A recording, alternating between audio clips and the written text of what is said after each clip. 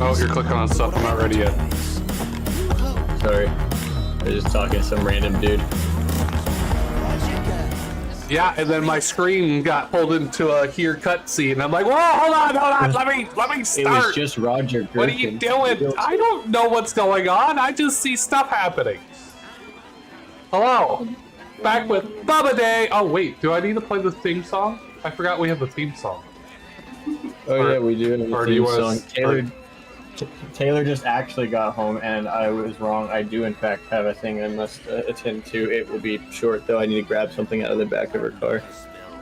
Okay, well, go do that, and I'll play the theme song without you. Okay. You don't get to listen to it. All right. All right, bye. All right, so we're gonna play the Bubba Day theme song. Let me cut my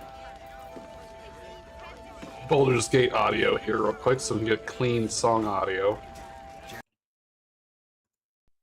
Morning sun kisses my face so bright, but it's just begun. No worries inside. Run the games, let's make today into light. The last run will take flight. Now beyond the air feels light. Kick the ball under the sky so light. Take your reach, chase and high. Bubba Day feels just right. Let's play all day. No reason to delay.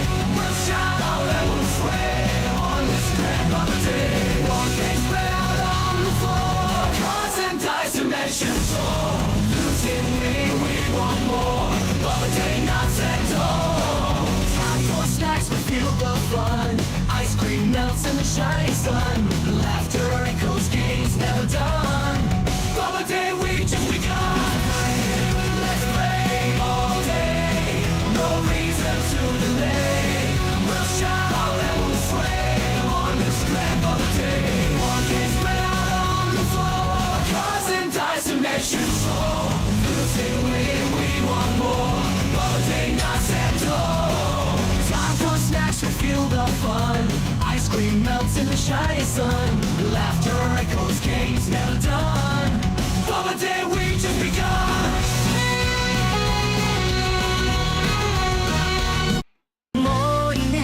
All right, Bubba Day theme song. Are you back or no? I thought I heard a noise. Okay, no, apparently not. Apparently someone keeps receiving the condition sleeping. I guess they're getting so drunk that they're passing out. Oh, I can turn the game audio back on. And of course, we start. I ask if Bubba is ready. And then Bubby's like, yeah. And then he immediately leaves because he wasn't actually ready. The liar. Obviously, I'm being a little facetious. Let's see. I don't know what we're doing. I don't know what's going on. I don't remember absolutely anything from us playing. It's Bubba. Is it Bubba? Bubba Day. Yeah. You missed the theme song. Yeah, but I heard it in spirit. Do you remember how it goes? Bubba Day in your heart. Bubba Day, gonna have a good day. Let's play all day. Hey, you got part of it. Let's play all day. That is part of it. See, yeah, nailed it. Told you it was in my heart. Morning sun kisses my face so bright. Bubba Day has just begun. Worries in sight. No worries in sight. Grab the games, let's make today a delight. We'll laugh, we'll run, we'll take flight. Oh, inspirational. I'm inspired. And then the chorus is, let's play all day, no reason to delay. We'll shout and sway on this grand Bubba Day. I mean, to be fair, that's pretty accurate. We do tend to play all day. And then I think there was something about ice cream at some point. That seems legit. Let's see. Am I just making that up in my head? Unclear. Cards and dice. Imagination soar. Yeah. Time for snacks. Refuel the fun. Ice cream melts in the shining sun. There it is. Board game spread out on the floor. Cards and dice. Imagination soar. Yeah. It's actually a pretty Yeah. decent song, honestly. I mean, it wouldn't be the Bubba Day theme song if it wasn't. Man, we got some gear, dude. Holy crap. Epic gear. Yeah, after raiding Goober McLord's house, Cooper McLaurin's house. our special gear has gone up quite a bit. May I talk to the realtor now? No, because I was gonna ask Okay. you. Chill. Don't click on it because that'll open it and read it. Yeah, Bubba.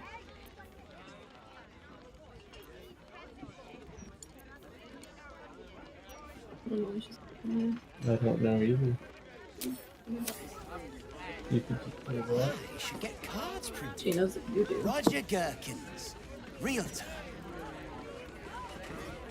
Alright, well, once again, I love how Bubba's like, alright, can I do this thing? And then immediately gets busy again. So I guess I'm gonna chew on my meat bone here while I wait. Sounds better every day. If I wasn't such a coward, I'd join a cult of Baal. At some point, guys, I promise, we will actually start Bubba Day.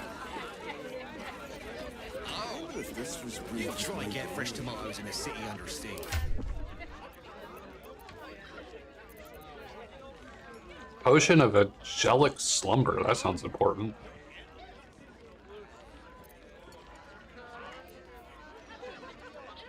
A word from the tribunal. Mind Flayer Brain? Where the fuck did we get this from? I didn't even know that was a thing. One turn. This sticky graying mass exudes a slightly sweet, putrid odor. Single use. Can you eat this? What is... How did you even get this? Where did we even get this?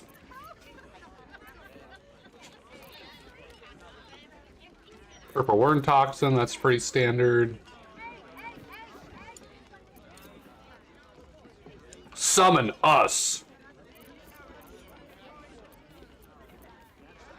Got some hoods with some crits.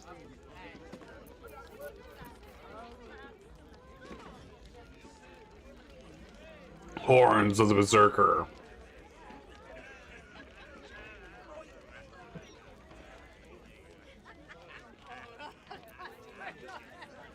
Crim Skull Helm. That's kind of cool looking. Got Hunter Mark on it. Jesus. Bubba's got all kinds of fucking rare shit in his inventory.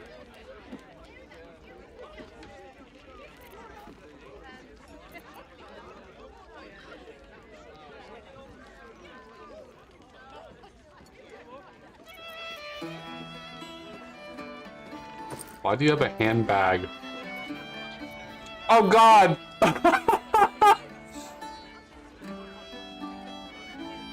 Wow!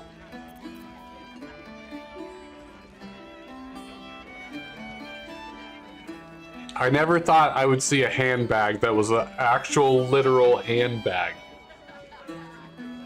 This handbag has literal hands in it. What the fuck? God, that's a great like Dungeons and Dragons idea. All right, I'm back until the next distraction. Okay. I was gonna ask you how you've liked playing this again with me so far. Since it's like from what I remember from 6 or about 3 7. years ago, I enjoyed it. Was it 3? Was this game even out 3 years ago?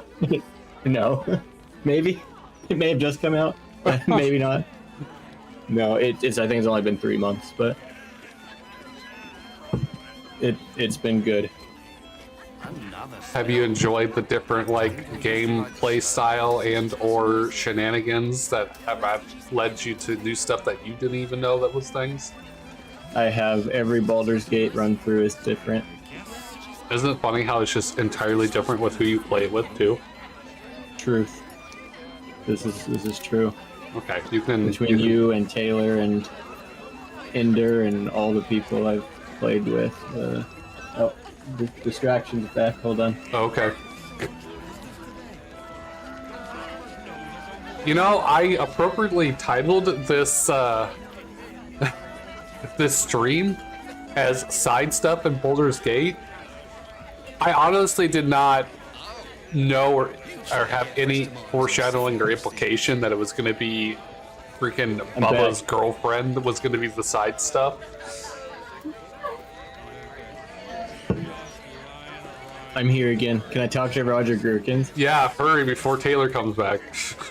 Roland may be the new manager of Sorcerer's Sundries, but what I want to know is, who holds the mortgage on that place?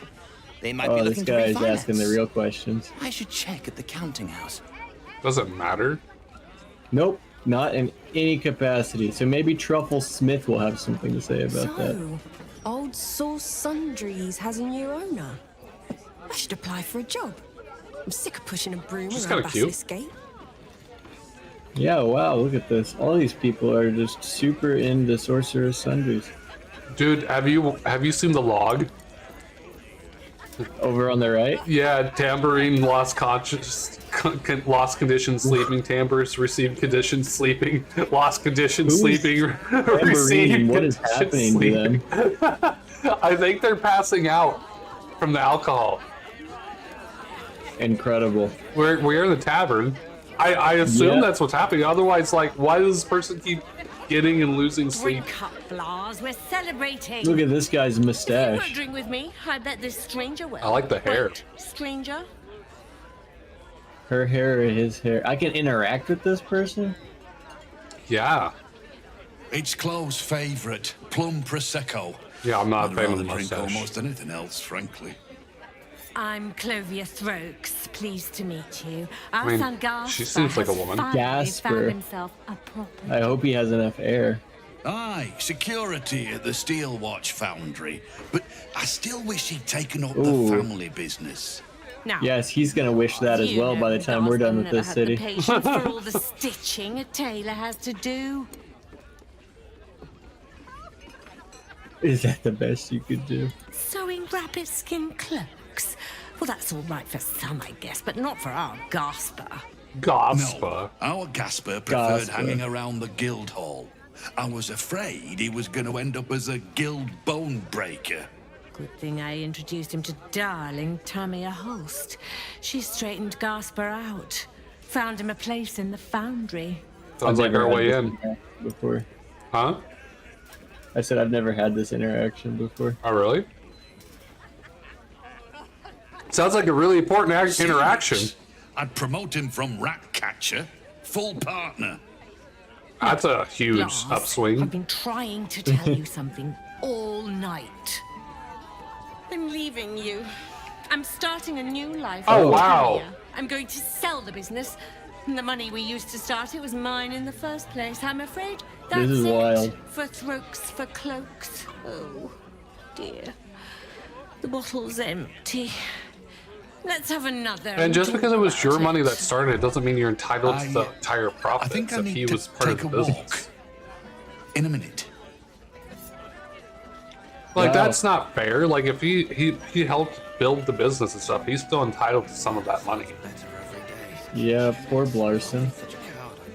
But that sounds like an incredibly important conversation. So I'm surprised you haven't had that yet.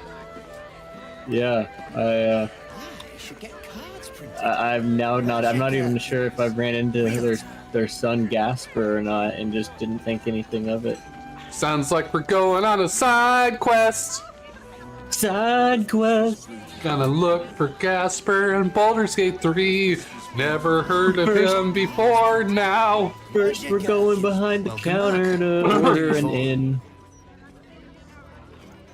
Well, the price ain't He's not a changed. bad looking guy. Pocket's deep enough. Jesus, 200 gold? Fucking, we can res a person back to fucking life for that much. What is this highway robbery? Charity! In Baldur's Gate. Good one. You should let me talk to him. I'll fucking persuade him. I'm very, yeah, next to a murder, yeah, let me talk to this asshole. Shale, please talk to him Aye, aye. for me. He's If you being can find one rude. spare, that is. Oh, I'll take care of it. I eat rude for breakfast. He doesn't know what rude is. Oh, have you anything to trade? Does he have anything that we want to look at as a vendor, or no? Doubtful, but we could always try. I'm gonna guess it's been like slim 8 different pickings since alcohols, the and that's absolute it. butchered that He said supply slim convoy. pickings. But have a look. No, it's all booze and food. Knew it. But the difference is like, this apple is actually a fucking apple! I understand what you're mad about. Fill your boots, mate. Got to watch him. The lemon is a lemon, Welcome it's back. not a What can I fish. do you for? Look at a place to stay. I tell you what. The murder upstairs has brought some punters, but it's also really spooked folk out of renting rooms. If we get you staying up there, perhaps folk will calm down and realise there's naught to worry about. You can have the whole upstairs floor until this killer thing blows over. Oh, I didn't realize he was giving us the whole floor. Still, that's why we don't want the whole floor. We just want a room. Like, that's like, hey, welcome to my establishment. You can have the entire floor for 200 times what a regular room would cost. No, we just want a room. But Charity! In Baldur's Gate! Good one. Listen here, fucker. Oh, I have a +4, a +1d6, and a +4 for my persuasion. Look at that. Can you see that? I can. That is. Oh, look, let's just add some Look. guidance, too. My minimum roll is 10. With advantage.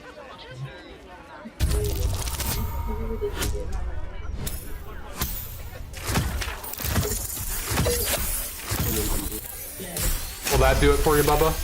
29? That'll do it. 29 over 18? Do it. Uh-huh. Keep your voice down about the bloody murder upstairs. You just told me about the murder! Top It's your floor's all fault. yours. If it gets a bit too noisy at night, well, don't sleep above a pub. Wait, did we just get it for free? Yeah. We just got it for free, see? See? I told you I'd take care of it. Thank you, Shale. Yes, believe it or not, I actually am good for at least something. Let's go check out our new floor. What is with, like, the baby voice? I understand that she's there, but Jesus. I wonder if it's as I remember it. It's because you had to do it for me. So I had to become a child. That's not how friends work. That's not how friends work. Is that Yes. is that how you see our relationship? I can't. Oh, apparently I have to actually click on the door.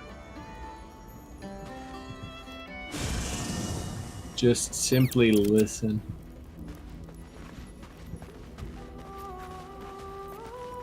It's pretty. Pretty sure we've heard this audio before, though. Oh, we have. in a very specific location. I don't pay that much attention. I just know I've heard this song before. Is this like our camp now? This is camp. We are in a camp. This is camp. Yes, this is our new camp. It's really pretty. I liked our new base Isn't of it? operations. Yep. Huge fan.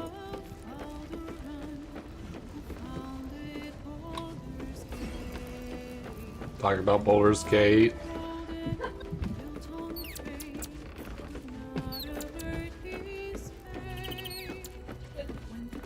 I have my music turned down, so it's hard for me to listen to it. Oh, that's unfortunate.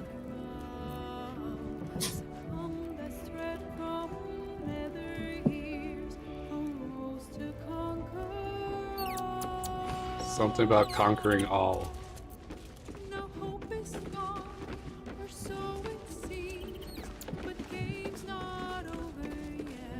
Day is not over yet.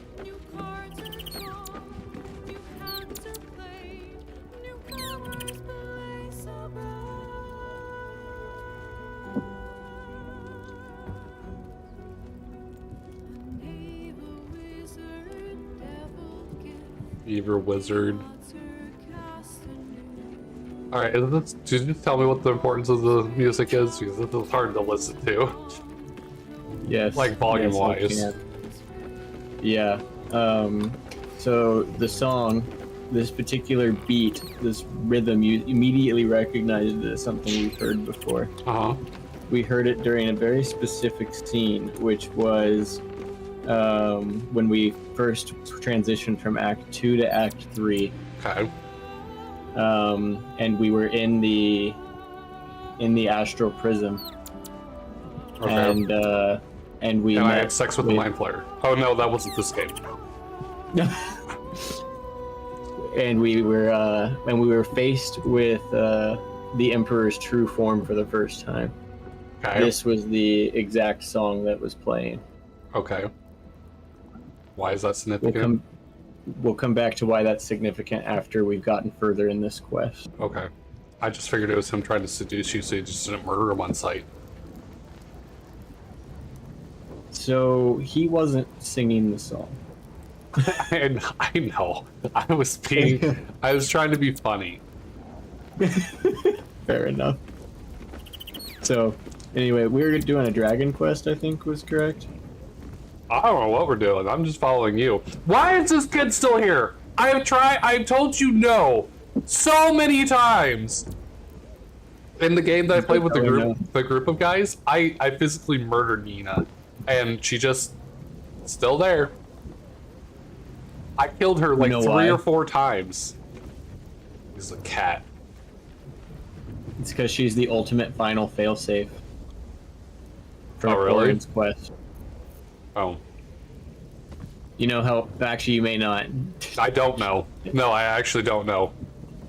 Because I don't think we ever triggered it. Alright. We'll address that later as well. Okay. Okay. What level are we?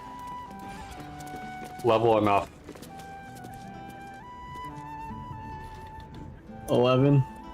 It might be possible. We can do it. I believe in us. Okay. If we could take Gore Cash out at this level, we could figure it out.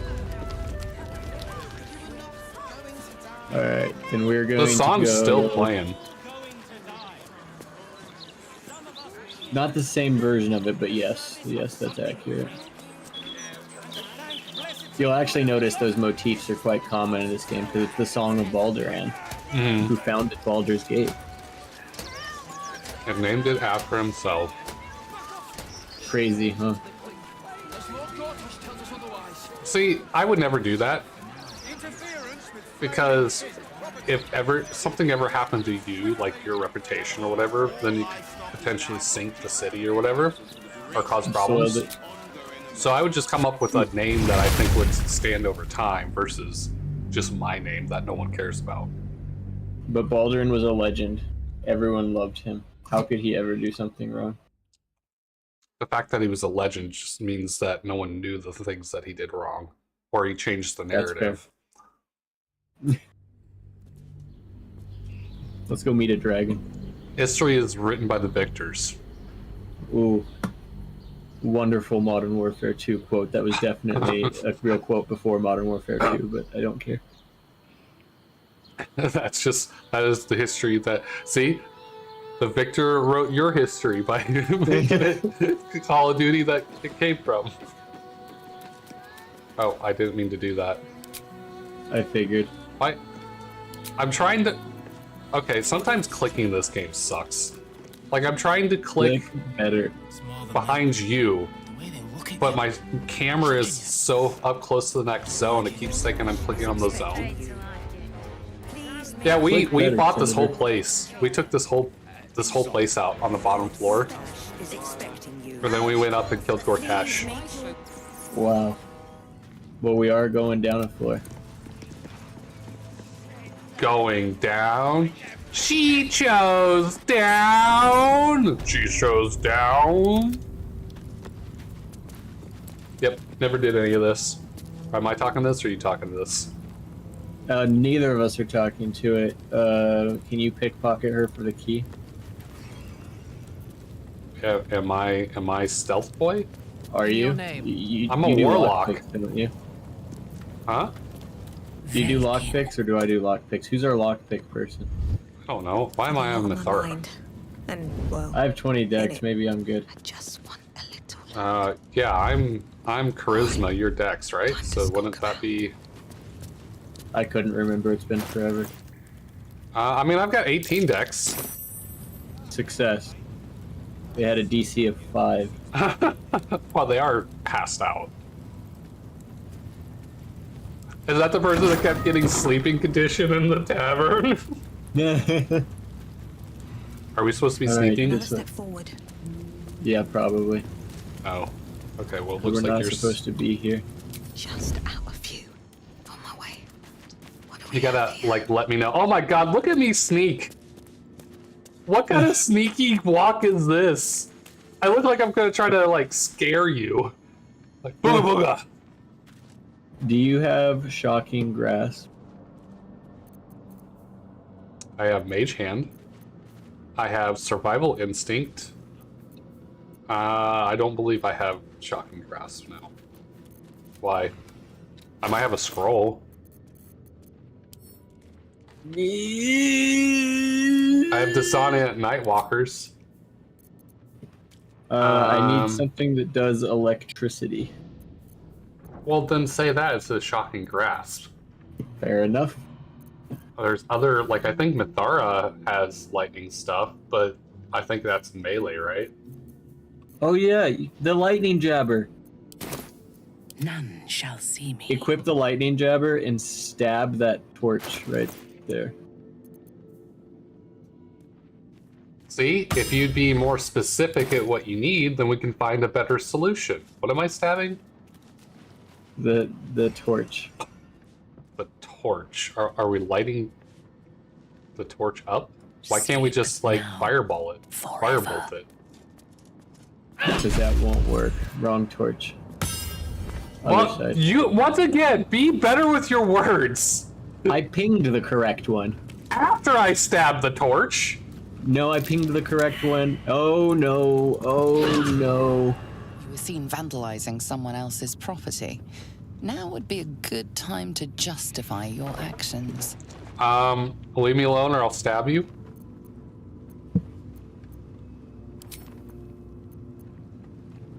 Who's even doing this dialogue? You. Which me? Minthara me or me? Based on the number of buffs, I'm assuming you. Yeah, do. it's +3, +4, +4. You don't think that's Minthara on persuasion? No, not really. No need to go causing a fuss over a little accident, is there? She is a paladin though, so it might be her.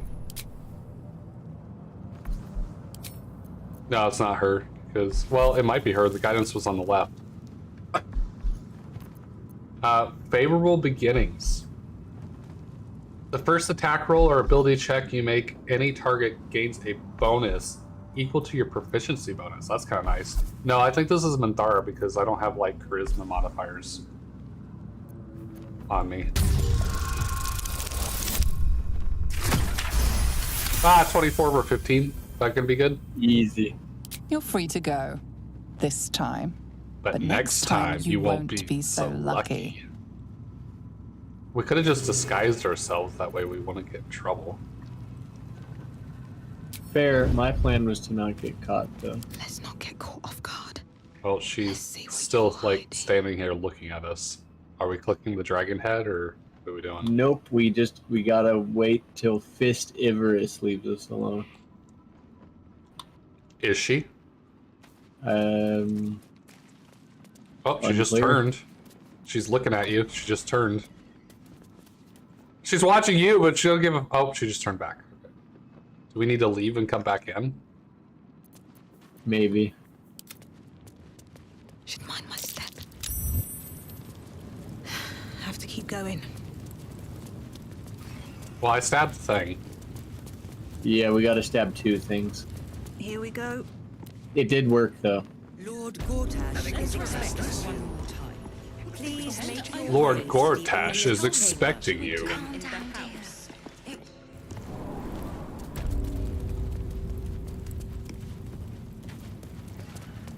Out of sight, out of mind. A knife in the dark.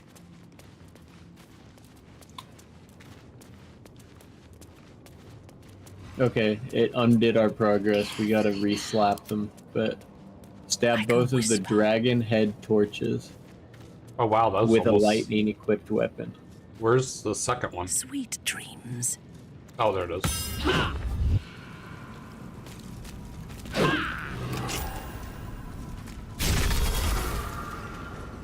Oloth Quickly through the wall.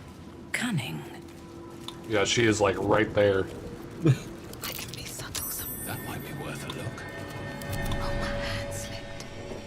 Are we looking at that? Nope, it's just a pipe that you can use to get in if you're a rat. Rat bastard. Murder everything! No, Hello, in this Runehound! How's In this case, you have Runehound? to be a literal rat. Yeah, you can... What is that? If you're a druid? Yeah. Or you have a familiar, which I think I do. Maybe I'm not. I don't remember. Unclear.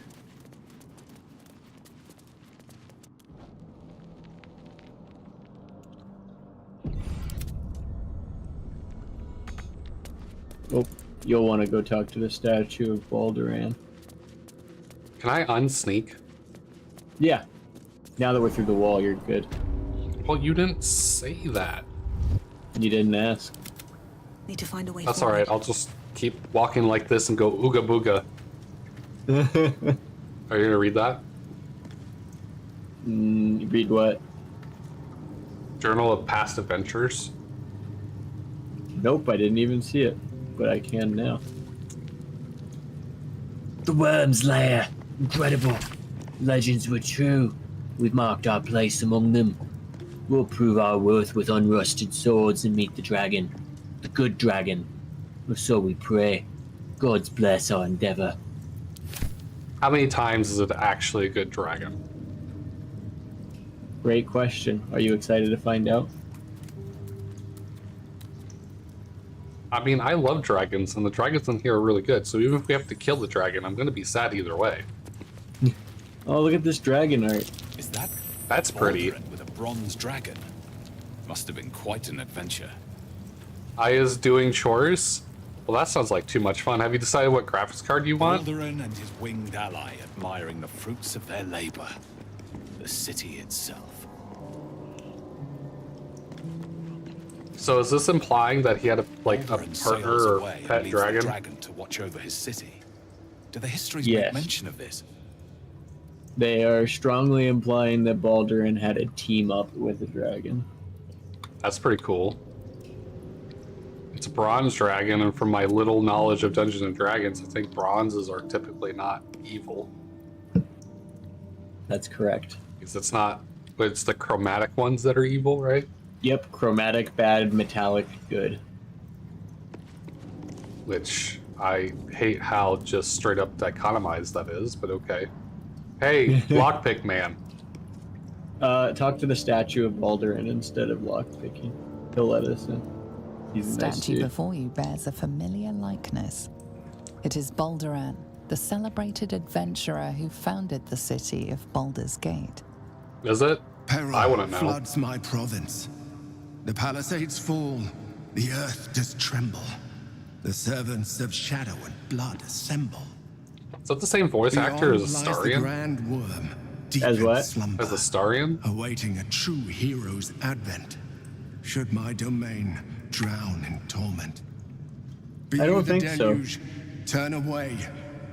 Be you the hero, answer true. No, Are you worthy? I am not the hero. Poetic nonsense. There is no one and no savior.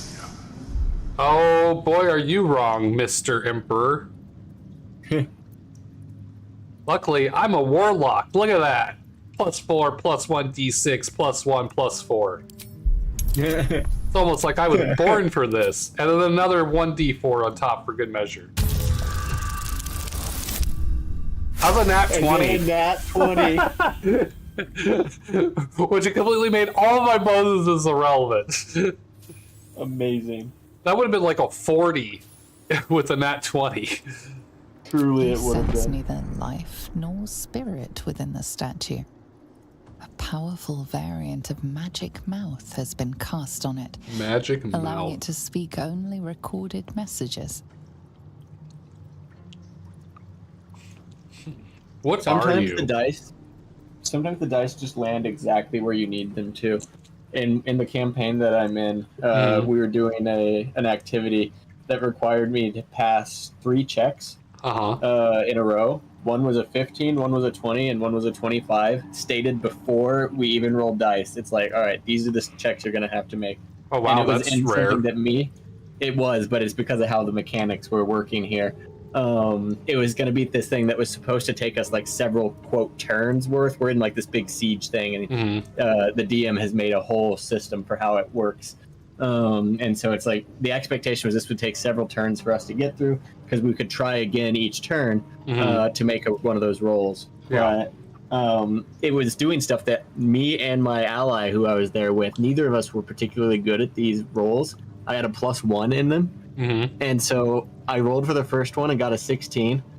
Got us through that. So it's not that Roll you the weren't second good one. at it, you just weren't bad. Like you weren't great at it. I wasn't negatively You weren't penalized, like but a proficient in +1. it. A +1 when my goal was to be a 20, a 15, a 20, and a 25. A +1, the odds are not looking good. Right, but like as a reference for people that don't understand what's going on, no Yeah, modifier I wasn't is just an looking- average person. So you were still Right. slightly better than an average person at this. Correct. And I'm just Yes. like a fucking god at these persuasion checks. Just for anyone who's watching this that don't understand the idea of the modifiers for your rolls. Yes, but then I got to the second one, and I rolled a 19, added my 1, You and got got the to 20. And everyone's like, no way. And the DM is like, what? And then we roll the last one, which I at best, like a 19 would 21. put me at 20. Like a nat 20 would be 21, but a nat 20 is a nat 20. And therefore, in cases like this, would be considered an auto pass. And I scored the nat 20 on it. And the DM was losing his mind that this thing that was supposed to take turns of like cycle through, try again, just like the dice came up exactly where I needed in exactly the right order. Because if I'd gotten like the 19 this time and the 20 the time before, wouldn't have worked. Any rearrangement of the dice rolls wouldn't have worked, but Right.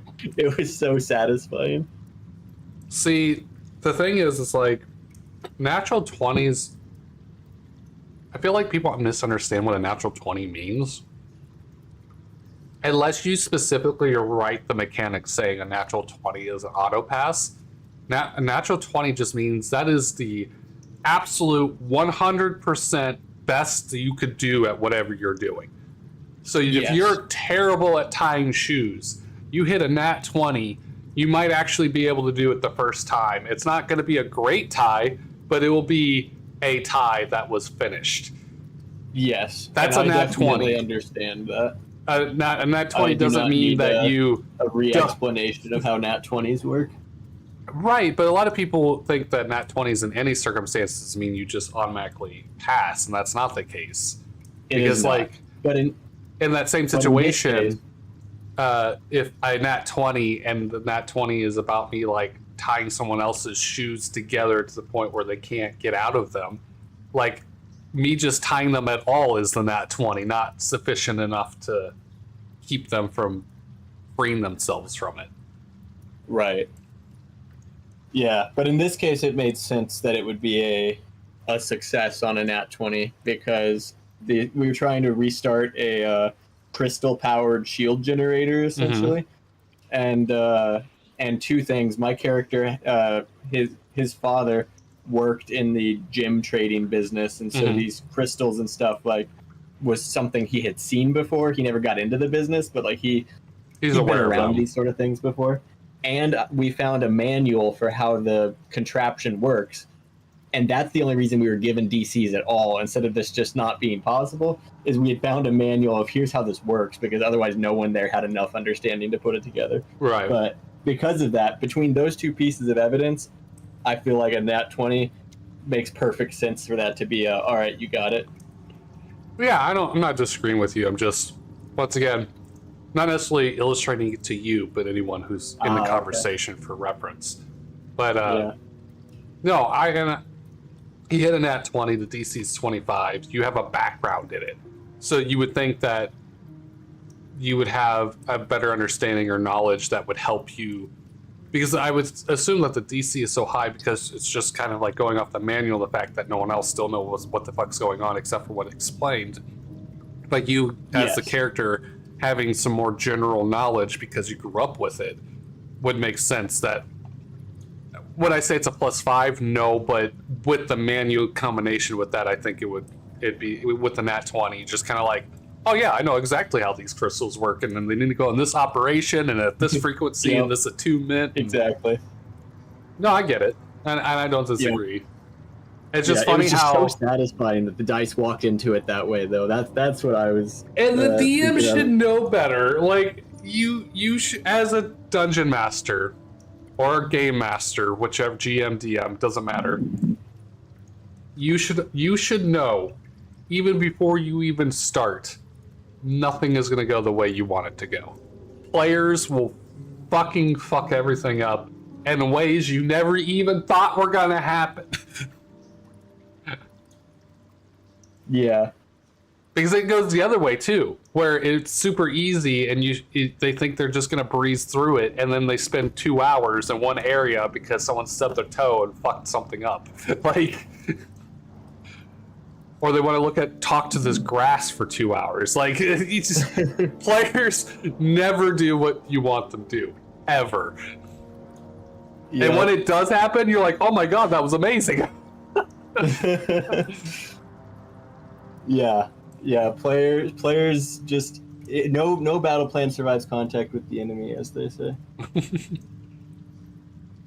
All right, what are you and what is this place? The statue gives no response. You fucker. I am not worthy, but I guess we're saying we're worthy. Ancient Ansur, hear me. A champion is proclaimed. The test begins. Oh, it doesn't Let matter. Your judgment because it's a follow. test. They're gonna find out if you're lying.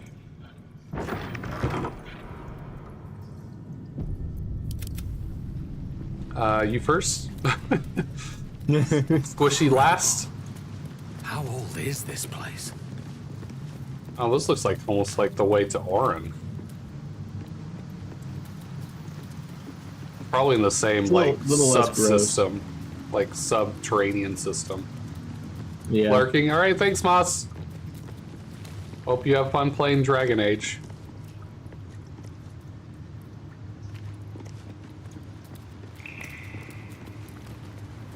Paintings hung on the wall, almost like an art gallery. Almost like magic shit you probably should look at. Chamber of Justice. Well, this is definitely a you challenge. Because, yeah. Me. Justice! Or am I supposed to be clicking on this? What do we... A true champion knows justice and eliminates those who stand in its way. Restore the balance of justice. Restore the balance of justice. Maybe later.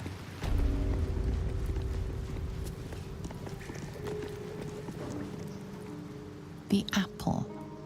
The painting depicts a red-haired man stealing a shiny apple from a cart in an open-air market. You know this market, the Wide, where Baldur's Gate citizens and visitors gather to conduct trade and wax political. Wax political? What does that mean? What kind of vernacular is that in reference to? That just mean like talk about political, or? My understanding is, yeah, basically just kind of talking about, you know, general everyday type things. Okay, I've just never heard the. I just that was my guess from the context of the sentence, but like never heard the term wax political before. Yeah. The child. A red-haired man is portrayed with his cloak's hood lowered, giving an apple to a smiling urchin. That doesn't seem suspicious Several at other all. children are huddled behind the one receiving the apple, hands outstretched. Are we telling a He knows story? nothing. Yeah. The induction. But with A paintings. red-haired man is depicted in hushed conversation with a dark-haired woman. I feel like I'm looking at these She wears backwards. a cloak with an unusual symbol on it. Tally marks totaling the number 9. I was just about to say they look like Roman numerals, like right before they said that. Uh-huh. I definitely feel like I'm doing this story backwards, though. The theft. A red-haired man is depicted in the Hall of Wonders, thieving what looks to be a priceless artifact. It's an astrolabe of entrapment. It could hold a dozen djinn within it, perhaps even more. I was just about to ask. Shouldn't I be able to tell what it is? And then it's like, Arcana check, pass. I was like, yeah. I love it when I'm about to say something or do say something. The game's like, here it is. Yeah. I've acknowledged what you're thinking of and thought of The it. chase. A red-haired man is depicted running through the city streets, a flaming fist officer chasing just behind. A cloaked woman, hair dark as a raven, looks on from a safe distance. Okay, now I feel like I'm doing them in order. So there must be like different sequences of events here going on here. Like different start points. The judgment. A stern judge, his pockets full of coin, orders a red-haired man to the gallows. A shiny Full of apple coin. rests on the ground nearby. Oh, okay. So I guess he takes the apple after he gets sentenced to give it to the chick before he dies. I don't know. That's probably wrong, but that's the summary that I gathered for that. Paintings hung on the wall. You want to talk to the Almost like an judge? Cleanse the world of those who would stand in the way of the righteous. But do not let such cleansing prevent justice. Whatever the fuck that means. Where is the judge? I don't want to go fucking standing in that whatever the hell dark mist shit that is. It'll be fine. Oh, he's rude. Behold, the paintings tell the tale. My judgment is rendered.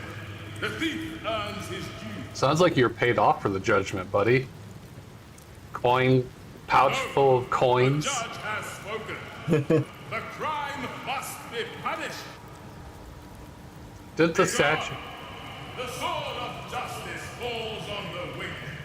Didn't the statue just say like, don't prevent like actual things?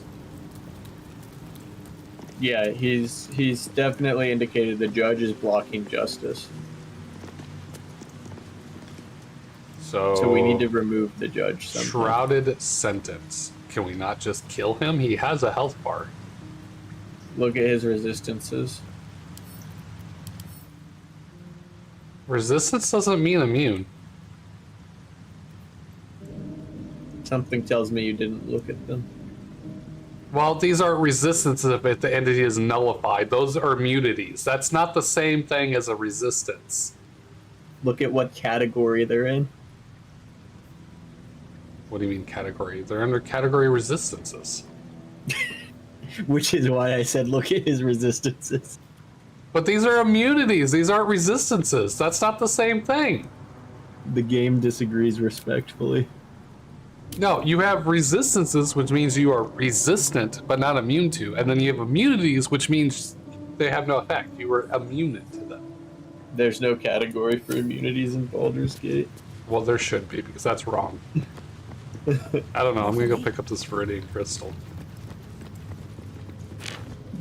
Do we just have to pay him off to change his sentence? I don't know. I feel like there's like these shrouded paintings that we gotta like look at, or put the paintings. Shadows are blocking me.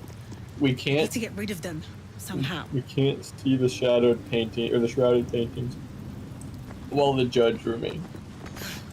Shadows Well, are blocking me. I thought they were kind I of need like to get rid of spots to them put paintings somehow. off the wall in like some kind of sequential order. I But- thought that too at first. But now that I see there's actual paintings that are just obscured, that's different. Because I Yeah. didn't realize these weren't indentions, that they're actual paintings themselves. Yep. They are 3 additional paintings for possible futures at the end of this story.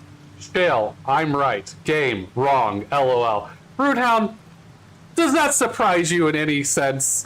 I argue with anybody and anything.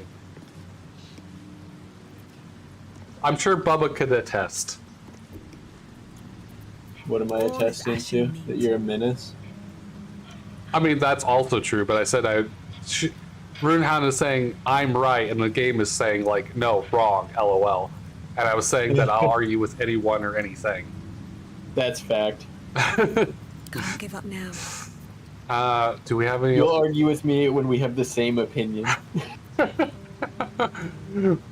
No, well, we might agree on the end result, but the opinion itself might be different. So the subtly. path to the same conclusion might be different. I don't know. Just use Fresh Minthara and toes. whip some wind up or something. Like, So I know one way that can get through this, and well, I sure, don't know I'm any sure you know others. the answer. Oh, hey, I have Call Lightning, by the way. That's good to know. You were That's not the answer. No, but you were talking about hitting the stuff with lightning earlier, Oh yeah. and I was like, does it have to be specifically shocking grass? And you're like, no, it's just supposed to be light. Well, I have Call Lightning. If you had used Call Lightning for that, that would have been one of the biggest wastes of a 4th level spell or whatever that is. Zephyr's Break, 6 to 36 damage. Oh, this is thunder. Ignores resistances. It says emits a powerful gale of wind that clears all clouds and pushes creature back 17 feet, possibly inflicting unbalance. But I'm assuming you're going to tell me that that is not a solution to this problem. I'm going to tell you this. It's not the solution I used, but words as written sounds like it should work. I bet it doesn't. I bet it doesn't either, because I don't think this counts as a cloud, because it looks like some kind of magical spell, and the shroud looks like it's coming from the paintings themselves, not just hovering over them like a cloud would be. Like, it's almost like the fucking judge is creating the shroud itself, because it's also called shrouded sentence, so I feel like we have Is to that deal with the blood? judge himself No, in order to never clear mind. this. Yeah. I could be wrong in my line of thinking, but that is how I see the current situation. Yeah, I'm inclined to agree. Plus, what Baldur and the statue said was that the judge is what's standing in the way of Yeah. justice. See what specifically it says again. Cleanse the world of those who would stand in the way of the righteous. But Cleanse. do not let such cleansing prevent justice. Right. Cleanse is what I picked up on it as well, but I don't know if I have any cleansing like spells. I could, maybe that's the wrong track I'm thinking. Our enemies are But when you say everywhere. cleanse, I think like remove curse or something. Or some kind Do you of have a spell scroll for that, or any other I'm looking at Scrolls that Minthara might right be down the now. right path. I have aid. I have player healing. I have healing word. Does not look like I took remove. I think I had remove curse at one point, but I might have taken it off. I'll just shatter the fucker and just break his eardrums. Does Shart have remove curse? Does who? Shadowheart. I don't know. Do we These have things have Shadowheart? stayed We don't have interesting. Shadowheart with us. I have no idea. Let's see. Curse. I do not. Nothing for curse comes up. Cleanse just for kicks and giggles? Nope. Remove? Nope. I don't think I have anything for it. Do we need to go back and get... Minthara and I both have a scroll of remove curse. I am listening. Oh, I didn't check. Oh, why does Minthara have a scroll of remove curse? Why did I not give that to me? That's weird. Yeah, but that's literally...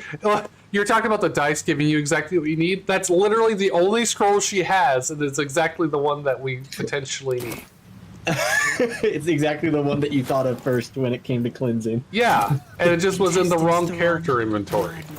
Because I was searching mine. Now if I go to remove... Oh, look at that! I have scroll of remove curse. Do you want me to use mine, or are you using yours? Go for it. Okay. It was your idea. This honorable judge was banished. Bye! But judgment must still be passed. Oh, we still gotta do this. Oh, so these are the rest of the story. Yes. There's the guillotine. The There's hanging. 3 different possibilities. A red-haired man is depicted hanging from a gallows as a crowd looks on. You notice a child in the crowd, a falling tear leaving a trail on his cheek. But if we remove the judge, then the Freedom. outcome should be different, right? A red-haired man walks the streets Yes, of Baldur's and we get to Gate, choose that clad outcome. in a billowing cloak.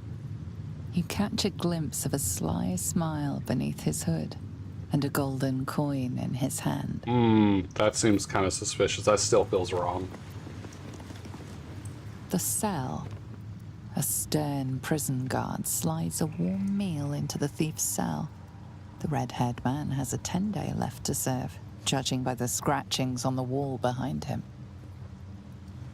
Okay, so not knowing what the fuck is actually going on in the story, just going by paintings. I feel like the left one is probably a little extreme because I don't know the circumstances of why he stole the thing. It sounded very important though, so I can understand why he would get the guillotine, but it also sounded like the judge got paid off. And since we cleansed the judge, I feel like that is also a problem. But the middle one, I don't know if I agree with that one either, because it seems like not only did he get off, but what's the coin? What's the significance of the coin? Is it signifying that he also paid his way out of the circumstance, or maybe the coin-filled bag was him all along, and somehow something else happened that we don't see the transition between those two paintings? And then the third one seems like the most realistic option, where he gets thrown in jail and he's about done. He's got a fortnight left, and then he can get out. So, like, I could be completely wrong, but the first two on the left and the middle one seem like wrong, and the right one seems like the most realistic sentence. Yeah, so I completely agree with your assessment on the hanging.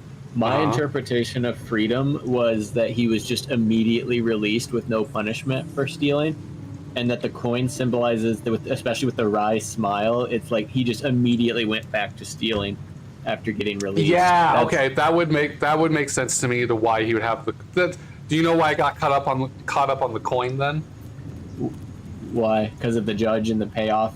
Like he was about to get. Yeah, he was about to get hung, but now he's just free with a coin flipping, like all happy and hunky dory. Like it felt like he got away with something. And you bringing up the thieving to me would make sense to be like, oh, well, maybe he went and stole someone's coin on the way out or something. Yep, or maybe that's how I interpreted it. Or maybe he even got his hands on the bag of coin of whoever paid the judge off. Yeah. Yep. So I I concur with your conclusion then that the cell is the appropriate one we should go with. The not necessarily the appropriate outcome, but the most realistic outcome from what the story is trying to tell us. Yes. Okay, so is that the one we're picking then? Yeah, let's do it. Moving in. The cell, the red-haired man. Okay, so I guess You I gotta right talked click. to. You gotta right click and pick The it up. I think. dishonorable judge Oh, was okay. banished, but judgment must still be passed. Okay, so you had jumped the gun because I hadn't done this yet.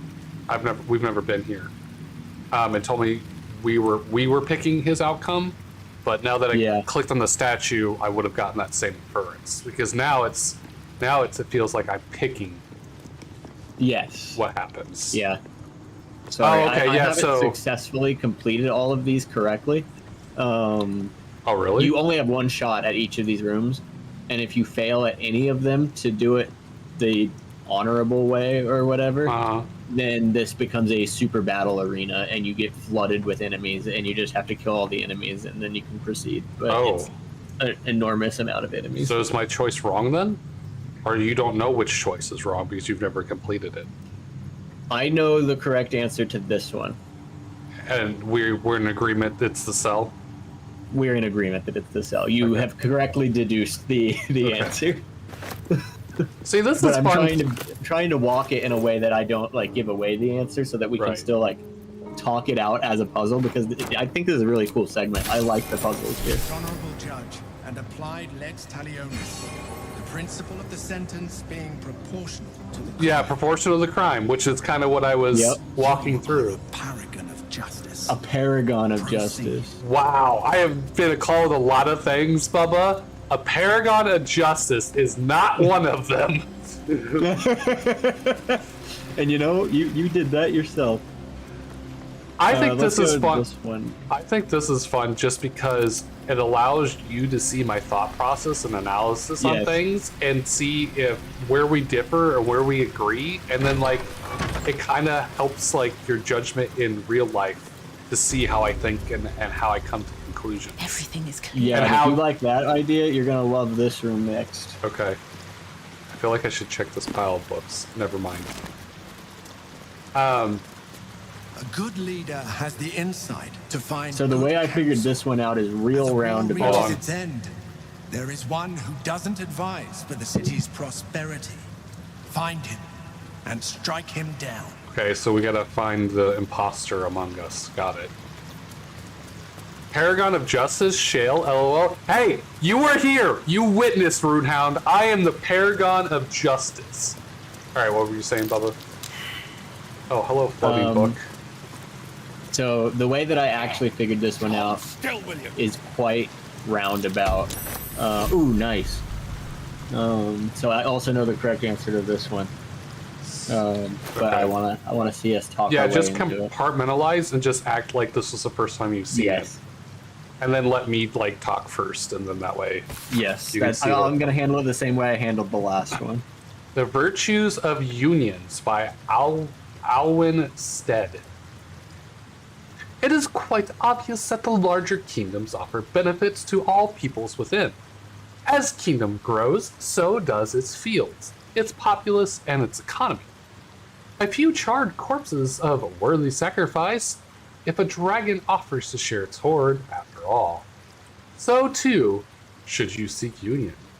However imperfect, should a powerful kingdom march its army on your borders. Some friction is inevitable, of course. Citizens' rights might erode for an instance, but such lesser issues will be sanded down by the march of time. Such is the price of peace. That is a very distinct message that you're trying to convey, sir, and I don't know if I agree with all of it. I understand that some of it may happen, but you are giving the implication that it may happen as a byproduct, coincidentally, implying that maybe you're causing some of it, which I don't like. Mm-hmm. Oh god, there's so many of these damn books I gotta catch. Hold still, will you? Oh, apparently I can't just click on it and get it. I gotta be like Hold still, in the right time. I must have got really lucky that first time. Got it. Got it? Okay. Alright, you get to read it. Okay. I love all these like Harry Potter floating books. Swelto's The Ethic of War by That's Christina good. Swelto. Aguilera. My colleague Amaps proposes fair rules of engagement in times of war and forgiveness upon victory. Are we to spare our enemies then, once they have fallen to our might?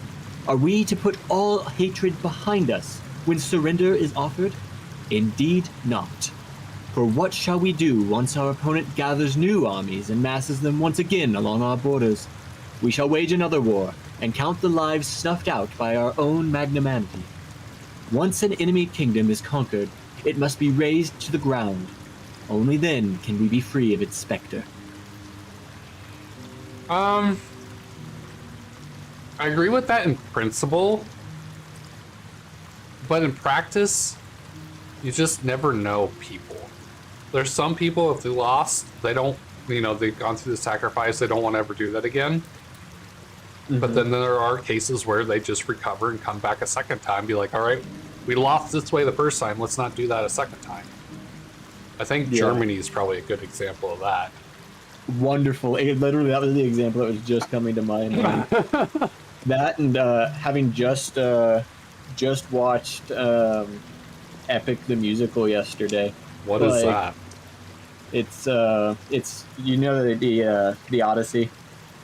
I know of it. I know it's a book that has been like turned into a movie and stuff. Yeah. Yeah. Epic the Musical is a musical version of the Odyssey. And I quite enjoyed it. But one of the themes that recurs throughout it, especially towards the later stages, is that let me make sure I get it correctly. I think it's ruthlessness is mercy upon ourselves. Mm-hmm. So by being ruthless, by as it says here, burning them to ash or whatever, it leaves no room for them to come back and haunt you. Raise them to the ground. Yeah. So that's interesting that one's written that way when I just watched that, because it's the exact same message as the song Ruthlessness. It's almost like they may have gotten inspiration from real life. All right, is there any more floating books? There's one more floating book, and then there's other books around. The 5-Year War by Thorun Base. The war was, in truth, nothing short of tragedy. It began as a mild altercation between the Sanguinian sons and the Alio and Vidia families regarding, if you can believe it, the proper ownership of a sheep farm. Over the course of 3 seasons, full-blown conflict had erupted between Baldur's Gate and Vakna. Pointless war, leaving both cities with nothing but 1,000 youthful corpses to show for. That sounds terrible. It does. So the Primer three Mystical Beasts. I'm gonna explain some mechanical things. Okay, go ahead. That are not spoilers. It's just understanding the mechanics. The 3 floating books. Isn't that part of playing the puzzle? Is learning the mechanics? Are you sure you want to tell me? Well, each of the floating books that we found so far directly maps, like the name of the author matches one of the guys down at the base. So I don't know that that's really that.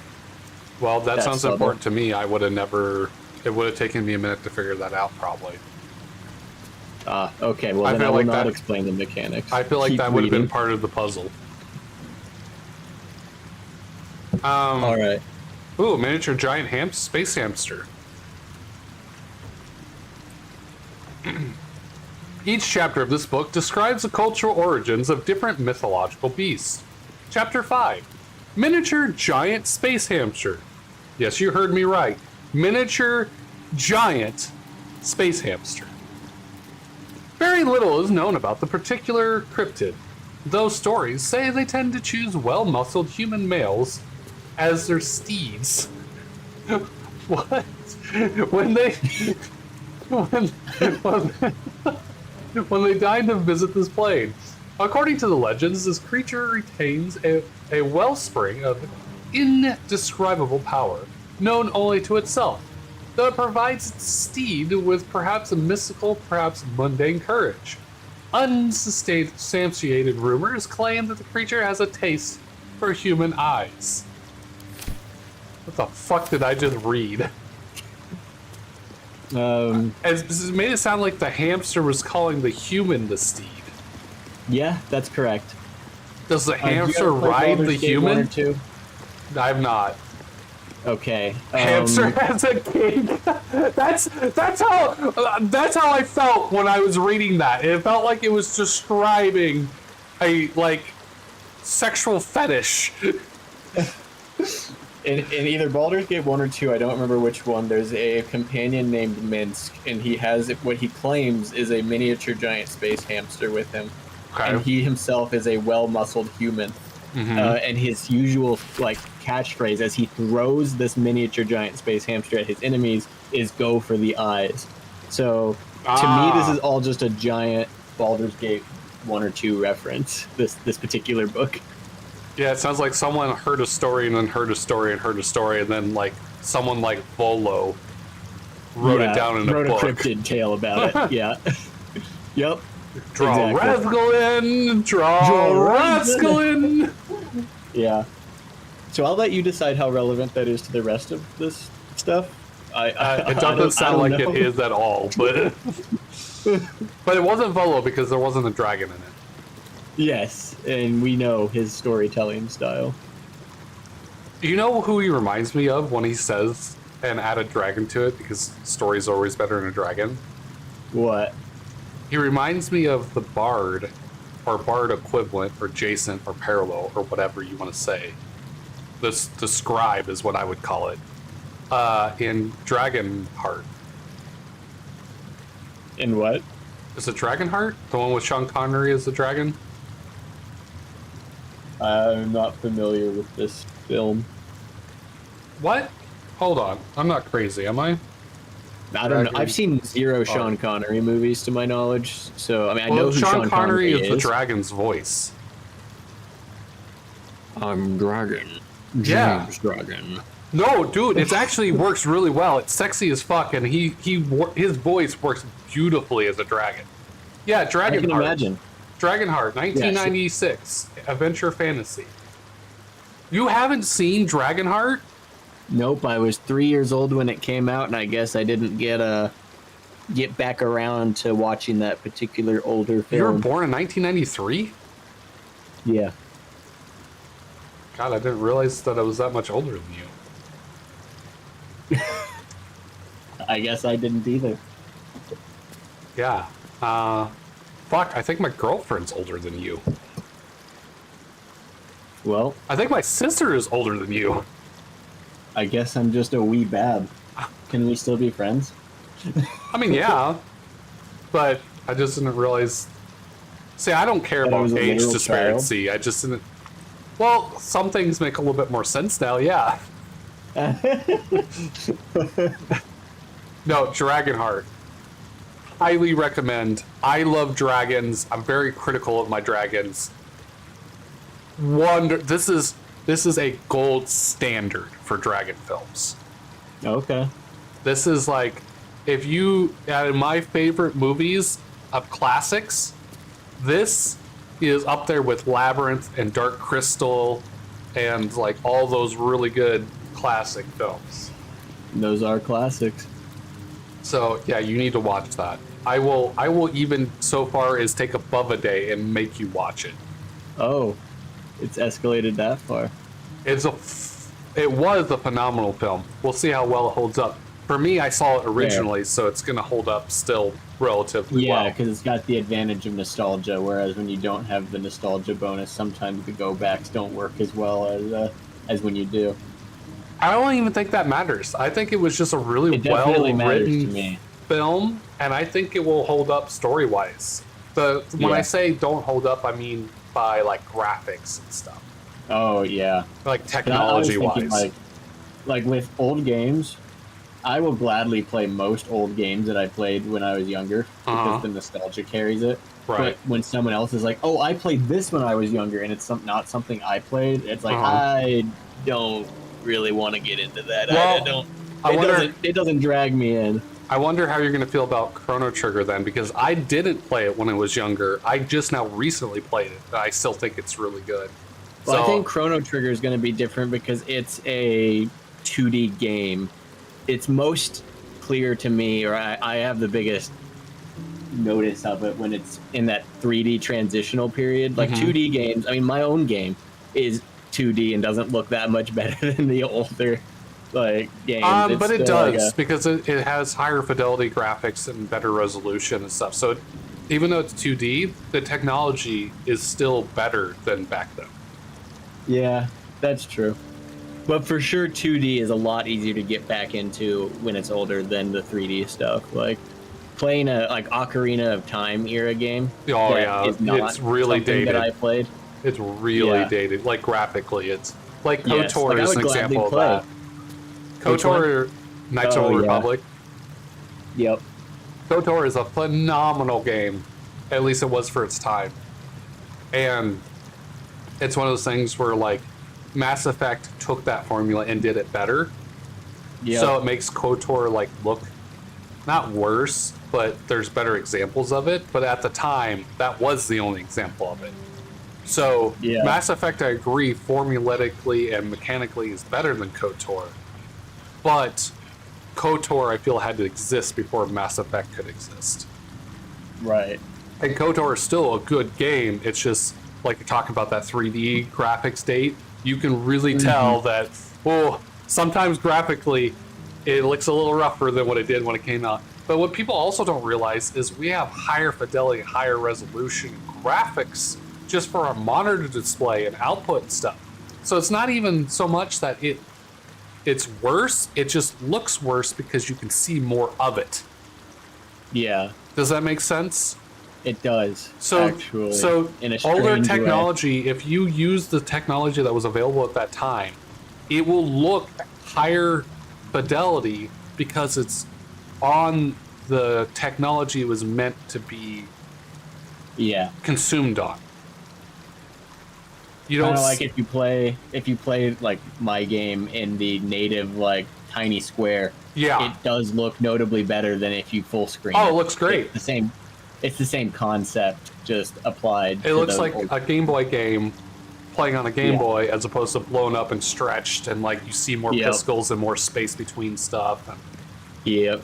Same concept, right? That's what you're getting at. Yeah, I get it. All right. Esteemed reader, while this journal is no stranger to surprising news from the outmost reaches of our fair land, I must warn that this season's edition contains news some might find, in a word, shocking. It might be that the cult of the Absolute reported by our agents in Elturgard will fade like any other, but reports of the alliances between Goblin and Lothsworn Drow, Troll and Draugr are a particular cause for alarm.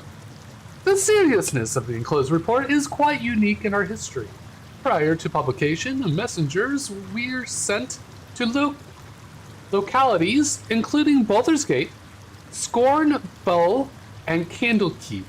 I'm going to pretend to keep those in mind in case they're important later, which I don't think they will be.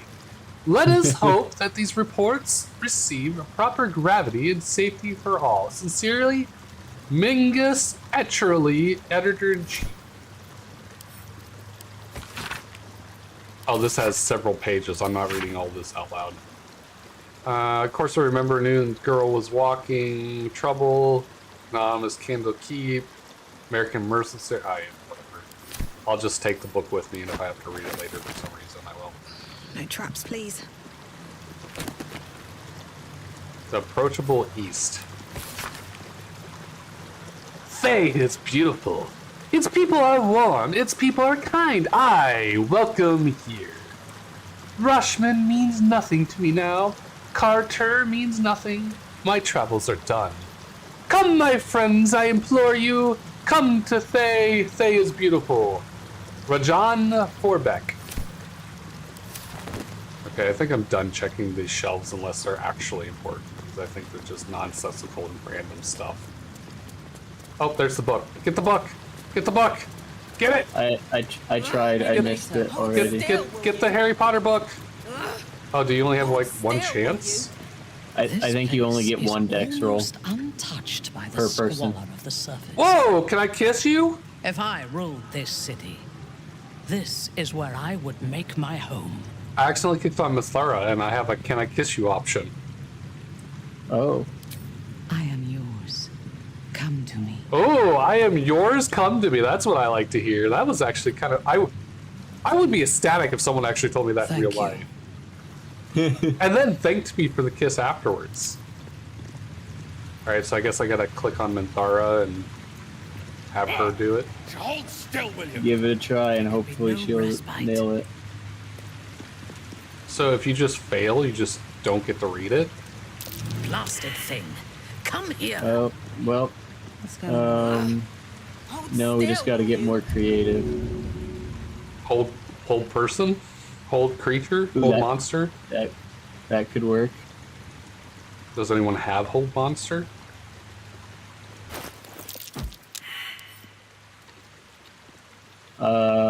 I have hold monster scroll. Should I use it?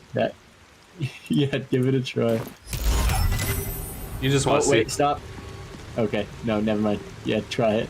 Can you put it in turn base, please? Oh, it just pooped. Hey, I don't know what happened, but it's on the floor. Well, you threw something at it. No, I threw it. I used the throw command to click on it, and then it just said to throw it somewhere. You just threw the book itself? Yeah.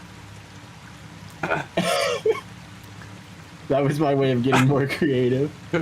I mean, I thought hold monster was the more logical approach, but hey, that works. I'm like, all right, what's another way I can force my character to grab it? Well, improvised weapon or throw. Let's do throw. Hey, as long as it works. My life has been long succession of pleasures. To see my town take to my ideas and cease legal discrimination of local orcs. To see my fights along horrid living conditions in city factories take off. To have the chance to see new generation take these ideas of a better, kinder, fairer, intellect world and run with it to new reaches of the continent. It was not a life without struggle, however, and I shall regret its failures. My old friend Setelo comes to mind, who adopted such cruel ideologies later in life. I will forever console myself in the idea such a brilliant mind would only conceive such theories under strain of exile, and the promise of reinstatement as she utterly was. Was that the book that was floating? That doesn't seem important at all. Ampus Memoirs.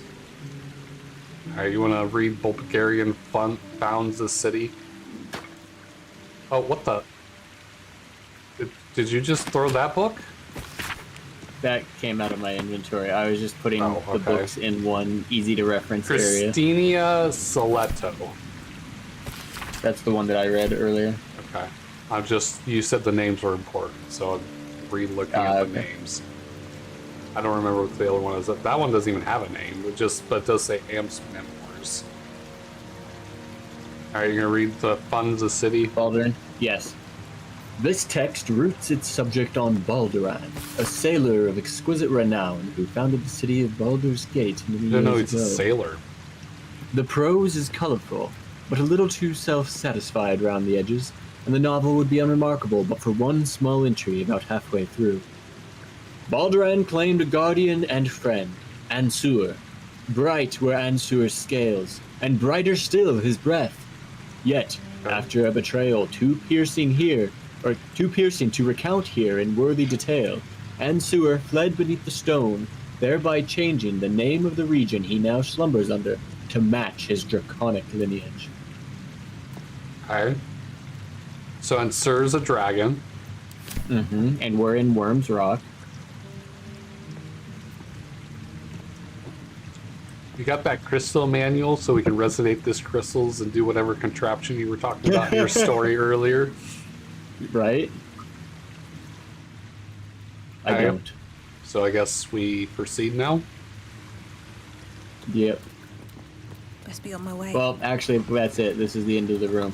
So, I mean, you can see the 3 characters here. Just don't do anything dramatic. Okay, there's Amps. That's one of Sido and Stead. Okay, so those were the names of the authors.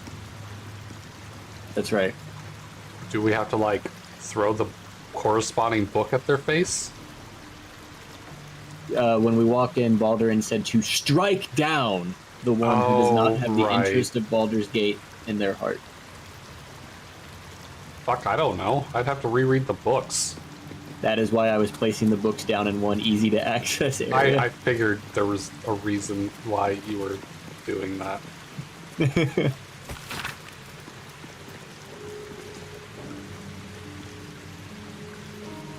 Amps proposes fair rules of engagement in times of war. I mean, that sounds...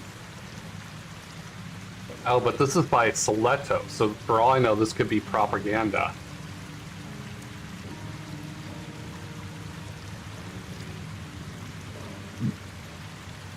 Are we to spare the enemies then, once they have fallen to might? Indeed not.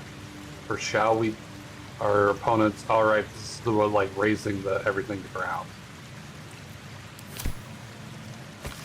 So Seleto wants to burn everything.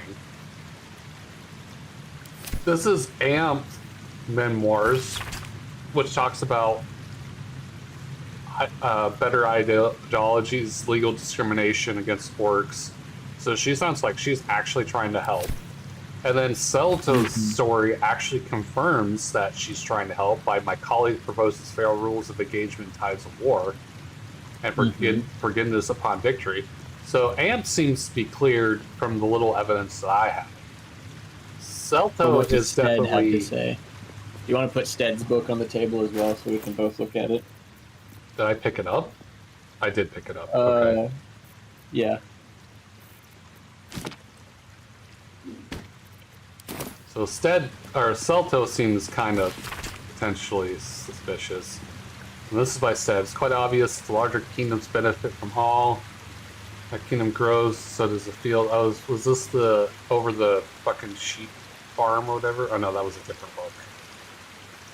Quite obvious that larger kingdom offers benefit to all within. The kingdom grows, so does its fields, populous economy. Alright, a charred corpse in its worthy sacrifice if a dragon offers to share its hoard. Like, I don't know, like, I don't necessarily agree with everything he says, but what he says isn't necessarily wrong either. So the third one there, like, to me it reads like the ideology of the Roman Empire. That's what it really shouts to me. Like, you compared Sweltos to Germany. Stead's very much feels like the Roman Empire argument of, you know, weird, the bigger, more well-administrated, society. We came up on this small tribe. It is in your interest as the small tribe to just join with us, to become one with our union. There will be some friction. It might be uncomfortable, but we're building it together. Yeah, should a powerful kingdom march its army on your borders, some friction is inevitable, of course. Citizen rights might erode, for instance. Yeah, when I read this initially, I had a very serious issue with that comment. Because basically it's saying, you know, some things might just go away, but it's for the better good, even though you're intentionally eroding the rights of your citizens so you can have more control, was how I read it. Yes. Such as the price of peace, which I really did not like that conclusionary sentence. Right. It feels very much like the surrender to the greater power and spare everyone the fighting type approach, which, is that good? Is that bad? You can argue it both ways, but... I mean, if you want a more modern example, or more of a modern example for the Empire. Star Wars, Yeah. the Empire, because that's what they did. Yep. They forced their empire, literal empire, through sheer might. Yeah. And any of the systems that didn't resist are following Stead's virtue of union. Anyone who did is not following Stead's virtue of union. All right. Well, I feel like you kind of steered me in that direction to Stead, but I do agree now that I have a little bit proper context. I still think Celto is a little sus, but Stead seems to be let's read Swelto again. I'm not intentionally steering you to any of these. I'm just raising comments and thoughts on them. I mean, so Celto. So what concerns me about Celto is indeed not for shall we do our opponent gathers armies and masses them once again along our borders. We shall wage another war. Our enemy kingdom is conquered, and it must be razed to the ground, only then can we free of its specters. But the difference between Celto and Stead is saying we should just consume everything and make everyone. It's like the Covenant from Halo. We're just going to make everyone part of our regime, and you're just going to have to bow down. That's a good comparison. Where Celto is saying, if we're going to fight, we might as well take them all out and race them to the ground so we don't have to fight again. Not necessarily, he's not even trying to take over, he's just trying to eliminate the threat. So in some world, you can make that as a benefit for the city because you're trying to eliminate your enemy completely so it can never come back again. Where the other guy is just saying, we're just going to dominate everybody. So if you're putting in, unless I'm missing context or misunderstanding this, I would still say that Stead is probably. Before you answer any further, let me add another piece of context that is available to you. Okay. This whole thing is designed and is clearly referenced a few times, is designed from the perspective of Baldur. Mm-hmm. That's what I'm adding. That's the extra context. I don't know. Okay, what we're so looking for doesn't necessarily mean it has to be the correct answer. It's the justice-oriented. You're a paragon of justice. What is right in this world? What is the answer to that guy? do we have? Is that what the funds the city's for that context? On everything. Let's read it.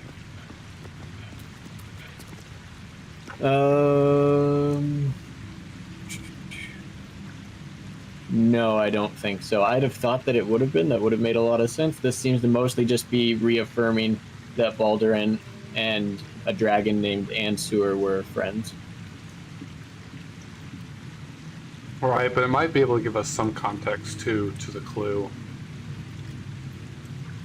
So, Baldurin claimed a guardian and friend, Ansur.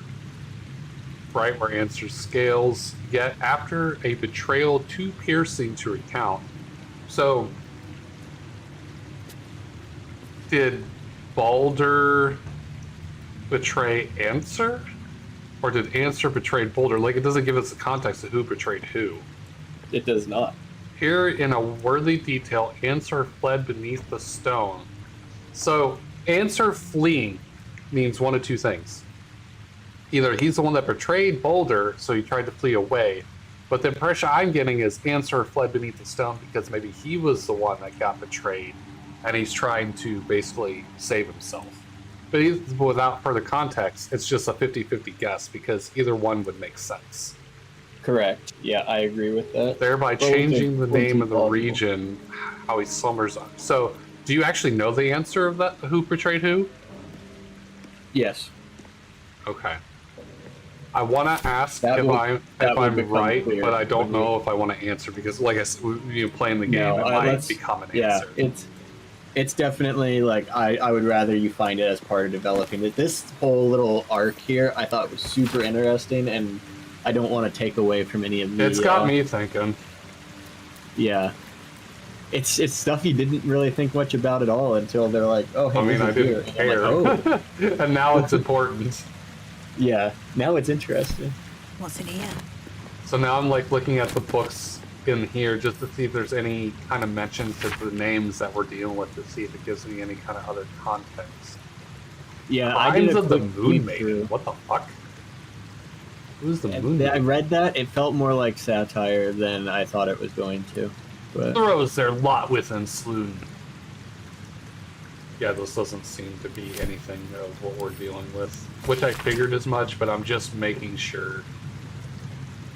Like, even if they mention some of the same contextual events, like in the other books, I thought it might help, Yeah. but I don't even see that. Like, I don't see any connections at all. very much my assessment, which is not a confirmed assessment. I mean, I know the answer, but it like doesn't mean I know the full story here. The books that were in the shelves seem to be, I'm not going to call them randomly generated, but not necessarily critical to I anything. definitely think there's some kind of generation that goes on. I don't think they're specifically placed there. So Yeah, versus I all think the we books agree that are with that. out. The Or 5 Years Borvitz. War. Yeah, the 5 Years War and Baldur and Founds a City feel like they might both have at least partial relevance. I'm gonna go grab the 5 Years War and move it over here. Okay. Do we both? I know, barring you knowing the answer just by what's going on in this event, do we both agree that Amps is probably innocent? It's a crewmate. I am inclined to agree with that. Yes. Okay. Speaking without and just to be clear, until we are locking in.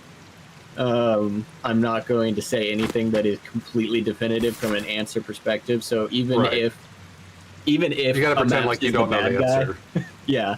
I'm going from with the data we've talked about so far, I am in agreement with your perspective Okay. that a maps does not feel like the person that does not have the good of the city in And mind from Baldurin's perspective, which is very key. And I don't mean to explain things, but I'm not used to people having the same ability as me to where I can remember how I felt before I knew the answer, and I can go by I can put myself in that position where I'm saying the exact same thing. You know, I am. I'm very consistent. So I can put myself back in that situation, and I can remember what I was thinking and reiterate what I was thinking and how I came upon those conclusions, and just completely forget the answer until the answer actually is relevant. Yes. Yep. And that's something I am also capable of. As I've long had as to do that's it a what you're lot, doing. like when talking about like shows where I've seen further than somebody who's watching the show for the first time, I like, okay, what episode are you on? All right, so you have this much information, and then I set my brain back to that much information, and I can have a conversation with them almost entirely spoiler free. I rarely slip up. On that. So I thought this, and I thought this was going to happen. It was so cool, and then they watched the new information to the answer. You're like, man, I was so betrayed because I thought this, and this was actually what happened. Yes. I feel like that's a very Battlestar Galactica conversation. Or I know you're into Game of Thrones. It sounds like a lot of shit happens in there that would be appropriate for that. I've had that conversation a lot on Game of Thrones, especially because I'd watched the first 5 seasons 5 times. Oh, Jesus. So you really know what's going on. Yeah, I could go by episode. Someone's like, I'm on this episode. And I'm like, all right, so these are the things that are happening right now, vaguely. And they're like, yes, okay, confirmed. All right, so you're at this point. This is what you know. And then I could just have a conversation at that level. Okay, so this is by Torwin Base, which I haven't seen any reference to that name. His name doesn't appear to be in any of the... Yeah, That sounds like itself, perhaps. It sounds like this might potentially be the outside the suspects corroborating evidence to help you decide type thing. Yes, that's kind of what it feels like to me as well. And to me, it's talking about the futility of war. Right. And this will probably have a different context now that I've actually really looked at the other pieces of information. Because I just read it, it didn't mean anything to me the first Which time. I will say, for sure, this was the sheep farm conflict that I was talking about. Okay. Yes. And the first thing that comes to my mind out of that, and the futility of war theme, is further back into your Amaps is innocent theory. Because Amaps specifically is seemingly anti-war. Even in Swelto's comment, I wouldn't say forgiveness upon anti-war. victory, I would say like we're talking about justice here, right? It was Yeah. kind of like the first trial. It's appropriate punishment for what's actually happening, not over punishment. What she was saying, fair rules of war, kind of like what we have for like the Geneva Convention versus anti-war. Okay, Does that make I think you're sense? completely correct. It not only makes sense, I do adjust my comment to match because I completely agree. Yeah. Okay, so let's read this. The war was, in truth, I'm going in my critical, not reading voice acting for entertainment, my actual processing. You're trying to information. solve a puzzle here. Yeah. Nothing short of a tragedy. That's important. Short of a tragedy. So this person is saying the war be bad. War be bad. And like tragedy because either someone was just dumb or it shouldn't have happened at all. There's some kind of, that's a huge word for implications for this. Well, when he follows up by saying that if you can believe it part, it really feels like he's hitting the "it shouldn't have happened at all" vibe that you just mentioned there.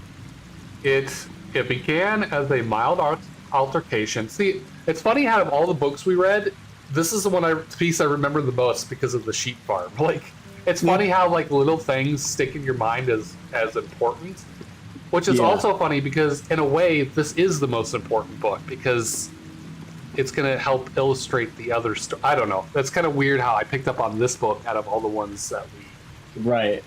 The other ones are just like, yeah, that happened. This one was like, oh, this seems important.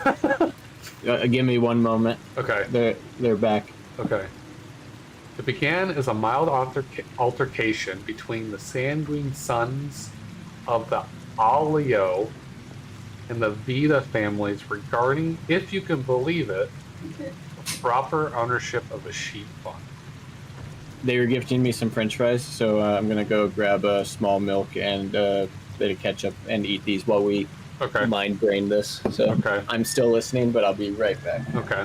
Over the course of the 3 seasons, full-blown conflict had erupted between Baldur's Gate and the Victon.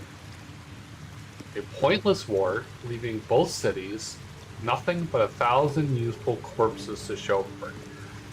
Okay, so reading that I feel like that changes a little bit of what I was thinking. And this is why. I originally thought it was Steed being the bad guy, but I've always been saying Salute seems like a fucking... He's sus. He's suspicious. He's sus, as they would say in Among Us. And it was just the way, like, the book and how he was saying and how he was reading, to me, felt suspicious.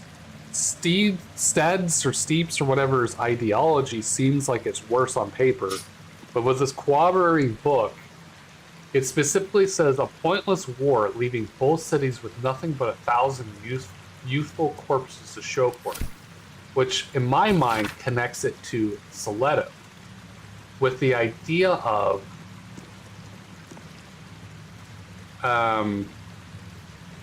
or maybe I'm in the wrong book.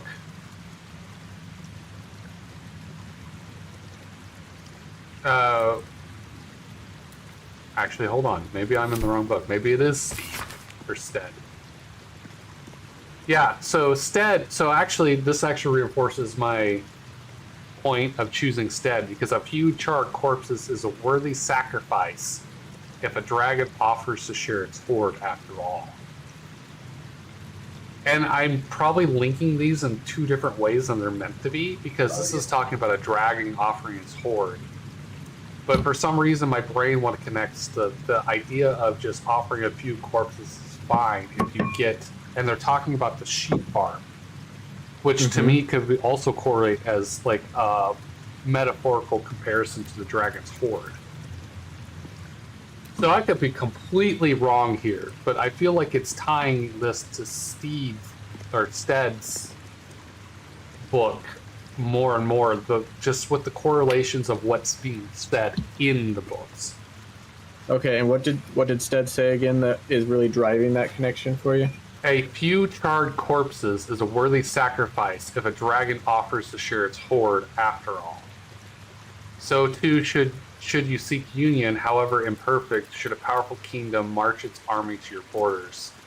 Some friction is inevitable, blah, blah, blah, such is the price of peace. So a few charred corpses is a worthy sacrifice if a dragon offers to share his sword. And then in this book, The 5-Year War, he's talking about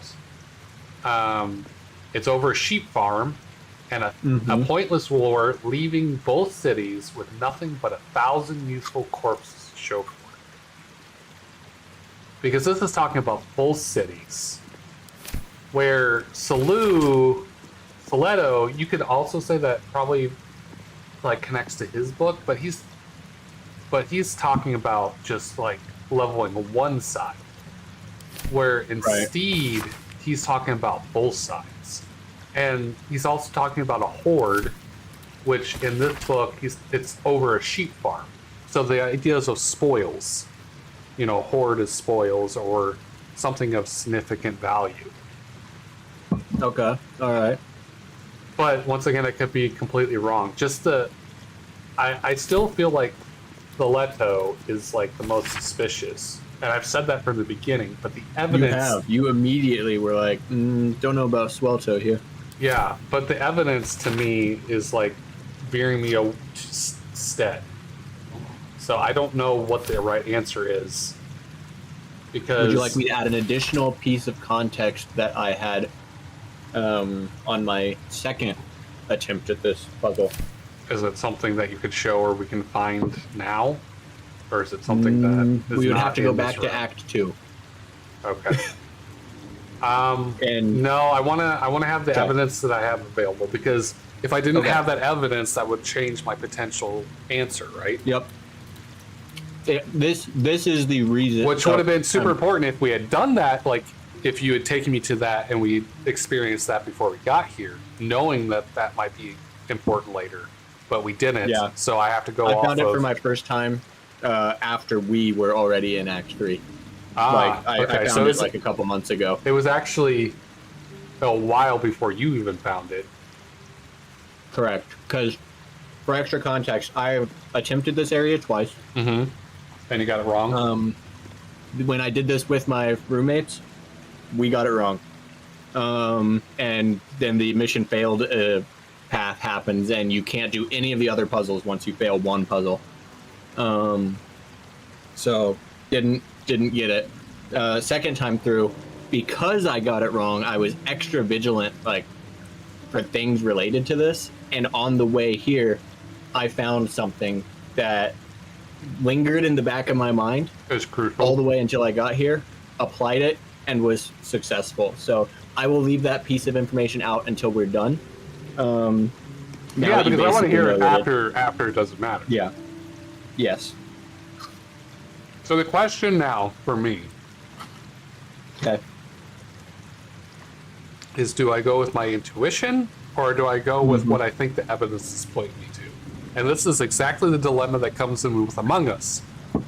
Because the evidence could point somewhere else, but you may know the person, or you may have your personal knowledge which affects the information that's giving you.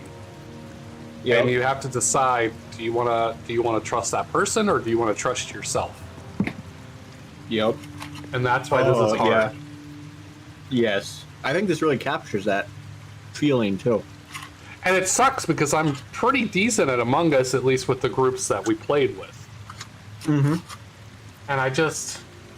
it's a matter of you just have to make a decision. We agree that Amps is a crew member. So Amps, from all evidence and the voice and feel of everything, seems legit. Yep. So it's definitely down between Celto and Dead. Just the way Celto talks, though, is what trips me. Like, he triggers me so hard, not in like a bad way, but triggers me in the idea of his personality, his mentality, his... Is it because of the way he basically opens by attacking a map's perspective of like, my colleague says this, are we to do all these things, and like makes it sound like a maps is just in the wrong? Is that what's giving you this vibe, or?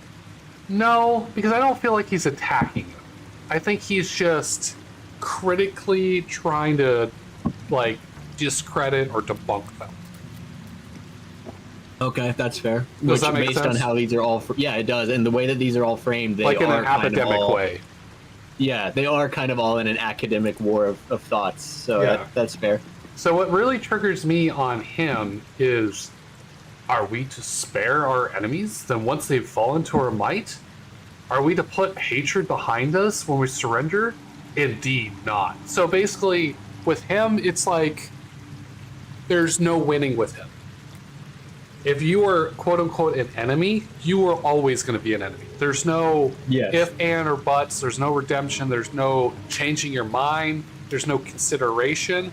So the thing is like, and with the lives snuffed out by our own magnanimity, which is, it's almost like he's almost self-aware of himself, but he's just short. Mm-hmm. You know what I mean? It's that, like, I don't know.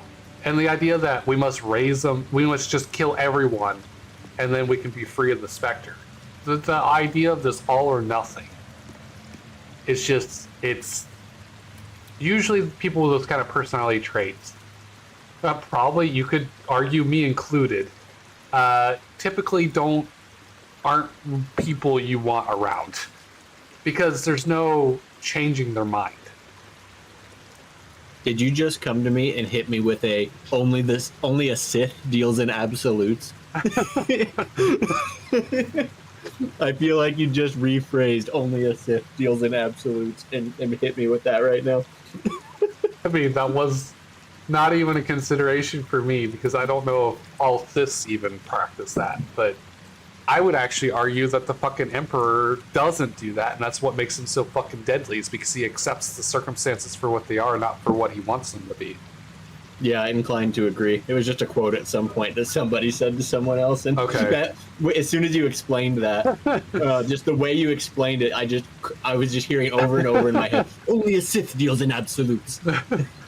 Where does that from? I don't remember ever hearing that. Is that actually from the Star Wars content, or is that from just a person? It should be. Find where that is, and maybe I'll remember. Hello, lunchtime. Hello, Moss. Yes, I have a baked potato and steak that I'm kind of munching on while we play.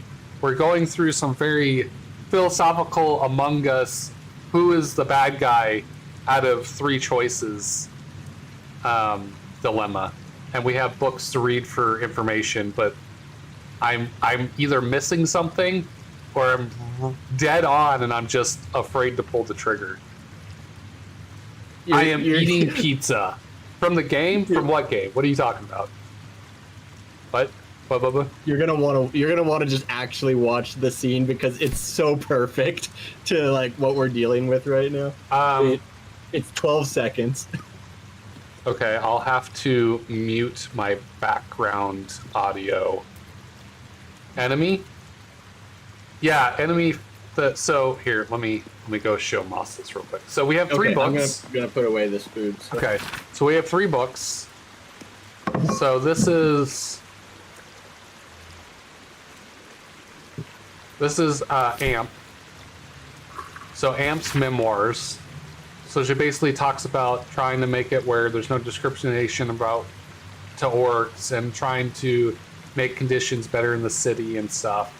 So we've kind of ruled her out as she's not the imposter. Then we have Stead. It is quite obvious the larger kingdoms offer benefit to all peoples within. As a kingdom grows, so does its fields, its populace, and its economy. A few charred corpses of a worthy sacrifice if a dragon offers to share its hoard after all. Though too, should you seek union, however imperfect, should the powerful kingdom march its army on your borders.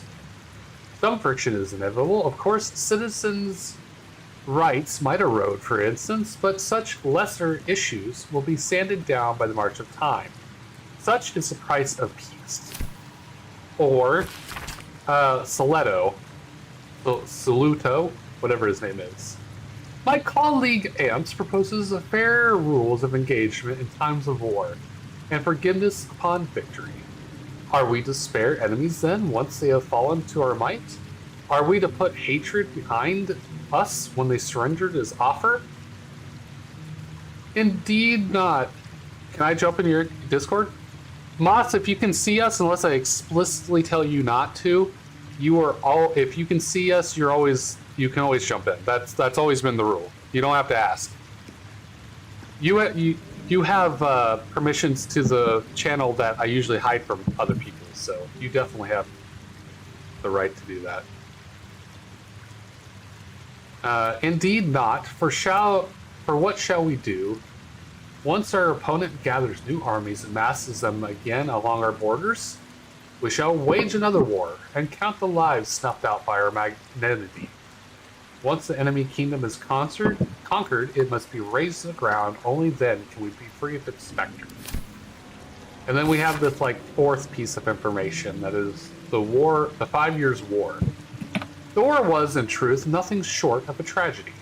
It began as a mild altercation between the Sanguine sons of Elo and the Vita families regarding, if you can believe it, a proper ownership of a sheep farm. In the course of the 3 seasons, full-blown conflict had erupted between Baldur's Gate and Victon. A pointless war, leaving both cities with nothing but 1,000 mutable corpses to show for it. So that's the pieces of information. So then if we go over here, the puzzle is we're supposed to strike justice. So we're supposed to strike one of them down. So we have to metaphorically kill one of these people. And we have Celto, Amps, and Stead. And I'm in conflict between Celto and Stead because of their rhetoric and their decisions and choices. And the information of evidence that I have available to me. So I'm trying to decide how this fourth piece of evidence could point me in the direction of the correct answer. Can I chime in here? Oh yeah. Have you played this before? No. So I think we'd love to have you chime in, honestly. I'm gonna try to. Again, I don't know anything here, so sure. I'm gonna try not to chime in because this is you two's game. No, if you haven't played it before and you don't know the answer, you can say whatever you want. I'm trying to give you the pieces of evidence that I have available to me. As far as I know, you don't need to know anything about the game. It's just these pieces of evidence. Okay, and I'm also going to be... Sorry, go ahead. The only thing that you would, quote, need to know about the game is that this puzzle was designed by a character who believes in true justice. Like, he's a justice enthusiast, if you will. So you have to bear that in mind. It's the guy apparently that founded Baldur's Gate. Like Balduran. And so he was friends with a dragon.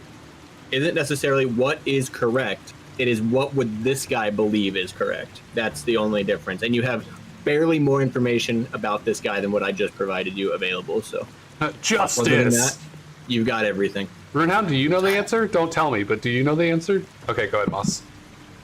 Okay, I don't know the answer, but I guess what I would say is I didn't read enough of it to really give a better idea than you should always. Again, I've been doing it in my playthrough, and I've only gotten to the crash site. That's my extent of knowledge. Yeah, so you don't know anything. The opening. So all I would say is I've been killing everyone who I assume is my friend. So I've been, like, all the main characters, I've been killing them. So I don't have any companions with me, I think, right now. And I'm trying to do that to see what the game will do. And again, I haven't left the crash site. Every character that's supposed to join me, I've just been trying to kill. So I've been trying to kill who I assume I'm supposed to know well and befriend. Okay. So that's my suggestion, not knowing anything. And honestly, while you were reading those, I was actually just stuffing my face with pizza. I have a lot of questions because I'm going through Dragon Age right now and like at nausea to get my own perspective on it. Okay. And I know that they use Baldur's Gate a lot as reference. So I'm not going to chime in right now. I'll let you guys get back to this particular choice. No, chime in. You're already up here. Interesting. No, I'm not. What I'm saying is I'm not going to chime in on this or the question that I have because it's kind of separate from this. But I know that you've played through this extensively.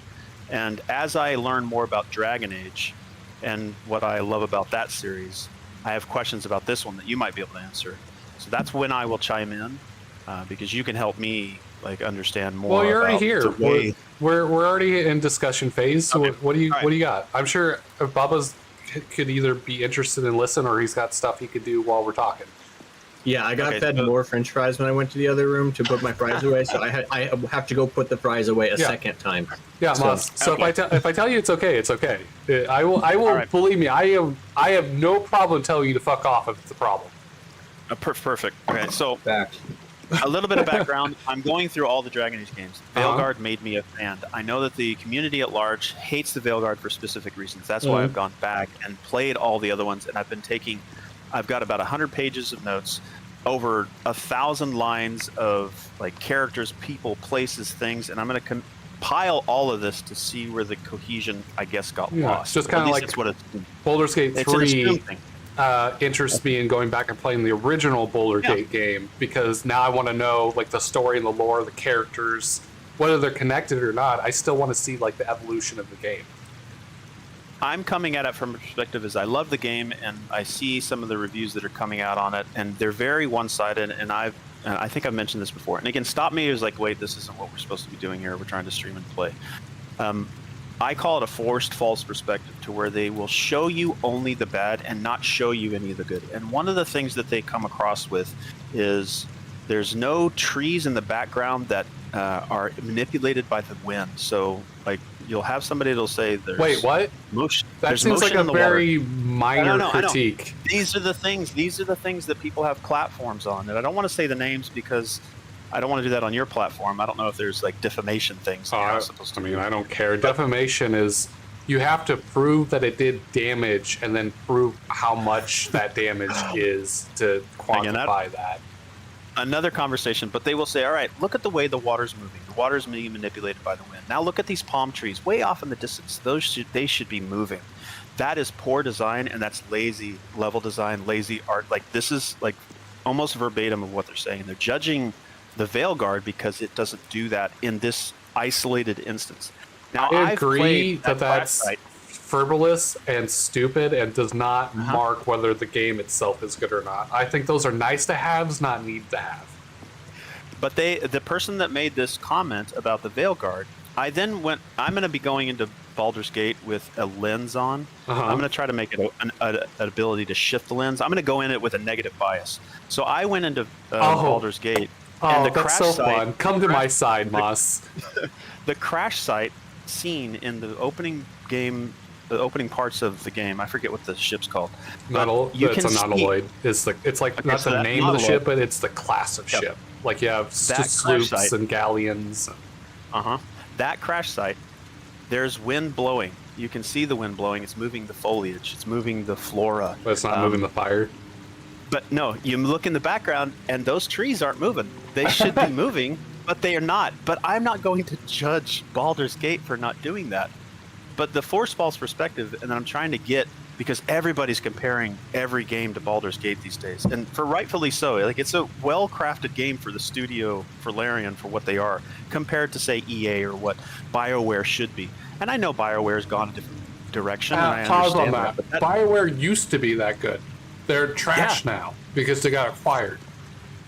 That's another debate, and I do enjoy having them because it helps me not go in one direction and at least hear a different perspective. I'm always good for that, Moss. You know that. I know. That's what I appreciate, and I've learned to have a thicker skin.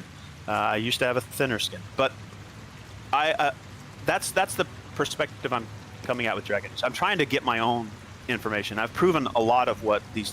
I have 3 worst offenders, their videos that they put up, like very one-sided, very forced perspective. So I'm going through and I'm taking what they said and that they're rating the game on, and I've debunked, I would say 90% of it.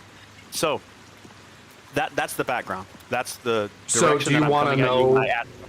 Do you want to know what I heard, other than the little things, nitpick things, petty things that you said that why Dragon Veil is bad? No. Primarily, I'm going to be asking things for like, what does Baldur's Gate do really well? And I look at goods, others, and recommendations. Moss, do I need to look play at Dragon Veil so we can have a discussion of why it's good or why it's bad? You have no idea. You might as let's do that. Let's have that be the first episode. I would love you to go in there because I know that you'll at least give it a chance. And I would The only thing I challenge you to do I'll be is brutal. finish the game. Finish the game. One of these reviewers, very highly proliferated. Yeah, they don't even platform, finish the games. They don't. They've even said it in their streams, like, yeah, I just gave up 20 hours in, and then I played another 30 hours, and I just was turned off, and I actually didn't finish the game. If you tell me that, then I'm not going to listen to your.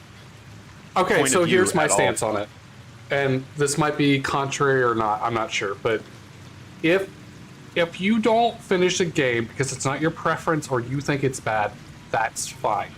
But if you are going to make a video on it, if you're going to take a stance and try to give other people your opinion, that who may trust your opinion on previous installments, that this is good or bad for X, Y, and Z reason, you'd better at least finish the fucking game.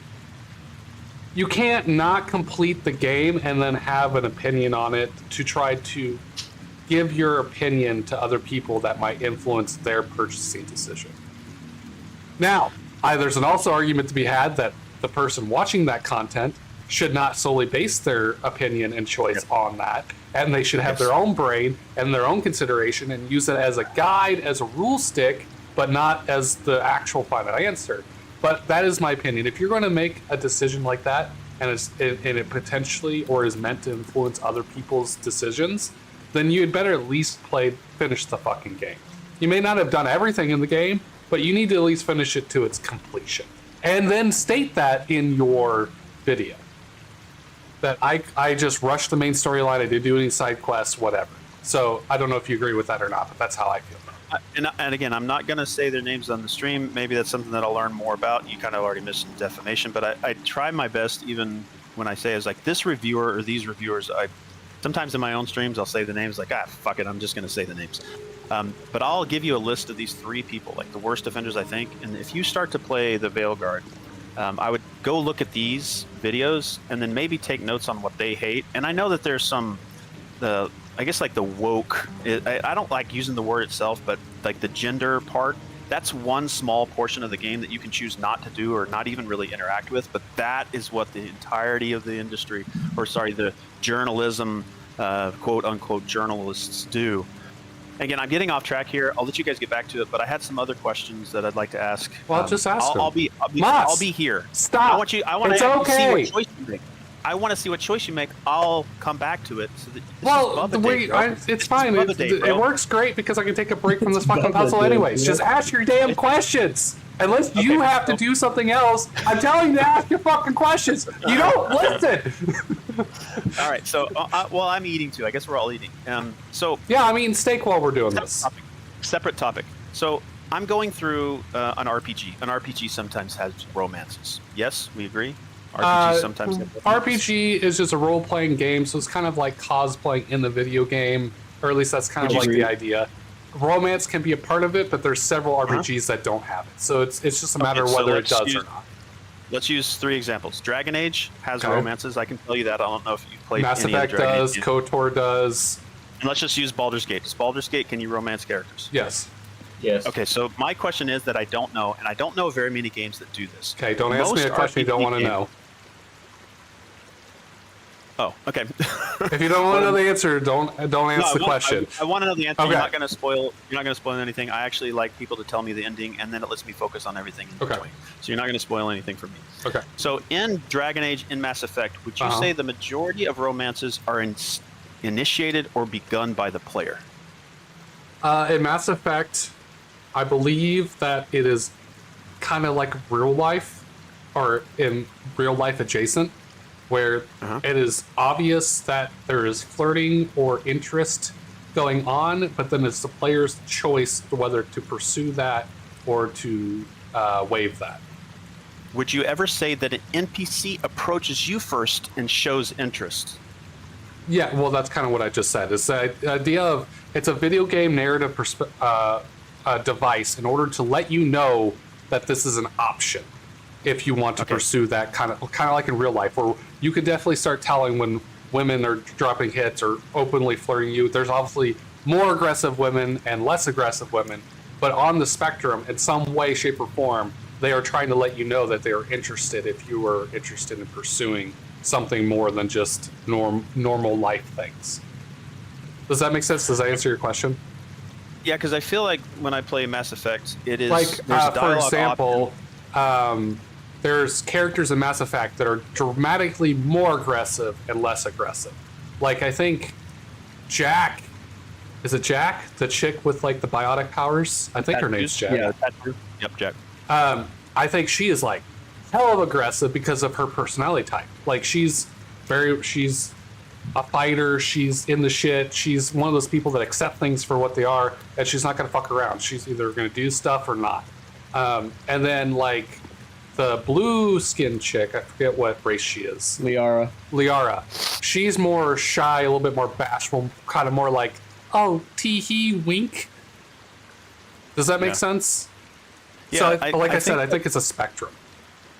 I think what I'm trying to discover, and I don't know if most games do it really well. And hold on, I don't mean to cut you off, but this is another example. Minthara in Baldur's Gate 3, she is absolutely get the fuck away from me, or I'm going to stab you.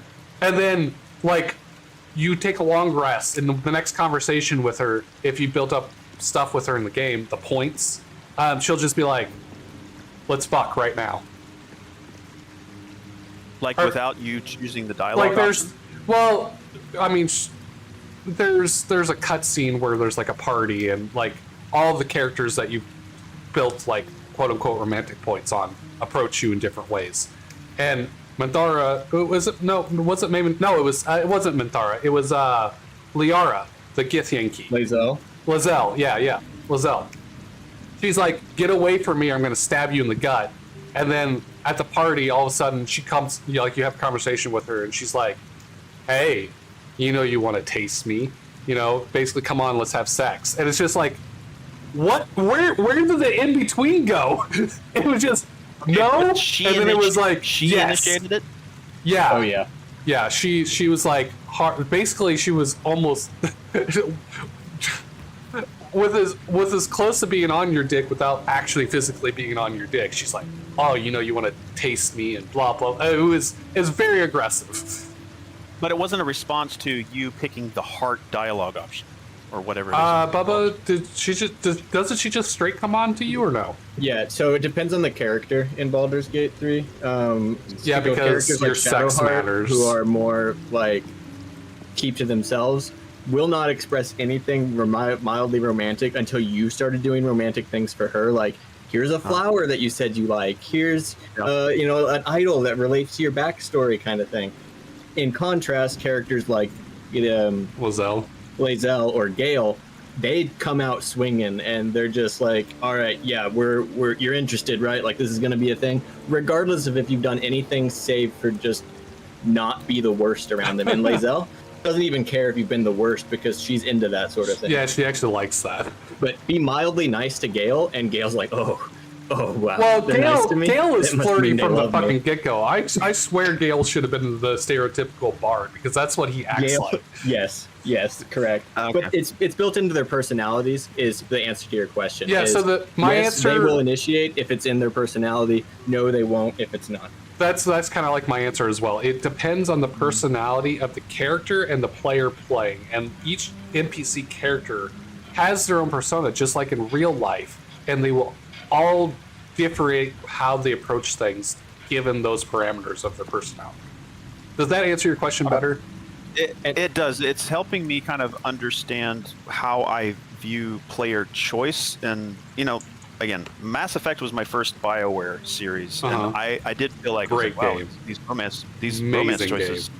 sometimes feel out of place, but it's really your choice. You can decide to take the dialogue option or not. It's really player choice. But I've never experienced the NPC starting the push, and it's always been the player picking the dialogue, and then suddenly that character is like, "Oh, you had an attraction to me," or whether it's love at first sight. And I know this is a very small sliver of an RPG game, but it's just one thing that was like, I wish there were games out there to where the NPCs were the ones engaging and pushing, and you telling them to back off. Oh, well, you're finally in one.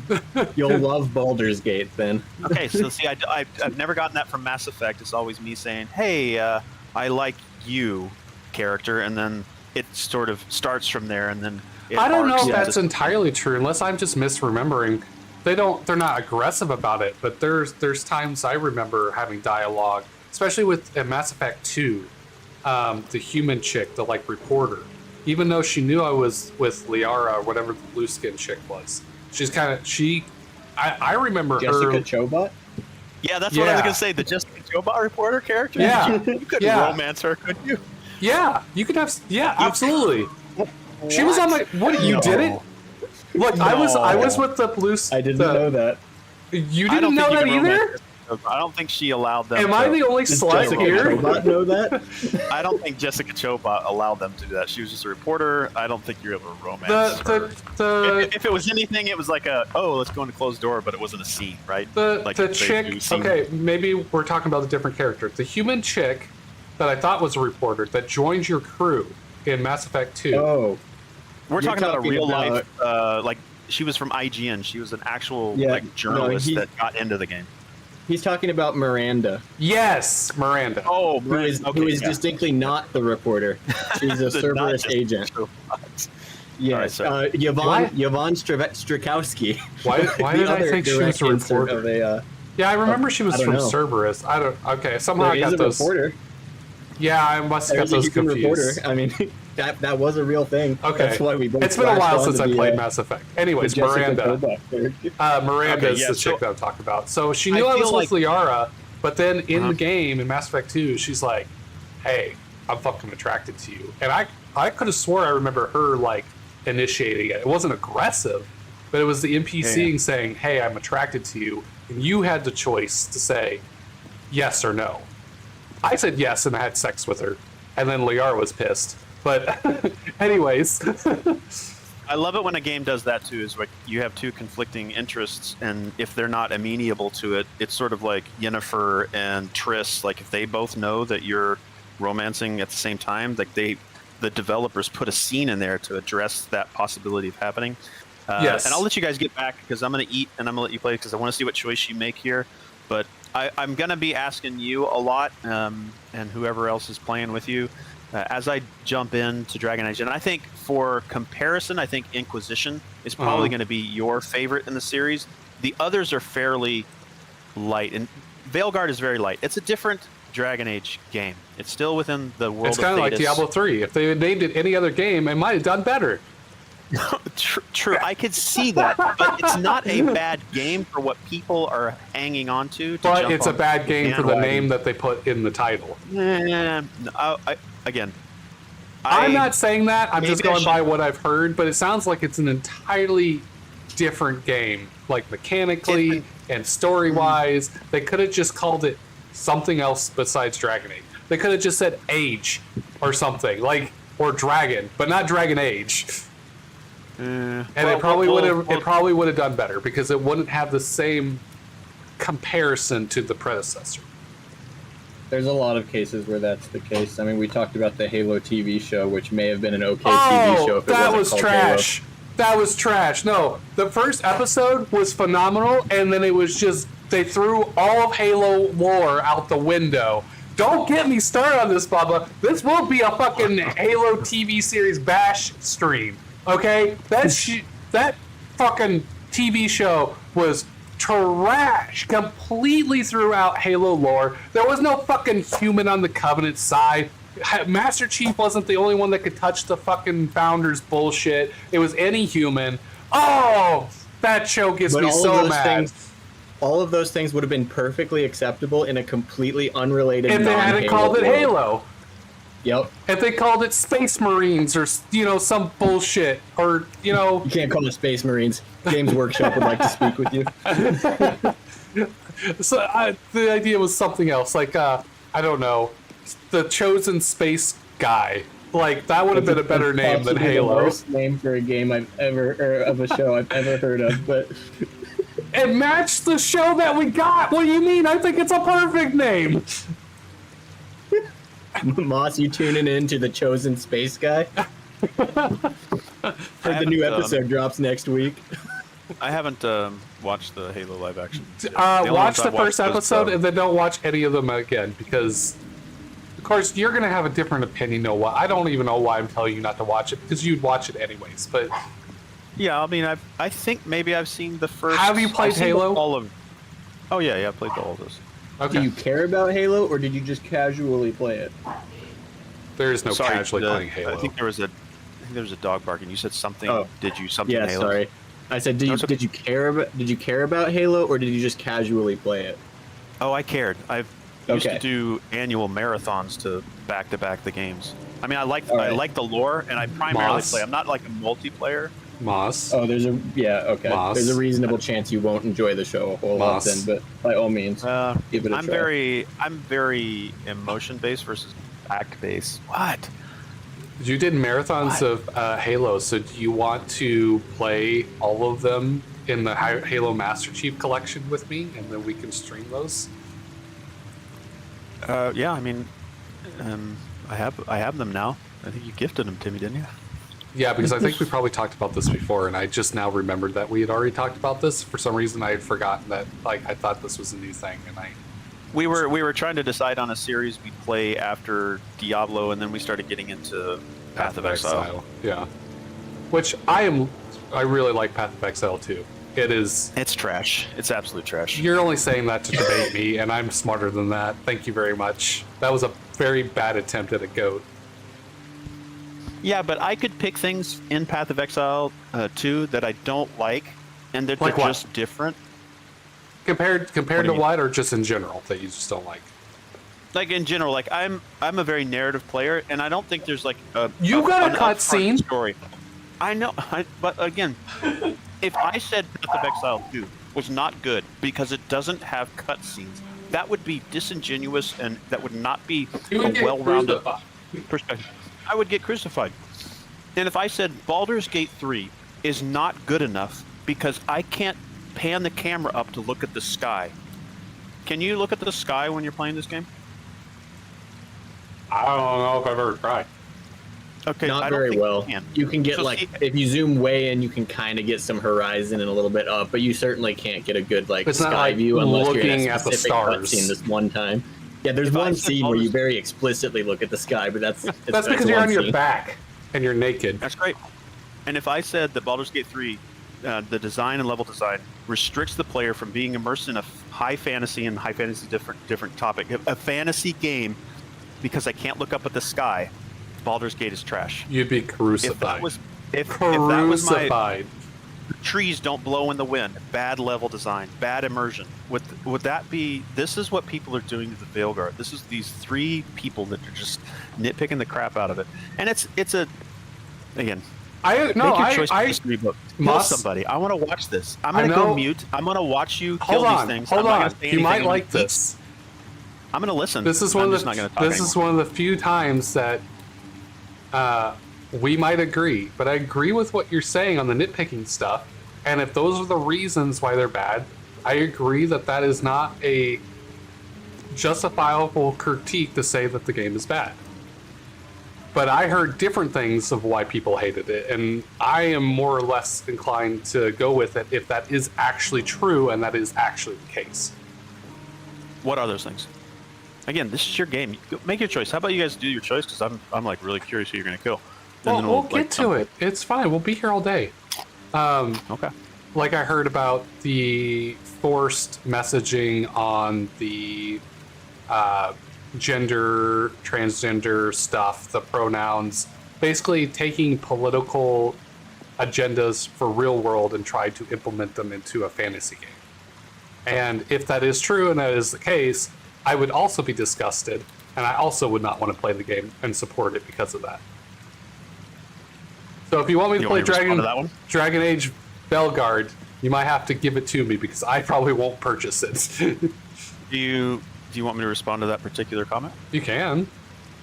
Okay, so is there gender identity? Is there the ability for the player to even decide if they select pronouns? Yes, it is in there. Do video games and pop culture start to flex with the way our real world society goes? You can see it in Disney. Disney does a really good job with just going in the direction Disney society is disgusting. goes. I hard disagree. They just fired the entire staff because they weren't doing that. I would absolutely agree that Disney will flex with the times. Even when we as a society are disgusting ourselves, Disney always flows with that even if they don't go against the tide. And that's why they're firing people now, because whether or not it's the administration that we're now in, society has started to kind of start to fix itself. We were going in some weird directions, like, yeah, that's right, let's care about everybody's feelings, and that's the most important thing. So Disney kind of went in that direction.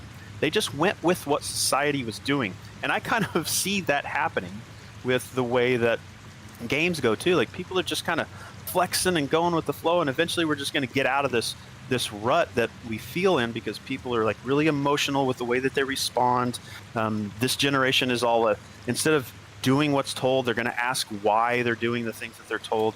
I'm not proposing violence in any way, but war does something to us as human species. It, I guess, gets rid of all the BS that people worry about, and like we all start to come together, and like there's no way that we're gonna like go into a conflict and really care about any of the small stuff.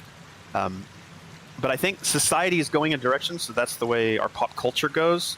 And while there is gender identity in this game, and I know that it's just flowing with the way that we in real life are going, and it's weird. I agree that it's kind of weird. It's not something that I grew up with. It's in there, but they are not forcing you to choose it. And the scenes of this one character named Tosh, she's got the horns, she's a Kunari, and that's something that maybe you'll learn later. Is it Tosh or Tav? Tosh, Taash. Who is Tav? So is Tav your character? Maybe I think been missed. I think all my characters. That's the Baldur's Gate default name. Oh, okay. Yeah, that's right. Okay. You'll notice all of my characters in Dragon Age, I name them because Moss is the last half of the dried moss. So I name all my characters in Dragon Age that I've been playing M-O, and then just using the 26 letters of the alphabet doubled. So M-O-A-A or M-O-B-B. And sometimes it works. Moz, Mox, Maul, Moy, all those kinds of things. So my character right now, I think, is Maul. I'm playing as a mage. Darth Maul? Haha. M-O-L-L. I just double the letters at the end. I changed the two S's with some other letter. But yes, is it in there? Yes. Do you have to do it? No. The people that are making videos on it have gone out of their way to try to romance this gender identity struggle that this character has, and they've decided to see these scenes. They are not forced on you, and you can also skip them. You're not forced to do anything. So that's a small portion of the game. It would be like me not liking the fact that I can have sex with a Red Devil character in this game, in Baldur's Gate. I don't know what her character's name is. Arlak. It would be like me taking that as like, that's just way too much for me. That's disgusting. Like, if I took that stance, it just wouldn't make sense. It's one character. You can cut the head off of that character. I've seen. I mean, you don't even have to pick up the character. In fact, Bubba, this is the first time Bubba's had the character. You cannot take this Tosh character with you at all. You can just leave her and just like ignore her the entire game if you want. So, yes, there will be introductory scenes to where you're like introduced to the character and see their struggles, but if you don't want to follow their path and story, just ignore her. So for context or clarification, for me when I say, huh? He corrected himself to them, and I said I was waiting for that. I did it just for the sake of this particular instance. But the thing is it is not something that the player has to experience. The people that are making the videos are jumping on the bandwagon so they can get clicks, so they can sell their product, which one of these reviewers actually does. Within the first 20 seconds, they're like, I really hated this game, and this product helped me stay awake during the entire time, so make sure you click on what. It's just like, wait, what? I mean, that's just kind of the format of YouTube videos now. It's but there. What I was saying is, for context and clarification, when I say political messaging forced down my throat, it is an example. I saw a clip where she apparently sits down at the table and she goes, I'm non-binary. And it's like a cutscene or something like that. And it's just out of nowhere. It's political messaging that I don't care about. Some people probably do, and maybe it's good for them. But my counter argument is you can do that in a way that is not politically shoving an agenda down my throat, still have the non-binary character, but make it organic and try to make the character feel like a person that you may actually like or even root for, because it's an organic introduction as opposed to just an abrupt political fucking agenda forced down your throat out of nowhere. So a counter to that of just sitting down and just going, non-binary, the cutscene that you're not playing a fucking video game for that, is like my example I go to is Legend of Korra. Korra is a fucking lesbian in that show. I will fight everyone tooth and nail about that. But they did it in a way that was I mean, yes, I would accept that she's bi, but it lessens the shock value of the argument if I do that. It's true. Carry on. Also, she could have been bi and then turned and decided that she didn't like men and then turned lesbian. We don't actually know because it doesn't actually hard answer that question. So she's either bi or lesbian, one of the two. She's definitely not heterosexual in any way. And so yes. Is that scene in there? Yes, it is in there. Is it awkward? Yeah, and I would agree. Like, hold on, they could have used. There's a difference between awkward and just specifically forcing the point. Yeah, she is. Like, that's one scene, and it is in there, and it is because you've decided to romance her, and she's decided to take you home to meet her mother, and you want to see this scene, and you've probably encouraged her, because you can also encourage her to, like, make a choice, so the player can actually fucking tell everybody, bitch. Make it more awkward. The player can decide to do that, but yeah, could I say, like, in the midst of battle and duty, I find truth within myself that defines who I am. Like, yeah, you could say that in that sign. Honestly, I think that would actually be cooler. That actually sounds like a great idea. Yeah, I mean, that's actually at least that's interesting. Like, through this conflict in the middle of fucking battle, I found myself. Like, that actually sounds kind of cool. I am neither female or male. I am something more, something true. I am a hero. Maybe ended. I get it. And is it there? Is it awkward? Yeah. I kind of think Tosh is just like this really interesting character that likes to kill dragons. She says that a lot. She's like, I totally want to kill dragons. I can't tell you my full opinion without actually experiencing the game. I'm just going by the little bit of tiny clips that I've seen that are different from what you're saying to why they say the game is bad. Does that make sense? Because what I said and what you said are two different gravities.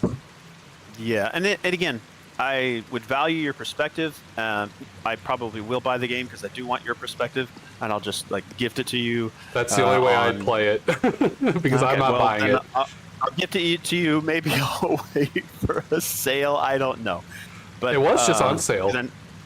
Yeah, I know it's on like every game I've seen on sale. I think it was down to like what, $35 or something, because no one's buying it, and so it was on a really pretty. I think it was more than half off. Yeah, I mean that's a different conversation. Wait, hold on. Price thing. Is this DLC or is this the game? Hold up. There is no DLC. It's on sale right now for $36, 40% off. On Steam. They're not doing any DLC this time. It's anyway, go kill somebody. February 10th is when the sale ends. Make a choice. Kill somebody. I say the one that's supposedly your friend. Baba? Me? In the game, the three people you're supposed to kill. You said my friend. That's Leonard or Leonard or whatever name I'm calling you. I think he's referring to a maps. Yeah, one of those books talking about a friend, so I vote for that one. I don't think friend was ever even used in any of the stories. Oh, I think he's actually voting for Swelto. Because Swelto opens with my colleague Ants. Yeah. That's my interpretation. I have to believe that's what he said, but that was less funny. That was less funny. All right, did we answer your questions? Did you have any more questions? Oh, but I have those for later. Okay. All right. So, Bubba? Yeah. I still don't fucking know. I still think I stand by what I say, where my gut feeling, or whatever you want to call it, is suspicious of Stiletto, but the evidence and the way that I perceive it seems to point to Stead. I can't really make a decision. If you want me to just make a hard decision, I can, but I'd like to have some kind of tentative agreement, even if you know the answer is wrong, whatever the case you thought in this case was to be correct. Well, or if you just want to recuse yourself, I understand. The thing that I thought was correct at this time, what's wrong? Was the incorrect answer. Okay. The thing that I thought was correct, based on the addition of information that I. Never mind. I thought I found another key in the names because it says Stead's virtues, and this talks about Victus or Vita family, and I thought I found another tie, but I was mistaken. It was just a different V word. Because that's what I'd like to know, because it would give us greater clarification if we knew between the Sanguine Sons of Alio and Vita families. Like, who the fuck, like, could it tell us what their association with those families are? And then maybe that would give us a clearer answer, but... Well, I don't think that's supposed to matter. I think the messaging of that book is supposed to be boiled down very cleanly to the futility of war. I think that's the only thing you're supposed to get out of that book, really. But the problem is they both talk about war, just in different ways. I think Celato directly talks about war, but Stead kind of implies war because he's talking about the kingdom growing and like swallowing people and dead people and stuff. So he does, but he talks about not fighting it. He talks about, instead of fighting it, Swelto's words are basically, when Rome shows up on your doorstep, the Gauls hand over the keys to the kingdom and say, make us Roman. No. Swelto is talking about just raiding the enemy to the ground. Stead is the one that says it. That's what I meant to say. That's Stead's message, sorry. Yeah, see, I'm paying attention now. Trying to trick me. No, I'm not trying to trick you. I'm just cleaning up my Warhammer paints that I was doing while you guys were chatting. So I'm multitasking. I'm glad I never got into Warhammer, because I'm a chronic collector. You've saved a lot of money, sir. You've saved a lot of money. Yeah, that and Magic the Gathering. The only reason I haven't done it is because I didn't have anyone to play with. Warhammer? Mm-hmm. Well, bad news for you. I play now, and yeah, but you're 3.5 hours expensive. Or 3 hours away. Yeah, and we never see each other, and so yeah, don't get into it for me, please. I wasn't going to. If we saw each other, you're not reliable. That's only an hour and a half drive for both of you to go towards a local store. Yeah, but it'll take us 8 hours to play a game, so. Well, and I would assume that you'd have people locally to you that would also want to play, so it would make less sense to meet up halfway. Also, Bubba doesn't want to make that commitment for a drive. Correct.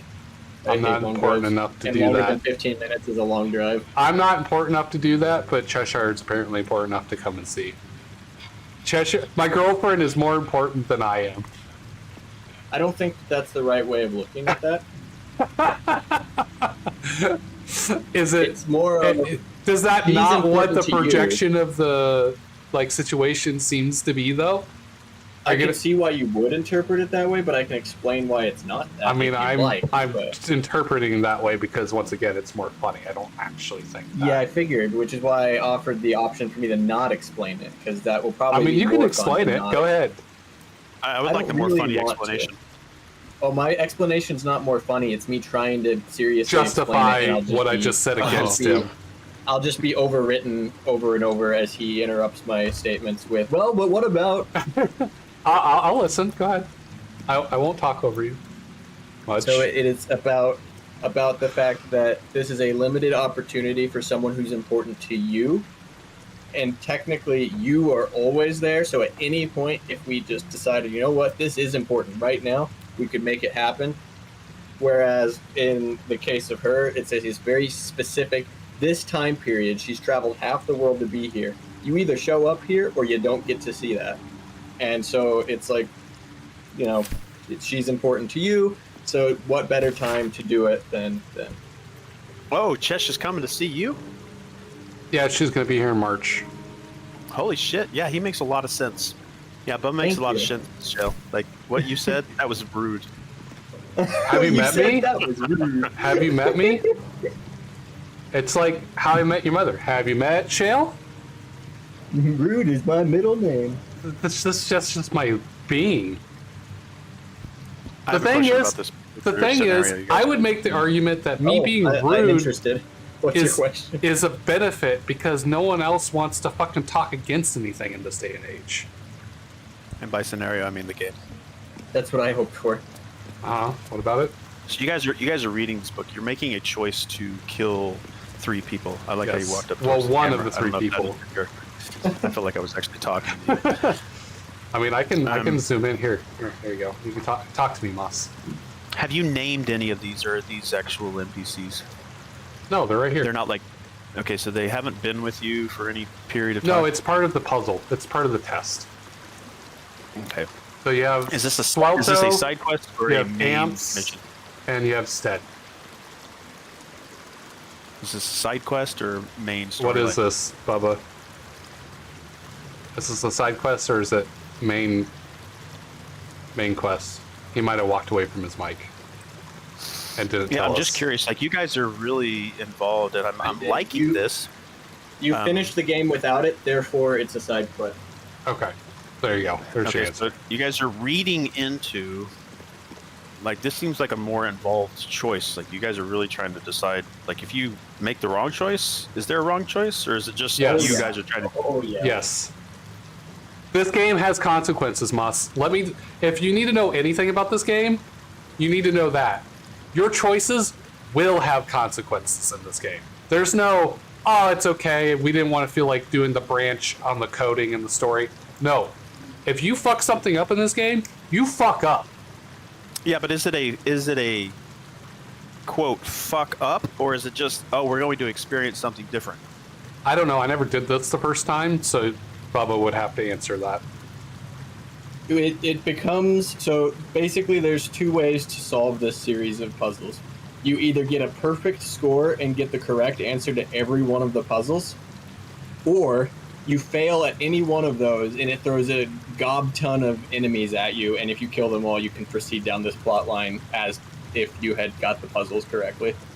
In fact, if you do that, there's even a part where the game subtly acknowledges, kind of in a like a tongue-in-cheek way, that it's almost as if you solved all the puzzles. It doesn't know the difference. So you don't know what the outcome. I mean, maybe one of you do. I've never done this the before. outcome. Okay. Is there something you're trying to get towards? Like, I want to make sure that the person I choose is the person I end up with, or do you kind of know what this is going to result in? It's just a puzzle. It's just like a trial.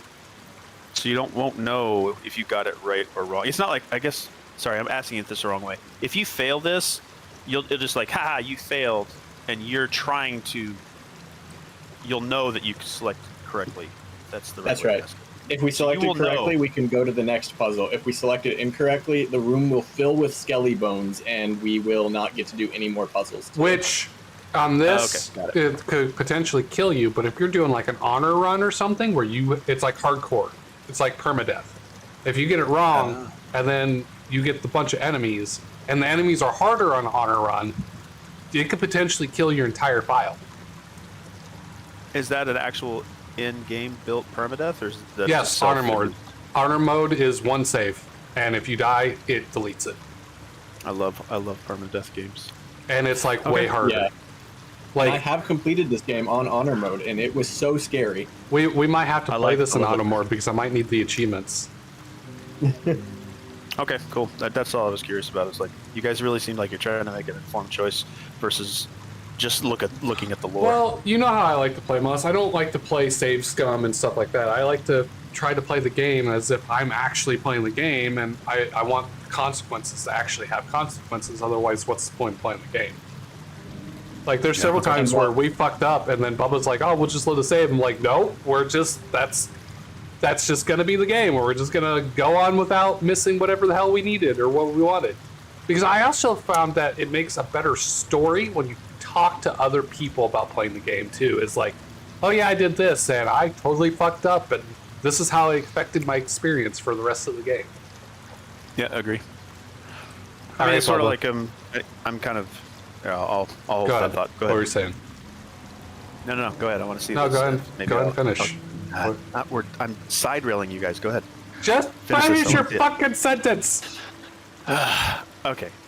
I've forgotten it, so that's my end. Oh, you fucking scapegoat. God, you and Bubba are so alike in some ways. I'm noticing that. I like it. I was wondering if you were going to comment on it. Back, but I'm glad I'm not the only one. All right, I'm ready to I've actually had a great time getting to just chill, dissociate over here with my Warhammer minis and let him be me in a conversation and just watch as he tries all the same strategies that I do to negotiate a reasonable conversation and just getting all the same shaleisms back. Isn't it great? Because you don't have to do it. It was great not being him.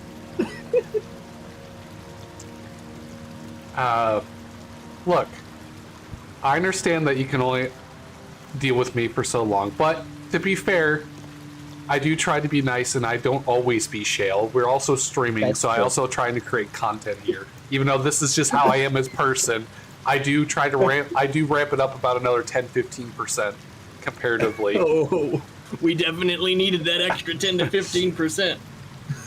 Look, you would be bored without me, Bubba. So bored. I know you'd be just totally like fine I am without the me. other 30 days a month. I just said I know you would be completely fine without me. That was the joke. But there's no one else quite like you. I'll give you that. See, you say You that hold a like it's special supposed to be place like a in my nice life. thing, but I know there's an insult in there as well. It's however you want to take it. I know you were going to follow that up with that too. That's because that's who I am as a person. Fucking And that's people exactly pleaser. how you respond to us. Is like, however you feel, Moss. If that's how you want to do it, Moss, just But feel that way, Moss. The difference is, I'm doing it to like fucking troll you. Bubba is doing it because he's being complacent and trying to be a people pleaser and trying to get out of the conversation entirely. I do it to irk you and troll you just like you do to try to do to me. He does it because he actually wants to like escape the circumstance, placate the Being situation. a people pleaser has gotten me so far in life, though. I so don't disagree. I'm just not a people pleaser. Have you finished this game, Shell, at all? I've finished it once. Once? Okay. Once. All right, I Bubba. think I'm up to 3 times, and I have 7 playthroughs. I have made my choice. Okay.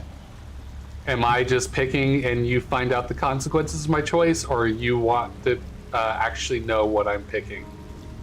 So, 2 things. Thing 1, I for sure would like to know what you're picking. Whether or not I intervene or not is a separate thing. Okay. Thing 2, whether or not I intervene. I'm interested in trying all the puzzles. I know the answer to get through this one, but I don't know all the answers. This one and the last one were the only 2 I knew the answers for a fact. I think I understand there's a 3rd one and then a 4th one.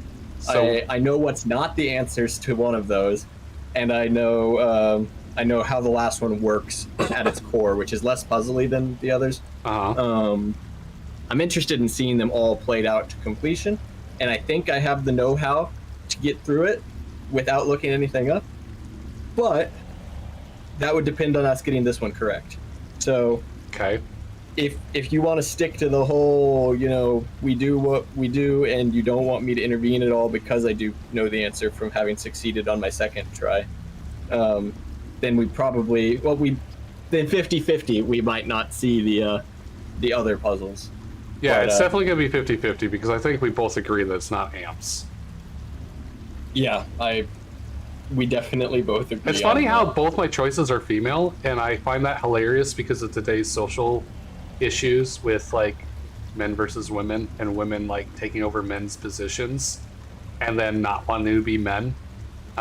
It's hilarious that both my choices 50-50 either way. The bad guy is going to be a woman. That is interesting. Huh? I have a question. Yeah. If I may. What's up? Is any of this puzzle stuff randomized? So Bubba's seen this before. Not Bubba that I'm knows the aware answer, of. or is it No, different? Bubba knows the answer, especially because there's secret clues that were in a previous act. That is the actual reason I got it right on my 2nd playthrough. which is a completely fundamentally separate part of the game. Are there any missions, quests, gameplay that are different every time because it randomizes, so you have to like do research every time to find the answer? I don't think so, right? I think it's a pretty, this is the game. Yeah, I am pretty confident almost the entire game is static. Even most of the loot and where to find it and stuff is static, not randomized. Despite that fact, my 700 hours and 7 playthroughs have all felt radically different. So there's so many different pre-programmed ways to go. It's not a knock at the game to say that there's not a lot of randomness. It's just they've thought of everything. Yeah, it's a handcrafted map versus a procedural generated map, if that makes sense. No, just the puzzles. Like, hey, I need to put the number 1, 2, and 3 together, but the numbers 1, 2, and 3 are in different locations every time, so I'm not always going to the same place, but I still need to find them somewhere. No, I think they're pretty much all in the same place. Yeah, I know what you're saying. The games like because there's a, for example, there's a trial in this, like, what is the Night Sisters temple? Yeah, Gauntlet Shard, where there's a book you have to put on the pedestal or the table, and it has to be the specific correct book, otherwise bad things happen. And the book that you find the book to put on the table in the same spot every playthrough. Like, I've never found that book in a different spot once I found it the first time, and I've played that same location at least twice. Yep. I've played that same location like 5-6 times. Yeah, it's always the same spot. And that would be a perfect example of one that could mechanically work like what he's suggesting, where they could have put it in any of those bookcases, because you do have to check all these bookcases and they have traps. But if you go in, having played before, you know which bookcase to go to, if you remember it that well. And boom, boom, done. I kind of like, because it rewards the player for having knowledge playing through it the first time. But the thing is what's great about this game is not because things are randomized to create artificial content. This game is so good because it's so big and they thought of so many different things that your choices influences your gameplay later, to the point where Bubba's on 7 playthroughs now, and he's experiencing new stuff even with me, because I play different and I made different choices than the people he's played with previously. Okay. That couple that broke up earlier, that was the first time I've ever spoken to them in my life. 7 playthroughs in, first time I ever talked to them, and learned that I guess their son works for the villain in that as security. Yeah. I probably killed their son in so many other playthroughs. Didn't even know. And then the question is, were they even there in the other playthroughs, or did we do something in this game to influence their location? I don't know. That's why I love these games. There's just so much more to them than people think. Yeah, the fact that it doesn't have any randomized things, the game is not trash to me. Just wanted to make that comment. Yeah, fuck you. That makes sense. Yeah, given your previous statements, I can He's just trying to goad me into fucking arguing again. No, I'm not. I'm just You absolutely are. No. I am making that comment. Making the Dragon Age build. I understand. I'm goading him now, and he's taking the bait.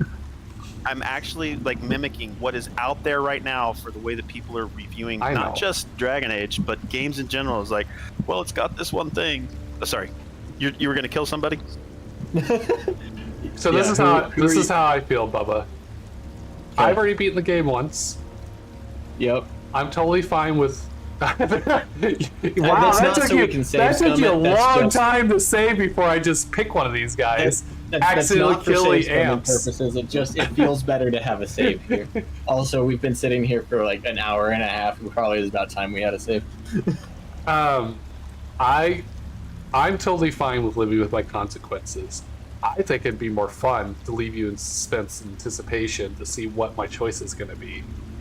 But if you want to intervene, I'm also not opposed to that, because I have completed this game once, and if you want to complete all the trials, I respect that. I also would like to do that, and the reason why I'm less opposed to that is because this is your personal knowledge, not because you looked up the answer. If you had looked up the answer, then I would tell you, fuck off, I'm picking one, you're not telling me anything. And if you even told me the correct answer, I was still going to pick the one that I was going to pick. because you know how I am. If I know don't how agree you to are. do it, I'm doing what I do. Yeah. So which do you want? Do you want to be surprised, or you want to find out what I'm targeting?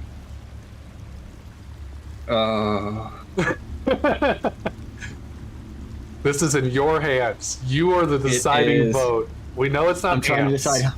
I'm trying to decide how much fun I'm going to have or not have doing the other puzzle, or maybe not doing the other puzzle. Well, and you already know where I stand, given up to the point of actually making a decision. So it's a matter of gambling on whether I'm going to proceed with the course of action I was currently going to, or if I'm going to veer courses. Or just do like Moss said and hit you in the face with an Eldritch Blast. Oh, don't know because I'm your friend. Yes. You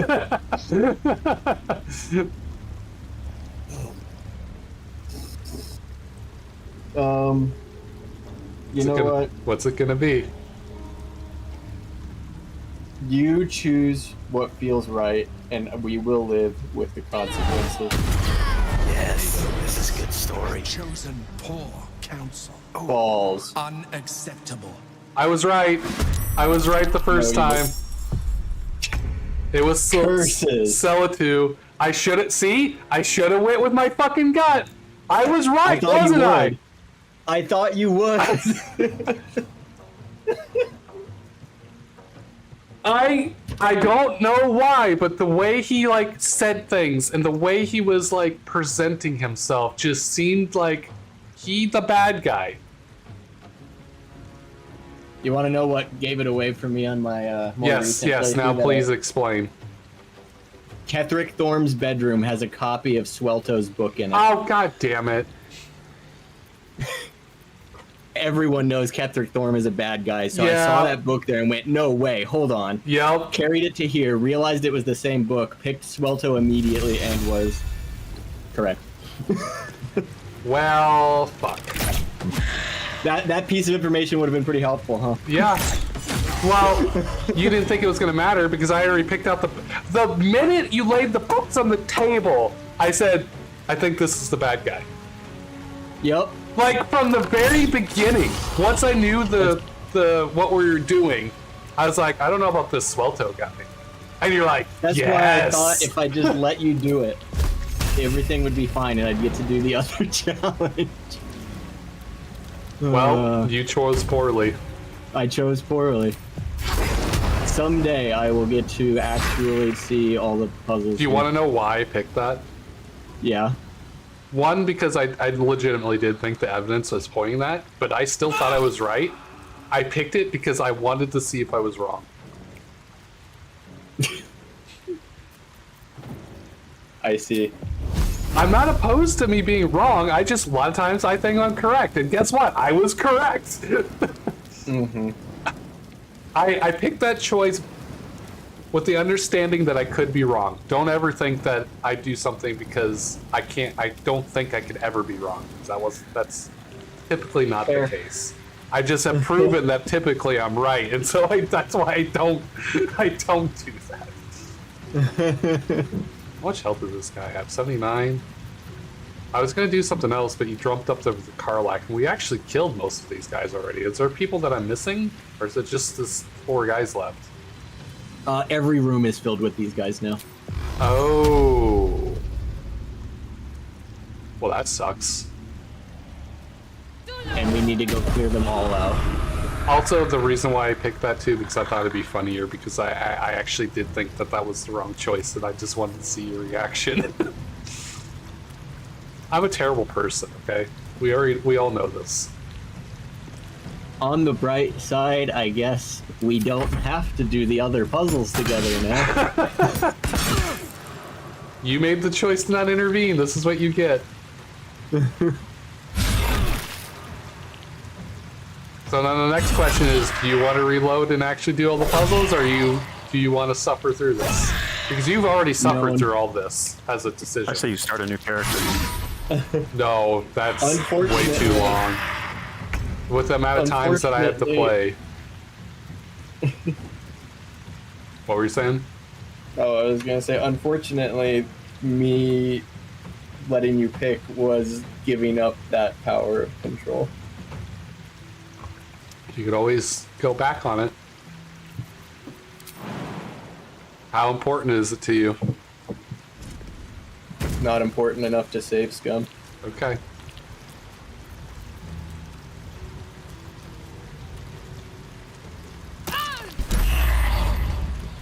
Oh, that was a nice If it hit. was important enough to me, I would not have let me have the choice. Let you have the choice. Yeah. I let you have the choice out of confidence that you were going to pick the correct answer. And I did. I just didn't kill the correct answer. That you were going to kill the correct answer? God. My fucking... How ridiculous is that? My intuition was like, this is the bad guy. Like, just from the get-go, just from the way he stated his stuff, his, like, position in the book. I still think that's crazy. It'd be even more crazy if you got it right. And I did get it right, but it'd be funnier if I was wrong. Which it was. After we spent 2 hours trying to get it right. Wow, I mean, we didn't spend the whole 2 hours trying to get it right. A lot of that was talking with Moss. Not... He maybe like it an wasn't, hour. Though.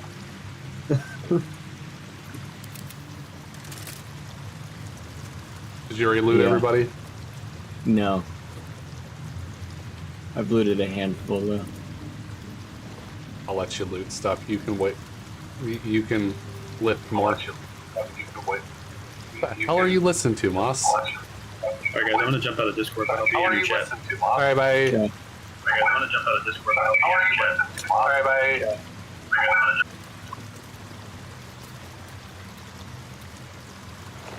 Well, here we go killing again. Don't waste a step. New friends? Oh, there's gonna be a lot of new friends out there. Do we have potions? Let's be on my way. What are potions? Oh, that's a lot of Not people. something. That is a something lot of people. significant. Holy... How the fuck did you see me? I was hiding and there was no like line of sight on me. That's bullshit. Well, I'm gonna fucking die. I not look forward to playing Baldur's Gate 3 so I too can choose poorly on that last quest. Well, at least you know the answer to that one. I'm gonna die before... Well, it's nice knowing you. Game has frozen. I'm almost in combat range. I've already forgotten. I believe that. Alright, let's see. Well, that's a cone. Let's see. Necrotic's not going to do much to them. What a wall of fire. I think wall of fire would be good. Probably. Wall of fire is always the answer, Bubba. There's no probably. There only is. Fair enough. Alright, I'm going to back the fuck up now. Because I did my job. Can't reach destination. What? Why can't I... It won't let me walk back to where Minthara is. Why can't I reach this destination? Can I not walk past this water?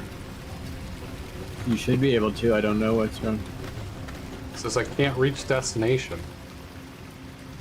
Can you jump? I already used my action. Jumping's a bonus action.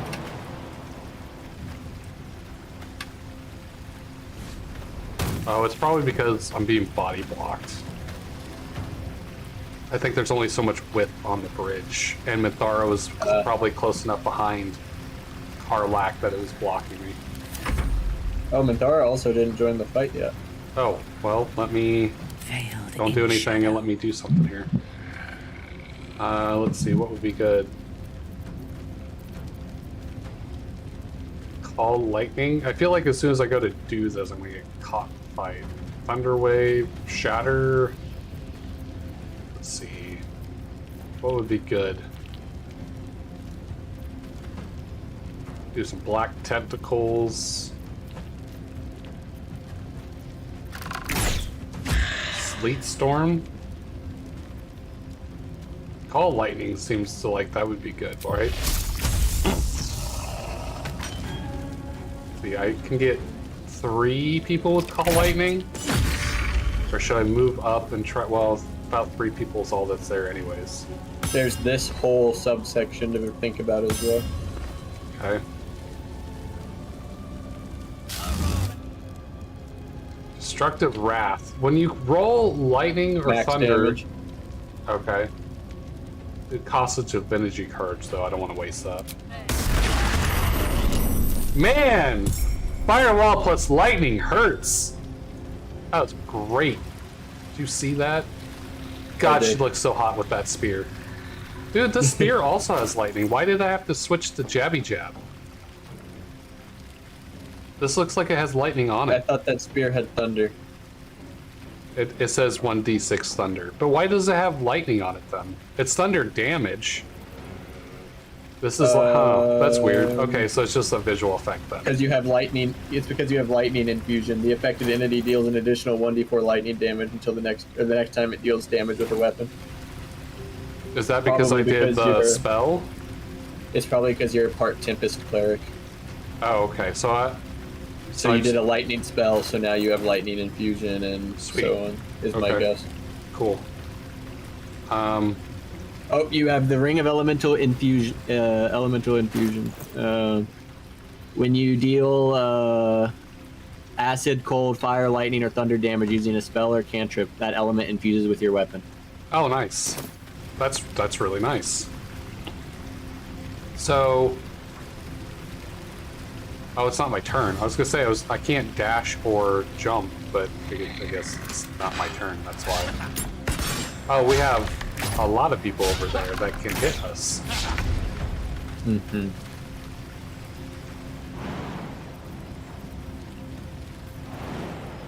So activate Call Lightning. Call down more lightning and hit all targets within range. So I can use that again without a spell?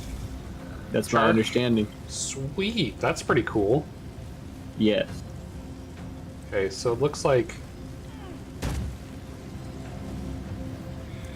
I might be able to get 4 people here on the side.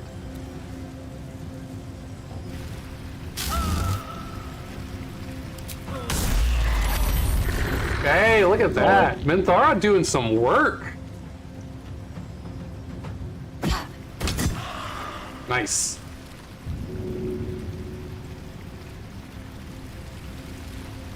That firewall's still doing I seek good. an advantage. Yeah, I think everyone over there is going to get killed by the firewall before they do anything of value. Maybe that fighter in the background might live, but...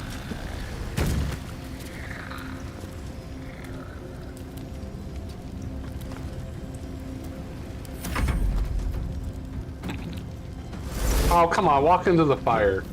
Psionic Backlash, reaction. When nearby an enemy casts a spell, you use your reaction to deal 1d4 psychic damage for every level of that spell. That's such a good fucking counter. Yeah. Ooh, counter spell, what are you doing? Magic missile on 3 targets. I don't feel like that. It's not worth counterspelling. Counterspell, yeah. 6 damage to Carla. Yeah, that's like nothing. Oh, everyone's dashing. Beautiful. Yeah, go through that firewall. I love firewall. Firewall is just such a great skill in almost every game. Mm-hmm.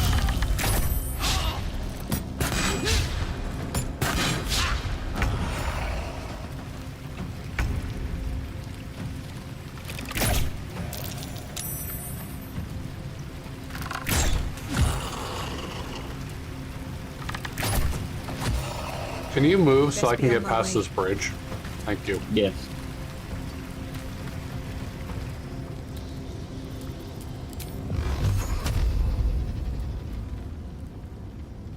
Dude, the champion, like, died before he even did anything.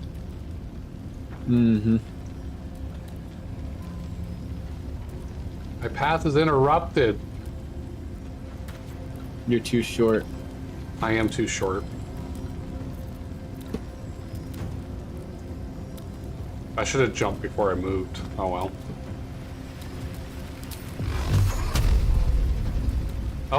Oh, I can hit this guy. Get him. Think he might be the only one I can hit? Pew pew pew. Maybe. Trying to get the 7 guy because I could probably kill him, but I'm just too short. Bob, I'm too short. Grow taller. Well, it says I have some clearance, but it's like 5 feet above his head. Do you think it will still hit him? Not likely. Does it have a percent chance? beside you? 95. Then yes, I guess actually it will. Huh. Whatever works.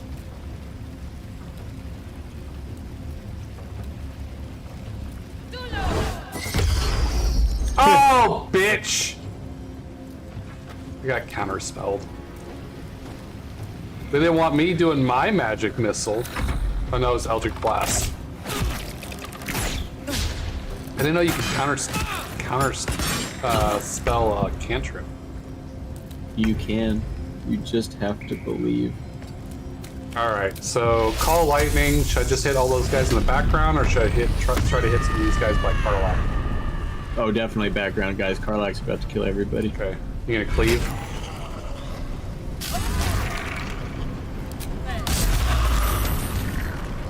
I got you, Carlac. Oh, I can't use my reckless attack or my frenzied strike because I raged this turn. Oh well. Makes we'll sense. be fine. She's raging now, so this is no problem. Man, did you even need to rage at this point? We're like almost had the battle done. Oh, we're still. If we open some more doors, we can bring that rage on into another. Hey, Bubba. A lot of fighting left.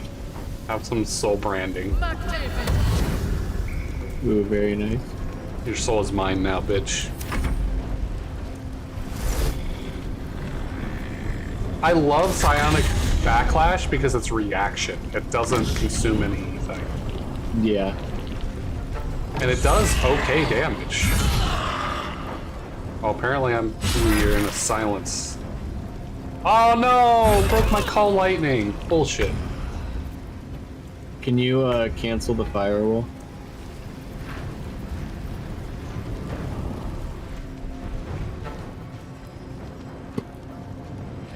Thanks. Man, my movement sucks. I'm too short. Too short. I try to get out of this silence bubble so I can do something.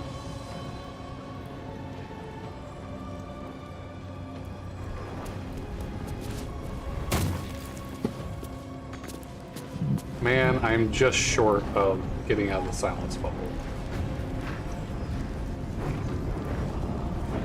I can try throwing something if you need me to, otherwise... Nah.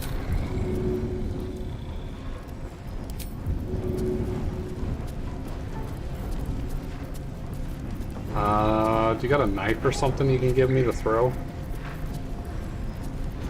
Probably. You have a crossbow. Oh.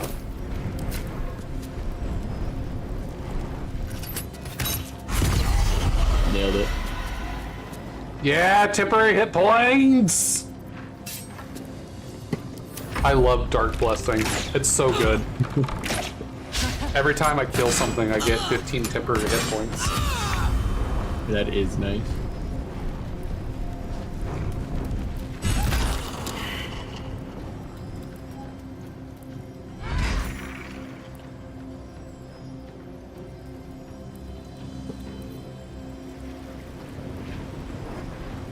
It's so far away. Do you want me to go to where that guy is, or do you want me to follow you to the door? At this point, there's so few left. I don't think I'm going to be able to successfully extend Karlak's rage. So, doesn't really matter. If we want to finish him off, we'll just keep rolling into the next fight. I can, like, unarm attack or something with one of my characters to keep her rage going.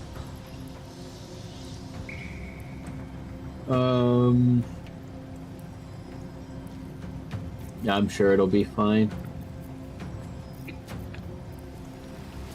Because I could unequip the spear or the staff on one of my characters and just punch her. Yeah. She just has to take damage or make an attack. Correct. I don't even know. We then need to drag her all the way from where she is into one of these rooms, and then not just through the door, but into the room. It'll probably take multiple turns of doing it. I don't think it's worth it, is I guess what I'm saying. Okay. If she just... Well, if we go out of combat, she's going to lose her rage anyways. Correct. So we're going over here then? Here. Oh, okay. I saw the ping wrong. Oh well, that's not it. I pinged after you moved. Oh, okay. I just thought I saw a ping over in that direction before I moved. Negative.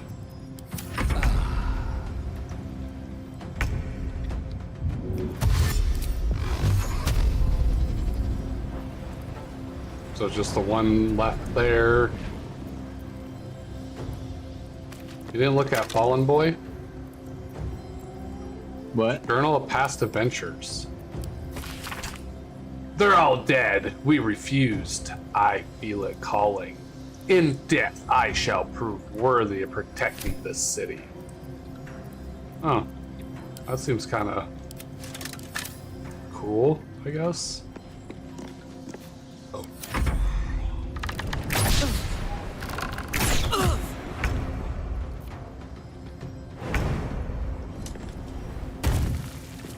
I will not fail. I will not fail. Breathe deep and move. Whoopsies. That's a lot of people. Yes. Is there more people after this? Yep.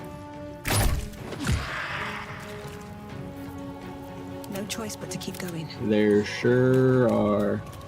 Well, that sounds like fun. Hope so.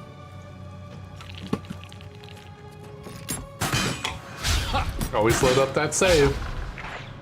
You're the one who just commented about not liking save scumming and living with the consequences of your actions. Yeah, difference is I kind of did this on purpose, as opposed to actually choosing. Perhaps you should have considered that. I did. I still would have done it again. Then we're playing on the correct timeline. Okay.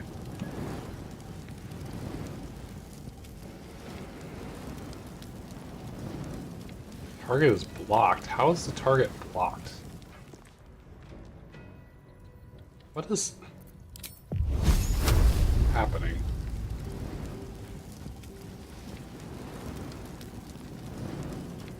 How? I don't understand how the target is blocked. How is target blocked?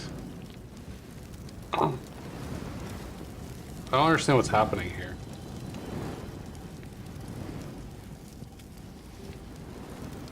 Oh, oh, oh, oh, oh, oh, oh,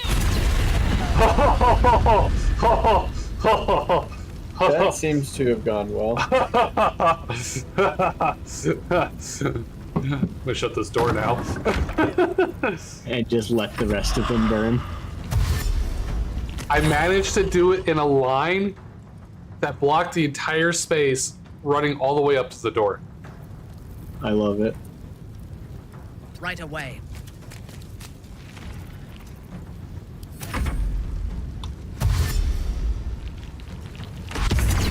They're dying before they can even get halfway through it. Like the mage, he walked around, took like 3 steps into the middle and died. Wow.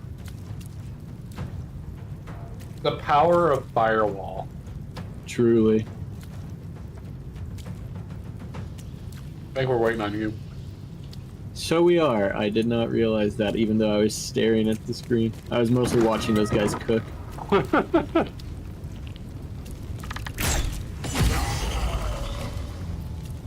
Do you love my beautiful firewall? Yeah. It's making short work of these fellas.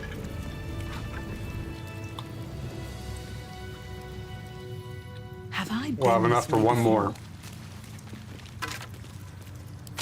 Well, we got one more. I don't need any attention right now. Cemetery blue torch.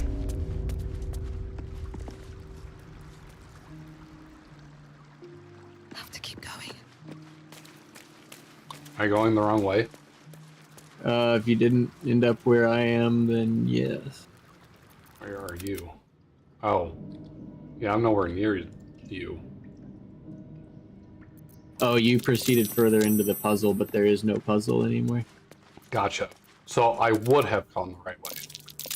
Yes. You've been found out. Wait till I get there before you start doing stuff. I'm gonna shoot this guy, but I'm not ending anything. Oh, it's like a chess puzzle. I think I've done stuff like that before. That would have been fun. It was, in fact, a chess puzzle.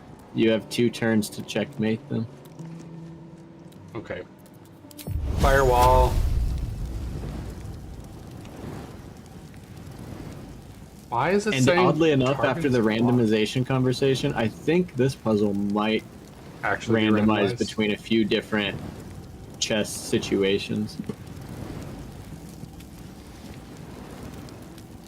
Alright, am I good to do things? Yep.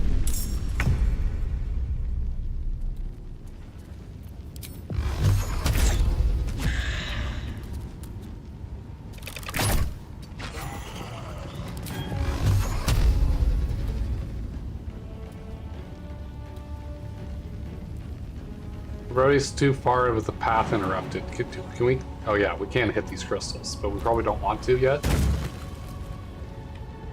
They do serve as a nice barrier. Yeah, and I'm already hurt and squishy. I think I'm just gonna stay back here and just not hit anybody. I'll let the firewall cook. And then I'll jump out if I have to. Oh, Circle of Death is an action. Oh, I can only do it once per long rest. Okay, that makes more sense. Yeah, because I can't Eldritch Blast my way through this. Or, I mean, past this. I'd have to go through it. And when I have convenient firewall up, I'm not in any hurry to jump my cover. Yeah. Although it seems most everybody out there was a bunch of ranged types. Which is why you should have stayed behind the barrier to draw them into the firewall. Yep, I thought they were going to be more melee types like that guy who just died to the firewall. Firewall's fucking great. So good. One of the best spells in this game. Truly. Remember when we double firewalled? What about second firewall? Asking the real questions. Okay, I don't have a whole lot of spell slots left. Do we want to use the rest of them on this fight and then like take a long rest after we finish this, or? Yeah. Okay. So we don't want to proceed to the next chamber without resting up, I don't think. Okay, so I'm good to burn? Yeah. Be aggressive. Be aggressive. Dude, this Call Lightning is fucking amazing. It's so good. I might as well use Destructive Wrath then, since we're going to be resting. Yeah. Instantly fried. Oh! Fallen Wizard cast failed counterspell on Mithara. So I get to hit it. That's great. I get to hit it even though he failed. Yeah, your spell was too high level for his counterspell. Man, Minthara's kind of a badass now. Facts. Oh, I have been silenced. I have been unsilenced. Happy. Do you want a soul branding? Do you want it on you or Karlak? Probably me, because Karlak can't get to anything because of the firewall. She's also about dead. Do you want me to drop firewall? I would rather them run through it, but if you pull Karlak back. Well, 3 of them probably won't even try. If you pull Karlak back, they will. They're shooters. They're not. Can they shoot through the crystals? No, but they also can't shoot if they come up to the crystals. Is my concern anyway. I think they're gonna just stand around and go grr. I mean, we can always break one of the crystals and then back up from here to allow them a path. Yeah, do it old Age of Empires style. Have you ever used that strategy in Age of Empires? Oh yeah. Leave one little path and then have it walled, so it's just a death box. Okay, that was the only way to play Age of Empires 1. It really was. Honestly, it really was.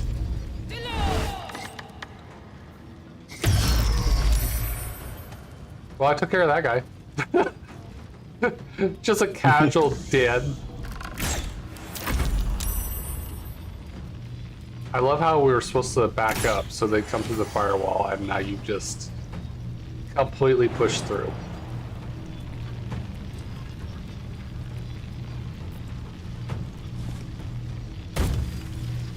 Say what? I don't think that's going to be far enough in that. Well, I killed 3 of them. So, if not... Oh, what? Karlak. Oh, they can shoot through the wall. Because Karlak was in full cover, and they just shot her anyway. Okay, well I guess it doesn't matter then. Oh, apparently I'm silenced. I thought I walked... Oh, they moved the silence. They added a new silence. Onward.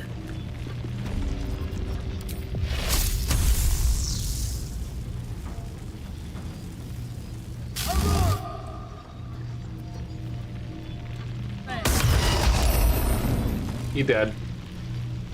Dominated. Dominate you. Dominate your soul. My soul now. Do you want me to drop firewall? Yeah. Another step forward. Nice. Good shot. Open up.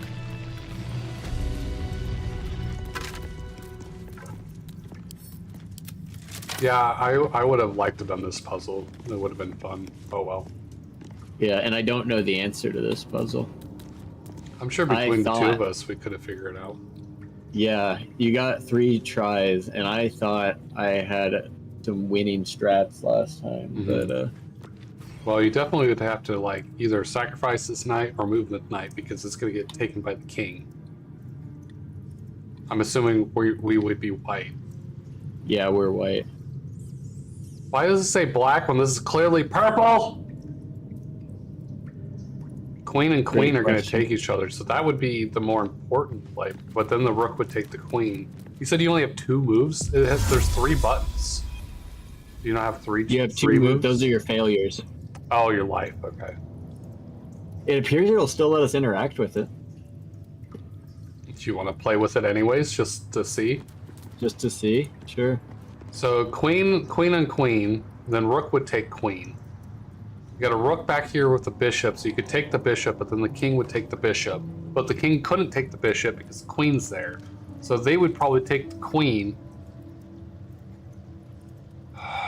Which means you could move the rook up.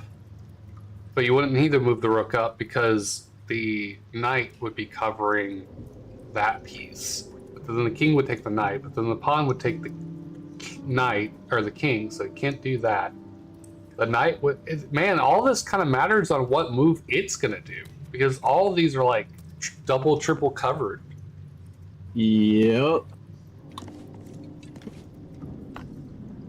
So, because then the pawn could take the pawn, and then the pawn could take the pawn. Sorry, I'm just trying to see what's going on. I would think moving, well, if you move the rook over, then the bishop could take the rook. I don't think there's anything covering that rook from back there, no. So you could take the knight, our knight, and take the black bishop, the purple bishop, and then the queen and the rook would be covering the bishop. The king would not be able to take it. Our knight can't get to the bishop unless I'm looking at the wrong one. Oh no, you're correct. I was at a wrong angle and it gave me a different perspective. Otherwise, that would probably be the move. Man, this is a thinker. It all depends on what they do. Like, that's the most important part here, because you could do all kinds of things. Because you could take the white pawn in front of the purple pawn where the knight is. Yeah. You could take that pawn, and that would check the knight. So the knight would have to move unless you got rid of that piece. And if the queen took the pawn, then your queen could take the queen, and then but then the king probably could take the queen, because I don't see anything covering that. Interesting. So if I would think rook takes black or purple bishop, right? Okay. Then the king can't take the rook, but the queen can. So the queen, so either the knight would have to move, or the queen, or the king would have to move, or the queen would have to move. So my assumption is the queen would take the rook, and then your queen could take the queen, and that would be checkmate, because I don't see any other way. Okay, so hold on. So we got two. Oh moves. no, because so then the king could take the queen.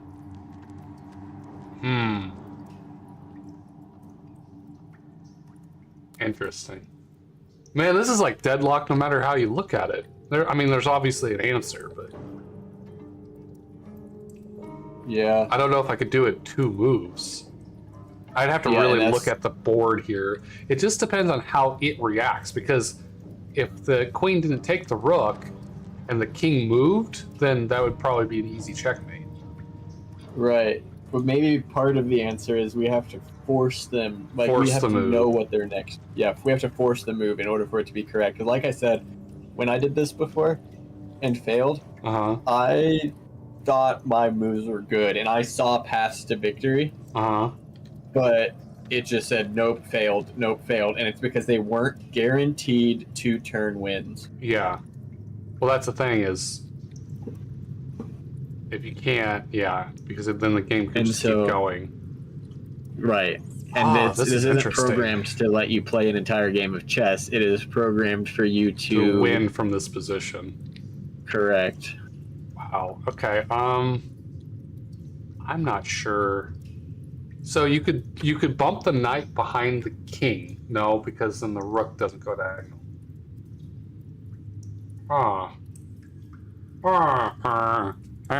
Yeah, behind the king is exposed. What about beside the king? Exposed. Also it's exposed. Okay. Well, yeah, because the king could just take it, because there's nothing keeping the king from taking it. Because then even if you took the pawn to the pawn, I guess you could...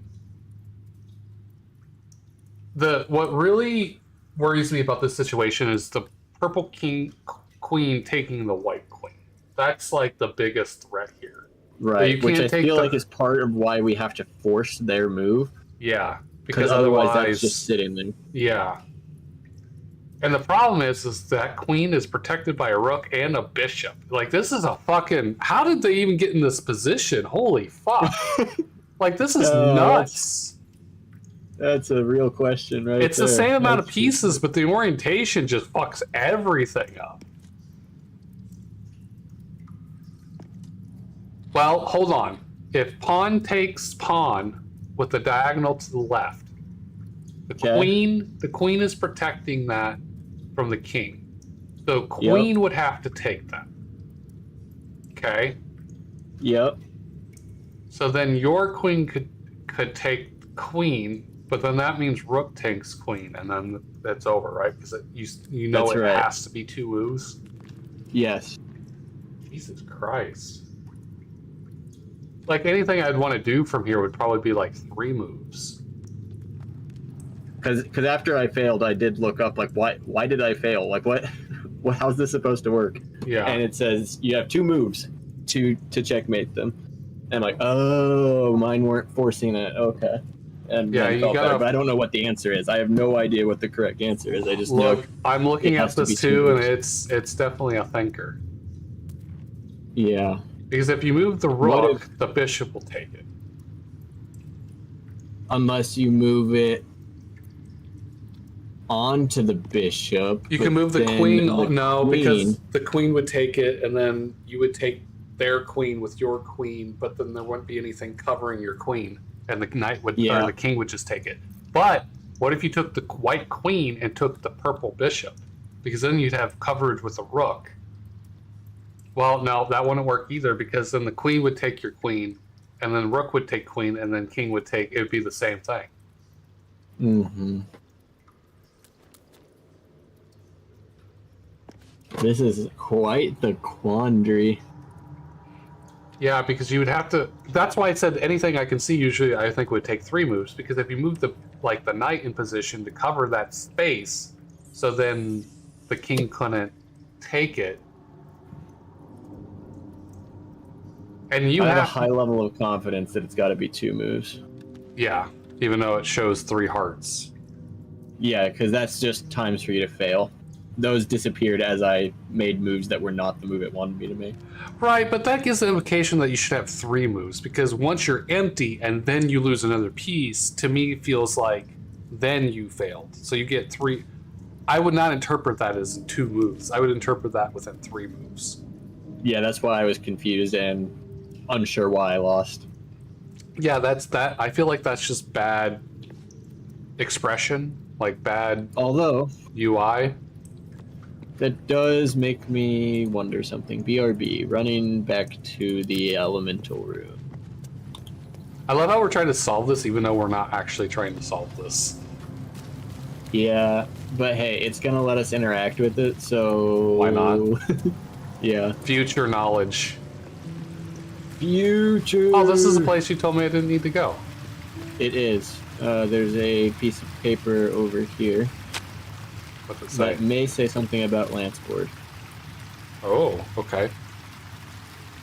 A Lanceboard trial? Bloody Lanceboard trial? And the ground shakes, crystals fall, and I can hear the rustling of metal against the rust. If this is the end, let this be my record. Then we must run. Okay, that's not helpful. I thought maybe it would say something useful, or like, only 2 tries to get this right, or like, some, like, be the missing piece to the puzzle here on the only 2 tries thing. But, Reference to a knight or king or a queen or something. Yeah, but I'm just wrapping back around instead to your statement of not super clear on the design. Question. You said you looked it up, and you irrevocably said that you have to do it within 2? That is what I have a high level of confidence of, but it's been a little while since I've done it, and like I said, I don't know what the answer was. I just remember reading that it said that you had to do it in 2, and then me going, oh, well, that's why I failed. Maybe I'm just, because I'm not thinking about it or I'm missing something, but anything I go to try to do feels like it should be 3 turns. If there's a way to do this in 2, I'm just not currently seeing it. Right. Or you have to move, like, not necessarily take a piece, and there's a move away from taking the piece that you have to do. But the problem is I don't see a whole lot of...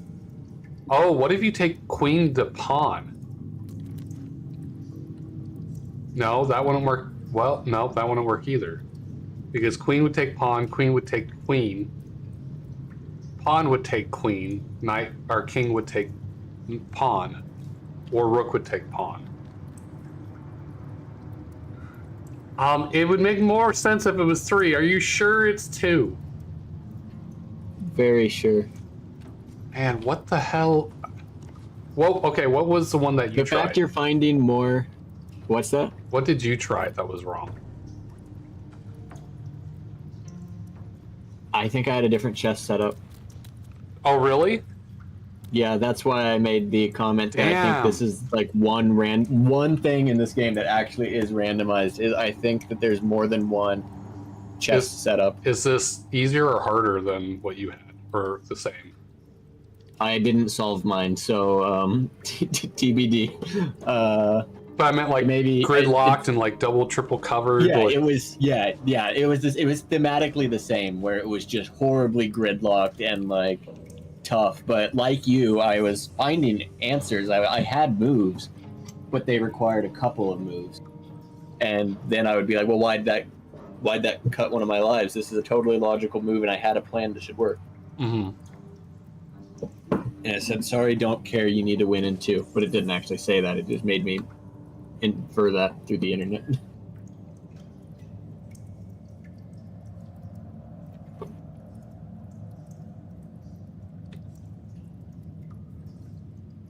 I feel like you might have been onto something with like the weird move that's like kind of off the wall, but at the same time I feel like controlling their move is critical. Like we basically have to put their king in check with the first move and then checkmate them, because that's the only way to control the board completely. Right. Which I feel like is part of how this is designed, is that there is a move that's correct, and it's because the enemy will have a move that they can do, and they're doomed, they just don't know it yet. Right.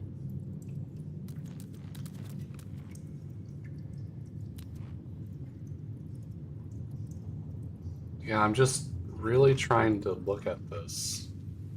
Because then what we're seeing is reaction to our moves.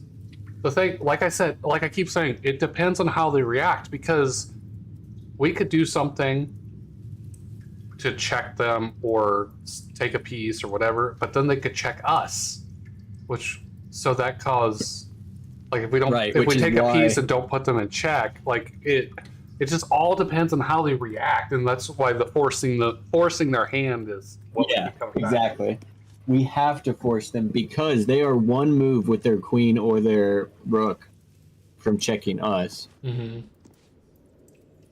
In fact, we're in a pretty sketchy position ourselves with their queen and rook over there. So, like, whatever we do has to... Ooh, hey, oh, hey, no, maybe not. Oh, I was so excited for a second.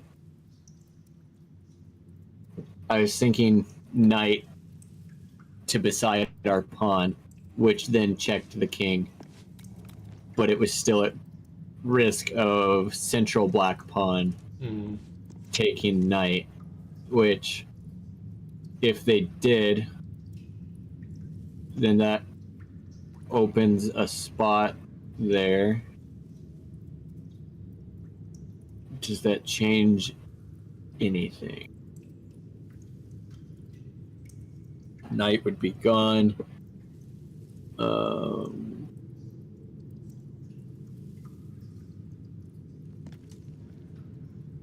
I don't think it does. Yeah, I don't think that's it.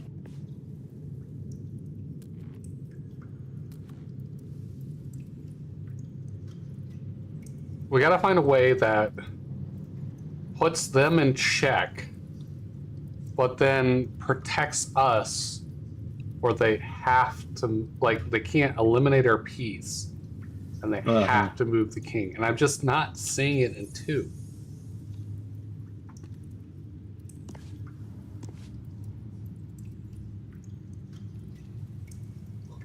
Because no matter, it seems like no matter what I look at, they just eliminate the threat by taking it with another piece. Yeah. And I keep seeing ideas for ways to creep in on them, but they don't immediately check them. Like if queen takes bishop, then queen takes queen, then rook moves over one to check the king, then the queen just takes it because of the diagonal. It's set up so, like, I don't even know how you get this to this point in a real game. This is insane. The amount of double, triple coverage is crazy. Yeah, thinking about the game that surrounded this moment right here is wild. Like, what is going on?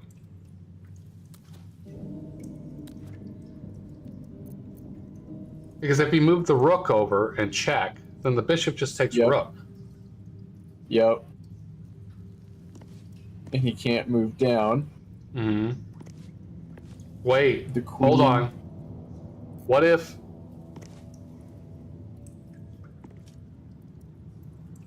Hold on. I think I thought of this earlier, but the knight wasn't covering. Oh, no, hold on. Maybe the knight would cover this time. So, okay, here we go. Here's a thought. See, tell me if I'm wrong. Okay. Rook moves over 1, checks king. Bishop takes rook. Queen moves in front of bishop. And then the king can't take the queen because the knight is covering the queen. And I don't see any other piece that could immediately take. Goodness. Would that work? Am I being dumb? That feels right. Because queen wouldn't be able to hit it because it'd be on the black square. The rook is nowhere near it. I don't see any pawns or knights. The bishop can't move forward, right? Yeah.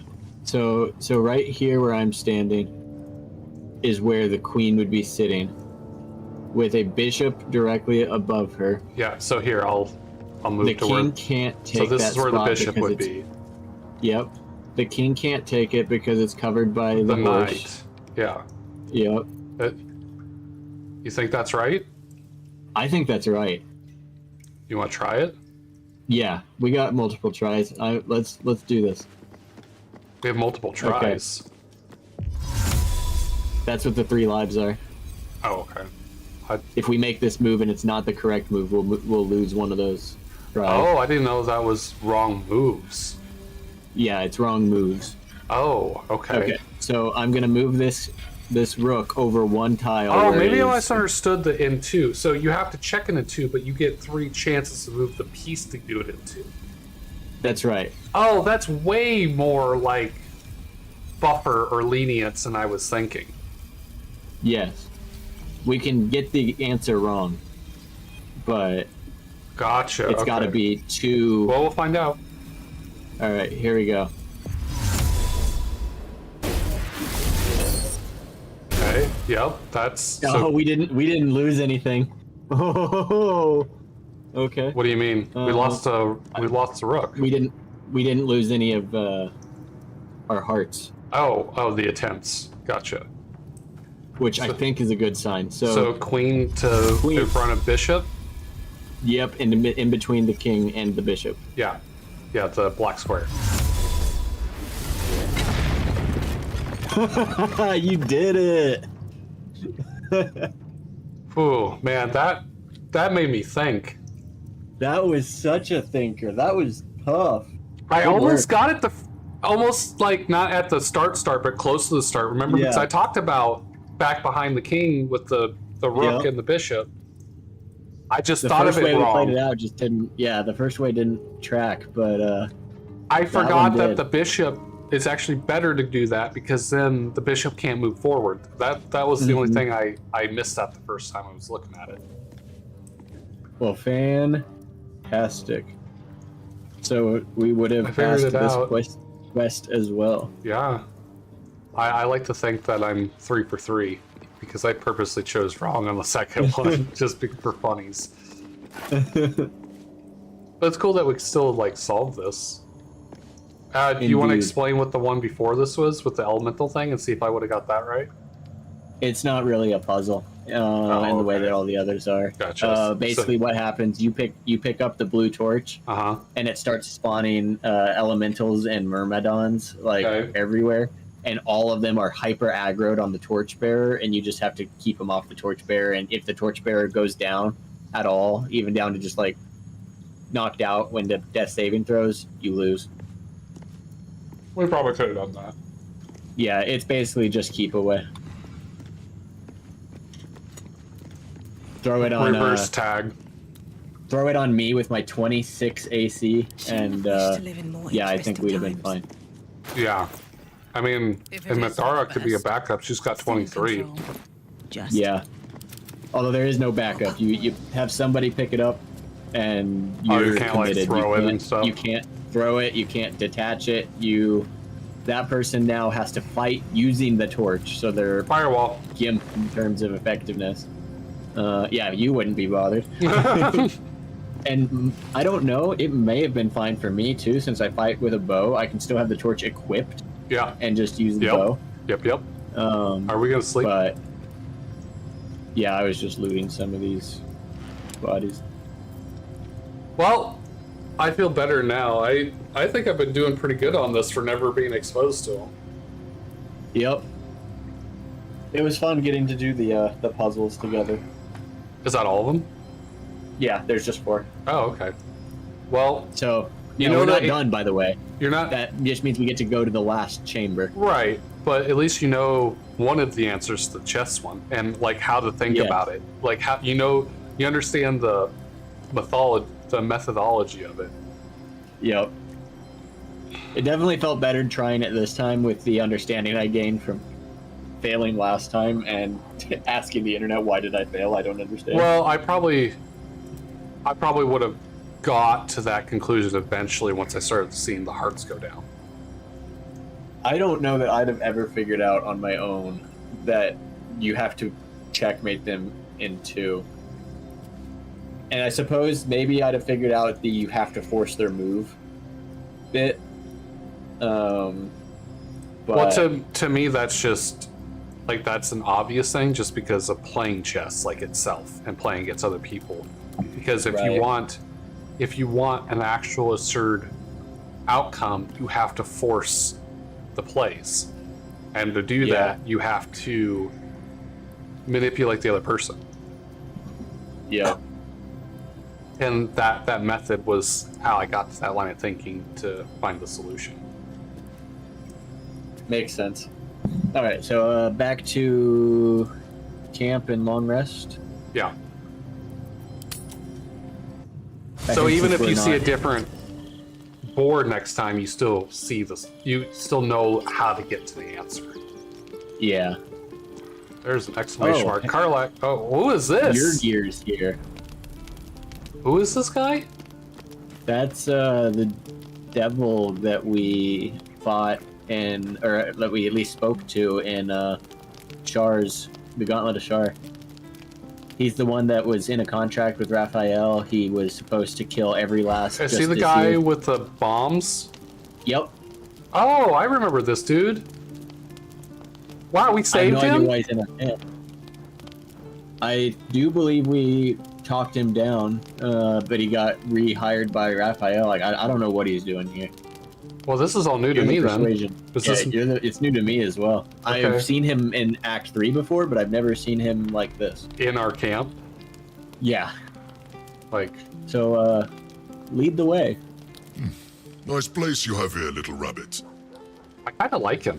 Could use a few more trophies, perhaps. He called us little I'll rabbit. keep this short, or my absence will be I noted. am little. You need the Orphic Hammer, and I know where you need to look. Oh, the he's come to House help. of Hope, our mutual friend.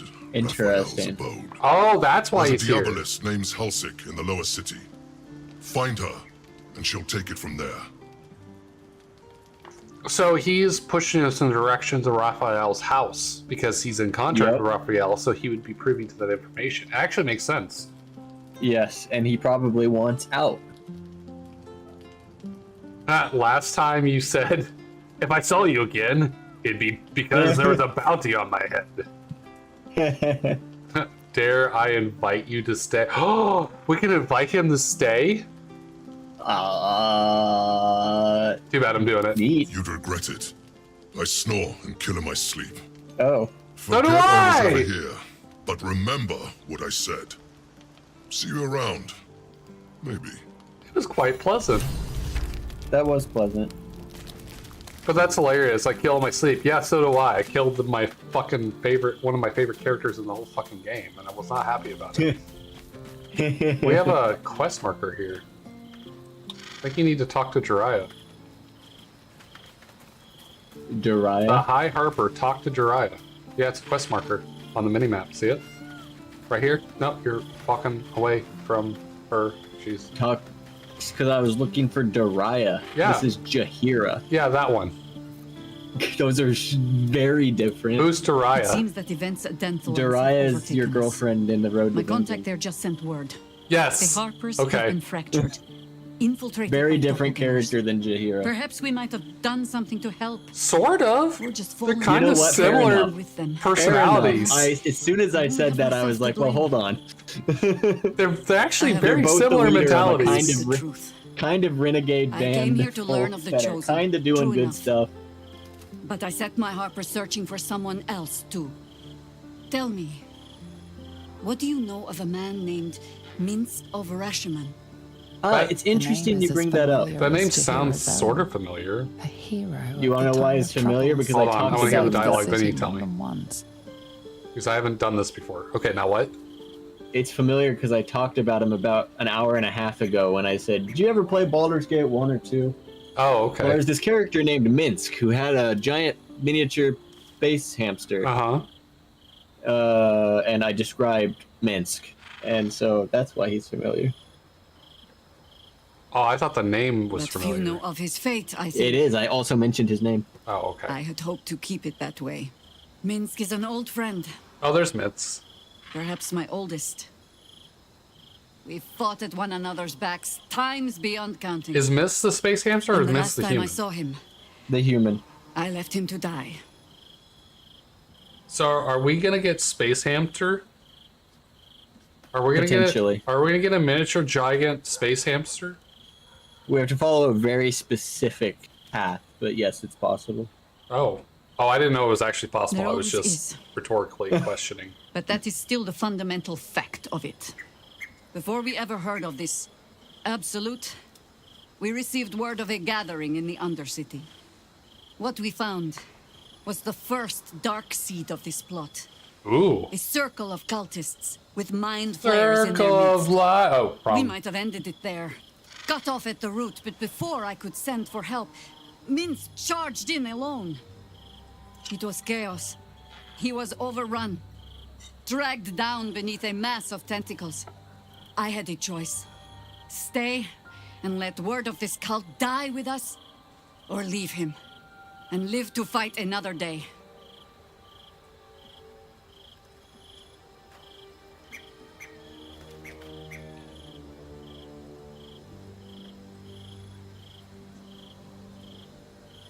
The world takes much from those who presume to defend it.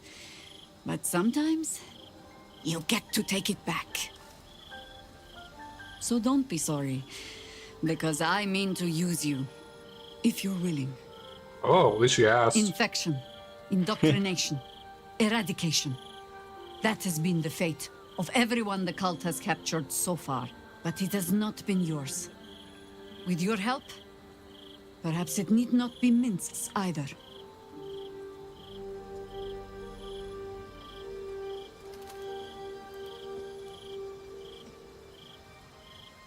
As simply as that? For no other reason than that I asked? Perhaps you two will get along. Oh, the point is moot without a means to find him. Without the Harpers, we shall have to find another path. I'll have a better idea of what that is once we're through the gates. Seems I need to reacquaint myself with this damned city. Yeah. Yeah. Yeah. Is there anyone else we need to talk to?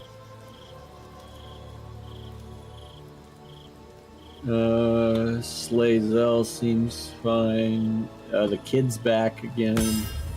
Halzen seems fine. Fuck that kid. Shadowheart. Doesn't look like it. I hate that kid. Tried to murder him several times. He just keeps coming back. Unstoppable. Literally. Like, why can't we have them at the end? Because they're invincible.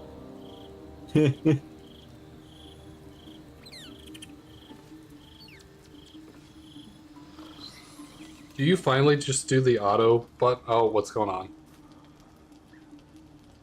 Oh, okay, it was just sleeping. I thought the hotel thing was our base now. It is, but only when we're in Baldur's Gate. We're out of the city right now. Oh, okay, I guess that makes sense. Well, I feel much better now. Yes, that's our flower field.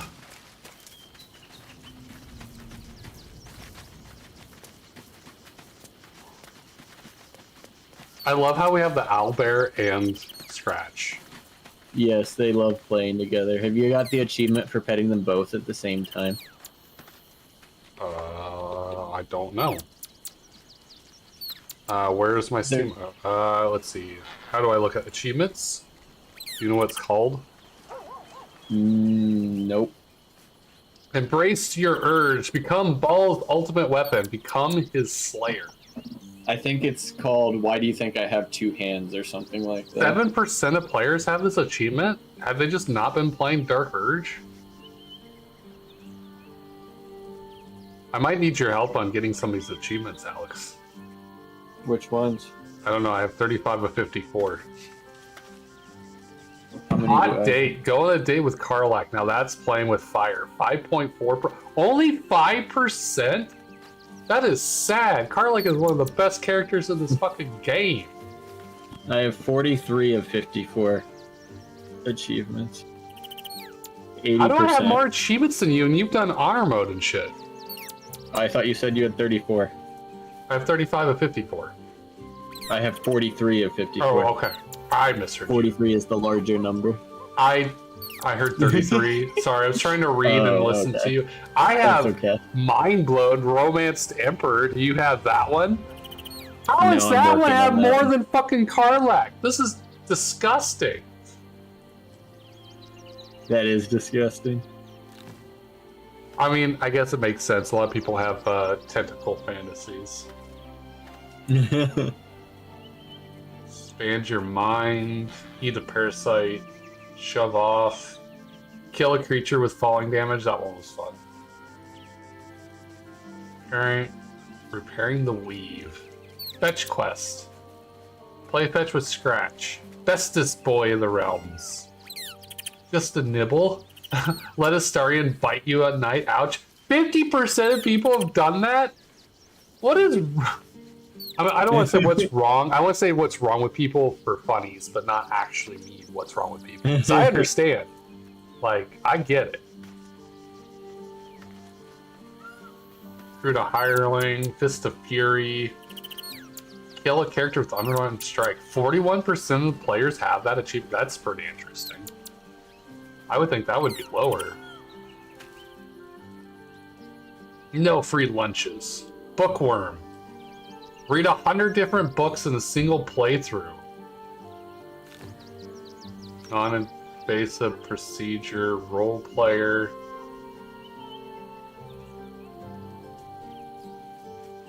Escapist, plot thickens.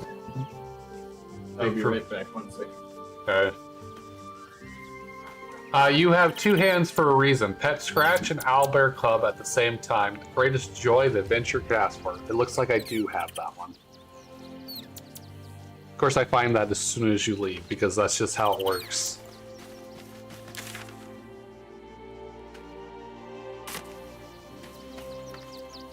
I'm gonna talk to Minthara while you're away.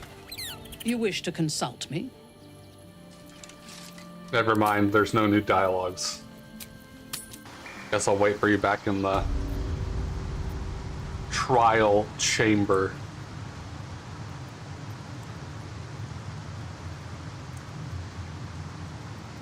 Bubba's on a side quest again. He's away from his computer.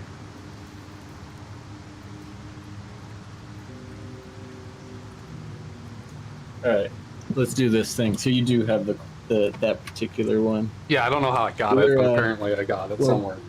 We're about to have an opportunity to get an achievement if we play it right. I have absolutely no idea how to actually do it, but we'll see how it goes. Okay. Shall we enter the ominously named entrance? It just says entrance. What do you mean ominously named? I feel like we've already entered, and so it's ominously named to me because we entered like way back there. Why is this the entrance? I just see the I've giant dragon decided head that's on it. ominous. No, That it's seems friendly pretty because it's got a ominous, big old giant bronze dragon head on the front. That's a good Oh, thing. hey, it does. Because it's a friendly dragon. Yeah. Not Did you going already to try go to kill through it? us in any capacity whatsoever. Exactly, that would be crazy. Are you coming down, or? I was trying to figure out where you were at. Don't forget to talk to With courage Baldur. does the hero march, fettered by the taxing chains of fear. Chains of a fear. stalwart soul must ever persevere. With insight, Okay, we're gonna get bogged down with debuffs. guidance born of ancient wisdom proven. Peace, not strife, the undenied conclusion. With justice does the hero rule. Jesus, Lead there's a not lot. the guiltless lamb to bloody slaughter, nor cleanse the lion's sins in sacred water. With strategy Oh does my the God, what do you hero want scheme. from me? A cunning mind, 100 steps ahead, your allies close, your rivals stunned in dread. Worthy you Jesus! are found. Go forth, hero, seize your fate, and rise, great worm, heart of the gate. Heart of the gate. Enduring that self-righteous poetry was a greater trial than any of the ones we bypassed. I love you, Minthara. Oh, that was an incredible comment from Minthara. I love her cape. It's a good cape. It's a particularly good cape. Alright, well, save time. Yeah, good call. Very good call. I have a feeling that these aren't going to go as suggested. Wait, is that a dead dragon? Oh. Oh god. That is... Hells. The great worm is nothing but bone and memory. I don't think I'm going to like this. Anything of use? That's a really pretty waterfall. Isn't it? I don't think I'm going to like this. This is going to be a zombie dragon. Oh, fuck. We're in it for a fight. Why do you feel that way? Because I'm right, as always. Ah, look at that! Looks like Shale's right again. Hey, Shale's about to get an explanation for why I was geeking out about that song earlier, too. Right now, I'm a little focused on the zombie dragon in front of me that's reconstituting itself. It'll be fine. Remember, it's a friendly dragon. It doesn't look friendly. Also, zombie dragons don't follow the same rule set as live dragons. That's probably true. That's not probably true. That is entirely true. The dragon's spirit floods your mind and memory in a great torrent of power. He is with you. He is within you. He is you. The next words that spill from your mouth are not yours, but the worm's. I am Ansel, heart of the gate, butchered in flesh, risen in spirit. Okay. Search your mind for what possesses. Try to scream. Bite back the words. I mean, I kind of want to hear what's going on, so I guess search your mind for what possesses. Ansel wends his way through your mind like an unstoppable river. Your body is unmoving, yet thought flows effortlessly between you. The spirit pauses, and you feel the astral prism stir. Okay. Ansel senses the Emperor's presence Uh-oh. within it. Uh-oh. Uh-oh, this isn't gonna be good. Facey, why have you come? Facey? What the fuck is a facey? It sounds like one of the... It's in italics, so it's clearly a word in the native tongue of Dragons? something. I don't know. I'm beginning to ask myself the same question. Whenever they put it in italics, it's almost always a... it's in the Draconic Dictionary. Okay. I haven't scrolled far enough down to see what it means, but it's in here. Okay. Coward. Ah. I'm beginning That's to ask very myself interesting. the same question. Okay, well, he said a bunch of stuff. No harm, I feel like it's probably the correct answer. But also courage, so never shy away from a challenge. So I feel like both of those probably would work. Definitely not the last one. That's not justice or truth or whatever. But for funnies, I would like to say I'm beginning to ask myself the same question. That is a funny answer. A deep sigh resonates within you. The current stills, only disturbed by the dragon's next words. Brack, my words aren't meant for you. They're meant for him. Oh, for the Emperor. Yeah, that makes The sense. Emperor stirs in the astral prison, then in you, Oh, that's pretty. calm, curious, and detached. Oh, this is cool. Fucking Emperor versus Dragon. Brack means child. Oh, he's fucking Baldurin. I am awakened. Answer. It's been too long. The Emperor? Oh fuck! I never knew that, and that makes sense. I should have fucking figured that out because you said it was in the Emperor's room or whatever, or not. Thom's room. Say that again. Sorry, that last part.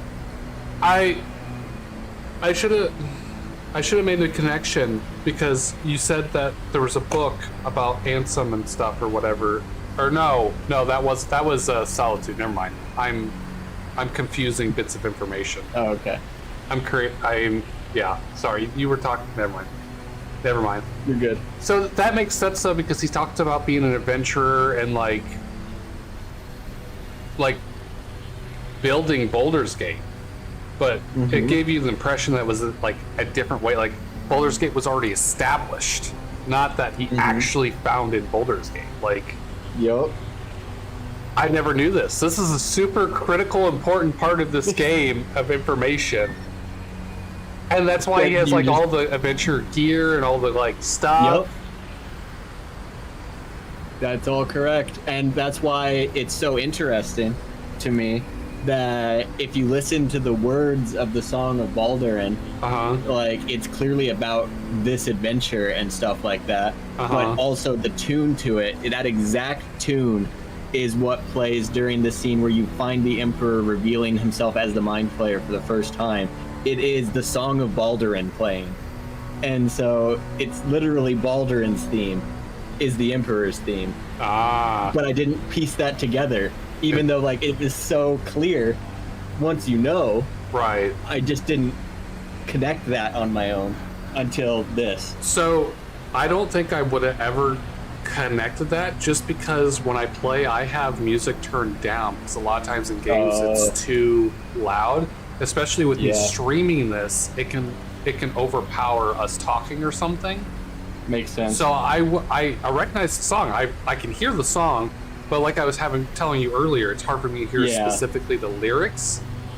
So unless I had looked up the lyrics or I'd like had captions on the game or something, that would be the only way I would have.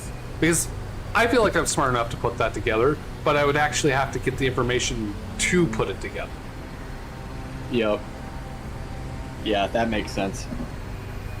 Yeah, he called you Baldurin. Sorry, go ahead. I was just gonna say, for me, it was one of those big reveals where once I had been through this scene once, the next time I hit the scene, your filters were like, "Oh, wait a minute." Yeah, exactly. As soon as I heard that music playing, which that music is a key part of that scene. Like, it's one of the few scenes where they actually like redo the music for the scene. Like, a lot of scenes, whatever background music is going on is just the music they play. But that is one specific scene where they do specifically this song starts playing, and I got there after having learned this and went, "Oh my goodness, that's the Song of Baldurin! Of course it is! Oh, it was there all along." They were trying to tell you. So carry on. I love this part. He called you Baldurin. Yeah, I jumped on that as minute the name got thrown down. You did. A name I once answered to. A name I did not expect to hear again. Least of all from the mouth words of an old friend. Friend. Doesn't sound like they were friends. Yes. And more. Well, one of them betrayed the other, as you may recall. Yeah. Killed me. Yeah, okay. I think we figured it out. You come to dance on my bones, Baldur. Was slaying me not satisfaction enough? Satisfaction? No. You left me no choice. Why? You had every choice. You always have a becoming choice. lithic. I offered you merciful death. You chose to fight. Ah, I see what's going on now. You bring your throne before me. How far has the great Baldur? You know what? I kind of agree with the dragon here. I think I'm on the dragon's side. Explain. Answer the question, Mind Flayer. You owe both of us. This is tiresome. I deserve a reward. Well, we're not going with that one. A touch of reunion. How about letting me go? I don't know. I kind of like this position, honestly. It's kind of cool. I'll just sit here floating in whatever magic bullshit's going on. Yeah, and Plus, learning a ton of deep lore. Yeah, I think answer the question is probably the one we're gonna go with. Yeah. Stillness. Ansur's consciousness hovers just above yours, searching, seeing. Dear Ansur. Enough! I gave you everything, Baldur, and you repaid me in slaughter. It is time I return the favor. Did we get to kill the Emperor, like, right I here? am the heart of the gate. I am the one who roars. God, Let this is my so bones cool. Rise and the storms gather. Witness Baldur. The final tempest has come. This time, you will not escape it. I'm glad you brought me to this because I didn't know this existed in this game, and it's amazing. It is. Like, after I found this for the first time, it was like, all right, everyone I've been playing with, we gotta go do this. Yes, I agree. That is the correct decision. Go Dragon, boo Emperor, LL. Yes, I actually feel like I made the wrong choice with having sex with the Emperor now. I didn't know, though. I didn't know this. This was oh god. 400 health dragon in front of me, and if I move, I'm getting an attack of opportunity. I don't particularly like this. Yeah, and so the achievement I was referring to is I believe there's an achievement for killing the dragon while it's in midair. I don't know what our options are to actually specifically strike it in midair, because I feel like it always call lightning, takes off, and then lands, all within its turn. So like, I don't know. We'll find out. Okay. Well, I'm gonna start shooting it. I guess firewall is probably a bad choice then. It will be pretty mobile, but I mean, you could certainly try firewall. We're gonna have to be able to get close to hit it though, and it will probably move. Well, I was gonna just try to do it like just through the middle of the swath. That way, if it comes near me, at least, like I will be the back of the line of the firewall. Because if I'm squishy, so it's probably gonna want to hit me. Yeah. I'm gonna try to cover as much of this area as possible.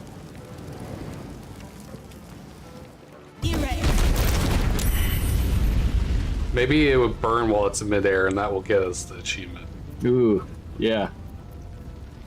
Now you're thinking. Arcane Battery. Toggable passive feature. Alleviate the arcane burden of spell casting with the power of the staff. The next spell doesn't cost a spell slot. I forgot about that. That's actually kind of... That means that gives me 4 spells. That's huge for me because they're all top level spells. Right. It's like upcasting. Ooh, I could go Slayer. Ooh. Are we gonna rest at any point after this fight, or you want to keep playing? Fuck it, it doesn't matter. I think at all times to do Slayer, this is probably it. Or unless you want me to cast a couple things first before. Do what feels right for this fight. This is a big fight. This is one of the tougher fights. Like, don't hold back. If I would have realized that, I would have done Firewall, because I could have probably taken like 2 slash attacks or something. Oh well, I get... Holy crap, I have so much more health. Dragon, meet little dragon. And And we do gotta watch out, there's 2 water myrmidons that are helping him out. Lightning. Mintara. Zap zap.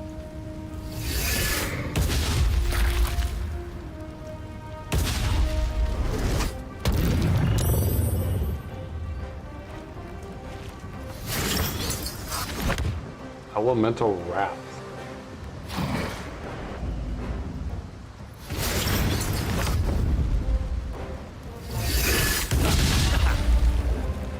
Well, I'm glad all that missed.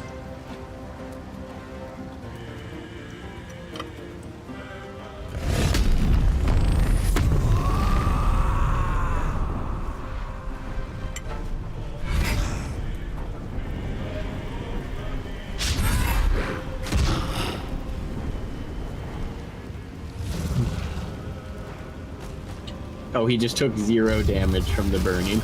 Okay. You didn't check his resistances and tell me. Ooh, that hurt. Oh my goodness. That didn't feel good. That did not feel good for anyone. So is he resistant to lightning as well? Yep.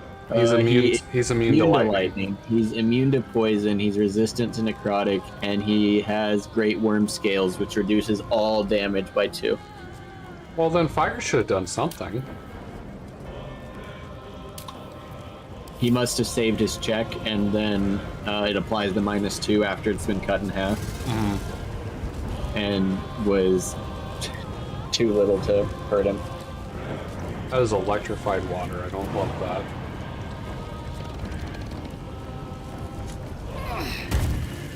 Hi, dragon. What's up, buddy? How about some radiant damage guardians? Oh yeah.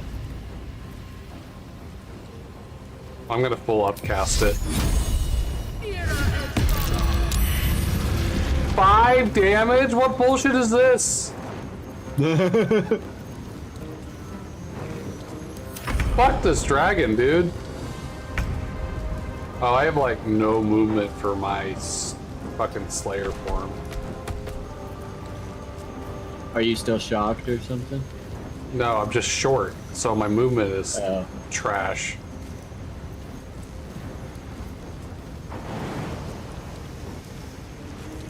Yeah, I can't even jump. I just have to wait. You can attack the Myrmidon beside you. Oh, hey, that's a good idea. I forgot these guys were existed.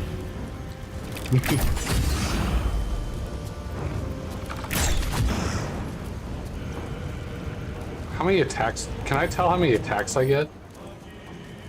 Is there a way that tells me with that? the Slayer? Yeah, like, do I get 2 attacks or 3 attacks or? It's weird. I don't know the exact science of it, but I think if you do it in the right order, you can get like 3 or 4 different attacks. Well, I have Slay, which is an action. 3 turns until long rest. Rake your malevolent claws across the body of your target. I don't know why it says 3 turns. And then So you have an ability rest. that causes targets to bleed. You have an ability that does more damage to bleeding targets. You have a jump ability that may knock a target prone, and an ability that does more damage to prone targets, if memory serves. That sounds probably about right. And it's possible to do all 4 at once, or at least I feel like I've done all 4 at once. They're all in action. I only have 1 action. Yeah, that's why I don't understand it. You'll use one, and sometimes it'll still say you can do others. Brand nearby enemy with a sinister mark so that their death make you harder to kill. Marked targets are dazed, and when they die, you gain +1 bonus to AC. Ooh, nice. I don't know why I wouldn't start with that. Submerged bloodbath. Slash open a foe's vital arteries. The start of bleeding, and then ensuing gush continues to heal your wounds. So their bleeding heals me? Ensuing gush continuously heals your wounds. Revitalizing gore. Affected entity is drenched in the enemy's blood. It regains 4 to 24 points per turn. Is that me? Or them? Say it again. Revitalizing gore. Affected entity is drenched in its enemy's blood. Enemy's blood, so that implies that I'm getting this. And it regains 4 to 24 hit points per turn. So Yeah, I'm that's getting you. drenched in blood and getting regen. Yes. Rake, if the target is bleeding, they are afflicted with contagion poison stage 1. If the target is prone, the attack will be a critical hit. If the target is bleeding and prone, the attack will be a critical hit and the target will possibly become stricken with flesh rot, which is rotting in their own vat of stinking skin. The affected entity has disadvantage on charisma checks and vulnerability to all damage. They're considered diseased. There's a lot of shit in here. Yeah. If the target is bleeding, you deal an additional 7 slashing damage. If the target is dazed, the attack will critical hit.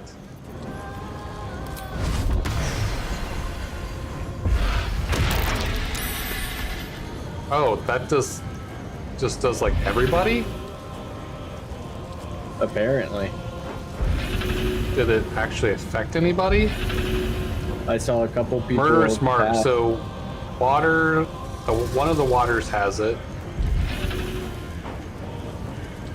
Ball's Murderous Mark. So Minthara has it. Okay, so I did that, and now I have the option to do Slay or multi-attack. I wish it would tell you. So these have the thing as improved extra attack. They say that on the actual skill itself. So I guess Which I know improved extra attack is what allows you to do 3 attacks. Okay. So now I can do Slay again, or I could do multi-attack.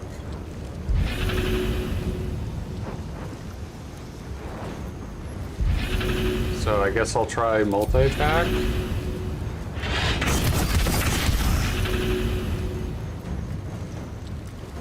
Oh, I have a relentless lunge. I wish I would have known that earlier. That's a bonus action. Well, fuck. Okay, I'm learning. This is like the real first time I've played this. Yeah, that's what I was talking about, how you technically can use all of your attacks in one turn, including the relentless lunge. But yeah, piecing it all together, not easy at first. And I still don't I only got claim 3 to fully off. understand it. I only got 3 off. That's because you didn't do the lunge. The lunge is the 4th one I was talking about. Oh, okay. Yeah, because that's a bonus action. Yep. Gotcha. Okay. Your turn. Oh, so it is. I guess I just didn't hit the end turn. It happens. I do that too.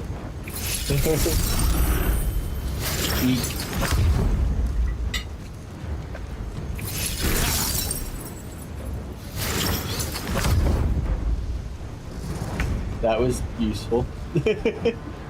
Works for us. Runs up to me, teleports away, runs back to me. Works for us. He is. Is Karlach raging? Yeah.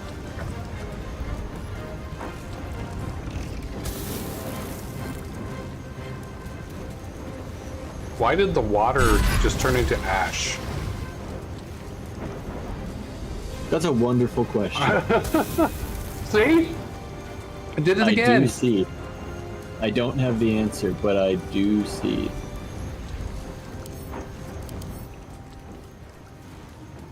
Unless you're gonna tell me that's not ash. Yeah, I'm not gonna tell you that.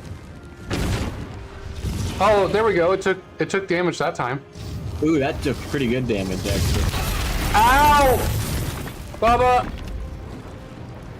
That hurts. Ow. Karlach takes the most. Lean. Yeah, Karlach getting rocked. She takes like 40 damage every time. Is she soggy? I don't know. Can she even get soggy? That's a great question, actually. Let me strike. A bold maneuver. Okay. I think we established that he's immune to lightning. Smite on a undead dragon sounds about right? What? Our radiant smite, divine smite? Yeah, that sounds great. How about a level 4 divine smite, 13 to 58 damage. Also has some thunder damage in there, which is not the same as lightning damage. Absolutely that. 90% chance hit. I like those odds. That was healthy. That was okay damage. I can't do another level 4, but I can do level 3, 12 to 15, or 12 to 50 damage, 70% chance. That's some decent damage for Benthara. 60 damage over 2 turns. That'd be okay for you? That work? Yeah, we like how that turned out. Oh, he's also on fire right now. Just FYI. Right.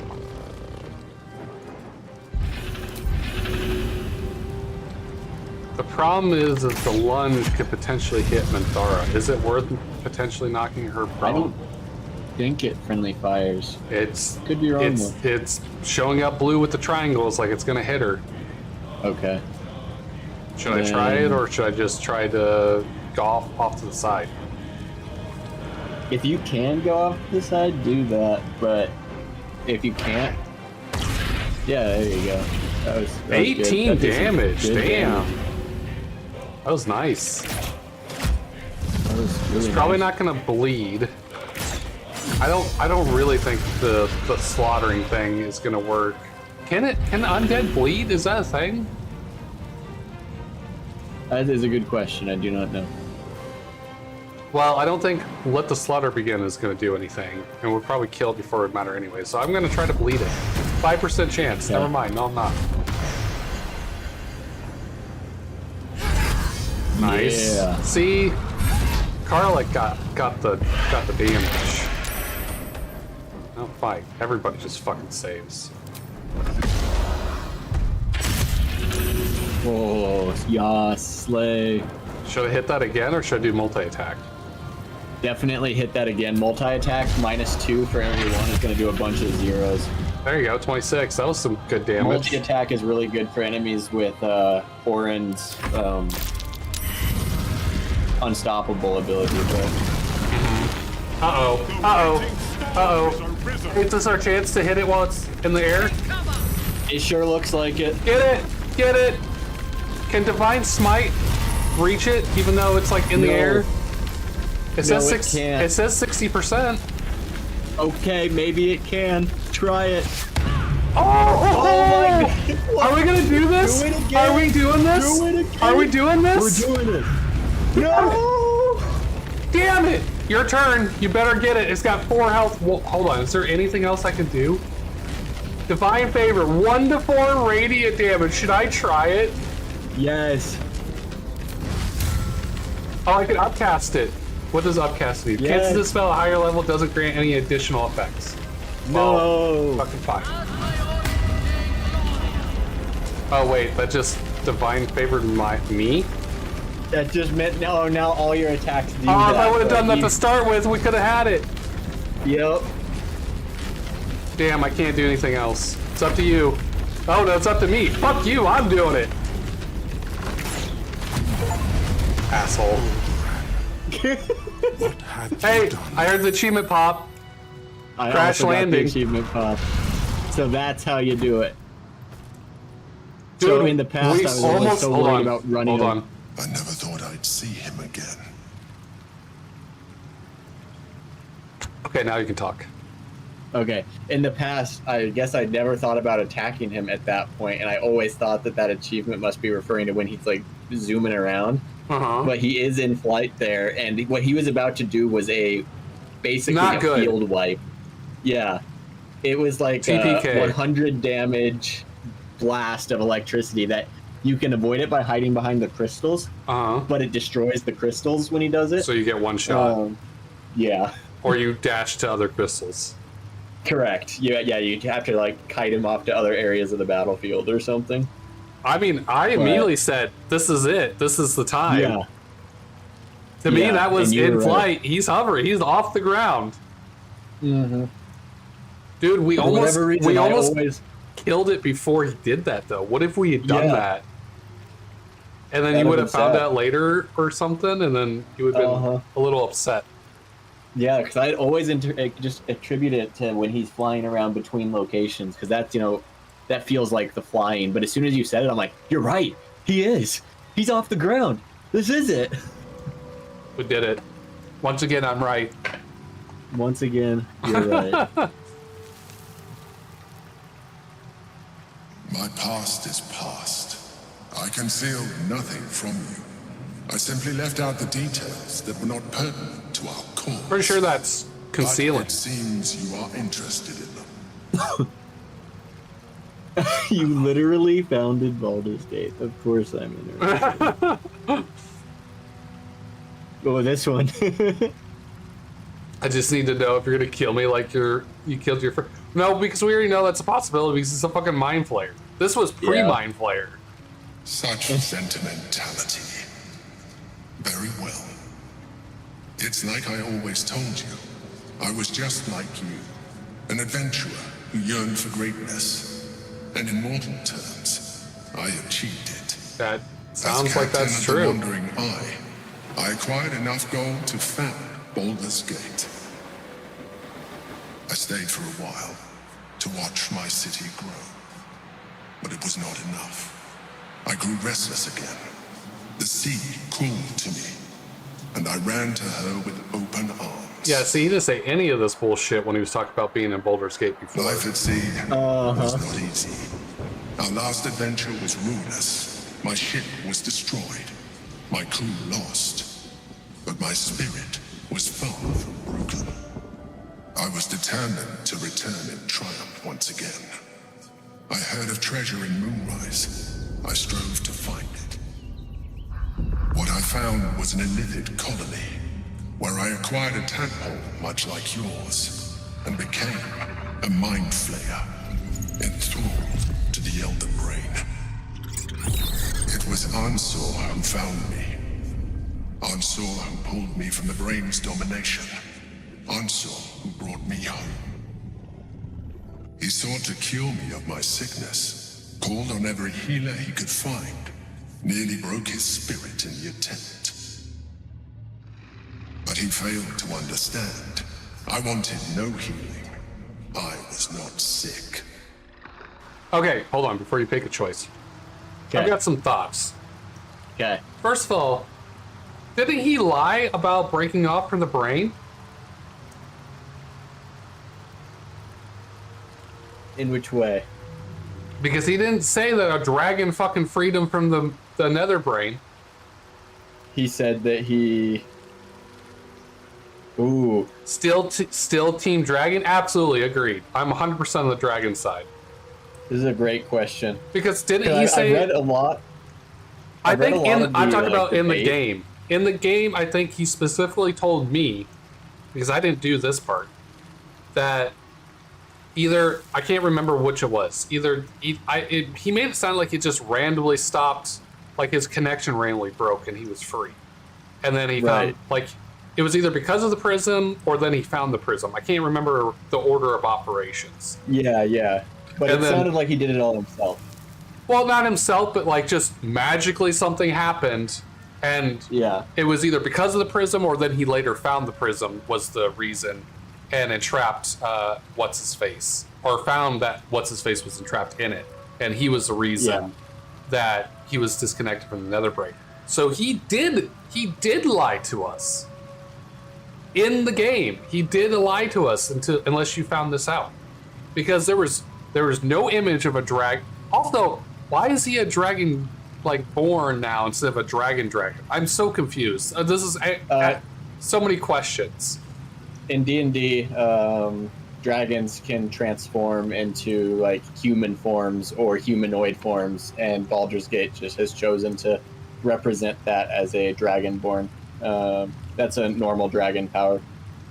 All dragons have that? I thought only some dragons Yeah. have that. Okay. As far as I understand, all full dragons have that ability. I'm not very well versed in Dragons that, work. so I could be wrong. Yeah. That was just my impression. And it might have been just like that story that maybe I had heard about too. Yeah, and it's a reason I'm specifically familiar with it. It's a key function of that campaign I was talking about earlier. Like, there's several dragon characters, and they all transform into humanoid forms. Mm-hmm.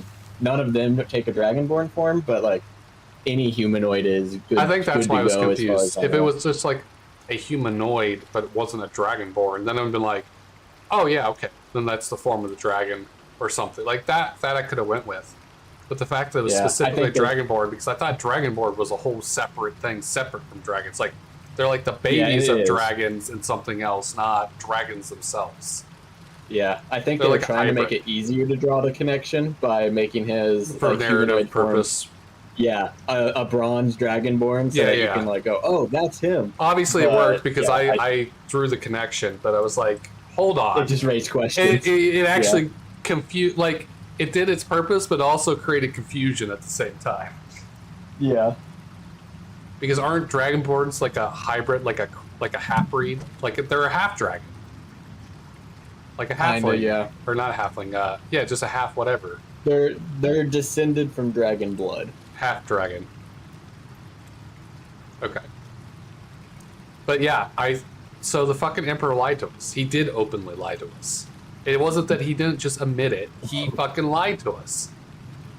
And that's what there's a whole bunch of internet discourse about, is whether he lied or was just so shady about his presentation that if you take only what he said, every word was literally true, but like clearly the intent was bad. And, No, I and disagree. I can't quote for sure which way it falls. I just know that that's a discussion that I've read before, and I don't know enough quotes off the top of my head to pick a side. From what I know of the game, this is the second run through.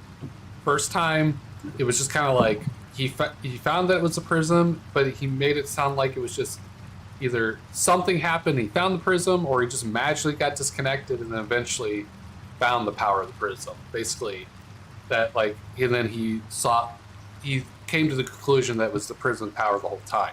That was basically the Yeah. gist that I got. So there's no mention of the dragon pulling him out away from the influence. Like, no, bullshit. He lied. He straight up lied. Which the dragon pulling him out seems kind of an important important detail. to Kind mention. of. That's as important as the fucking prison himself. The fact that he could even do that and break the Mind Flayer's connection. Yeah, That's But huge. That clearly means didn't want to talk. He clearly didn't want to talk about the dragon since he killed the dragon that pulled him out. But, like, that means that dragon has equivalent power as the Githyanki, or the Githyanki has equivalent power as to a dragon. Yeah. Like, that's hugely important. That's probably one of the most important things in this. So do you find yourself leaning towards an Orpheus run? I haven't done it before, so if you wanna. I haven't either. You wanna? Yeah. Okay. Let's do it. All right. Let's do it. I've never accepted Raphael's help and stuff either. Like, I've only completed this once, and I did not do a lot of things. But I've still done things different than you, which is funny because we've done a lot of similar things, but then at the same time we've done opposite things. Yeah, I've also not accepted Raphael's help, and so I'm kind of interested to see how that goes. We can do that too. Also, like doing the House of Hope is so interesting and so much fun, but to see the other side may be worth Can we do both? Worth exploring. We can't accept Raphael's help and fight Raphael, but we can still explore the House of Hope as long as we don't get caught and we don't take the Orphic Hammer. Then we should still be able to explore it. Okay. Well, we'll just leave you for your direction on that. Yeah, we'll cross that bridge when we come to it. In the meantime, how do we feel about this? Yeah,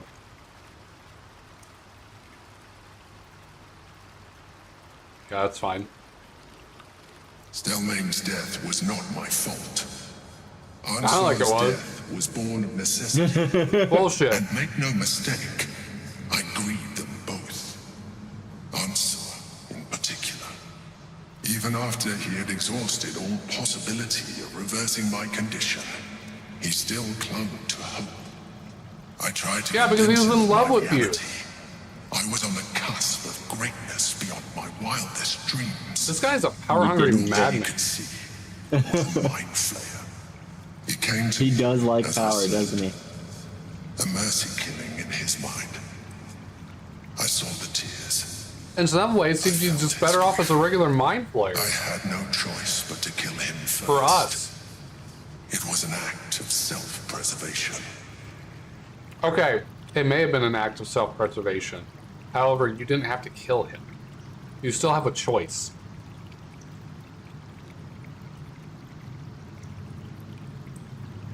Yeah, just let him kill you. Why not? Put simply, yes. And being alive even more so. Do not think that I am ignorant of what I have lost. I may not regret my actions, but I do regret that they were necessary. While the past is beyond my influence, the present is not. You know what It I is hate? time we move on. What? 2 nether stones remain in the hands of the chosen. We must find them before we confront the brain. I have a very similar attitude than him on that. I don't regret my choice, but I regret that it was necessary. Like, yeah, that's almost word for word something I would say. Yeah. And you were just railing on him. Yeah. Oh, what is this? very Baldur's good Giant Slayer. Holy shit. Is this? I think this is better than the Fire Sword, isn't it? Oh yeah.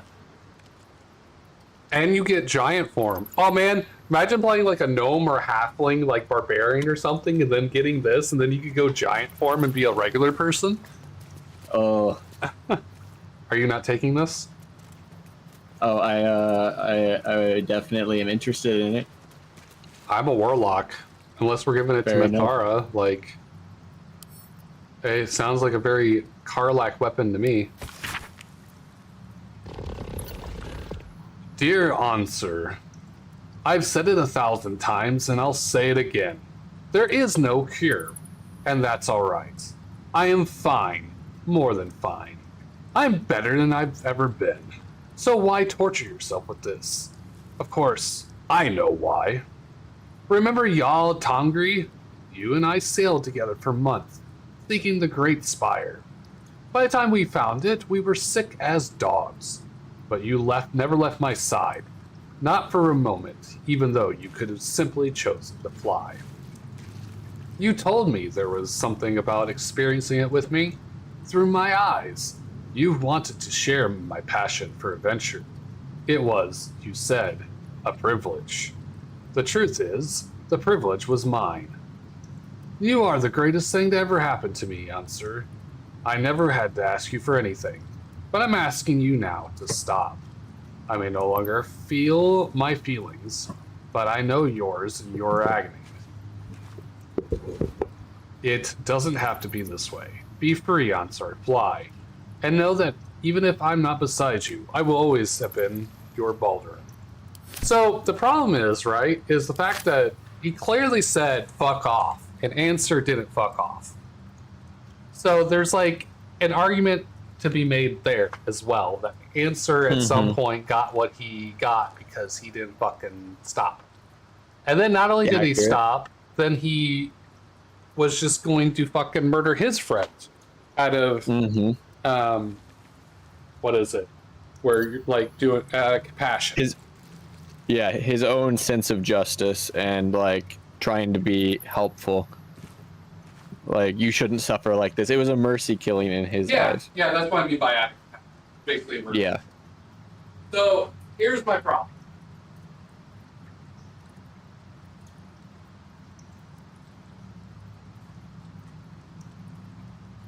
The whole thing, Answer wanted to do it as a mercy killing.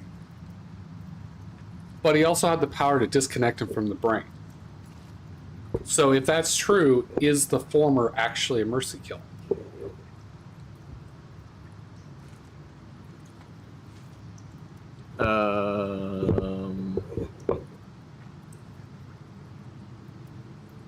Am I wrong in thinking that? Like, if you have the power to disconnect him, then there's no sense in having a mercy killing because you have the power to change the outcome.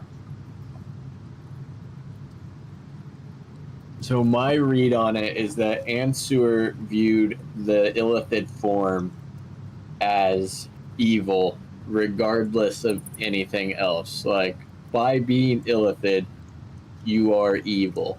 I believe Ansur saw it in that black and white view. So to him, it was a mercy killing, regardless of whether he was under the direct influence of the Elder Brain or not, because he was corrupted. He wasn't himself. He was something different. Now, whether that's fair or accurate is another topic of discussion entirely, but that's what I think Ansur's perspective on it was. But if that is the case, wouldn't that make Ansur kind of dumb? Because Baldur very clearly and openly talked about gaining more power, and he wanted to be someone of power.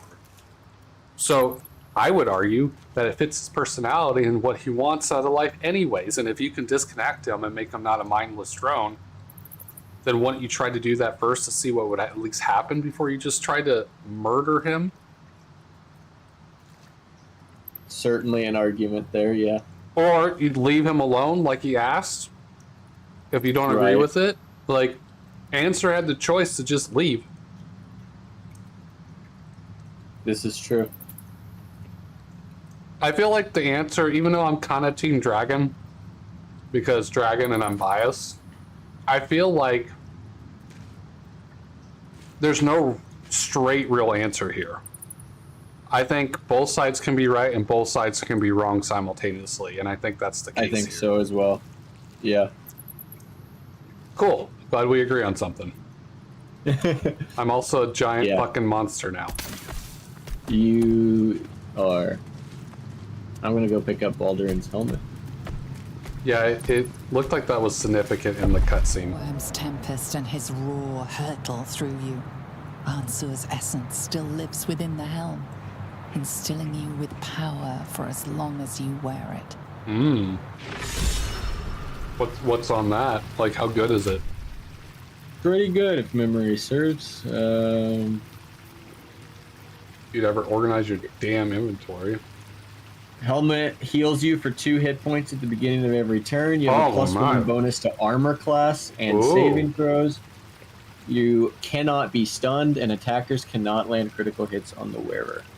So you're equipping that immediately, right? Accurate.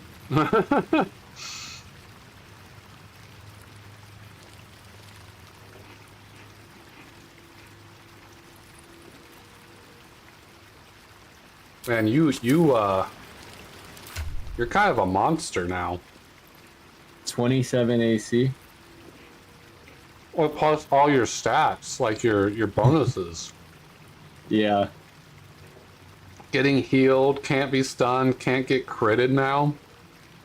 Invisibility. What else? Yeah. 1 to 4 fire damage and 1 to 4 on necrotic. Oh, that's unarmed.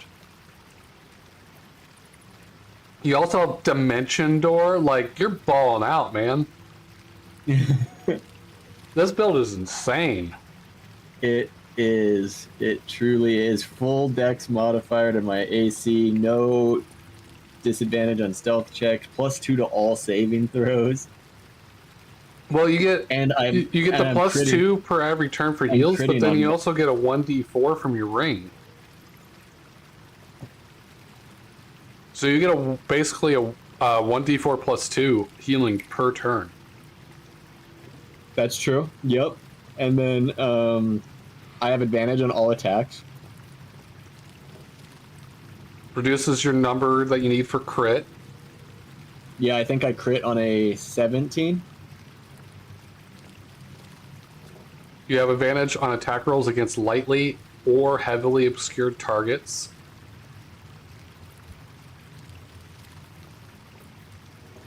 +3 this is a +3 shield? Jesus.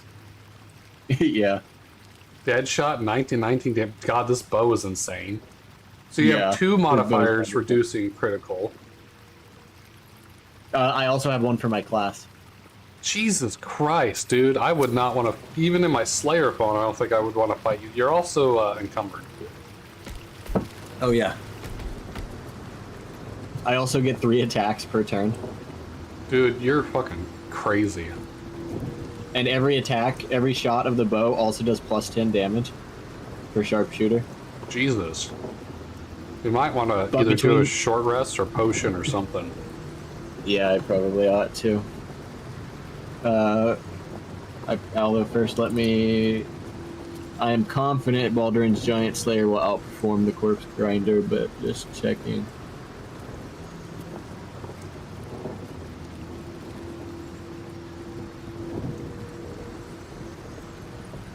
Looks like, yeah. Would that hammer be better or worse than the spear that Minthara has? The hammer is two-handed, so... Oh, okay. Never would mind. be different. Is it not versatile? I believe it's a maul, not a warhammer, but okay. Let me recheck. It is a maul, so no, not versatile. Never mind. Is there anything else in here? You have 7 soul coins. Don't forget you can use those at some point. I forget they exist. It's only like a 1d4 fire, but, you know, better than nothing, I guess.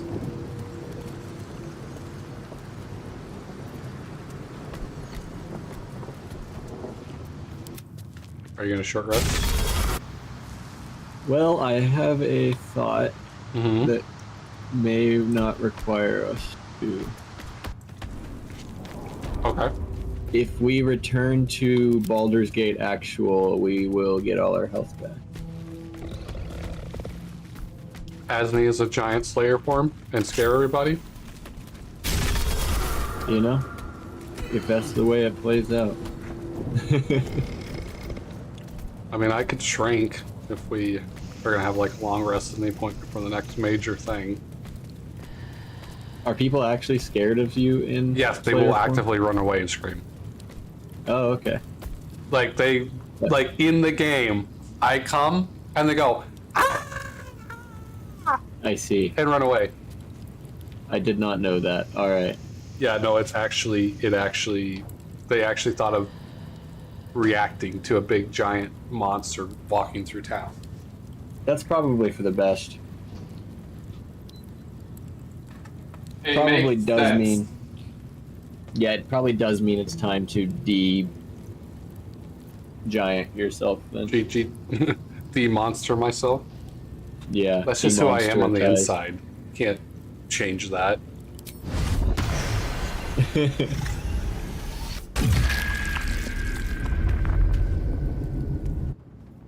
I never took any, like, actual damage in that fight, either. Incredible. I had 1 temporary hit point. But... my actual health was not touched. And Thara's got some temporary hit points, too, going on. Like, you guys are the only ones that really got hurt on that. Is expecting you. Yeah, we got roughed up Please hard. make your way to the audience chamber.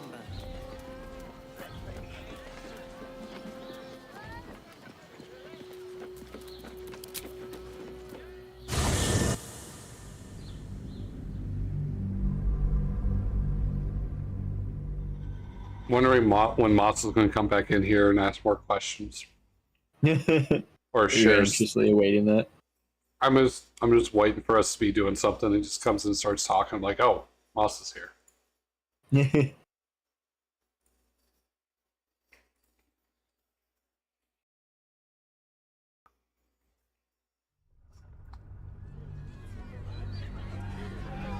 Oh, this is taking a minute to load. Truth. Please provide a full inventory of any and all livestock. I am inside you. Gross. Carry me. How did we just magically go up health? Are we gonna do because this? Like dead person dude? dead person dude? Well, unconscious dude. Isn't there like Bolster a boys? Yeah, isn't there like a maybe this isn't the choose the who did it one.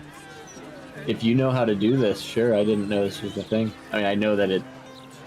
I knew it was there, but Am I wrong? didn't know Don't you there- have to pick like somebody who was like the person who supposedly did it or something, or is that a different scenario? Certainly not familiar with that happening here. I don't like this. Open to being proven wrong, though. I might be thinking of a different part in the game. I thought there was a part of the game where you have to. There's like 3 people and you have to pick the person who actually did something. I don't tolerate disrespect. Am I wrong? Is that not this game? Seems like a good moment to talk. There's so much to All this these game. folks can just keep their shit together. Maybe nobody else will get hurt. Maybe. Okay, never mind. Busted her skull. I didn't see her make no trouble. Alrighty. Oh, this guy's funny. Have you ever talked to him? The strange beggar Lumbar? Yeah. Yes. I have punched him.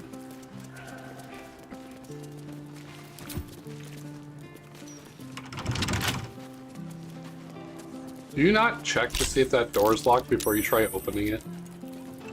I did check to see if it was locked before I tried opening it. Well, I shook the handle to see whether or not I had a key for it. Oh, okay. All right. If that was the case, then sure. Because Yeah. otherwise, I was going to be like, "Bitch, it tells you it's locked before you even touch it." Yeah, but it doesn't tell you if you have a key for it. So. No, that's a fair. It's a bloody Baldur's Mouth Gazette, though. Editors there couldn't give a toss about There This seems to be a seems lot nice. of blood in here. I think I've been in here. I don't remember. I found this for my There's first nothing time, random about it. like last week. Maybe we've just been in somewhere similar where it was like a crime scene. It's got the clown hip bone. Oh, maybe I haven't done this then. Clown's severed pelvis. Did you know you have a handbag on you? What an end for Dribbles the Clown. Is that a bag filled with hands? Yes. I did not know that. It's a literal handbag. And I saw it in your inventory, and I opened it up, and it fucking cracked up. What did you hear? A bag full of separate hands? Oh yeah, well he Handbag. asked, did you know you have a handbag on you? And so the only natural reaction to, did you know you have a handbag on you, is a bag full of severed hands? Yeah, I did also find that. And the correct answer was yes, the bag was filled with severed hands. Yeah, 4 of them to The be handbag. specific. 4 severed hands. Go into your inventory and look at it. It's a. Oh, I know about the. I mean, I didn't know I had that, but I know what it is. Handbag. Duke Yep. Stellman's hand, Father Lorman's hand, Alexander's hand, and Frank's hand. Why do you have a bag of hands, sir? So it's important for us to use to go talk to Orin. Oh, because of the trial bullshit? Yeah, come right this way. We can put that bag of hands to use. Are we gonna get all the clown stuff? Because I haven't done that yet either. I have not successfully done that yet either. I'd love to. Oh. Okay. Do you actually want one? Sorry, I can't sell you any right now, but you can look. Mum will be back soon. I mean, shopkeeper will be back soon. You can look. How are I you wonder if trying to there's- sell stuff if you can't actually sell stuff? I wonder if there's rupees in there. Go find out. Empty. Disguise yourself first or something. So if you get caught, it doesn't count towards your one freebie. I have a I didn't disguise kit. plan on getting caught. Oops. Well, you got caught. Run away! Run away! It's almost like I called that. Hello. It won't count towards my freebie if they don't catch me again. I mean, you can always just run back to camp. That seems to solve the issue too. The guards will never find me over here. Oh, hello. The city is chock-a-block with bodies, thanks to these murder. Wait, what was that about murder?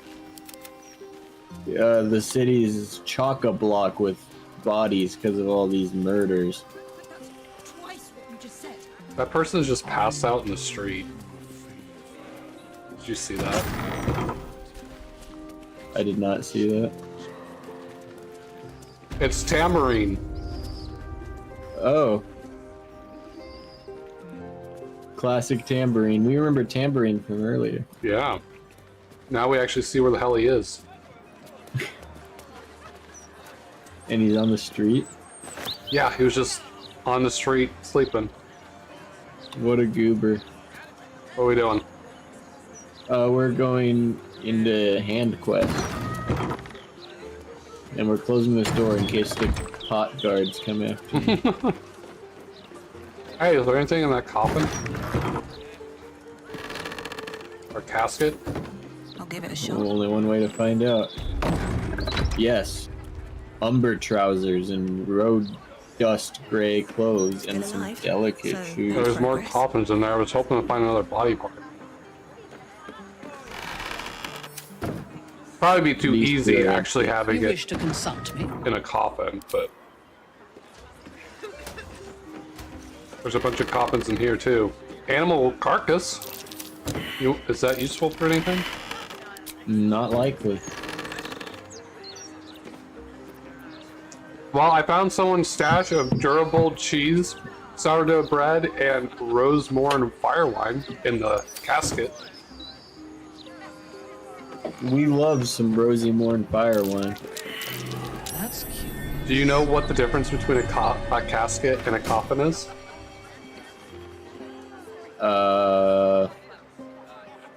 No. Unless I'm wrong, I believe the difference is a casket only opens from like one side, so it's got like hinges and it swings open. Hinges?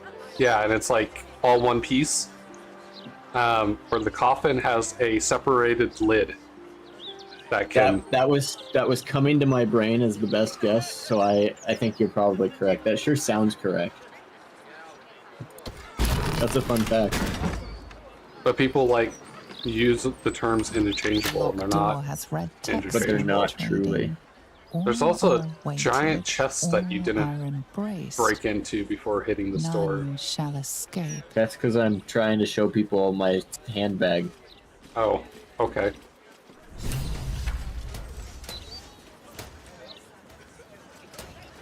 I didn't expect it to teleport me in here, but that's okay.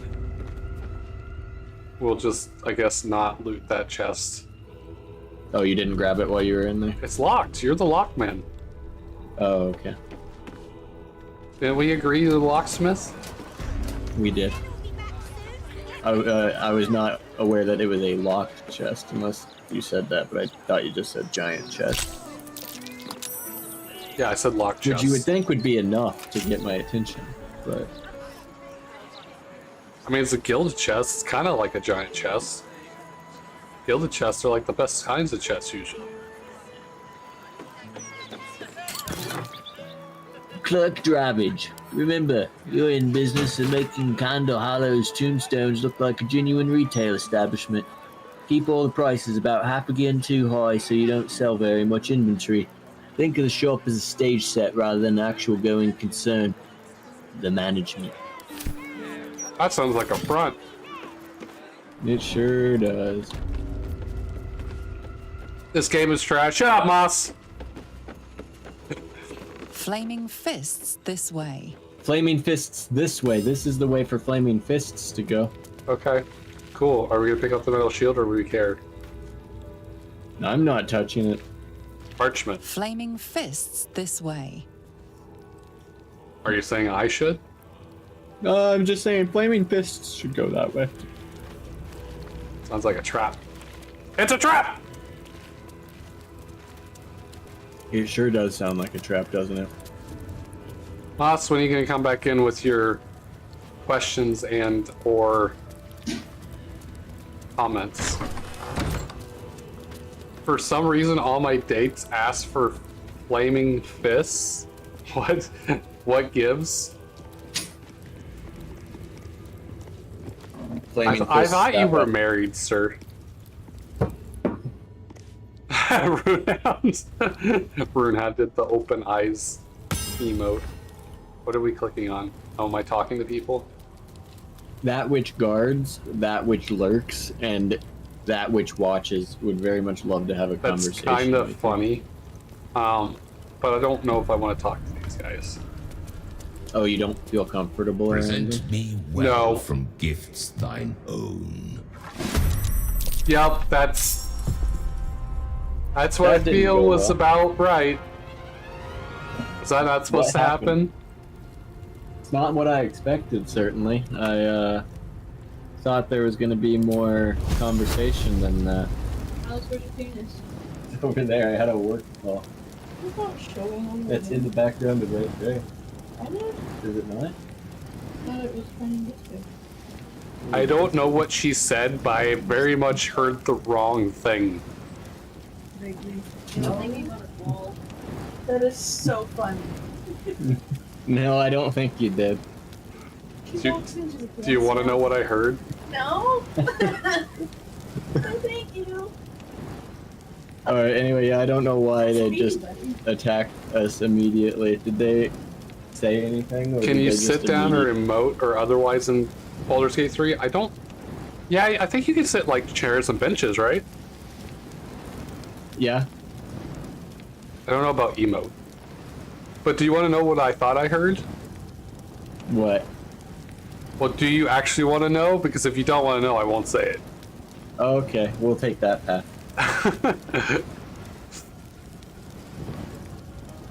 Do you want me to insinuate what I heard? It's okay. Okay. What was she actually asking you? Probably what you heard. Where's your penis? Yeah. Okay, just checking. It's it's like, you know how you can put beads together and like with cable or rope or string or whatever and make shapes? My sister made a sword using that strategy, and she made a phallus, and I was gifted both of them. And so she hung it up on my wall. Okay. And that's what she was referring to, because I took it down so I could have a work meeting with my camera on. Just do a green screen background like everyone else does. I don't tend to do that and didn't want to. A lot of programs just offer it as part of the program. Oh, it was part of the program. That's definitely an option. It's just I'm okay with having my actual background show. It's just my background wasn't ideal at the time, so it was a that's why you good obscure opportunity it to correct with the program. Or it was a great reason to take it down. No. So this guy has a aura ball of fire. Not sure what that is. Kind of concerned that I might. It means he's affected by the Wall of Fire's aura. Oh, okay. The vast majority of games do not let player characters do one thing. Bipedal creatures do sit. That's because a lot of times it's probably just not worth the effort of doing. Like from a developer standpoint. Like money to time is probably just not worth it. Damn! 25 psychic damage off of that? That was great. Dude, that firewall is doing some work. This room. Combat in Baldur's Gate 3 is going to be the hardest thing for me to get into. Why? I actually think it's pretty, like, intuitive. Once you kind of understand the basics. I'm not going to counterspell that. Yeah, Compel that's totally duel. reasonable. Oh, hey, I can lucky. I clicked lucky. What the fuck? You may have It's rolled too into slow. a failure again. It's too slow. Can't you speed up the like combat time? Like the overall pace? I don't know how to speed up the combat time. Click faster, get good. I don't know. Is it not an option? Just like speed up dialogue, just speed up combat? You can spam the space bar. I don't know. I play for the slow pace and narrative stuff. So that's never been my it's never been something I've looked into. It's not that bad, just slow. You might think about that now, Moss, but if you play it on harder difficulty, I don't think you'd be complaining too much because you're going to want the time to think about what the hell you're going to do. Does that sound about right, Bubba? Yeah, honor mode would have been impossible without being slow. I mean, not literally impossible, but I would have enjoyed it significantly less. Like, playing games like Fallout 4, where you can kind of do that honor mode type thing,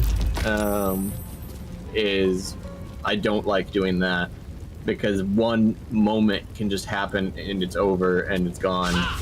Whereas this, you kind of slowly sink into those dark times instead of just one wrong move, boom, done, over in seconds. Right.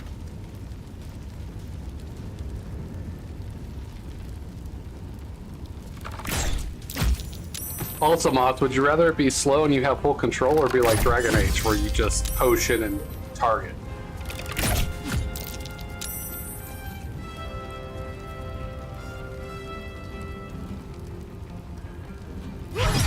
Reckless attack.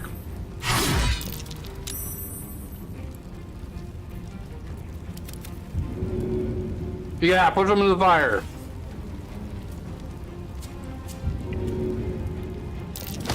Nice, good job. Wow, 30 damage. That was solid. Dude, I tell ya, firewall for the win, man.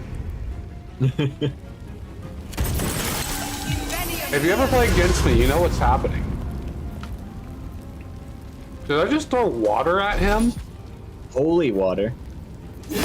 Why did I throw holy water when I'm compelled to duel? Because compelled duel is poorly implemented and forces you to just do whatever the game tells you to do against the enemy instead of just not letting you attack other options. But throwing isn't dueling, that's where I'm confused.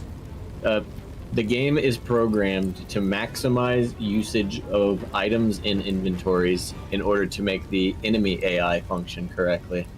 When you become controlled by an enemy AI and have an enormous inventory of stuff, it goes, oh, look at all these options, I gotta use some of this, and immediately proceeds to start rapidly wasting your stuff as quickly as possible. Great. Well, I don't know what holy water is good for, but I guess that's not the worst thing it could have thrown. 3d6 radiant. Ooh, that's actually kind of nice. I didn't even know that. I've never used it. I would have it, but I've never used it. Baldur's Gate 3's turn-based combat instead of relax-based. I just like real-time reflex-based attacks. Again, not bad, just slow. They're great comedy skits I've seen of Baldur's Gate 3 combat style. Different, that's all. I understand what you're saying, but as an RPG turn-based, I would say buff and or veteran, it's really no slower than any other turn-based game. If anything, a lot of their stuff is streamlined where combat is actually better and more intuitive than other turn-based games, in my opinion. It sounds like he's saying the turn-based is the problem. Yeah, the game is the problem. Yeah, that's also what I'm hearing. Ow! You know what, motherfucker? Just for that, you're getting smoked. Let's see. Fire. Should we go with Psychic and Thunder? Or should I go with Branding Smite? Thunder and Radiant.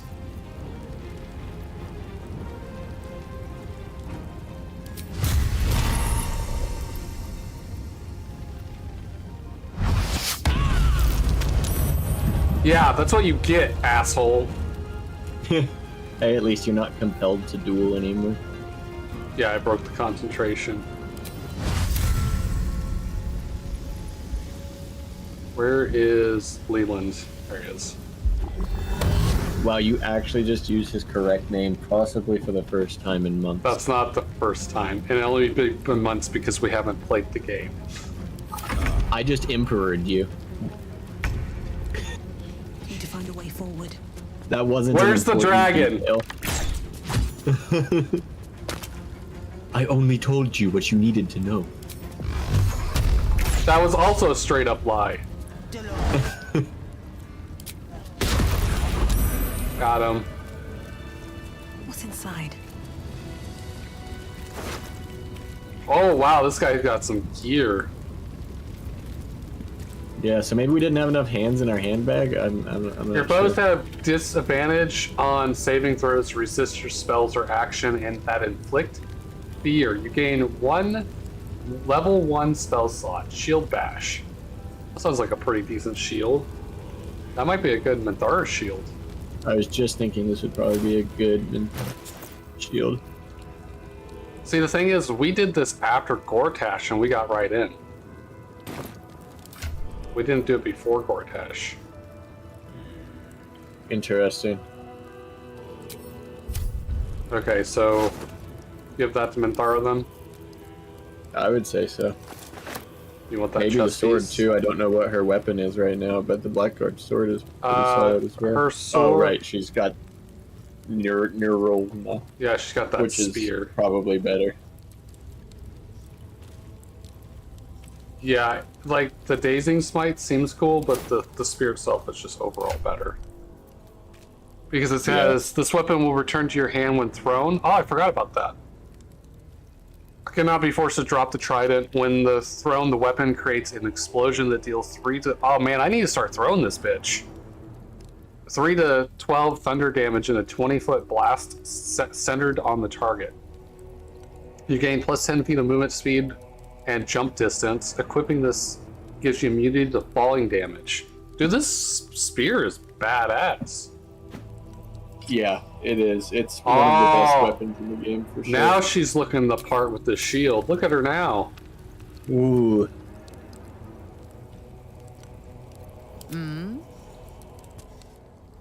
Yeah, look at that. She totally looks like a Japanese Roman Centaurian. A Japanese Roman. Doesn't she? Does this not give like Japanese Roman vibes? I can see it. Yeah, I can see it. I see the argument. Make a comment when there's time. Yeah, what's up? Again, not bad combat. I'm learning like different styles of combat. Like I never really liked Diablo until I started playing it with you. And again, it's not saying the combat's bad. It's just it feels like there's a learning curve for me. It's going to be the hardest part. I don't think it's going to be an unfun part because there's a certain type of combat that I've learned from Dragon Age, the first 3, that is very, I don't know what to call it. Like I've always assumed that there was like 2. It's either real time or turn based. But Dragon Age sort of has this real time, but I can only target one enemy. But if there's 2 other enemies, they can attack me, but I can't do anything because I'm currently attacking the target I'm currently clicked on. So it's more of an automatic real time. Yeah, it's like an auto combat, but player target. Real time with pause, I think, is what that is referred to in the industry, if I'm not mistaken. Can you pause I'm getting during used combat? to. Well, no, it does. You can when you're switching characters because you can play as all the other party members, which they took out of Dragon Age: The Veilguard because now you're just playing as one character and it's real time. But no, once you've told your other companions what to do and what your character is supposed to do, you can just kind of sit back and it'll auto attack. But let's say it's just you versus 4, you can only target 1 at a time while the other 3 are attacking you at the same time. So that's kind of an automatic but real time, where here is turn-based, which it feels more, and I think it should be. I'm sorry, I should not talk as long, but that's what's appealing to me because this feels like a sit-down D&D, take your time, like it would be for a D&D session. And I don't play D&D. I've done maybe 1 or 2 RPGs, and the group always disbands after the first session, so I never really got into tabletop RPGs. So it's an intriguing combat system that I will get accustomed to because I hated the original Dragon Age combat system. That's why I never played it. But Dragon Age Veilguard got me into it. So when I say it's going to be the hardest part because it feels slow to me because I grew up with real time, I'm not saying it's going to be unenjoyable. It'll just take the learning curve part. Yeah, I was just giving you more shit than anything. No, that's what I expect. That's why I made a comment on it. What were you saying, Paul? I haven't got the chance to play D&D. In contrast, I'm someone who's played an extensive amount of D&D. I believe personally this is the closest that any video game will come to representing D&D tabletop in a video game format. It probably will at be least the closest anytime soon. Like I don't imagine took them, them 6 getting years closer. to do this? Something like that, yeah. But of course, there was like the Ukraine incident, and they had people in Ukraine, so they had to kind of like stop to try to get them out. So there was other side quests for that 6 years, but also this was COVID era too. Like that too. But Moss, I would think that you would actually gravitate this game and its style more so, not less so, just because you really are into tabletop games. And to me, this is like a video game version of a tabletop game. Well, I'll expound upon that and just say this to me is the D&D experience, and I've never been an RPG game. This is a more sandbox. I would compare this to a D&D sit-down.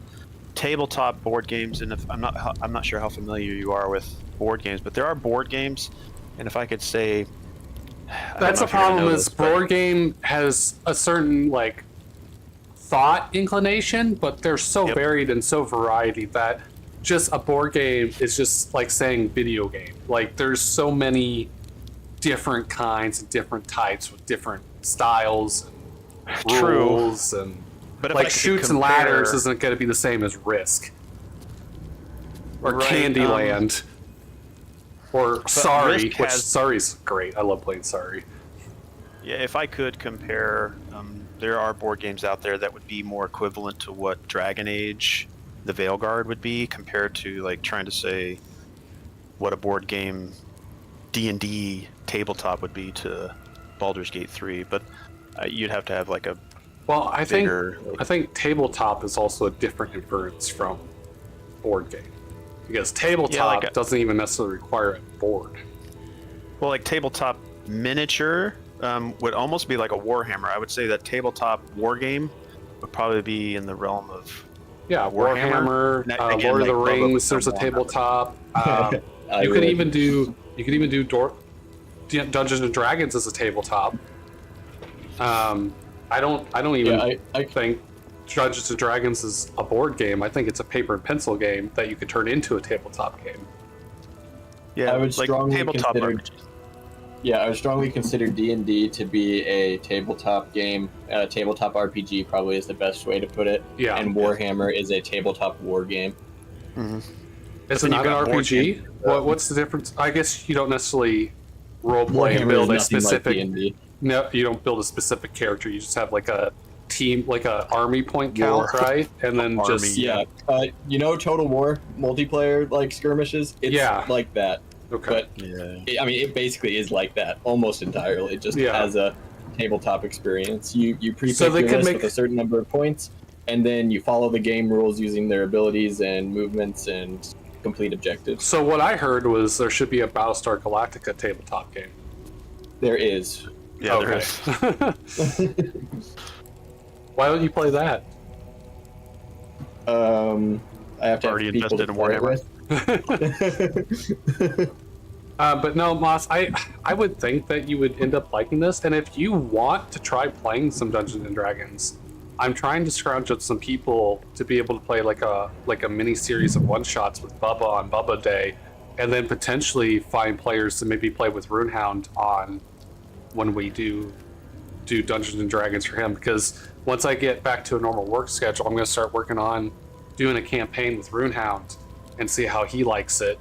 And then if other people have the time that they can join, then it might be fun to, I'm just going to dungeon master one person. And if more people come and it comes in a party, then cool.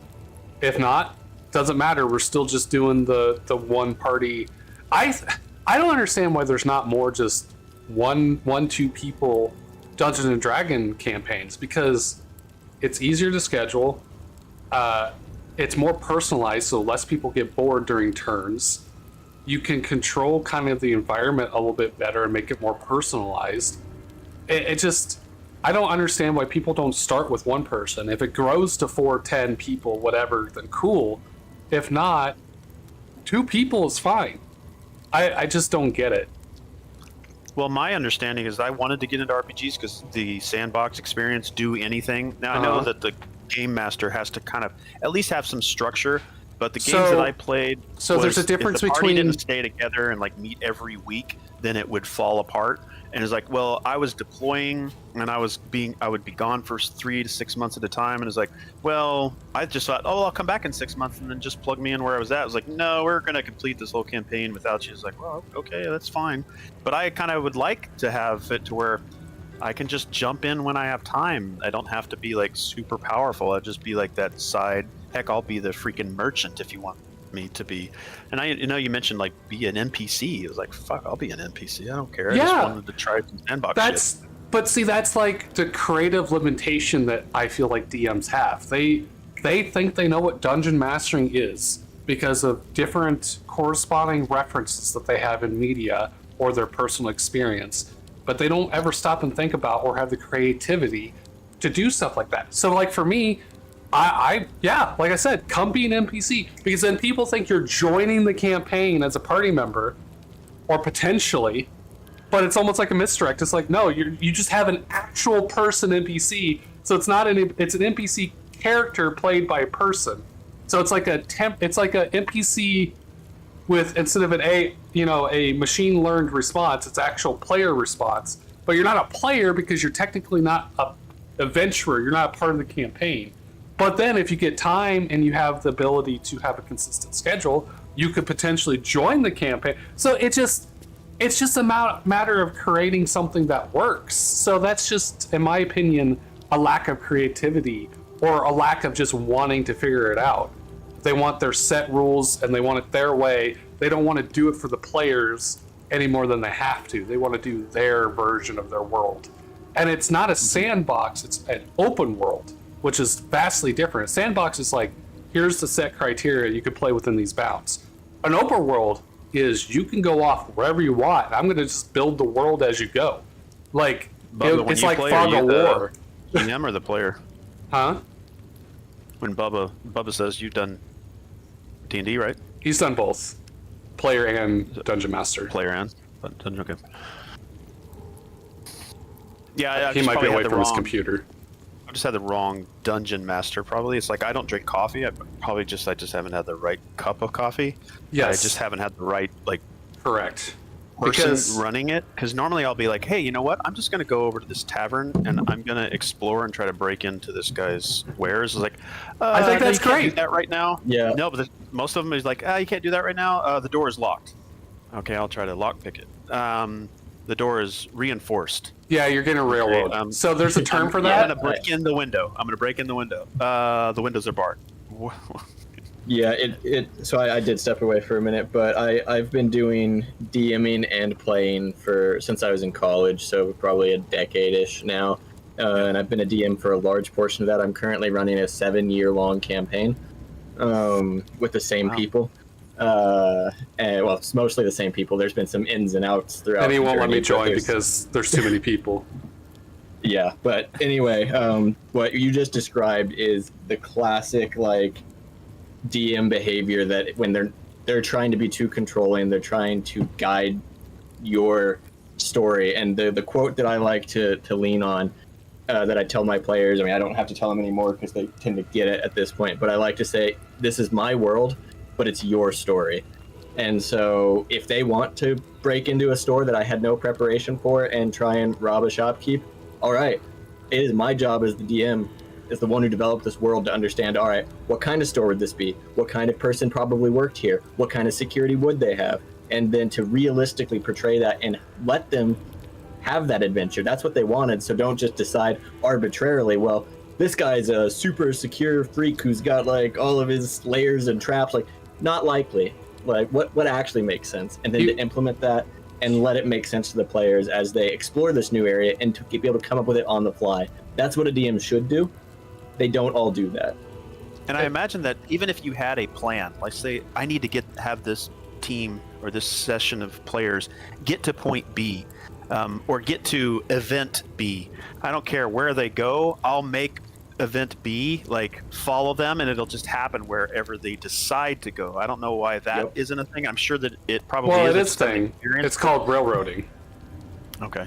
Yeah, I just haven't had the right group. Do you understand? Mostly because I leave so often, and I was like, okay, I understand. I can't be here all the time. Do you understand what the term railroad means? What he presented wasn't necessarily railroading.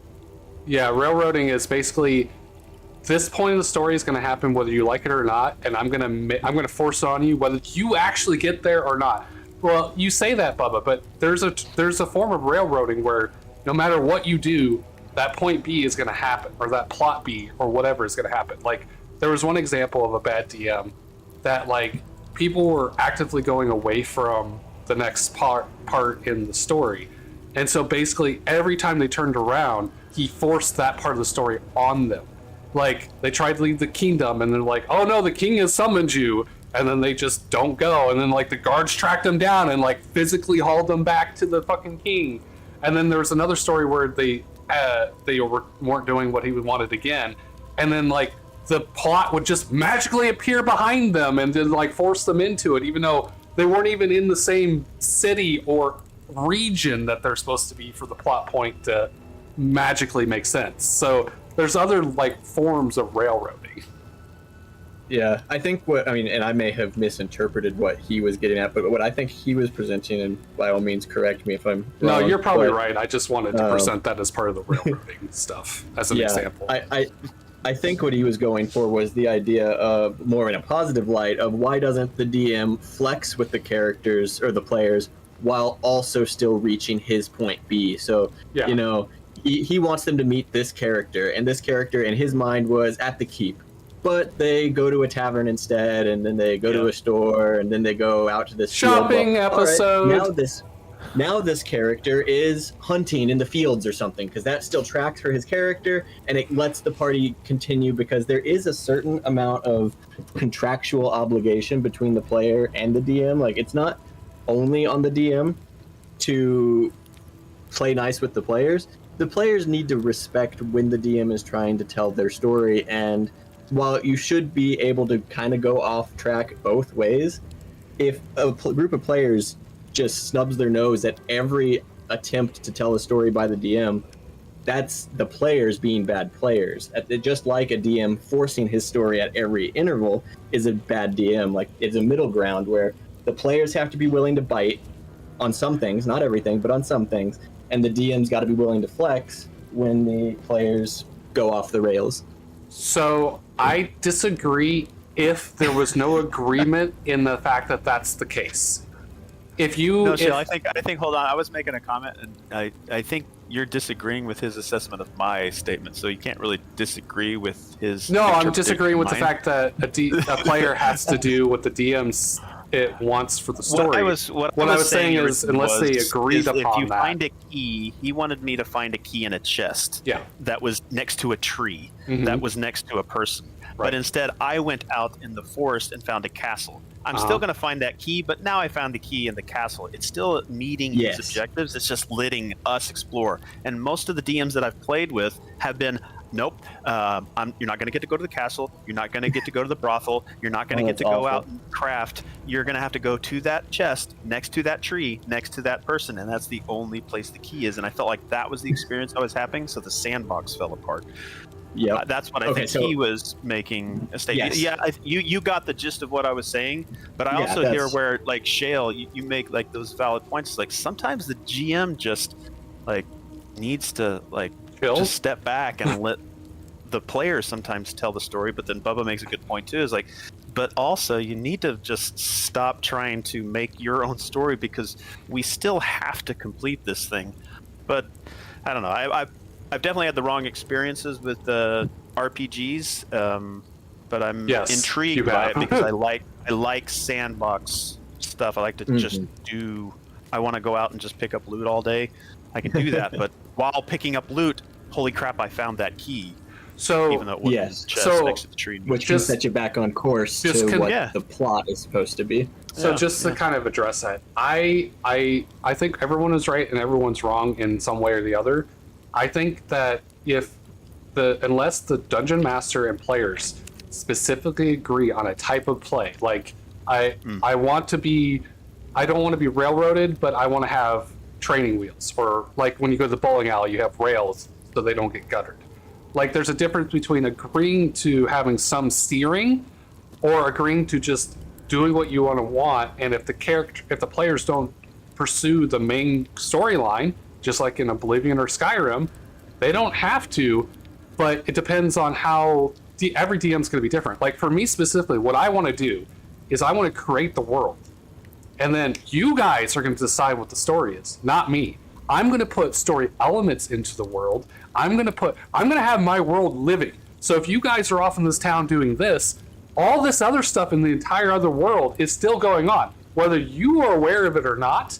And then me and Bubba have had this discussion where it's not about railroading your players, it's about learning what your players and their characters are, what their play styles are, what their characters' personalities are, and then finding ways to incentivize them to go somewhere that's important, but don't make them. So if it's not a good enough incentive, or they still choose to do something else, that's still their choice. Let them have their choice. But you're going to deal with the ramifications of potentially missing something because you didn't follow that incentive.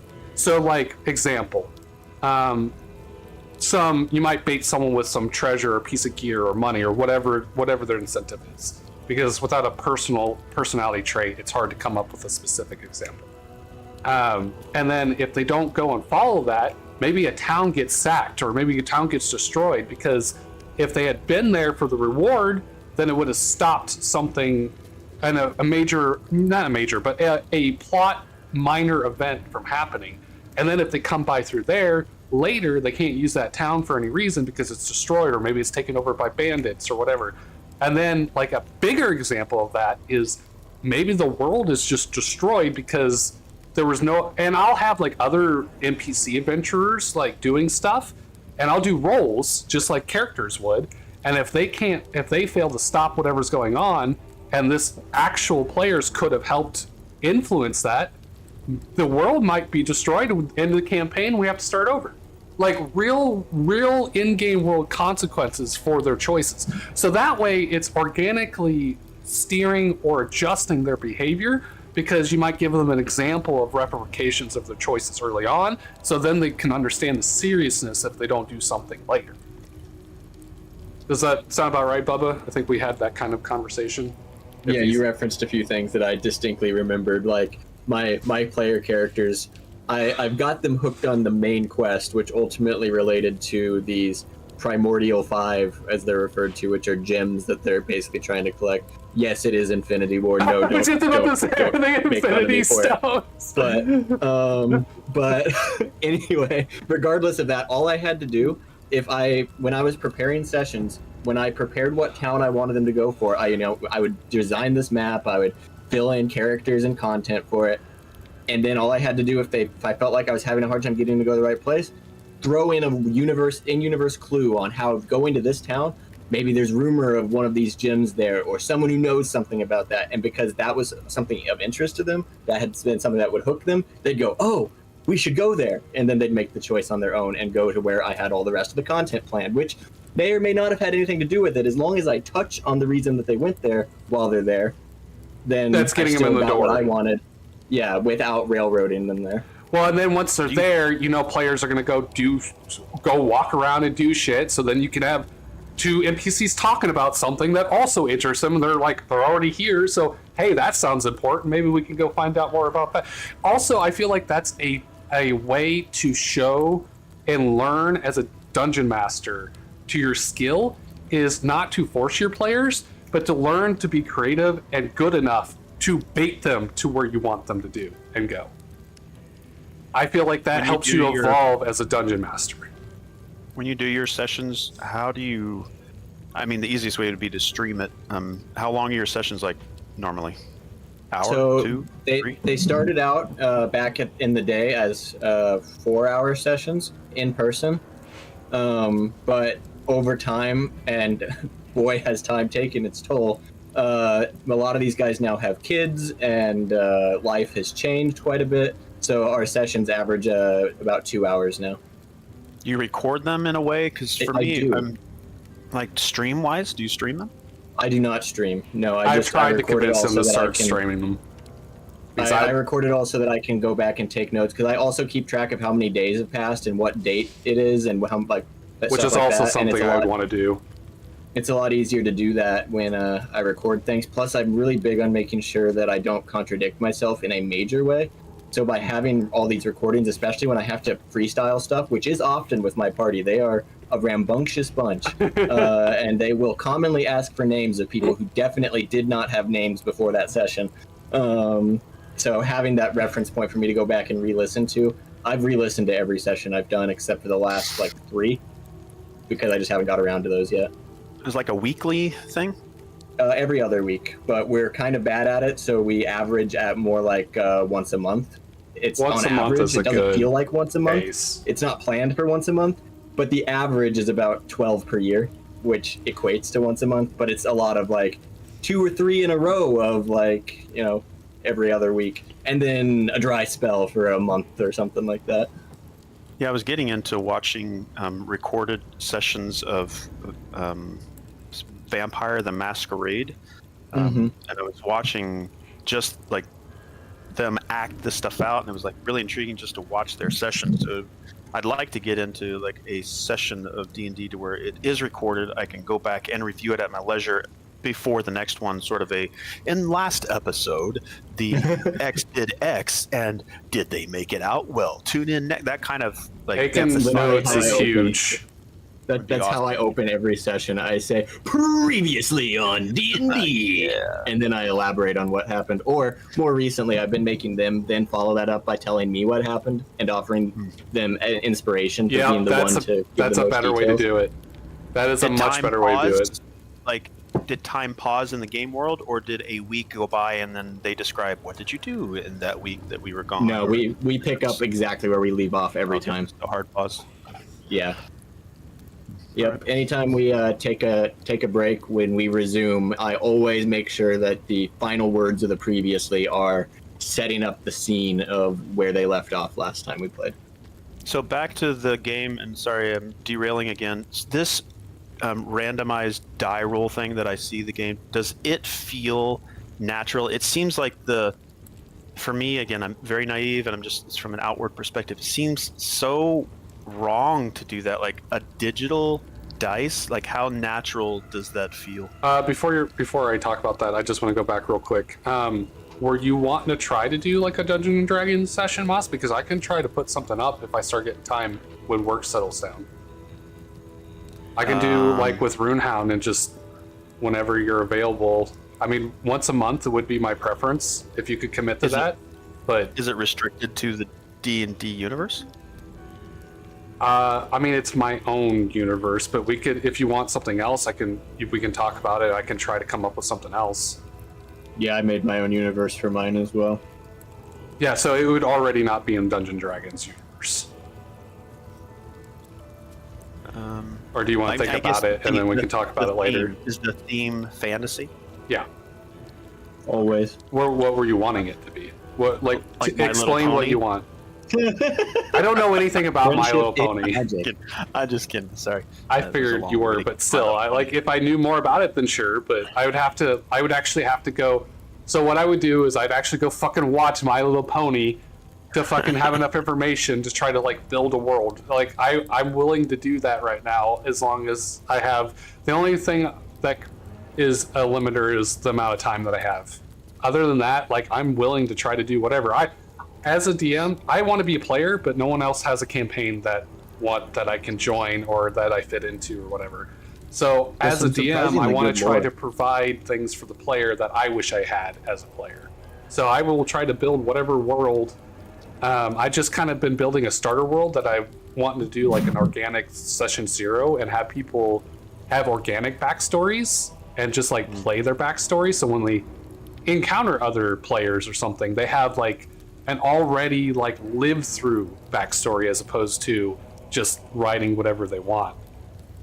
So it's just a matter of what you want to do. Is there something else you're wanting to do, or no, is I this- just wanted to know like where I need to like focus my energies, because I know very little to nothing about like the universe of Dungeons and Dragons, like terms, rules, understandings of like how things work. So it'd be a if learning you curve for me. if you get on D&D Beyond and make an account, I believe I can add you to a campaign and then share my books that I've bought on D&D Beyond, and I believe you can read the player's handbook and start learning about it that way as a player. That way you can have a reference point for like rules and understandings and stuff like that. Because the books that you what? It's Dungeons and Dragons player's handbook. So you read this book and it gives you the idea of what you need to know as a player. I'm trolling you here, but books that you bought. What is bought? That I bought. Oh, okay. I probably said bought and just slurred it. I love the throw in of I'm trolling you here. That helped me figure out what was happening. Okay. No, I probably slurred bought and at the same time, so it sounded like boughten. Okay. When I said bought and is what I was actually trying to say, probably. Do you like Beyond, or is like Critical? Yes. Is it Critical Role or Roll? Roll 20. Roll 20. I think yeah, Critical Role is a show. Roll 20 is also another program. Yeah, I like D&D Beyond is great for keeping track of your character, and then I use Foundry for like presenting the maps for people to run around in and do stuff. Yeah, I'm interested. Again, I didn't have time before to do it because I was active duty, but now that I'm retired, and I don't have a job lined up right now, which is kind of nice. I probably have more time, and I could probably make it more regular. I mean, until I find out what I want to do with the rest of my days. So but what I kind of want to shoot for is like once a month, and then if I have time to make content for you to play, then we could potentially do more than once a month. But I already have Bubba Day. I'm going to try to work on making a mini series one shots for Bubba if we can get enough players for that. If you want to join in that, because he specifically said he wants a minimum of 4 players, you Runehound, and potentially Cheshire, that might give me enough to start running it. Runehound, I'm going to start with him, just me and him one-on-one for his backstory until he becomes a level 1 adventurer, just to see how that goes and gives me some experience and gives me some play.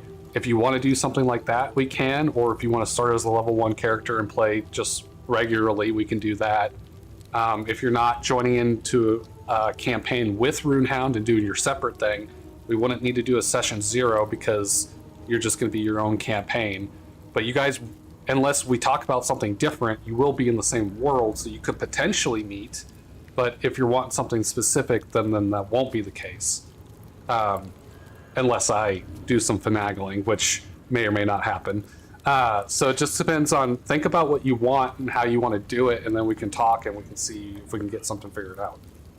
Yeah, I'm game for it.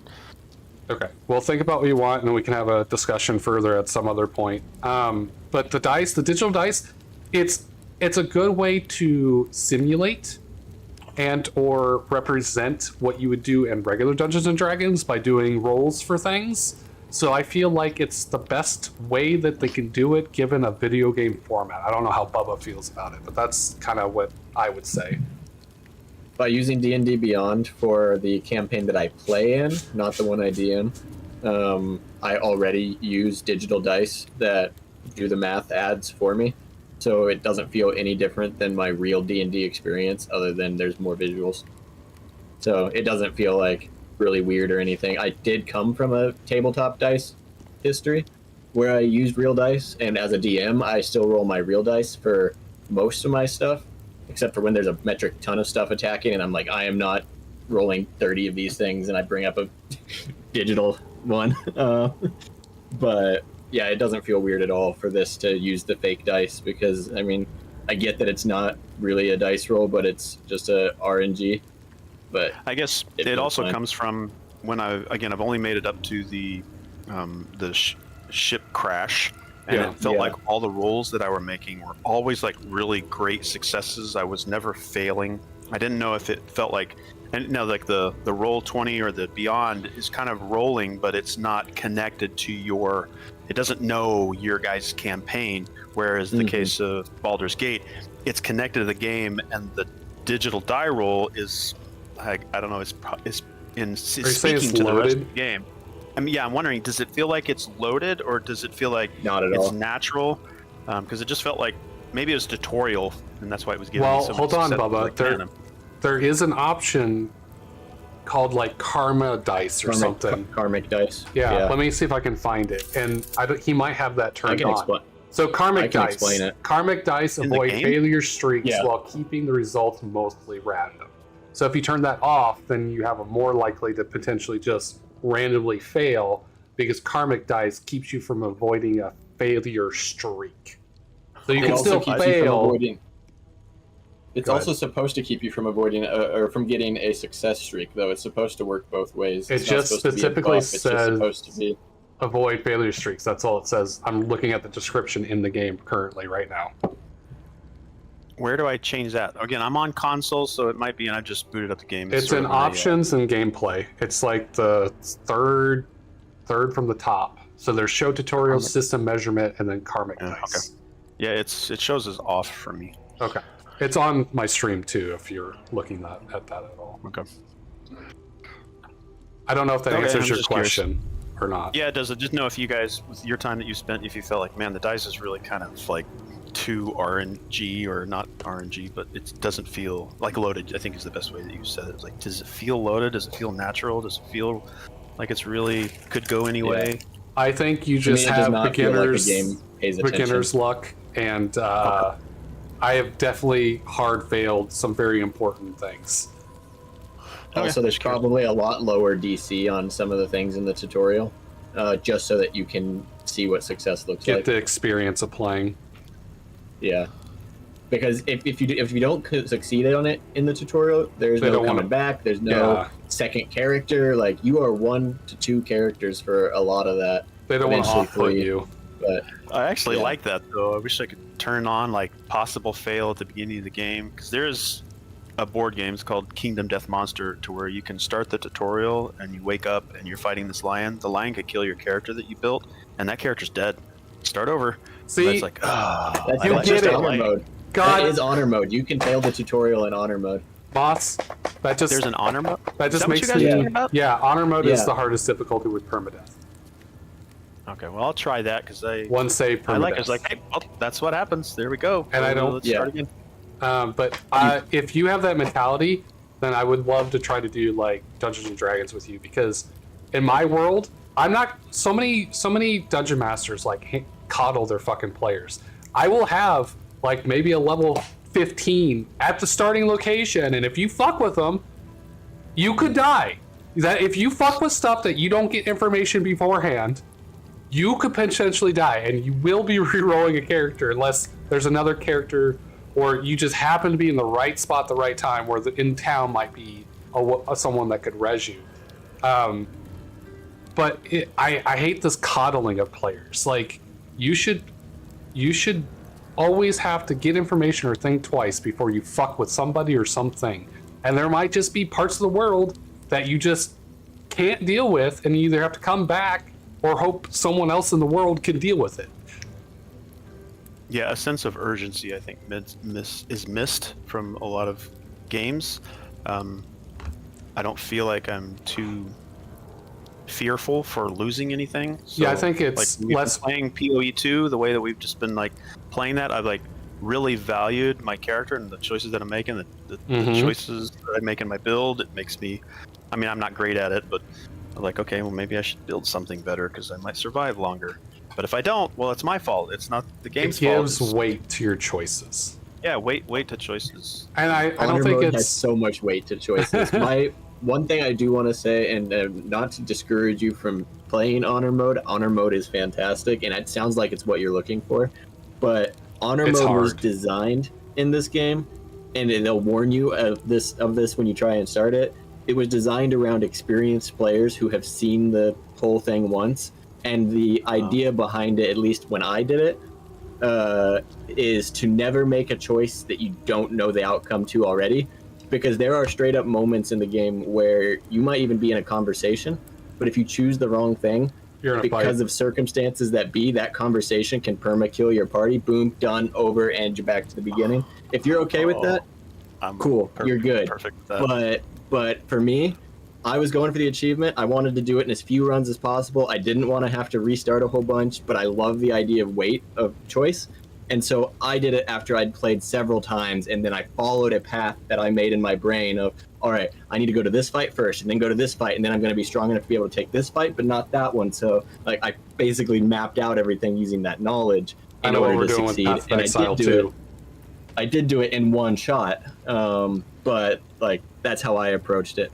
But I think you have a different view of dying and starting over than I did. I liked the threat, but I was not excited about actually doing it. Moth has more time too right now. That could yeah. I mean, I'm probably got fewer days ahead in life than I do behind, but sure. I just want something to where I have something to fear losing. It gives value to like what it is I'm earning. And I'm gonna make one last reference, and I'll try to let you guys back into your game. There's a scene in Cyberpunk 2077, again, different game, but there's a scene to where you're going to rescue a party member, and if you don't rescue the party member, then there's supposed to be this sandstorm that's encroaching on you, and you can see it in the distance, but you could sit there infinitely, and the sandstorm will never come. It's a great scene, it's a great backdrop, but there's no urgency. The sandstorm doesn't hit you until you reach the person you're trying to rescue, and then it just clicks. Again, I love Cyberpunk 2077 to death, but I was like, that sandstorm is never going to reach me. I don't really care. I can take all the time I want. There's no sense of urgency, and I've kind of used that as a standard. Man, you really threw away the chance to really make this something.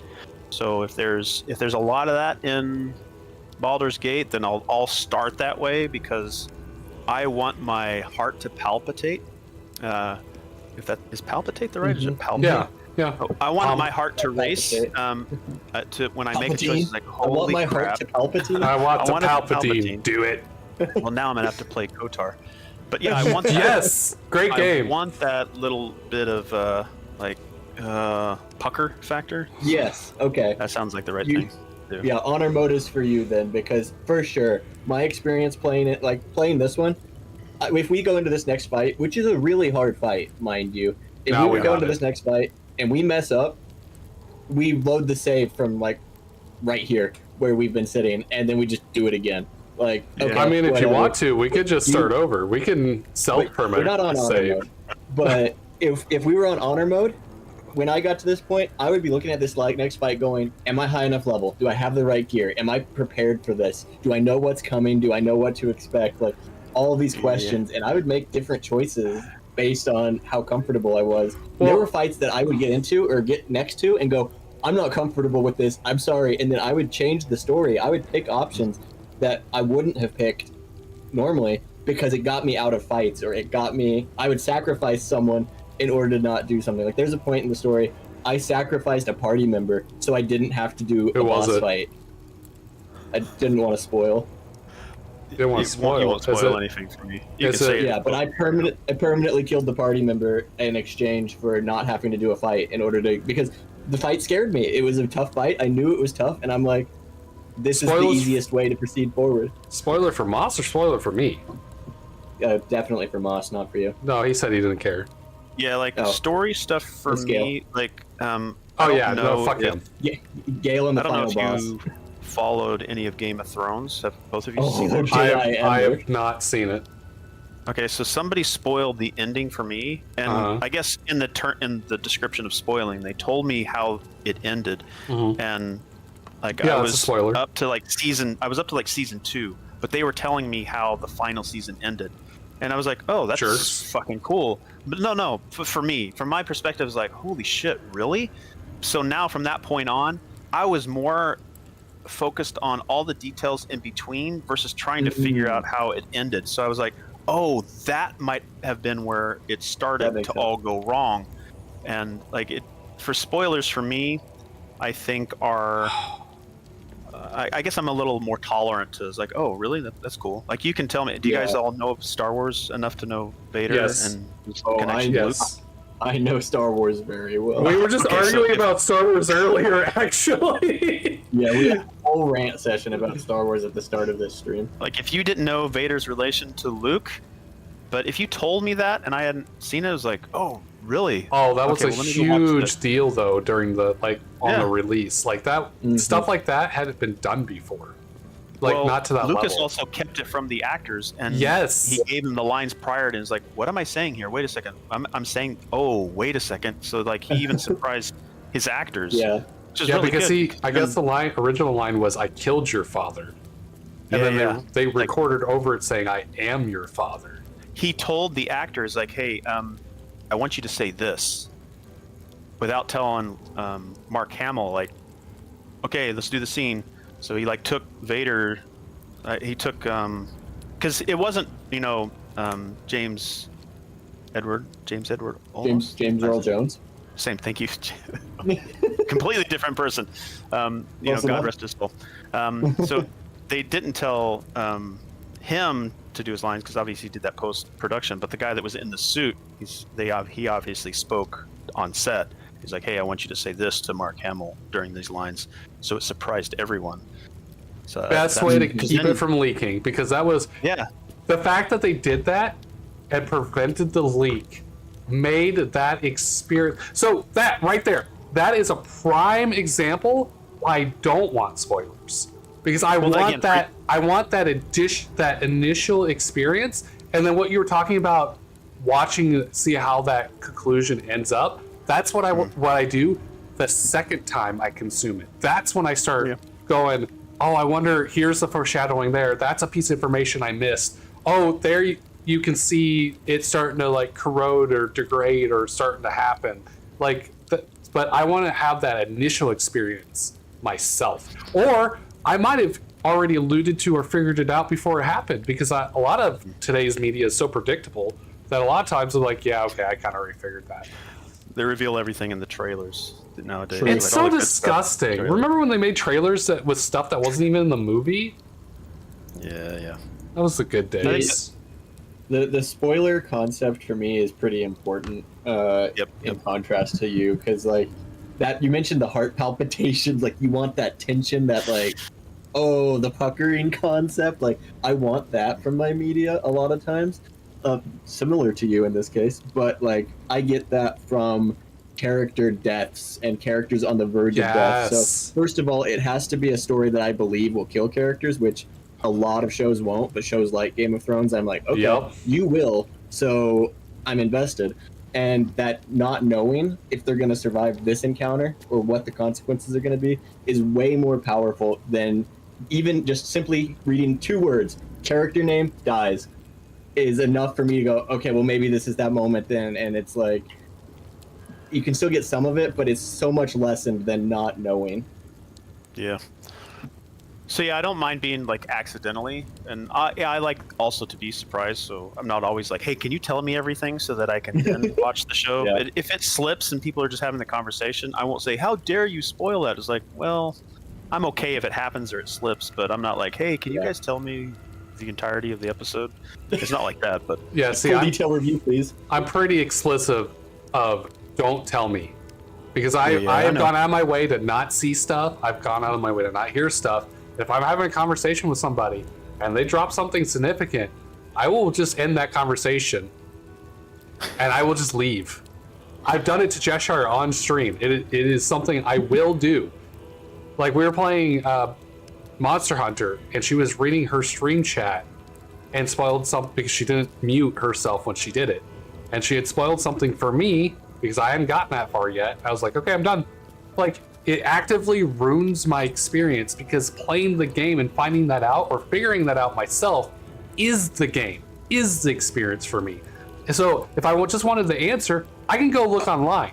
I miss the days when you actually talk to someone else who experienced the same media as you, and you learn different things from each other from your own experiences. Like, for me, that's different because that's earned knowledge. That's not just handed knowledge.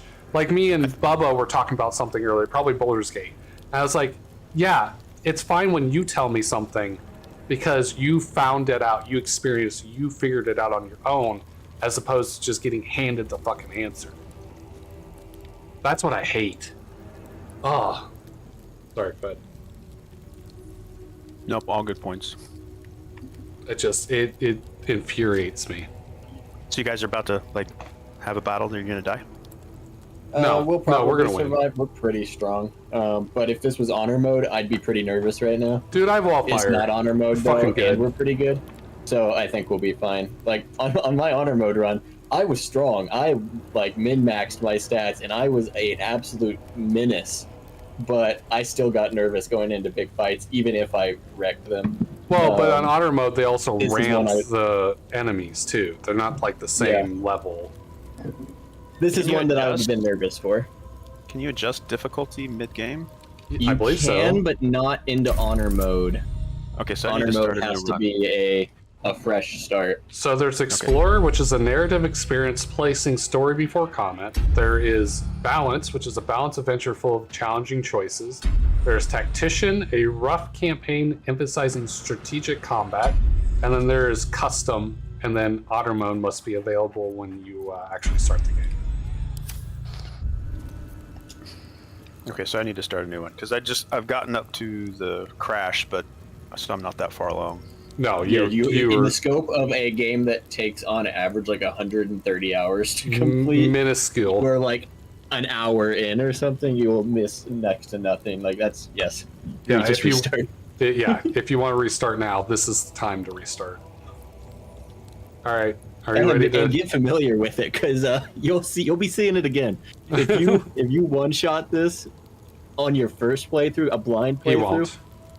I will be appalled. I do he not won't. believe On honor mode, he won't. He doesn't. I He don't doesn't believe in have. you, but He doesn't have the RPG background of tile-based games or turn-based games in order to even try that, let alone the knowledge of this game. Right, whereas But I I will came in years of Dungeon Master experience, years of player experience. I played Divinity Original Sin on Tactician. Which is rough. I had That is a hard multiple game. playthroughs of this on Balanced and one Tactician. Like I knew what I was doing coming into my honor run. He's coming in so blind. I wish you good luck though. Honor a fraught and deadly. Okay, cool. There it is. There it is. You should stream that. Just saying. Oh, I will. Noob, playing honor run. Oh, he's gonna his first one. He's gonna die to the inelective hours at the crash site. My title would be something of like, first time playing Baldur's Gate. What's honor run? That would be my title. I bet you'd bait some people coming in with it. I don't think I can call it my first because I've gotten to the crash site, so it's not like. It'd be your first. The crash site is like you just got out of the tutorial. I won't even count that. Yeah, if anyone tells you it's not still technically close enough to being your first, they're just giving you a hard time. Like, They're just being the little crash bitches. site- I know you leveled up to level 2 when you got to the crash site, so it feels like maybe you like made good progress. No, or you like made no a tangible progress. percentage through. So much less than 1% of the game has been covered. So much less. No, you're not even at. You're just at 0%. You're at like 0.000000001%. That maybe was too many zeros, but No, it conceptually you're on the wasn't. right track. Well, It really all right. wasn't. I'll give it a go. All right, I'm excited. I wish the best for you. Are you gonna stream it? You gotta stream it. Yeah, I mean, She said yeah. Murder's progeny, child. His most ill-trusted zealots. His faithful departed. Prodigal servants, each returns to do his bidding eternally. This is the court of the dread Lord's Tribunal. I am its custodian. Here come those who seek to transcend, aspirants of his most profane order, the would-be unholy assassins of Baal. But you are no mere aspirant. I did not expect to see you again. So it is true. You have returned. Saravok Anchev, a Baal spawn who failed to become chosen long ago. Spilled stain of Father's divine essence left out to dry. Is he your cousin? Great uncle? Brother even? Baal's bilious waters are always a little murky. Dark Urge. What? I said I forgot you were a Dark Urge. Yeah, dude, this is like my cousin or uncle or apparently I don't know. Maybe brother even. Sister? Baal's bilious Question waters mark? are always a little murky. No, that's Orin. Dude, I'd make the argument that Orin's more my brother than this guy. Hold up. I think Great Uncle is correct. Is it? Great Uncle is correct. Is it? Yeah, I think so. Why do you think that? Because Orin is your sister. Uh-huh. And Orin's... Ooh, well, it gets complicated because... Okay. Baal's waters Orin's... are murky. They already addressed that. Yeah.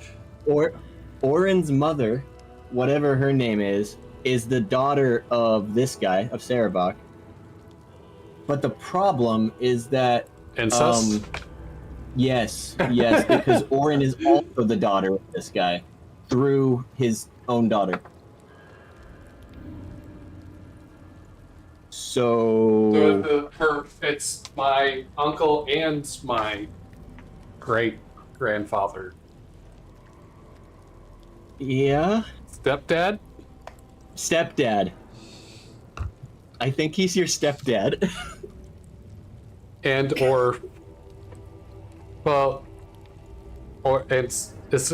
Is there like a step grandfather? Like, is that a thing? I don't know what that equivalence would be. I don't know either, but he would be both simultaneously. So, Baldur's Gate has an Arkansas. Okay. And it's in the Ball Land. Okay. All right. You seem to know me. Have we met before? Tell me my past. I wish to know it. You're the one behind the No, I want to know more about. Don't I already know about the past? I thought we've already been addressed that I'm a ball spawn, and I'm like. Yeah, we've addressed that, but you don't know everything about yourself Sure. yet. Okay. But you do know I that. have heard it said you lost your memories. Let me revive them. Oh, he can just give them to me. You were once Baal's favorite. You worshipped him the way he would wish. Your bloodlust innate. Your thirst for butchery unslaved. At least he doesn't lie to me like the Emperor. We're definitely going to Gortash next. We need to have a conversation with him. I just realized that. Yep. You didn't see Orin rising through the ranks. You were blinded by her artistry, her devotion. You believed she worshipped you as much as all the others. Wrong. Your fall was as spectacular as your birth. The purest Baalspawn there ever was. Ruined by her own hubris. Yep, that sounds like me. But now, you have returned. Tell me, are you here to have your vengeance on my granddaughter? You mean my sister? You mean also your daughter? Yes. We always did this after Gortash, not before Gortash. Well, there's a whole other reason why I just thought of Gortash. Like, we'll address that when we get there. Oh, you're my sister. What? You're not my sister, Moss. I'm sorry, but Saravok is your sister. You told me that several minutes ago. Yes, and Orin is my brother. Correct. Don't forget we have a changeling we have to like weed out in camp at some point. Oh yeah, did that happen already? I don't think so. Usually it happens right before we go fight Orin because she kidnaps one of our actual people. Yeah, that's what Yenna's there for, by the way. That's why you can't get rid of her. Well, she's the one that gets taken hostage. Exactly. Like in our run, Lozelle had a knife to her throat, claiming she was the changeling, but Lozelle was actually the changeling. I don't know if it was a different person for you, but it was Lozelle for our run. There's an order of people that it is, and if none of them are available, then it defaults to Yenna. Which is why you can't get rid of her, so that there's always somebody. Gotcha. Okay. Well, I tried. See, I was just doing the right thing and getting rid of the changeling like 6 times before it was a thing. So once again, I was right. Once again, I was right. Just saying. Yep. All right. Come to slay her. Orin is your granddaughter? What do you mean vengeance? If I don't, oh, I like this one. This sounds like something I would say. If I don't recall my past, what need have I of vengeance? Ooh. It is your right. Orin only seeks the body and favor you were born to inherit. She may have usurped you once, but all her rites and rituals will never match her to your natural gift. Baal is about to name a new chosen. All is between you and my granddaughter, Orin, now. And Orin has much to learn. Our Lord does not care for beauty. Baal cares only for death. Death in numbers. Death in droves. It is a lesson Orin throws handbag at his face. In death. I wonder if you will be the one to teach her. Do you want a clown's hip bone? No, I did not come here to become an unholy assassin. I shall gladly step aside for Orin. I have no interest in pursuing Baal's favor. That's probably the one I would pick, but I kind of want to pick the you want me to kill your own granddaughter just to hear what he has to say, not because I even care about the answer. She wronged me. In killing her, you honor our father with a eulogy of blood. Wait, our father? Are you my brother? I have heard of the duel Orin proposed to you. She seeks to sacrifice you in our father's temple. Our father? So, wait. She dreams that your corpse will be her masterpiece. Well, he is a Baal spawn, so... But she forgets. Before your incident, you Baal is were also the true his father. Master. I'm still the true master, You were bitch. Murder. Pure murder. No excesses. No pretensions. I believe you will be the one to slay Orin. I mean, we are in agreement. And when you do, remember Grandfather Saravak. No. Remember how he helped you. No. Return to visit him. Maybe only to kill you. And tell the blood-drenched tale of your victory. No. We have a sacrifice prepared for you, child of murder. Let us celebrate your becoming. The raspy voice is getting under my skin. I like it. Weird. It doesn't affect me at all. It's just kind of like a guy trying to be more venomous than he, or villainous than he actually is. If anything, I like how raspy he is. I just said I don't care. It doesn't affect me. I didn't say that I disliked it. It's just so raspy. Are you even talking to me or are you talking to Moss? No, I'm talking to you. Oh, okay.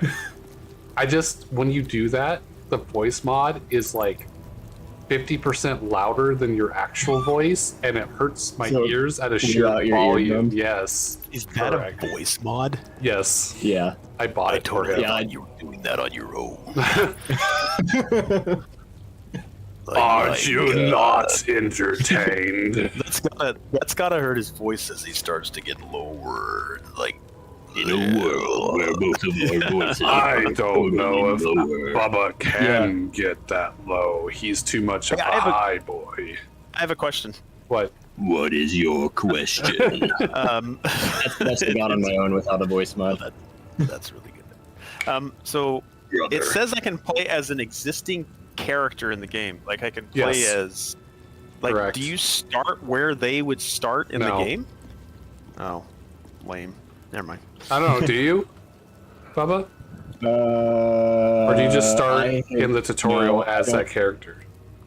I don't think so because I did an origin run as Shadowheart and I didn't start in the other tube. I started in the standard tube. Okay. Yeah. So you start in the same spot just as that. Do you then meet a doppelganger of that character? You're just playing as the skin or as that character? I think you're playing the You are that origin character. of that character. So if you like want to know Shadowheart's background, but you don't want to do party fiddling, you could just be Shadowheart and have all of her dialogue and stuff. Oh, and she won't show up in the game. Correct. Because you are Shadowheart. Yes. In that case. So she wouldn't that's be. actually pretty cool. She wouldn't be in the container on the ship on the tutorial because you would be her.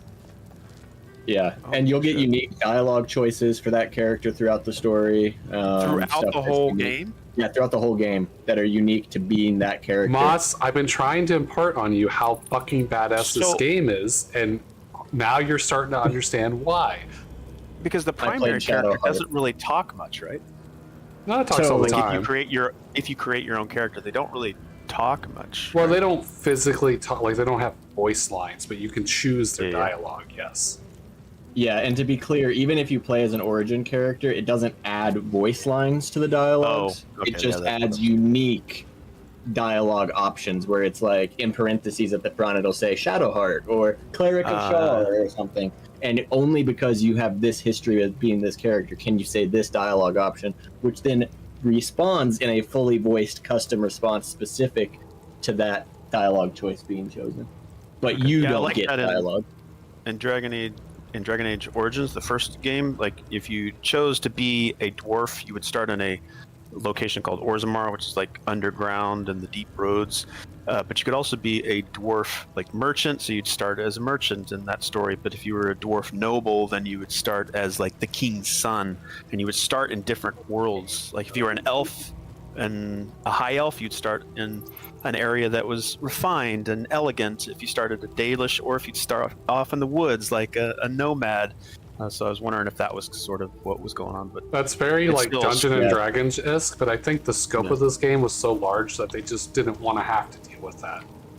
Also, the And- way the and- story starts, it makes sense where you wouldn't start somewhere else anyways. Yeah. Everybody's supposed to be there anyway on the ship, They so must. it's just a matter of where. Just in different areas. They were on different areas of the ship or something? Correct. Yes. Okay. Hey, they'll Moss. all reference it. Hey, Moss. I don't have time for you. Look what we're doing. Yeah, I'm looking. Oh yeah, see, I'm just saying, like being able to sit down in an RPG. I'm not saying that every game has to do it, but in an RPG, your role playing is like just walking around all the time and never being able to sit down. I think is one missed. You know what's hilarious? Thing. What?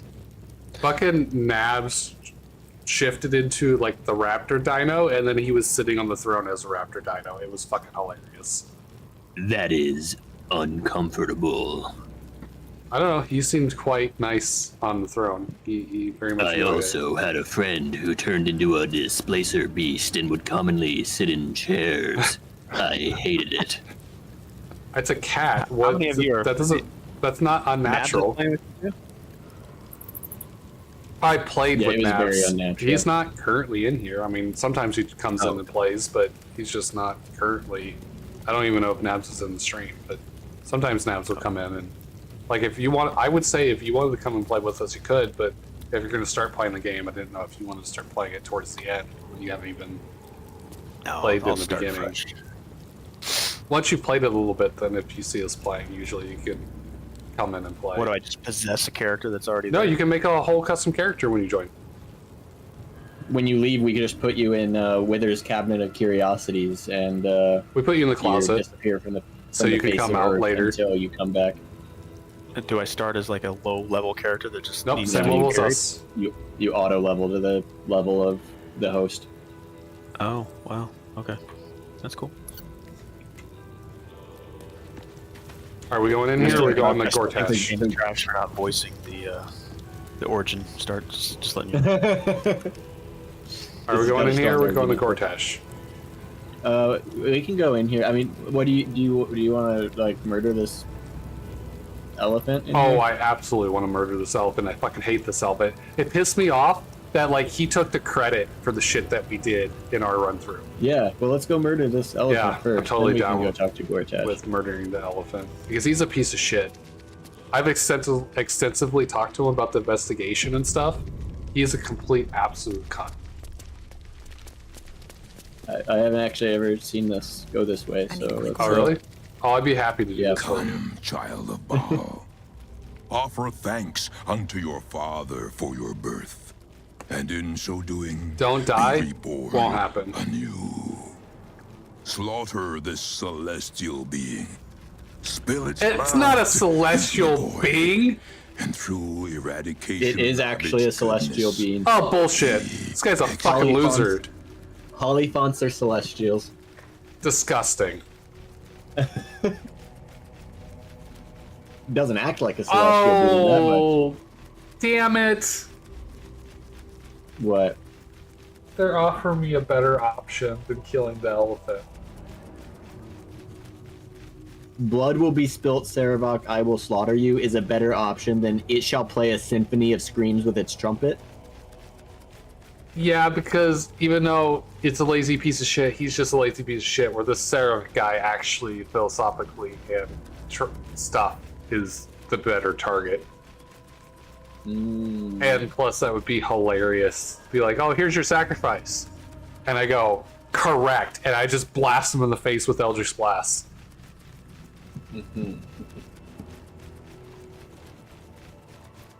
Plus, I'm not that, like, look, I'm kind of flowery, but I'm not like, whatever the hell that is. What would you call that? That just seems like an unnecessary amount of words. Are you talking about the trumpet? ways that... Yeah, okay, fair.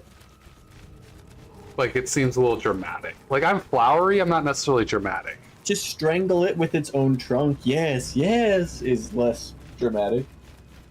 That's pretty good. That's pretty good. But, I could always slaughter the elephant while we're slaughtering Seraph. True. I could do both.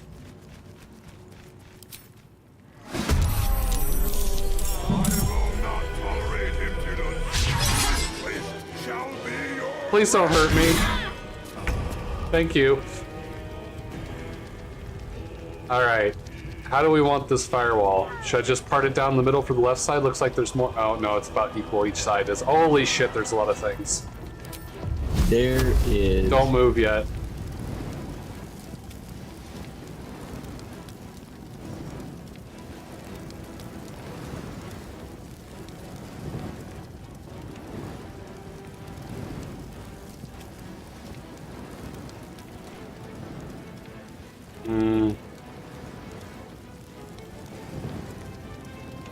I can do this where it hits the elephant. So, question, you have not done this fight before, is that accurate? I don't remember. Okay. I want to say yes, but I'm not. Well, it has some sure. unique mechanics. Do you want me to bring them to your attention for strategic purposes, or just find out what happened? I'll just find out what happens. Okay.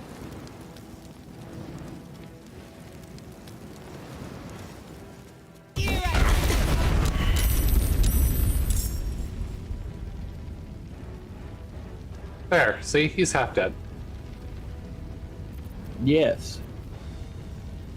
Are we going to long rest before we go see Mr. Gortash? Given how I imagine this goes, we will at least short rest, but there's a reasonable chance of long rest. Well, I'm not going to turn into my Slayer if we're not going to long rest. That's what I'm asking.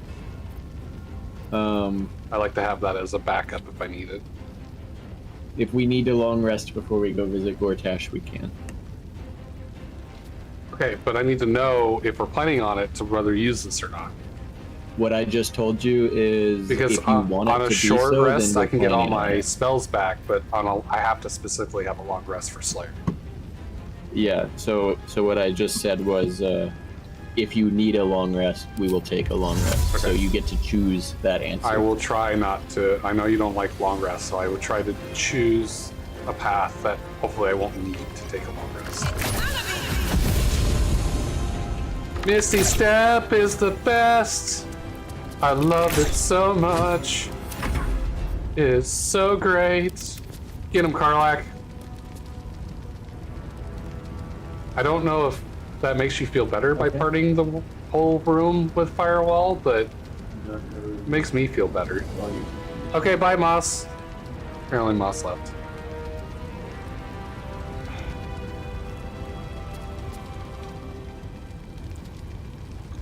What are you doing? Still your turn. Taylor is here.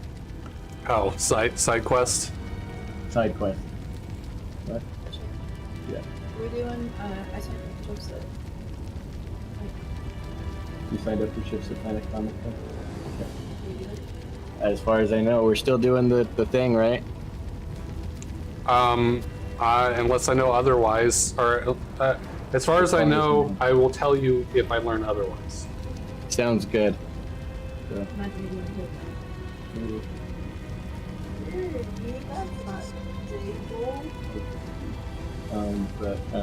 Yeah, one sec. Yeah, you mute that mic. We're to sit here and stare at Karlak. Actually, the new sword, like, matches her attire. It's got, the bone feeling and stuff of the bone armor, and the sword itself looks kind of bony. Got some bloodless little red jellyfish on the handle. Actually goes really well with... That matches Karlak perfectly in her current attire. Gauntlets are a little different. What's going on with the shimmering character? Oh, that's Blur. Displaced. 2 turns remaining. Until you take damage, foes have disadvantage on attack rolls against you. So, what disadvantage means? Also, in this game, I don't know what the controller is, but on here it says T to inspect, so I can hit the letter T, and then you can highlight things and read them. So disadvantage makes you less likely to succeed. Roll 2 dice and use the lower value, negated by advantage. So what that means is if you go to attack, you gotta roll twice, take the lower advantage, or the lower value. But if you have something that gives you advantage, like if you're a barbarian and you do reckless rage, which gives you advantage on attack. So you roll 2 dice and take the higher value, and advantage will negate a disadvantage, and a disadvantage will negate an advantage. So then you just do 1 roll and just take the straight roll. Hopefully that made sense.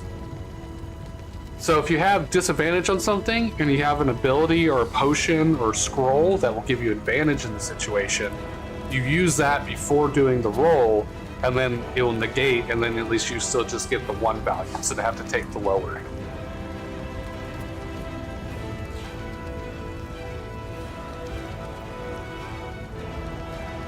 This is the perfect time to pop into Discord while Bubba is side questing to talk.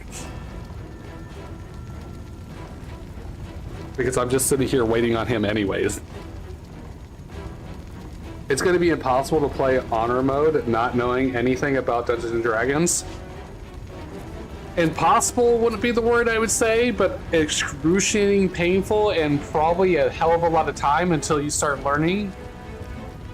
So it's going to be just like Path of Exile 2 while we're playing on hard mode. It's not impossible, but it's going to be painful.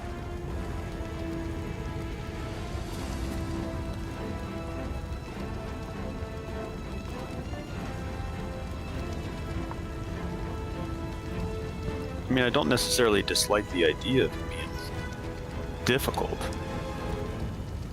It's hard. Me and Runehound and Nabs tried playing Tactician, which is under honor mode, and it hurt.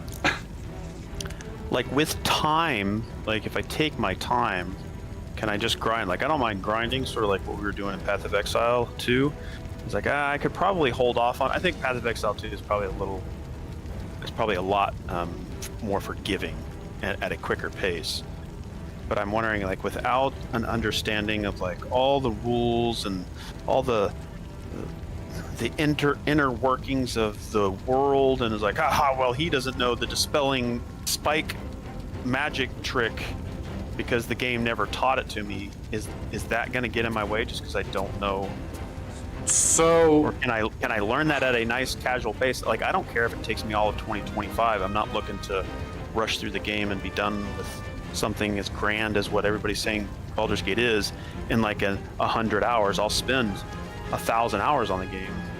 Like, that doesn't phase me with that kind of time spent because I've done so with other games. Like, so I don't know if this will answer your question, but it's exactly like Path of, well, not exactly. It's similar to Path of Exile 2, where we don't know anything about the game, and we're learning about the game, and how much easier is the game once you have the knowledge. You know, you've done it 3, 4, 7, 10, 12 times, right?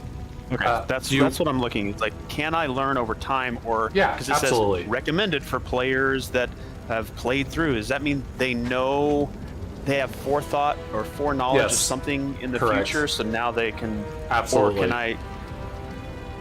But you don't have to have that. That just makes it more viable. Just like we were talking about, most of the stuff in this game is static.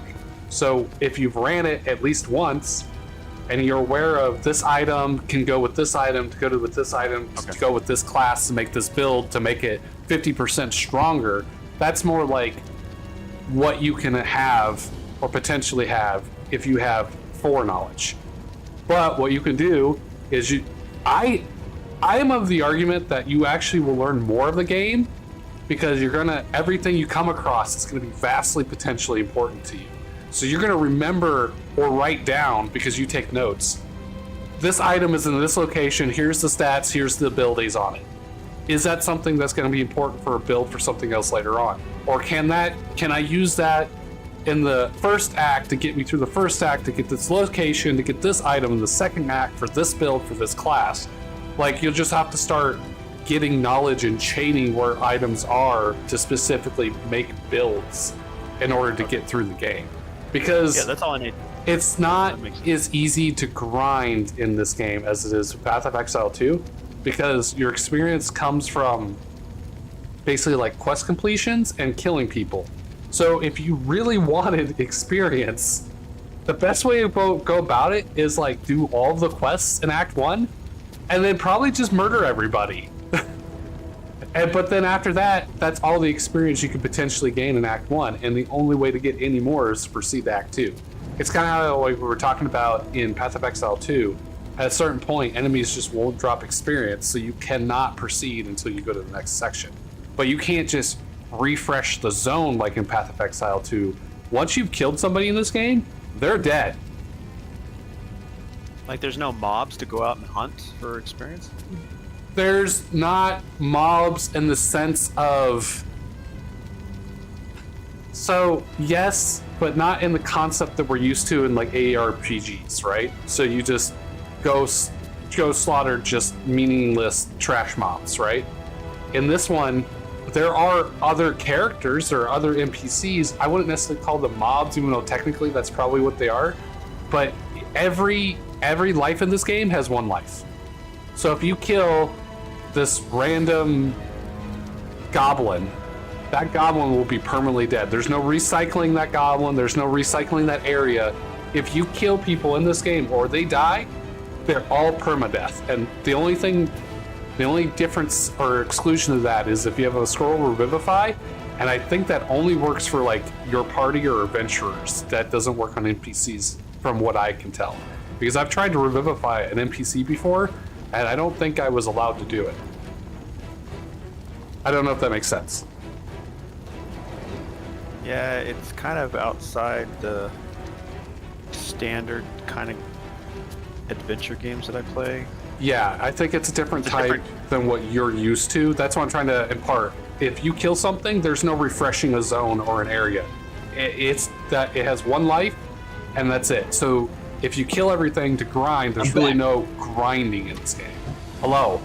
It's about time. Wow. Sorry. There was a whole side quest that had to transpire.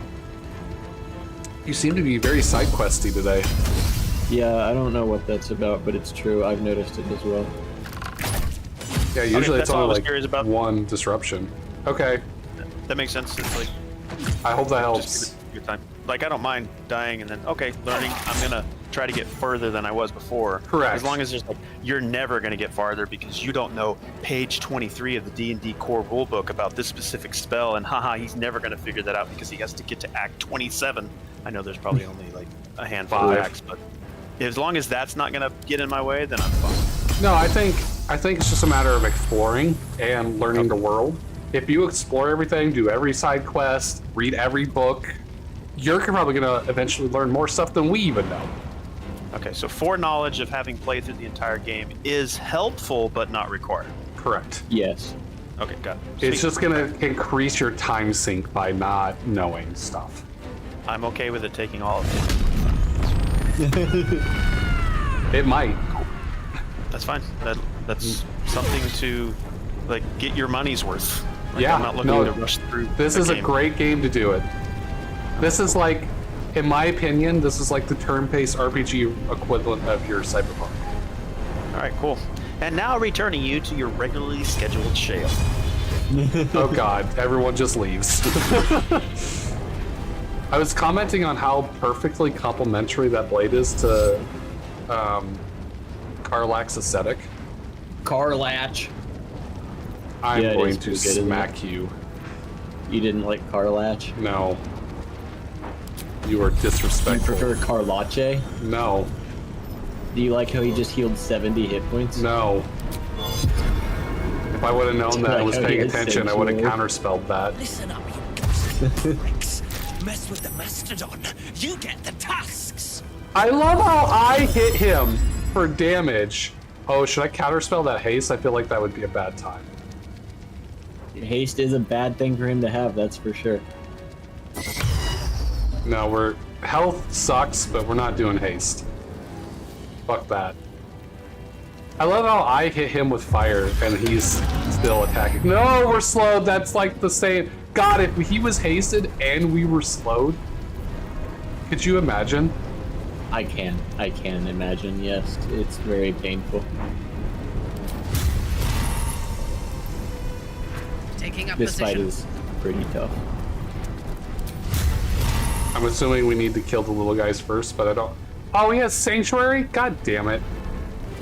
Do you want me to answer the question about the little guys? No, I just assume that that's part of the mechanic. Because there's kind of a thing about that, but... So it's one of two ways. Either we're not supposed to kill any of the guys to make him stronger, or we need to kill all of the guys to keep him from getting healed and buffed and all that stuff. It's one of the two. You started picking off the little guys, so I'm assuming that it's not going to hurt us to kill the little guys first. He also has Sanctuary for 10 turns. I did start picking off the little guys. The littlest of littles. So I can hit him with Call Lightning, or I can hit the little guys. What do you want me to do? If you hit Tribunal Ghosts, then hitting them is probably a good plan. Hitting him with Call Lightning is a clever workaround of Sanctuary, though, for sure. Which do you want me to do? I consider either acceptable. I can hit 3 little guys, or I can hit the big guy. Are the 3 little guys all Tribunal Ghosts? Tribunal Ghost, Echo of Sunday, and Tribunal Ghost. Do the big guy. Ball, spawn, essence of... Maybe I should read this. What is this? When Sunday's ghosts die, Sevek will have his armor class increased by 6. Hey, I found it. You was like, did, and his armor is already 20. I didn't kill him. No. I mean, his base is 20. Oh, okay. Nearby hostile creatures become vulnerable to piercing damage unless they are resistant or immune to it. Or a murderer. Well, I can hit just the 2 Tribunal Ghosts and leave the other guy out. Or do I just hit the big guy? Probably just hit the big guy. Isn't he just gonna heal? I mean, maybe, but we... Yeah, fair enough. I don't know. What do you want? Don't kill the Echo. I'm absolutely killing the Echo. I'm not gonna kill him, I'm just gonna hurt him. He's got 71 health. My Which call actually lightning does make it okay. You have to remember, I was trying to dodgily answer the question without saying too much, but yeah, it's okay to hit all three of them because you won't kill him. But I didn't want to imply that it was okay to hit the little guy or the Echo by saying, "Oh yeah, just hit the Echo." How many channels of divinity? So I got 2. I kind of want to leave my destructive wrath for something else.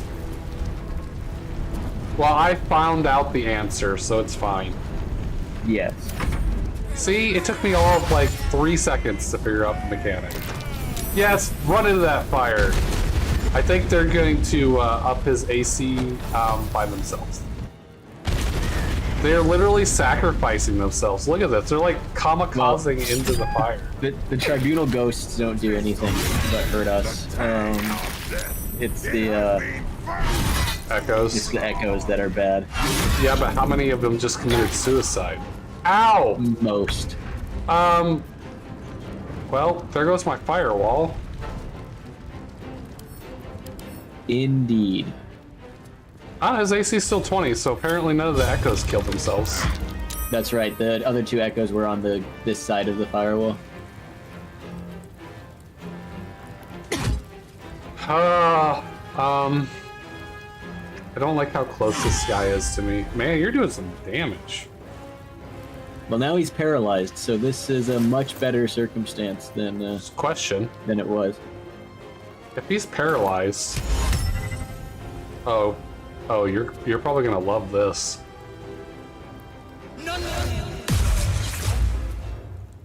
Did you just use hold person on a paralyzed guy? Yep. Did that increase your chances of succeeding on hold person? It was 75%. That's dramatically high in comparison to what it normally is. Yep, I would agree. Usually it's like 40% or lower. Did you not like that? I thought it was quite clever. If it didn't have any... Now you can go crit him from Karlach. When he was paralyzed, you already could do that, was why I was asking the question. Is whether yeah, but this is for 10 turns. Already. Yeah. Yeah. So it's a good thing. Oh, no, I'm slowed for 10 turns. Maybe... How much is... Yo, he's hold person for 10 turns, so if that increases the percentage chance, I'd rather have 10 turns over 2 turns. Because paralyzed is... Oh, yeah, see? See, are you not happy about that?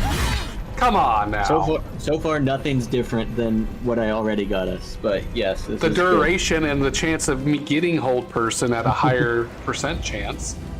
Yes. You enabled it. Then definitely that's Warding good. Bond. Ooh, that's gonna be not Ward good. an ally. They gain resistance to all damage and +1 bonus to their armor class and saving throws. Each time the ally takes damage, you take the same amount of damage. So it would kill the Echo. So I definitely want to counterspell this, right? Yes. This is my last. This is my last spell. Worth it. Dude, counterspell is fucking bitchin'. Just saying. It's very handy. Stand and fight. Get him, elephant. How does the elephant Trumpet heal? of sparkles. Yes, hasten that held person. That's hilarious. Wait, what just happened? I got commanded to grovel. Can I, like, save you from that? It has 100% on helping hands. Or should I hit the big guy? He's only got 93 health left. You probably hit the big guy. Minthara should be able to dish out some pain. Don't be afraid to use some smites. Yeah, I've already been using smites. I had to Jack and chill rolls, over you. They'll also be doubled by the critical, so it should be enormous. Apparently I don't have an action. Is that because I'm slowed? It is. You only have a bonus action or an action when you're slowed. Oh. Well, I had to jump over you. So I should have helped your hand and then moved closer. Yes, I would agree with that assessment. I didn't know. I'm sorry. That's okay. That's just why I don't think our good friend is gonna. Wait, is he not held anymore? Oh, my concentration broke. Oh. He's paralyzed for 1 more turn, so this is why doing this was important, because now I can hold him again. And he's somehow saved. See, but now you still have your paralyze. I still feel like I did the right decision. Good, that's good. It sounds like you disagree with me. It'll work out because we got him. Okay, cool. So maybe you're right, and it didn't matter either way. I thought it was at least thinking. Yeah. Do you want any of this stuff? His sword is very good, but I already have a very good sword, so that's something we'll have to look at some. On a hit, stats. inflict bleeding upon targets that have maximum hit points. Do you want this for like Karlach or anything? Well, the problem is I have another legendary sword on Karlach right now. So No, it's not a sword, it's an amulet. Oh, maybe. Oh, she's got the periaptive wound closure right now, which is really good. So. Okay, so Minthara then, or do you want maybe it? Let's finish the fight, and then I would like to compare stats. But the sword is 15 to 18 damage with a 1d4 necrotic, and on hit regain 1d6 hit points. That might be good for Minthara, it might be but better. I It's think also a two-hander. Oh, yeah, then probably not. Never mind. Yeah, it's a So I great just sword. need to compare it to Baldur's Giant Slayer. I don't think it's better. I think it's probably worse. In fact, I can tell you for sure it's worse because the fire damage sword is probably more damage than this. Okay. Let's see. You gain dark vision upon a range of 10 feet and 50 feet if you already have it. The number you need to roll a critical while attacking is reduced by 1. Is this a U helmet? It's a helmet? Yeah. Oh, Savric's yes. horned helmet. And then Dauntless. You can't be frightened and cannot be afflicted with other emotions altering conditions. That's a hell of a helmet. Alright, here, I'll send it to you.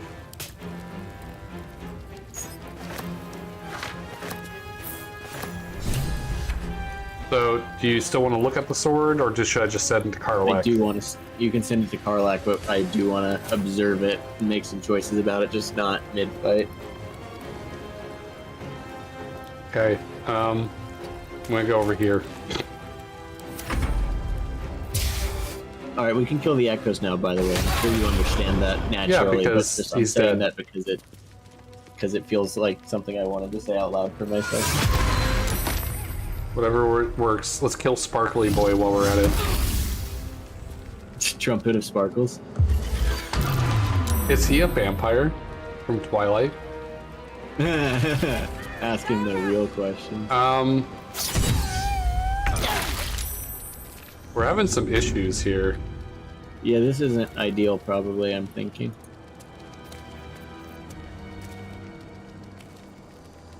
Who is responsible for Cloud Kill? I think it's the you. person on the left. Oh, There never we mind, go. I was wrong. That What was was- the left for me. Oh, okay. Your advice got me where I needed to go, whether you meant it correctly or not. Good. Ooh, who wants some necrotic damage? Oh, Karlach's over there. Karlach's got a lot of health. These guys are immune to necrotic damage, so I would recommend not using a necrotic damage. Why is it always immune to the thing that I want to do? Alright, let's see. You have 4 health, so let's hit him. The Tribunal Ghosts are not, but there's one of them left and it has 4 hit points, so it probably wouldn't do anything too spicy against that. Yeah, he's dead. Man, I'm glad I got a kill because I needed that 15 points of temporary health. Dude, you can almost not see them when they're in the fucking bloodbath. Yeah, that's a fact. Definitely just disappeared now. Get him, elephant. Worthless. Stop slowing us! Oh yeah, if you want the elephant dead, this is probably the turn to do it. To make it a part of the fight.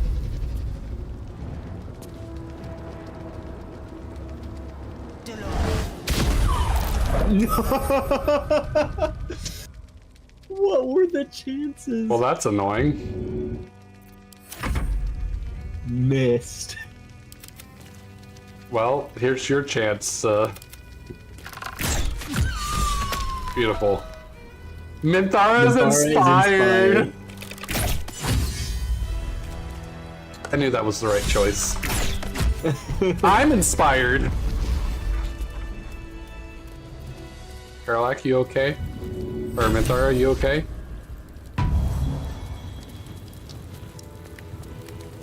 Never a dull moment. So, how about a short rest? Yeah, that sounds like These a good boots have plan. seen everything.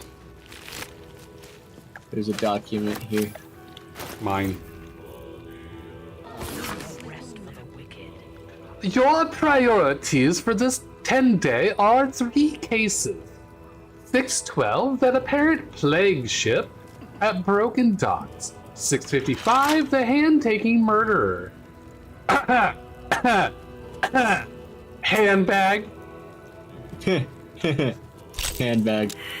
And 657, the mortal injury to the wave servant in the harbor. The thing that Baldur's mouth is called Ol Chom's case.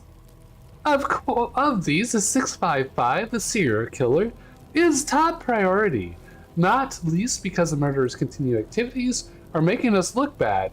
Catch that bastard. Flame Liara Portree. Did you get all that? Yeah, more or less. What are you trying to break? Do you not have any more lockpicks? I only had 3, and this seemed breakable, but it's not going as well as I imagined.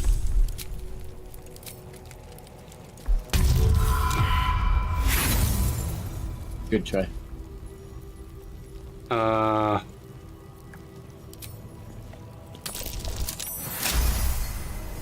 Hey, there we go. I don't know why you can unlock it. If I can unlock it, you can unlock it. I only tried once, and then I, course corrected. Oh yeah, give me the Beholder's Iris. Yum. Ooh, another book. Yeah, you want to read it? This is a memoir describing in detail the visions of Baal seen by Saravok Anchev after his death in the Baal temple centuries ago.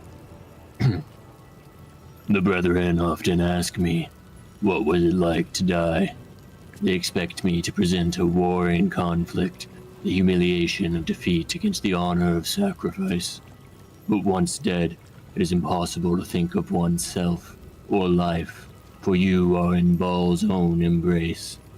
Baal's domain is a red wasteland in a starry sky, halted in time before the collapse of the final sun. There I wandered, tasting the end of all things. I was dragged back from the precipice, bound to a living husk again by a mocking sibling. I resented it at first. I'd forgotten how to breathe, to eat, all the animal functions of the petty who cling to life.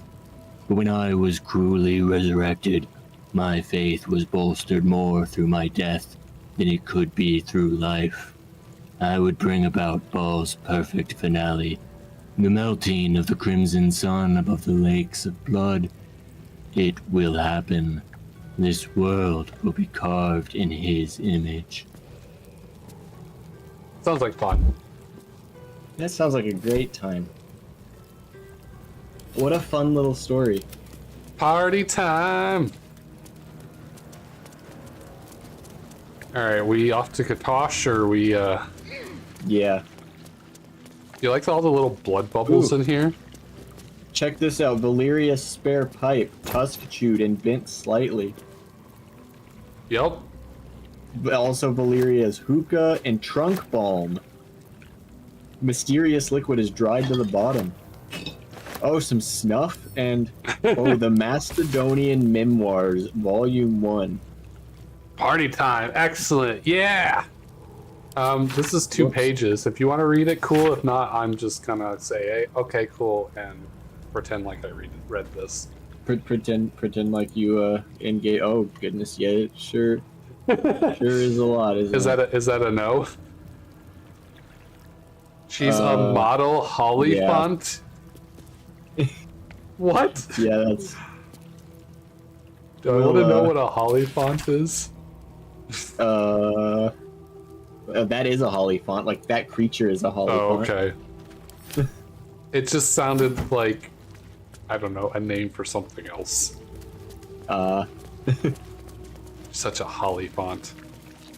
Dude, the sword on his back looks like he got like impaled by a spear. Also, how does he still have that sword on him if we pick the sword up? Also, were you going to compare that? Also, why? Yeah, I was. Also, why can't we get his cool armor? Right? I imagine that'd be pretty cool. That's another thing, and like, if I run Dungeons and Dragons games, if they have it, obviously you can take it. I'm not going to do this bullshit video game rules where it's just like a random loot table of stuff that they have. Like, if they have some kind of legendary sword and you manage to kill them or take it from them, that's there. Like, it's not just, oh, it's, you know, visually stuck to him. Only he can use. Now, if there's like a lore reason why only they can use it, that's different. But you could, like, the sword still exists. You can see it. You can potentially try to touch it. Whatever. You just might not be able to separate it. But I do feel like 9 out of 10 times though this game does cover that. Though, like, this is more so than other games. Yeah. Take his armor, but like, you can take everything Ketheric had equipped. Like, a lot of the enemies have unique items that you can take, and you can also disarm them to take them while they're still alive. Yeah, and this is less of an example for that, but that's one thing that always bothered me in video games. It's like, you kill this top commander of this army, and then they have bones like 10 gold and a flower on them, and it's like nothing representative to what they're actually wearing. Yeah. Drives me nuts. Like, if I see you have it, I should be able to take it. Right. I think probably the Giant Slayer is better, but just narrowly. Really? Yeah, because the Giant Slayer lets me add my proficiency bonus a second time. Which is straight 4. Oh, sorry. I thought you were saying it the other way around. Yeah, I thought the Giant Slayer would be better. Yeah. The Sword of Chaos adds a 1d4 necrotic, which lands also pretty close. When are you going to go giant with Karlach? Because that would be hilarious. Yeah, I probably should have done it in that fight, but you should have. Forgot about it.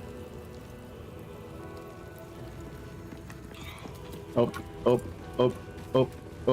We didn't go over here. Yep, that's another door.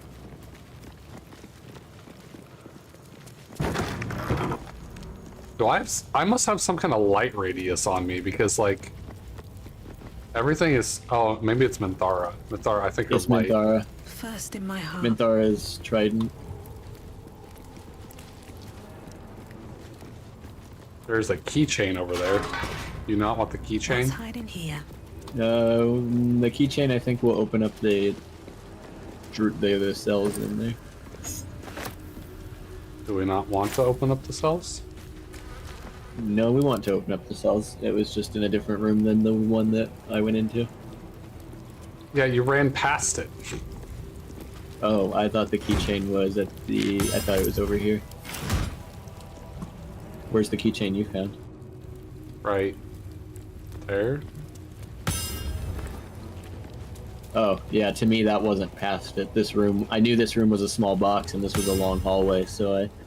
Well, you still ran past the entrance to get to this room. Hence, you ran past it. That's... I wasn't talking... Like, if you had said this isn't as far away or something to that effect, then I would have agreed with you. But you still passed that room to get to this one. Yeah, it's just because this room was smaller.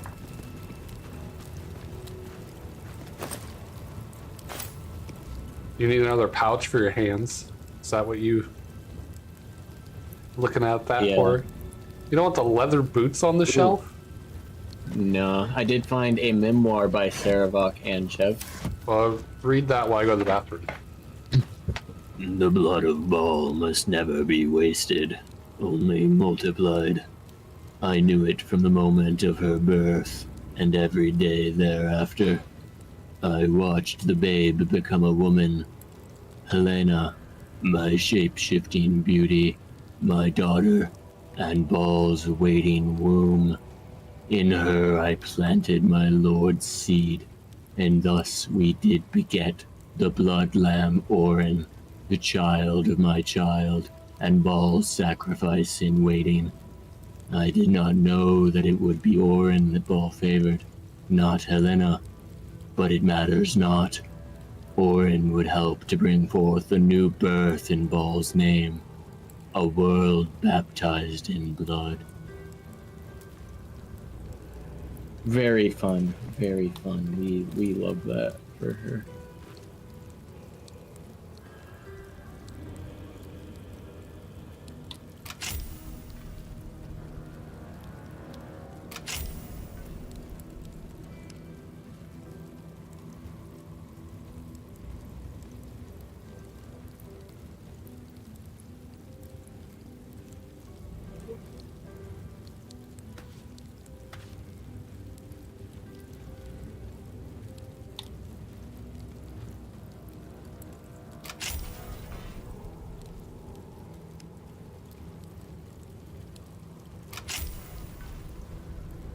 I realized only too late that my body had grown hungry, though the hour was now late.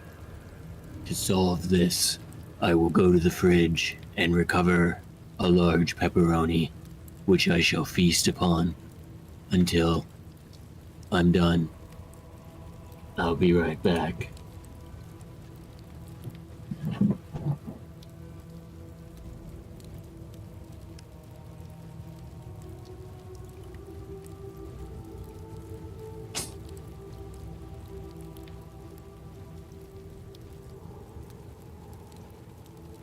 Are you going to narrate your pepperoni eating as well? Bubba, the pepperoni devourer. You want to know something that I always kind of wondered? All these gods of death or whatever always want you to just murder everything. What happens if they actually succeed and there's just like nobody or nothing left? Like, what's the point? At what point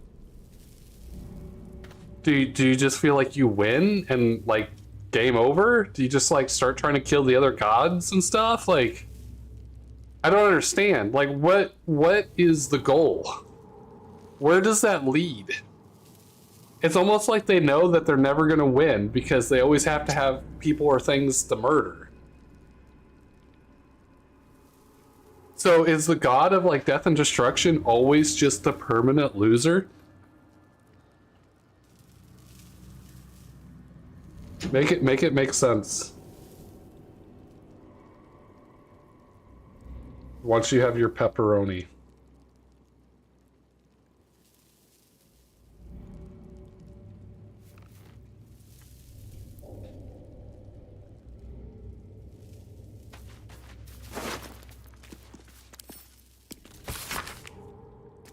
Dear Quill, do you remember me? We spent a sweet evening chatting to one another after you gave a heart-stopping performance at Naskell Inn when I was on patrol tour. I heard you were headed to Baldur's Gate to get your Storm book published, and I pre-ordered my copy. If you'd forgive a humble fist boldness, I send you in writing what I wasn't bold enough to say on that night. Each one of your scales is a gem. Your eyes shine brighter than your throat's fire. That's actually not bad, honestly. It's corny, but it's actually kind of good. If you would have just reworded it a little bit, I think that would have been a pretty compelling flirt. And images of you have beset me since we met. You must have many suitors as a scholar of love ballads, but perhaps when you get to the gate, you'd meet me one starry night in Blushing Mermaid? The letter is clearly unfinished, the Fisk intending to write more before sending it. I have returned. Large pepperoni rot in my hand. Rot? You know, like with a W. Yeah, that's not what people are probably going to think when you say that. Probably going to think R-O-T, as in it's not fresh. Yeah, but that didn't sound as edgy. Okay, well, do you have answers to my question? They were good questions. I feel like some of the gods of death have answers, and some of them don't. Okay. Enlighten me. So, ones like Jurgle are very much about the balance of life and death, and so while there is life and death is a natural part of it, it's not like kill everybody, it's not murder everyone, it's just like this natural part of the cycle, and so it's expected to always happen in harmony with the rebirth and with life. Like in Star Wars. Oh, wait, you haven't watched that yet. It's in Clone Wars. There's something similar to that. Okay. It's like the origins of Sith and Jedi. Which in a way is bullshit, but that's a whole nother conversation once you've actually watched it. Okay. By contrast, Ball is just murder everything. Yeah, your point is completely valid, and I have no idea what his plan is after that. Like, if there's nothing or no one left, what's the point? You're just alone by yourself? Like, is that what you want? Is that the end goal? It's just, if that's the case, why don't you just leave and just be by yourself? Like, I don't understand the purpose. It might be some like Ragnarok-y kind of stuff where it's all supposed to lead towards this great final battle, and after that you're just done. It's like, all right, we did the thing now. But you know the thing, the term and the meaning of cope? I feel like that's pretty fitting for this discussion. Ball will be on some major copium after he is. I don't feel like every story has to have this grandmaster plan. Like, just because they're God doesn't mean they can't still fuck up. I still believe that maybe they just don't ever believe that they'll win. Yeah. That could be. In this case, it is our goal to make sure they don't win. You're not gonna go that way? Where the fists are supposed to go? That's where the fists are supposed to go. Yeah. I'm not a fist. I mean, you're pretty close. I am pretty close, actually. I'm not looking to get fireballed. Okay, so I have my stuff back. Mintharo's a little rough. At your command. Do a potion here. Or wait, no, I have healing skills. Do we want to stand close together and do like a healing thing? If I must. Prayer of healing. Oh, that's a good one. Do we want some aid too? Yeah.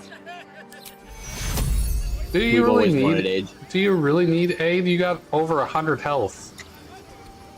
You offered it. I mean, we don't need it, but you offered it. It's just So I was like, yeah. I only have 3 level 2, and that put me down to 1 because I've already used 1. I just love hit points. I have no level 3 spells, and I have no level 4 spells. I just realized any one of my characters has basically twice, or has the same amount of health as any one of yours. That's Or what I'm any two of saying. yours, sorry. Do you really need 5 extra health and waste the spell slot? Fair enough. Unless, I mean, are we going to need to rest to have those spell slots back, or are we going to be good with whatever we're doing for a little bit? Because I have no 3s It or depends 4s if on you- Minthara. It depends if you change your mind after meeting Gortash. Change my mind on what? On what you want to do about Gortash. You mean murder him? That's what I mean. I mean, I'm probably still going to want to murder him unless you're specifically wanting to do a narrative device. You haven't met him like this. Okay, maybe I should ask the question, do you think it's going to change my mind? I think there exists the possibility that it will change your mind. Do you think The it's going to non-zero change my possibility. mind? You're unpredictable. There's no possible way I can predict that accurately. By picking an answer, I am inherently making it more likely to go the other direction. Are you talking about like quantum observation? Is that what you're saying? I think so. I don't know what you just said. I'm not smart enough, but... What? You haven't heard about that? Simple enough. Maybe it's for the best I say I have. Well, it's quantum observation. So it's the idea that in order to observe a quantum particle, you have to like shoot something at it or whatever to observe it. But by observing it, you actually change what it's doing but then when you unobserve it, it goes back to its behavior. And there's ways to like, you can see the effects of what it's doing if it's not being observed. But then when you observe it, that effect changes. And so that's what I was saying. So by you like trying to predict what I'm going to do can create a different outcome just because you're straight up trying to navigate. Yes. That does in fact apply here, I do believe. I mean, I'm probably just going to do what I'm going to do unless you specifically want a narrative outcome. So you saying something. God damn it. This is not that hard to get past. I do not know why you struggle with that. Because the camera is like right up against it and it has the cogs and I can't click away from it. I have to physically turn my camera to fucking change it. Wow, the music got real hard. You want to save? Yes, actually, given I don't know what you're about to do next, yes. I don't know why you think I'm unpredictable. I'm actually probably pretty predictable, honestly. I thought you were going to pick Swelto. I was going to. I specifically picked Stead just to see if I was wrong. And that same possibility is always possible. Because I nailed Silty or whatever his name is, like from the fucking get-go. I was like, I think it's this guy. Which is why I thought it was a shoe-in for if I just left you to your devices and we went all in without a failsafe, you'd pick the right one. Which is why I chose Stead. To completely circumvent what you thought was going, because I also thought that's what you assumed was going on. That's why you chose not to interfere, because you thought you weren't going to have to. Yep. So then I picked Stead. And you're like, God damn it. Mm-hmm. All right, what are we doing? Go into the audience hall. You should lead the way because you're. I'm chatty boy. Yeah. I'm pretty sure we've already had this conversation because he's like, "Hey, we'll make a pact if you go kill Orin." Stand down, villain. Yeah, but you never played with a Dark Urge before. Aggressive action okay, that's true. Be tolerated in the presence of the patrons. I didn't realize that's what you were meaning. You got no idea what you're about to learn. Okay. But it's crazy. Crazy. Prepare for battle? No, don't do that. Prepare for battle? This conversation completely guided the outcome of my first Dark Urge playthrough. Like, I was like... I mean, I haven't played it yet, so it would be new information. Yep, I'm not taking orders for a piece of metal. Correct your tone, citizen. Bitch, I will murder Dearest you. Patriarchs, but a moment. I must greet a most honored guest. Oh, I am an honored Crawling guest. back from her bloody disgrace. It's my favorite assassin. Gods, Wait, what? You're a sight for sore eyes. Bloody disgrace? At what point was I ever Orin told me disgraced? She made a fool of you. When but I should have Orin known made it a wouldn't fool go of you? down that easy. We're talking pre me playing. Mm-hmm. Backstory. Yes. Favorite assassin? Oh, I worked for him? Gross. Wow, I have way more in common with Karlach now. Worked for him? We'll see what you did. Did he work for me? To be determined. I have no clue what you're talking about. My memories are blighted. Your favorite assassin? I feel like your favorite assassin is a more coy way of saying you know me, without just outright saying that I don't remember what the fuck you're talking about. Then she didn't lie. The past is lost to you. Damn it! Let me clear up some I tried! We share so much history. You and I initiated this plot. We Bullshit. discussed in depth the failures of our predecessors and how to avoid them. I don't believe We you. understood that if we were to unite, no one could stand in the way of the Dead Three. So, unite we did. But I'm not First, part we of the obtained Dead the Three. crown. Then we enslaved the brain. Ballers. From there, it was but a small Oh, step yeah, to yeah, the yeah, most this gem. successful religious hoax ever perpetrated. And then I got overthrown by Orin or something. Mm-hmm. Okay, yeah, that makes more sense. I don't need to ask the Emperor. I'm not going to trust anything he fucking says from now on anyways, fucking liar. That was actually information that has tainted me towards the Emperor. I kind of liked him the first time. Now I absolutely fucking loathe him. It's interesting, isn't it? It completely changed my perspective. Mm-hmm. And I fucked him last time, too. I'm mad. I am did. pissed. I'm a... What is it? What do they call it? Like a... Or you're an ex, but you've been slighted? Not like a vengeful ex, but like a...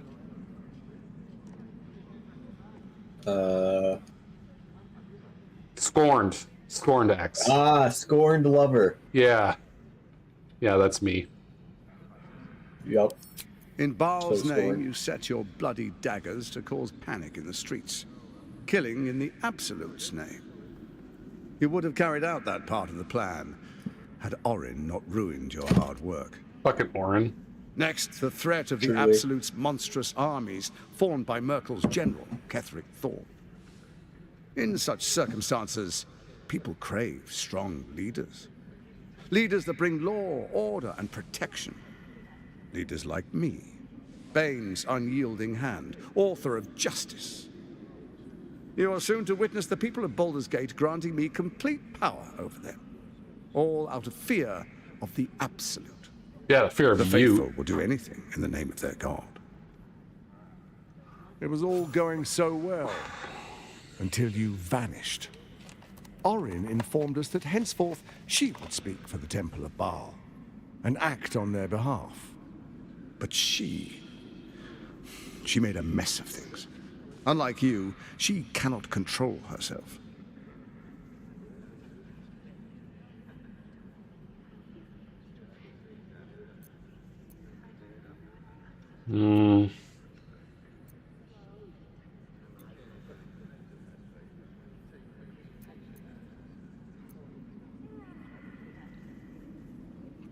I think you misread me. I've come to end this evil plot. Unless you have something specifically you're wanting to do. You know, whatever feels right to you. Well, We'll see how he feels about that. Even though 2 is true, I'm not going to tell him that. I'm back now reckoning awaits. That's not a choice I want to do. I don't give a fuck about Orin taking it because I'm going to kill her anyways, and I have nothing to do with this plot. I don't remember a thing, but the plan sounds brilliant. It's probably true, but I'm not going to cater to his egotism. So yeah. Have you gone soft? I find that hard to believe. One's true nature always rises to the top. Me murdering you when is Ketheric fell, still I the feared same. Worst. That our plans would fail like so many before because of discord among ourselves. Now you've returned. We can achieve all of our dreams still. You brought Thorm's Netherstone. I really like it my takes all clothes. 3 to control the brain. Without Thorm's, it's become vexingly willful. The quakes are a clear warning. If nobody steps in soon, it'll free itself from the authority of the Crown. I expect it'll start with turning the Sword Coasts infected. You among them. That prism of yours won't last indefinitely. Next, the grand design. The Mind Flayer Empire reborn. If we're lucky, we'll become slaves. If we're unlucky, well, a bleak prospect. But it's a fate that can be avoided if you and I renew our old partnership. Together, we can still restore authority over the brain. That's not the only choice. We can just let the dude out of the prism and see what happens. Mm-hmm. Because he ain't gonna fucking stand by with the Mind Flayers, even if that means killing me. Overall, the idea is as a whole, it'd probably be better than fucking you controlling the brain. I don't want to avenge myself. I don't want to know about your partnership. Why is the crown failing? I mean, information would be good. It's not. But it will not follow new orders unless the Netherstones are united to give the command. When it finishes executing its current orders, it will be free to do as it wishes. That will be bad for everyone. The Crown's magic turned the brain into something the world has never seen. A nether brain. Its power is immense. Once it is freed from its shackles, I doubt we'll ever be able to bring it under control again. Sounds like a you problem. Yeah, I don't think this information has changed my mind in any capacity. If anything, it's just reinforced my choice. Fair enough. That's why I didn't make any predictions. Because just because I'm a Dark Urge, like, I don't remember being a Dark Urge. And so without that memory, you become a changed person because you're having different experiences than what you had previously. It probably helps that my Dark Urge was an evil playthrough. So when I got here and he's like, oh, you want to revive our alliance? I'm like, yes. Yeah, I'm not playing an evil run through. I'm just playing a character that happens to have evil tendencies. Yeah, and he was actually he's a pretty chill dude, like, to team up with. He's not like really. I always just assumed that was a front because some of the other backstory on him is betrayal and backstabbing, and him just silver tonguing his way out of situations or into situations.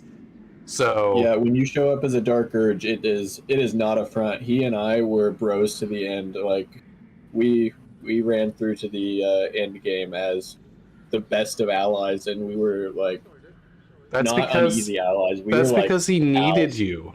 He treated Karlach like absolute fucking shit and like a throwaway trash slave. Just because he treated you like what? It's just like with people. He needed you. You were someone of merit to him, so he coerced you just like he did everyone else to get into the position he currently is. You just never got to see the other side of him. I've seen the other side of him, and he's a fucking piece of shit. But you haven't seen a side of him that I saw. That's true, and I really don't care to, because if the other side is still a piece of shit, I don't care what his nice side is. We were equals in our partnership, through and through. And if I wasn't willing to be his equal, he would not have allowed the partnership to continue. That's great. Still gonna murder him. Yeah, I'm not trying to talk you out of this. I'm just telling you about my experience. You also had your goals were also more aligned. Correct. My goal was to take over the city, and so was his. So he was your playmate. I get it. Also, you problem with the worm in your head? That's fine. The Gith Yankee will take care of that. I don't care about vengeance. I don't care about your partnership. I'm not like super evil, vengeful against you either. You're a dead man, so I guess I'm a changed person just because it's the only option that is the lesser of the ones I don't want to do. Bard isn't done with you. You must know that. You have effortless talents. Killing instinctually, like you breathe. See, that's why he likes you so much, because you're just a really good tool for him. Spell your doom. But I can offer some aid for the storm you're about to weather. Dark Urge is more than a tool for him, but standard playthrough, yes, I agree. With Ketheric Feld, Orin proves treacherous. She craves the Netherstones for her own. Desperate to impress You all Bard. do. What? She only cares Quit for acting blood. like you're better. And your blood and mine are of particular interest to her.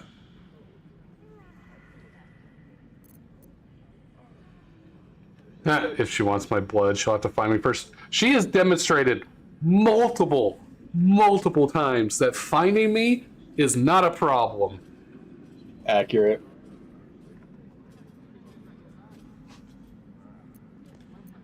I'm not going to bring her to Hill, I'm going to kill her. So I guess, what are you getting at? Orin changes shape faster than you and I change clothes. Okay. You know. She's tricked you before. She's targeted me as well. I'm well protected, but she's extremely good at what she does. If Orin obtains all 3 Netherstones, she'll plunge the coast into chaos and paint the city in blood. I can't let that happen. I want to lead this city to glory, not scorch its earth. So I turn to the Scion of Baal. You are his dear lady. He created you to rule. I am the dear lady, Alex. Remember that.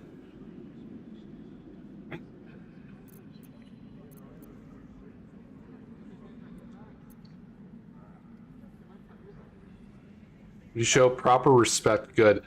Normally I would go with that, but I still feel like it's just a way to get me to do what he wants. What'd you say? Sorry. I don't know. After the dear lady, I know that you're his dear lady. I don't remember what I just said. Fair enough. I don't like any of these options because all of these are suggesting that I'm going to listen to him. I guess show proper respect. Good. Yeah, number 2 doesn't necessarily show that you're going to listen to him. It's just like, all right, well, at least you realize that I'm important. Yeah. A divine oath, sworn upon spirit and flesh. I do no harm to you, nor you to me.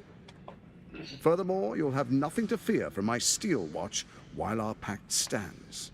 No. Thorm's stone is yours to keep. When you slay It's mine to keep anyways, bitch. You bring it here.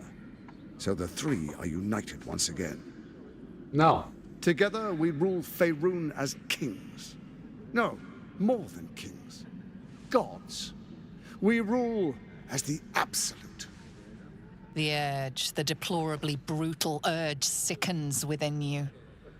When you level the world over, that dead world must be yours alone. Yeah, see, even my first dark you will urge rule. doesn't want to do it. Then you will ruin. What do you say? No. Shall we be allies? I can detect no deceit. This alliance could serve Shut us up, well. Emperor. And if it does not, well, we need not honor it. He wants what we want.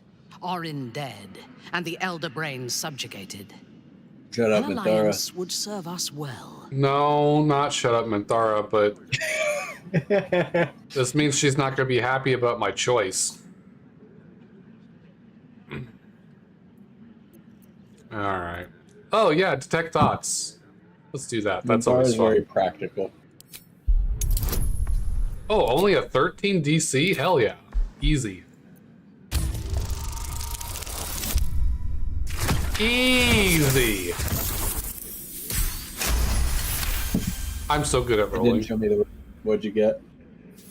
25 over 13. Nice. Almost doubled it. I rolled an 18 and then I got my modifiers. Amazing. Orin is unreliable. This one shows promise. She keeps her word, I keep mine. We will rule as one. Okay, I believe you a little bit more. But the problem is I don't want, my goal isn't to rule with you. You're a piece of shit. Mm-hmm. Your ambition has always been bigger than your mortality. No, you're a conniving, sleazy snake. Even if you're not going to snake me, that doesn't change the fact that you're a snake. This is truth.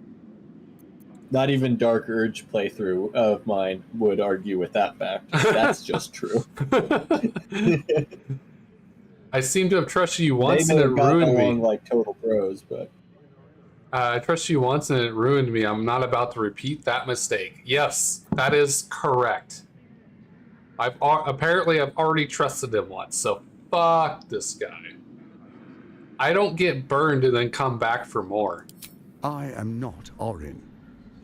I know the value of alliance.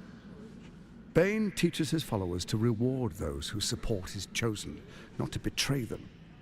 You and I always knew we could only stand against the world united. Orin's blind ambition failed us. She compromised you just when success seemed certain. Ketherick, his obsession with his daughter made him lose all hold on reason. They floundered, even as they tried to rise above us. We will not, cannot, make that mistake if I do we feel come like he's together really in trying to trust. convince me. That's because you were his best friend before all this went down. So when you're when you come rolling back in and you're like, "No, I don't want to have anything to do with you," he's like, "Well, I thought we were friends."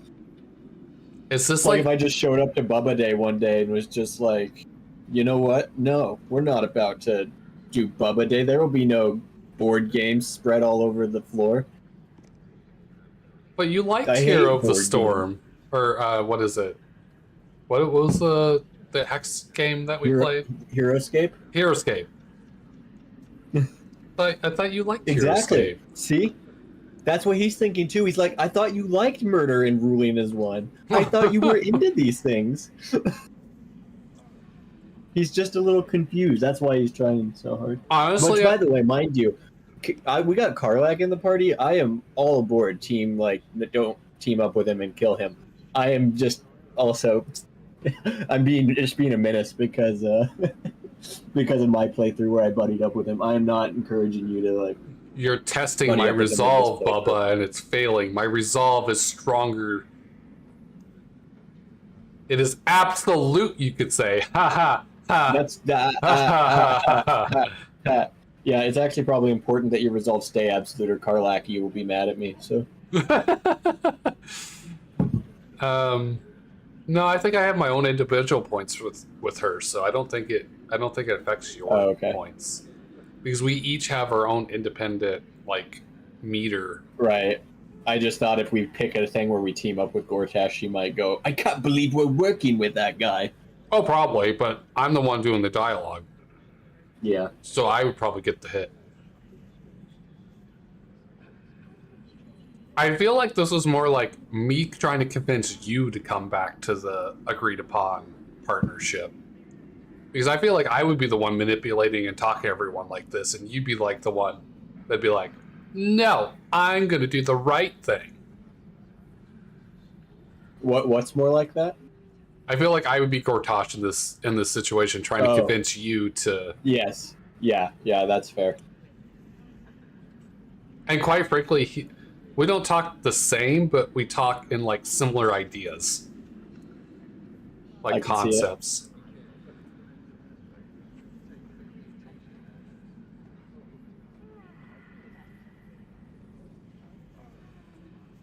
I think to hell's with your pack, unless you want a narrative intervention right now. Nope, no narrative intervention. I was interested to see how you'd handle this backstory reveal. That's all. I was not trying to guide anything. I just was interested in your response to it. If anything, reinforced my already decided choice. I don't like this guy. Out of all the people, I like him the least. I like Orin better because Orin unabashedly is herself. This guy's a fucking snake. He tries to dress himself up prettier than what he is. Yeah, you know I have a weakness for characters like that, though. What, like Gale? No, no, or well, like Peter Baelish from Game of Thrones, and like the slimy, sneaky, not good people, but so Han Solo. Han Solo's not really the type I'm referring to. He was a bad boy that only did a good thing because he wanted a girl. Yeah. It was still for his benefit. It was still for his... Gortash is a politician of Baldur's Gate 3, LOL. He is. Yes, it's the politician types. The slimy politician types that I like. So Emperor Palpatine. Yeah, Palpatine's a great example. Love Palpatine. Who else? So you well, Poe is more of a Han Solo replacement, so that wouldn't be a good he's example. just discount Han Solo. I don't even know if he's discount. I think he's just straight up bargain Han Solo. Yeah. Let's see. I'm trying to think of another character that would be very... Yeah, I was trying to think of others like it too, because like Gaius Baltar kind of would be an example, but I wasn't really as much of a Gaius Baltar fan. Who's that? In the way that from Galactica. Oh, I don't remember any of your reboot bullshit. He was in the original as well. Oh, was he? Yeah. Which one was he? The guy who works with the Cylons. Oh. That guy was just dumb, though. He wasn't even, like, politically savvy. He just basically got spared by the Cylons because they just wanted someone who thought like a human so they could assist them. And he was the only one willing to do it. Yeah, So, I was just going from the angle of, like, doing the whole, I don't know, be aware of more things than you're actually... I feel like the old guy with the shop and... from Andor would be a good example. Ooh, yes. Yes, Luthen Rael. Yeah, great example. Also love Luthen, especially after his speech, which I sometimes just look up on YouTube to watch again. Oh, really? Yeah, his speech is so good. That was a good example. Love his speech. Yes, that was a great example. And he's the rare case of one of the slimy types that's actually doing it for the good guy side. Right. Like, he absolutely fits the entire for a scheme of the change type of character I'm talking about. But yeah, he's a rare case that is actually... I did like the character too, because even though he was on like the quote unquote good side, he was still willing to do shady shit to get stuff done.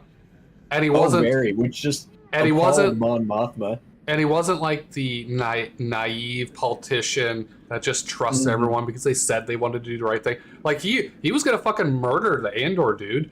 Like he was just gonna straight up kill him if he didn't answer right. Yep.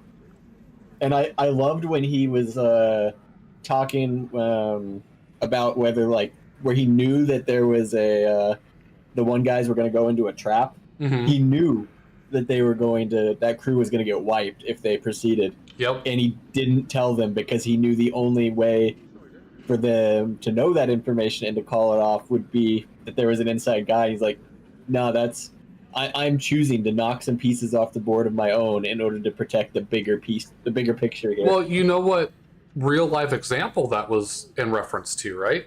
Or parallel to? Maybe. Which one are you thinking it is? When they broke the automated code in the war, and they knew like certain ships were going to get sunk, and they let them get sunk. Yeah. Yep. Because if they had alerted them and changed course, then the enemies, what was it, World War I or World War II or something like that? I forget which. Pretty sure it's 2. Because if they had alerted them and a diverted course or anything would have changed, then they would have known that we finally cracked their automated encryption, which was huge at the time because it reset every day, and by the time they made progress on it, it changed. So there was just no way to fucking break the encryption. Machine, and I think that was the Turian machine that Turing. Ended up cracking. Alan Turing and the Enigma machine and all that. Yeah, that sounds correct. Yeah, so, same concept as that. So I just think that it's like a reference. If it's not a reference, it's definitely a similar pace of historical influence of that kind of ideology, because no matter who wants to fight against it, me as a person, I would make the exact same choice. Yep. Because if you don't, it's a catastrophic error. Yeah, it can ruin everything. And I love that scene. I love that was something that he had to weigh. And like when he was talking to Saw Gerrera about it, and Saw's just like, "Would you have done it if it was me in that spot? Like, yes. Can I still trust you?" And it's just like, yeah. Yes, because you can trust me to do the same choice no matter who's on it, even if I'm on it. Yeah, and he's just like, bigger picture, buddy. You got to think bigger picture. And I love the idea that the Rebel Alliance at that time, like I feel like Andor legitimized the term Rebel Alliance more so than any of the previous Star Wars media had. I mean, it was always a name, and it was, just what it was. But the way that the show presented it in the early stages really made it feel like it was a bunch of separate rebel groups, and they become the Rebel Alliance Kind of through like terror his cell organization machinations. format. Yeah, exactly. And he like is the one that is orchestrating the connections and bringing them all together into an actual single alliance, single cause. Because he mentioned that how like, you know, this group just wants to kill Imperials, this group just wants separatism, this group wants this. Like they all had these different goals, and his position in it was to find what brings them all together and sometimes make sacrifices when the bigger picture was at risk. Well, the thing is I think in the later the other Star Wars stuff content we've seen was probably later down the line. So they already had the Rebel base, and they already had like more congealed locations and stuff. It wasn't just a bunch of pockets trying to do kind of like rebel / terrorists. Because according to the Empire, they're terrorists, just straight up. Yep, straight up. So I mean, if you actually think about it in the context of the Star Wars lore, the rebels that turned into the Rebel Alliance were all terrorists. Yep, I think they call them terrorists in Andor. Yeah, but I don't know if they might have called them terrorists in the other films at some point. No, I don't think so. At least not 4, 5, 6. Okay. It doesn't feel like they did in 4, 5, 6, but also I think 1, 2, 3 they might have. They might. Well, in 1, 2, 3 there is no Rebel Alliance. What am I thinking of then? What is pre? Maybe it's post Rebel that they call them terrorists. Terrorism may have come up in 1, 2, 3 because the thing is, terrorists, like referring to people as terrorists like that, became a lot more popularized. I feel like in the post 9/11 era, and when Star Wars was written, like my understanding of what George Lucas had in mind for the rebels was actually more inspired by the Viet Cong, not terrorists, but guerrilla cells, like because Vietnam was relevant in that time period to when he was writing it, but terrorism wasn't as much of a concept, I suppose, as it has become since then. But by all means, like they are behaving as terrorist cells as far as the Empire is concerned. So episode 4, or not episode 4, sorry, Rogue One. Rogue One may have referred to them as terrorists. I could definitely see that because it's entered the vernacular of our society by the time it had come out, in contrast to 3, 4, or 4, 5, 6, which I just don't think that was as common of a phrase. So someone posted this on Reddit, so this is not like a confirmed or solid source. Okay. But why the Rebel Alliance was not a terrorist organization according to our international law.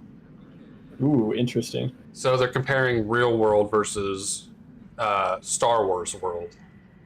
That's interesting. That of being commanded by a person responsible for his subordinates. That of having a fixed distinctive sign recognizable at a distance. That of carrying arms openly.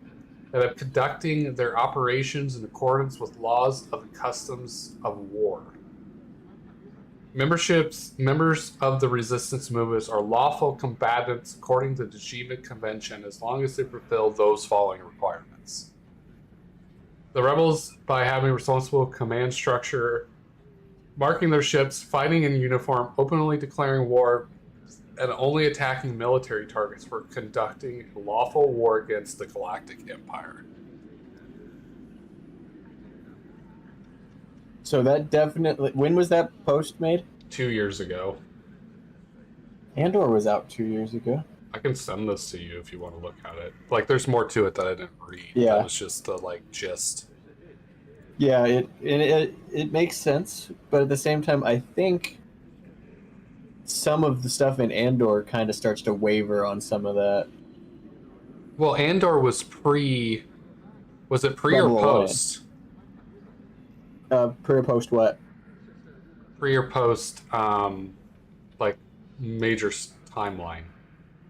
Episode 4 starts, like, 1 minute after Rogue One ends, and Andor precedes Rogue One. It's a prequel to Rogue One. Right. So it's several years in Which advance. Rogue of One episode 4. is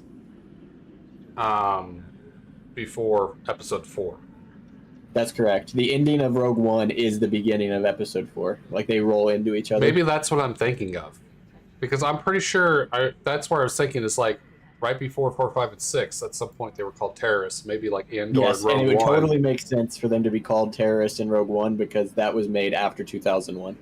Okay, so maybe I was correct. I just couldn't remember exactly which content I was thinking of. Yeah, that would be my guess. I was thinking would not be before at 4, all 5, and surprised. 6, and that's why I said 1, 2, 3. But I forgot that Andor and Rogue. I knew Rogue One, but I forgot that Andor is pre-Rogue One. Yeah, I would not be at all surprised if they called them terrorists in Rogue One. I would be surprised if they called them terrorists in 4, 5, 6, but I'm not saying they didn't. I'd be surprised. So here's a quick excerpt from the Wikipedia Rebel Alliance. While the Empire labels all discerners, is that the right word? Discerners? Dissenters? Dissenters? Yeah, dissenters. Okay. Dissenters? And rebels as extremists and terrorists in the Imperial propaganda. The Alliance is depicted and portrayed as various Star Wars media as a group of resilient freedom fighters, based on tolerance, self-empowerment, and a hope of a better future using insurgency weapons and tactics. I don't know if that helped clarify things or not. Given it was written in the last 20 years, not necessarily. This is the Wikipedia, so who knows when this was done.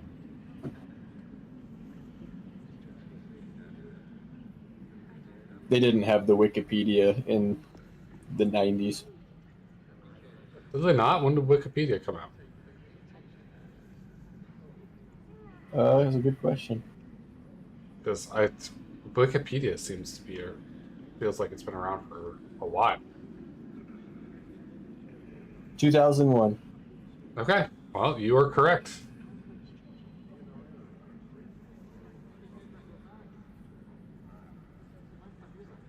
So what do you think? Out of the things we read and looked at, I know it's very not definitive evidence, but what is your opinion on whether the rebels are or are not terrorists? I think to the perspective of the Empire, they would be terrorists. That said, it's all about perspective when labeling somebody a terrorist, because you look at like real life terrorist organizations, and they're usually fighting for a cause, and they believe in those causes, and they're, to their own eyes, are freedom fighters in many cases. Right. So, in general terms, I think that it's all about the perspective of the label. Mm-hmm. And in the case of the average citizen of the Empire, I would probably label the Rebel Alliance, as seen through the lens of Andor and beyond, as a terrorist organization, even though what they're trying to accomplish is a good thing. I feel like especially some of the groups featured in Andor showed the darker side of the Alliance that was not just like in 4, 5, and 6. They're pretty squeaky clean. It's the clean rebels. They pretty much target just the military targets. It's clearly marked insignias, all the stuff you read from that one thing.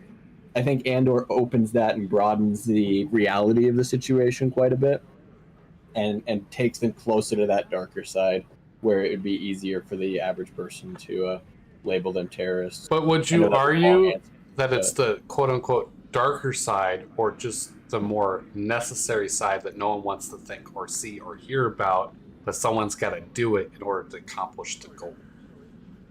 Can I say both? I mean, it's your opinion. You can say whatever you want. I mean, it is definitely the darker side, but I also think that but is necessity dark? I guess is what I'm getting at.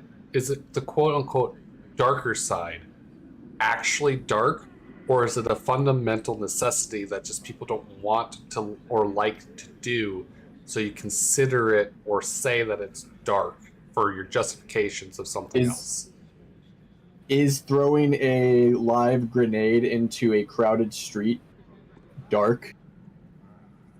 Well, I'm the wrong person to ask because I don't really believe there's a good or evil or dark or light unless it's just a socially agreed upon concept. So in that inference, it depends on what the social agreements would be on that. So from an empire's perspective, obviously it would be, because it would disrupt the order. For them, it's all about order or control. So anything that's against that would be bad or dark. But no one wants to see the empire controlling the people and causing the propaganda and yanking the rights and stuff from citizens for them to have that control. That's considered a good thing because they're the ones in charge. So that's why I personally don't really have a full concept on that, because really it's good and evil, bad, dark and light are all kind of a socialized construct anyways. So it's always going to be relative to whatever the consensus is on what those terms are. That's why even today, no one can seem to agree on what that actually is or means. It's kind of just like a general overall populist agreement of what that means. Yeah. Does that make sense? It's true. It does. And I think when I used the term dark, I was using it in the sense of how a standard American would view that lens. That's the lens I looked at it through. Kind of like dark as in bleak. Yeah, exactly. Where if you tell the story from episode 4, 5, and 6, where it's mostly, 5 was a little darker, but 4 and 6 particularly were a little more of the uplifting. By the end, good guys are prevailing, and they're just taking out the bad guy military, stuff like that. I think I wouldn't describe at least 4 and 6 as particularly dark stories. Whereas I recall there was an episode in Andor, maybe it was Rogue One, even, where I think it may have actually been Rogue One. There was the armored personnel carrier that the stormtroopers were walking with through the street, and then the rebels attack it, and they open by throwing a grenade into this busy street under the tank. There's several civilian casualties that come out of it. They knew they were about to start a firefight in a highly crowded civilian area. You don't see that in the original trilogy, but that's darker to an American audience because, these civilians are at risk and getting killed by things that the good guys kicked off. No grenades are normal, or a normal Sunday. Being good or evil is subject. I'm reading chat. Subjective in games, not truly good or evil. By the way, what's the hair with sprinkles? What are you talking about, Moss? Are you talking about my character, or what the hell? I assume that he's referring to your character, which has sprinkly blue hair. Just my highlights? I don't. Yeah. I don't. Okay. That's my guess. It's just a two-tone color of hair. I don't understand. I forgot that there were people just who thought they were watching Baldur's Gate that are actually watching a philosophical debate about whether the Rebel Alliance is a terrorist organization. Look, conversations happen on my streams. That's always been the thing. This is a good conversation. I've quite enjoyed this. This one hasn't felt that argumentative. It's felt very much like we're just building off of each other's points. I've enjoyed it. You know what's funny, Bubba? What? Cheshire, I think, developed some sort of interest in me because of the philosophical questions we had on stream. Because it gave her an insight of how I think and somewhat of my intelligence level. And so without that, I might not have even had a girlfriend. Wow. Yeah. Hopefully you're not counting on me to develop an interest in you based on these philosophical conversations. No, because you already made that choice with or without that before any of this. It looks like the hair grew out of a Play-Doh press. Look, it's a bad angle. Just like in anyone in real person. There's good angles and bad angles, and I'm not exactly looking my best covered in blood, soaked, and have my head cocked so you can't see the entire hairstyle. I have kind of like a mohawk mullet thing going on. You just can't really see it from this angles. I stand by Moss's observation. Doesn't surprise me. You two are way too alike. That's what I've been noticing today. Yes. That's my lesson. You guys for are today. different, but you have a lot of similar approaches and ideas on stuff. Now I totally forgot what I was going to say. Oh, like for me, like I can understand the reasoning or the necessity to throw a grenade into a busy street underneath the tank. Like it just depends on. It's less. Is it dark? For me personally, and it's more of the question is, are you okay with this choice? I guess it's the difference. And I'm not going to do a choice that I'm not okay with unless I feel like the necessity of it overrides my comfortability of it. Does that make sense? So is it dark if I feel like the necessity overrides my comfortability of it? Would that be a weird, different kind of definition of dark?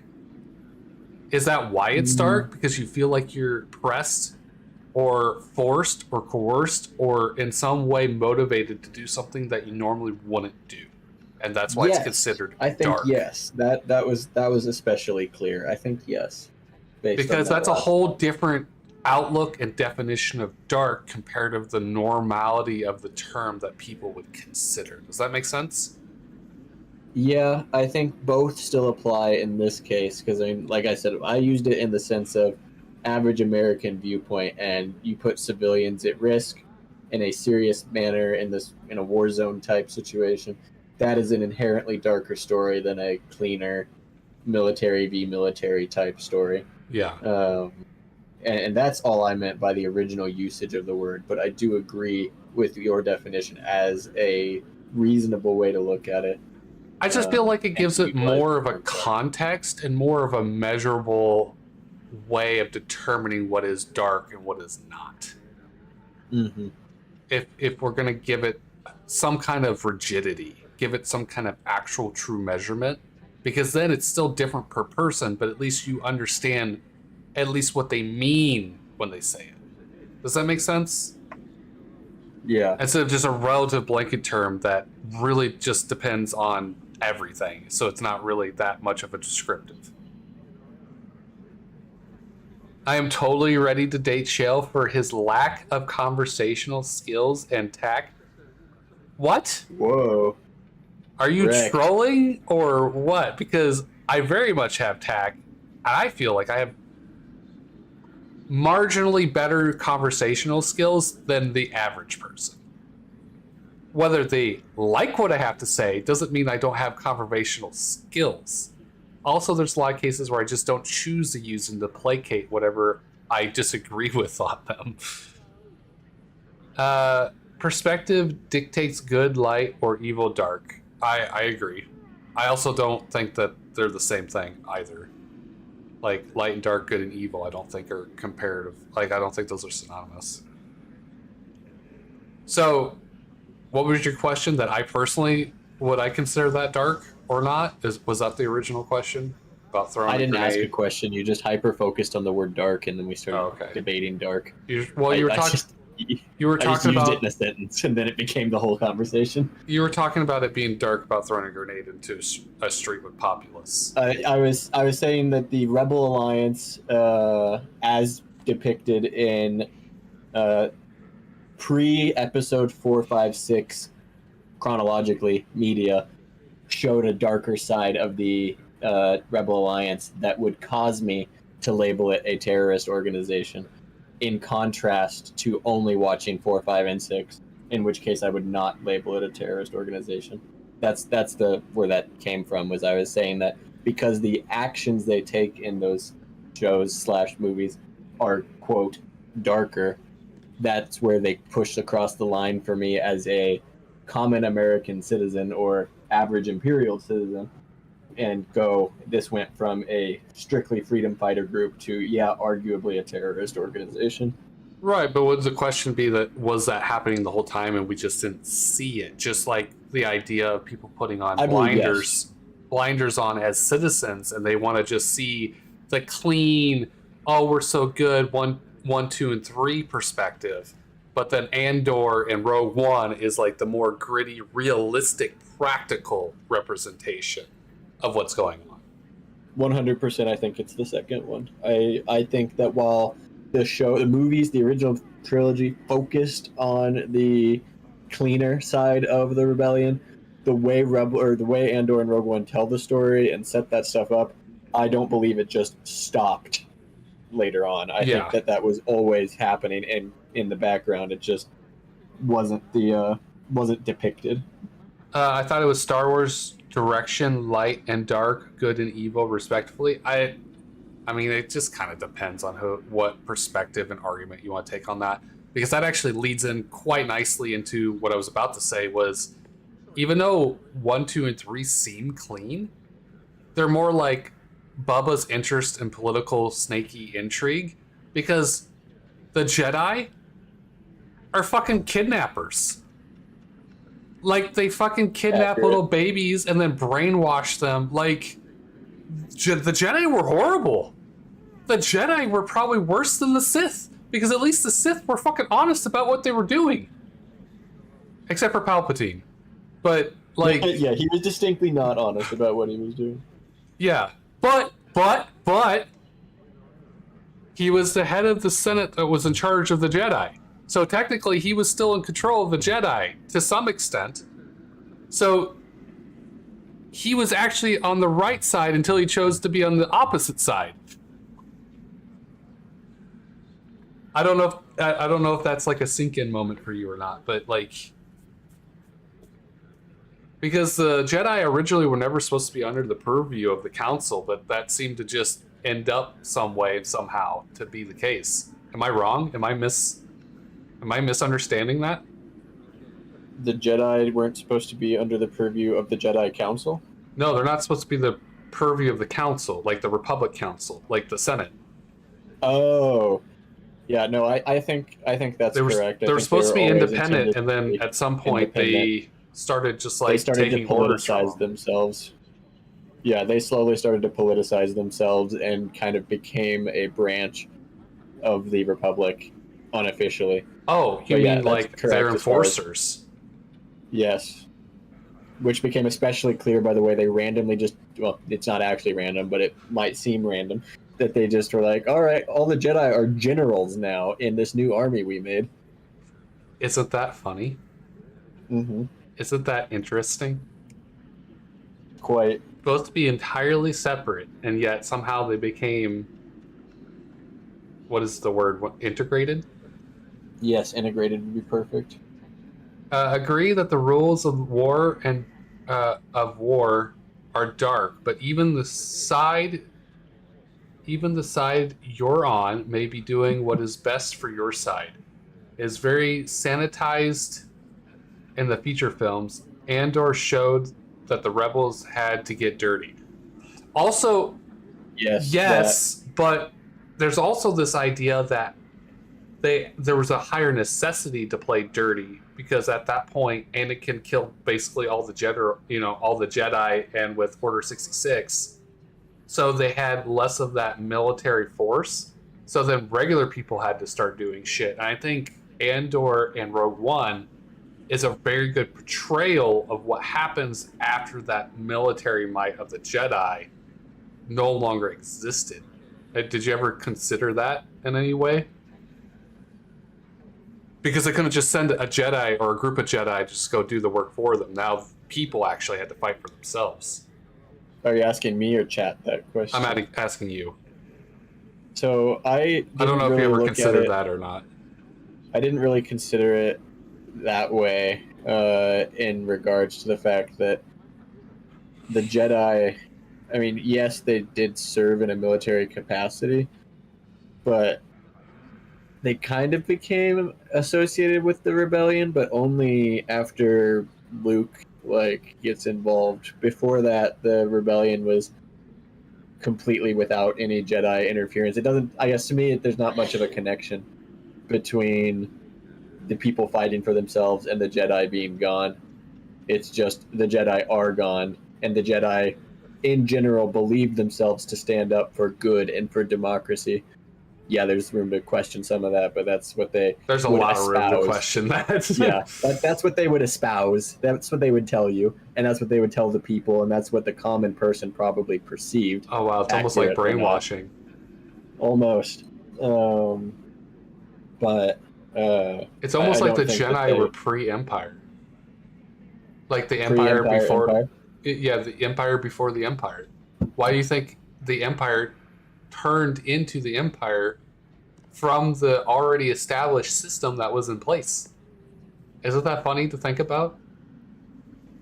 That it wasn't a very long stretch, long fall. Yeah, I mean, it was everything was already there. What happened? Basically, the Senate went into a empire by vote of one person in power versus the Senate. But the thing is the system didn't really change. Almost overnight, it became the Empire. I know there was a little bit of transition, but not long, like at all. Correct. At least in the perception that we get from the content that we have available. I think anyone who enslaves kyber crystals to be used as energy for swords should be exiled. I guess it depends on what kind of argument you want to make on that. I don't know if I necessarily agree with that. I guess we'd have to have an actual conversation. But so I don't know if you ever considered that or thought about that either. The fact that it was like already an empire, it just got tweaked a little bit overnight. Yeah, it's so similar to the fall of Rome, or I say the fall of Rome, the transition of Rome, probably more accurate. Yeah. From the Republic to the Empire. Like, there are so many parallels, and I'm very well studied on that event, and it's very, very comparable in that, like, if you try and tell the story about the transition of the Republic to the Empire in Roman terms, so the Roman Republic to the Roman Empire, finding the right starting place is so hard because you end up going like 4 or 5 generations before the Empire actually happens to find the start of that story. And even then, you're just finally calling it and drawing a line and saying, okay, this is far enough. And you start capturing those key points like the Marian reforms and the other things that laid the groundwork. The Gracchus brothers or whoever it was that were tribunes of the plebs and stuff. Like all these different pieces that slowly marched it closer and closer to when Caesar finally declared himself dictator for life. And some people were like, okay, this is important. This is where we're at. And when it passed over to Octavian from him and finally like hardened into an empire, because there were so many Roman rules, so many like policies and traditions that were all shaped around what you thought was the Republic. But by that point, they had been so bent and twisted, and so many red lines had already been crossed that you almost didn't even notice as it transitioned on over. Kind of a boil the frog slowly concept. Death of a thousand cuts. Yep. Isn't it funny how like some of those parallels, if you look a little bit, kind of reminds you of real world events that might be going on right now? I don't think I would use the word funny. I mean, yes, I also wouldn't use the word funny. I was using that in a sarcastic I've definitely had conversations with my father where I've made comments specifically around the idea of, I'm really glad we don't have anything like the Marian reforms active right now, or I'd be starting to get real nervous based on what I know about history. Oh, I've been nervous to see where the next 10 years are going to be from here.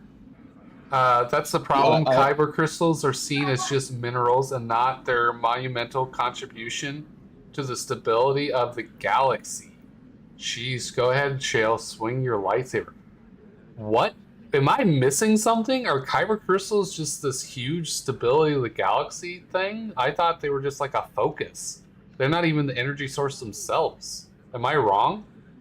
I'm looking for dinner. Okay.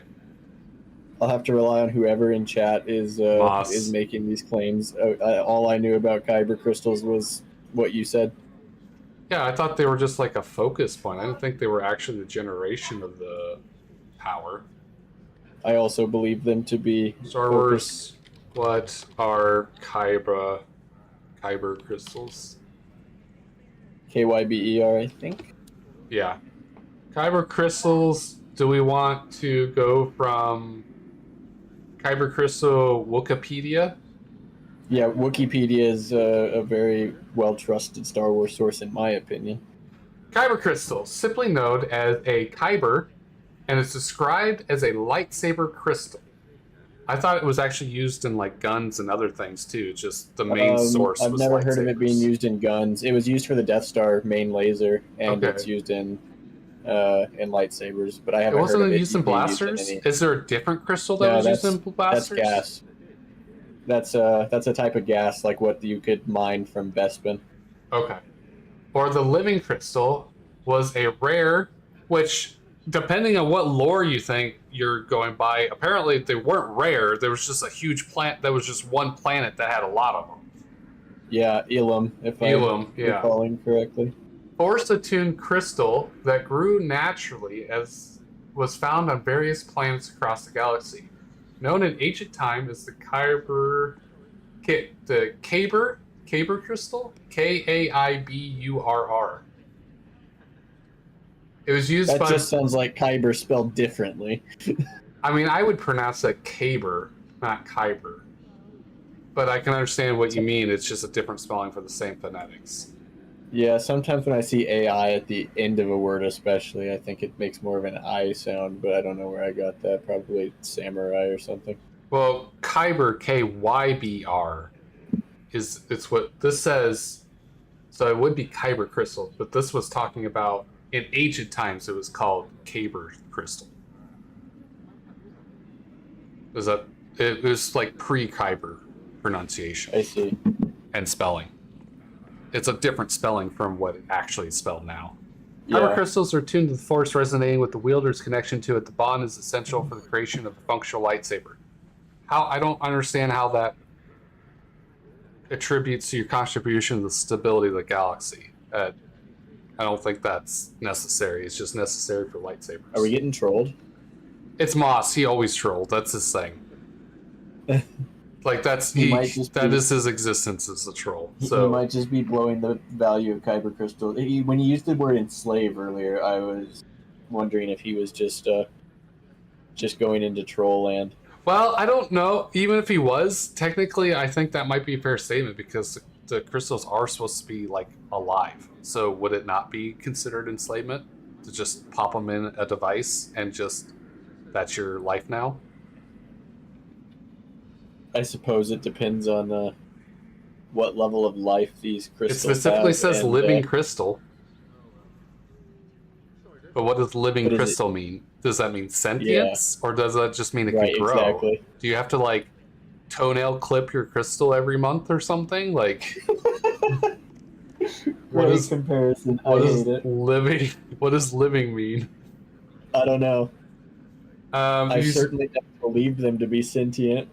It was but- used by both Jedi and Sith in construction of lightsabers. As part of the Jedi training, younglings were sent to the Crystal Cave in the ice planet of Ilium to seek their own lightsaber crystals. Crystals are a mix of a unique luster called the Water of the Kyber by the Jedi. They also are larger, rare crystals of great power that, according to legends, were used to the heart of ancient superweapons by Sith. So not just lightsaber stuff. So whatever the super weapons are. I'm sure the super weapons are just more Death Stars. This is Star Wars we're talking about. You know that each new movie is just a bigger Death Star. So super weapons are mega weapons, were weapons of extremely devastating powers ranging from the capacity to destroy a city to an entire planet. So I Variants, wouldn't call that a super gun. laser. It's like those are terror, not terrorists. WMDs. Yeah, is what they're used for. Right. Super Because laser. there's also a Palpatine's capital ship or his flagship, the Eclipse, also had a Kyber crystal powered mini Death Star beam on it. Apparently, it was used in Clone Wars. What was? Whatever these super weapons are. So it says description, variants, and super laser history. Sharanal, Forgotten Times, Malachor, Darth Momin, Star Flash, Clone Wars, Age of the Empire. A little bit different than our favorite game. The Death Stars, Arc Pulse Generator, Operation Cinder, other projects, First Order Resistance War, Star Killer Base, Axial Super Laser. So those are some, I guess, instances of super weapons being used. Yeah. Through an unspecified process involving being placed in a furnace and hammering. I didn't know that was part of it. Kyber crystals can be tempered to match with the nature of multiple individuals multiple times. Beside bonding with just one for life, when these tempered crystals are placed within a weapon, such as a lightsaber, its color will change within the moments upon being picked up by a new wielder. That is bullshit. That did not used to be a thing. They retconned that. That's a Disneyism, acolyte. But the thing is, it never happened per new user either. Like, it's not what is it, Demon Slayer, where your blade color determines on like your personality or whatever. They fucking retconned that. That never used to be a case. The idea was that you got drawn to a specific crystal in the first place. The color itself didn't change. You just got drawn to a specific crystal given your connection with the Force and the type of person, supposedly the type of person that you not necessarily were, but like what you were going to be. So the blues were the Guardians, the greens were the Consulars, and the yellows were the Sentinels, or something to that effect. I think that's all correct. That certainly sounds right. But all the colors were just colors. You may have just been drawn to a specific one. And there wasn't like a super meaning. It was just kind of like a general, kind of like Pirates Code. It's like, oh, well, you're blue, so you're probably going to be a Guardian. You're yellow, so you're probably going to be a Sentinel. You're, whatever color. So, like, and the idea was that the Sith didn't have access to Ilium. So the only reason their lightsabers were red was because they were synthetic kyber crystals. Not that they were red because of their personality or whatever bullshit. It's just straight up that they were synthetic, and apparently, for some reason, the synthetic process only created red crystals, or those were the only ones that were viable. I don't understand the full capacity. That was just my understanding of why theirs were specifically red, because they didn't have access to Ilium, so they had to create their own on the outskirts of the Outer Rim or whatever bullshit, or Korban or whatever. Yes, I can confirm that was in fact the lore at one point. Okay, I'm not crazy. You're not making any of that up. I knew all of that, and it was at one point accurate. Yeah, and so, like, the colors were just colors. They were just more of a kind of a general representative, not a hard line representative of you as a person. Yes. And it was just a physical object, so there was no transforming. Yeah, and if a different person picked it up, the color didn't change. It's still whatever color the fucking crystal was. That's why Luke's lightsaber was originally blue, because guess what? Anakin's lightsaber was originally blue. And then it turned green, not because the crystal turned green, but it's because he made another lightsaber that was green. It was a whole different light. It was his lightsaber, not his daddy's lightsaber. Yeah, because he lost his lightsaber at Bespin, if I recall. Yeah, whatever the volcanic planet was, when Obi-Wan was like, "Oh, I have the high ground," even though it's proven that the high ground is actually a disadvantage. I was talking about when Luke lost his lightsaber, not when Anakin lost his. But yes, Mustafar is where Anakin lost his. Oh yeah, Luke lost it when he got his hand chopped off. Yeah, at Cloud City in Bespin. Yeah. But didn't they like recover it, because didn't they like bury his and Leia's lightsabers somewhere or something later in some lore media something or other, or was that his green one? I actually do not know the answer to that. I'm pretty sure at some point Leia becomes... I don't I wouldn't say Jedi, but a lightsaber Force wielding sensitive. something or other. I forgot what I was going to say. Anyways, I think she becomes something that at some point they bury their lightsabers together for some reason. Am I getting that from one of maybe episode 7 or something? I don't know. That Somewhere seems likely. I remember seeing them talk about Leia and them unburying their lightsabers. I don't know. Whatever. So let's see. Not sure, but episode 7, 8, and 9 are awful. So yeah, I liked Rey. I thought Rey was good in the first one, like the character, and I think the actress did a good job. Finn was rocky and shaky when they introduced him. Then he got a little bit better, and then he disappeared in the entire fucking movie. It became entirely irrelevant. Kylo Finn Ren could have is been just such a a cool joke. character, and they totally dropped the ball on him. Do what? I said Finn could have been such a cool character, and they totally dropped the ball. Well, on him. he's actually started becoming a cool character, and then they just fuck up the writing or the execution or something. And I don't ever remember him starting to become a cool character. I mean, the idea of the character was becoming cool, anyways. Yeah, the idea of the character was very cool. Yeah, and the and I have full execution was. confidence that John Boyega could have performed the character If he would have been given a better circumstance. Correct. It's just the material he was provided for that character was. He became a joke character instead of being a really dark character. See, there's that word again. Dark. But I think he should have been a darker character. No, I was fine with his lighter hard character. I just wish that he would have been less like Poe and at least just did a sliver of seriousness just to kind of realize his role in the galaxy and the fact that him just being force sensitive is already a huge advantage and important part of what he could contribute. And then the fact that he actually gets a lightsaber and I think it would have been cool him learning sword skills and trying to recreate or relearn knowledge that was common practice back in the youngling schools. That would have been a really cool kind of character arc of growth that they just never did. Well, I'd have liked to have seen more on the fact that he was a child soldier, basically abducted almost Spartan style and indoctrinated into this stormtrooper program that they had created, and that he would have more conflict with himself over killing stormtroopers because he realizes that some of them could be like him, where they're not just faceless mooks, they're possibly other scared children like himself that grew up in a system that forced them to be this way.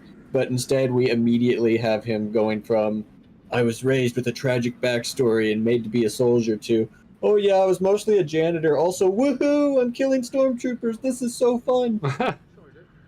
So yeah, I mean, in that perspective I understand what you're saying and I agree. I just there's one thing to be said that if you break brainwashing or it just doesn't fully affect you in the first place, it could completely, and I'm just speaking from complete opinion from personal experience with Catholicism and being raised by a Catholic church and them trying to indoctrinate me to that religion. It just never took in the first place really. And once I was out and free of that, I just completely I didn't delete the memory and the experience I had, but I deleted the entire idea of me caring about it in any way, shape, or form. I still delight in crushing Christians or Catholics in philosophical or religious debates on how stupid that they don't look at what's being taught to them or fed to them and not questioning it and just going on as a religious drone just like they do in the corporate world and stuff.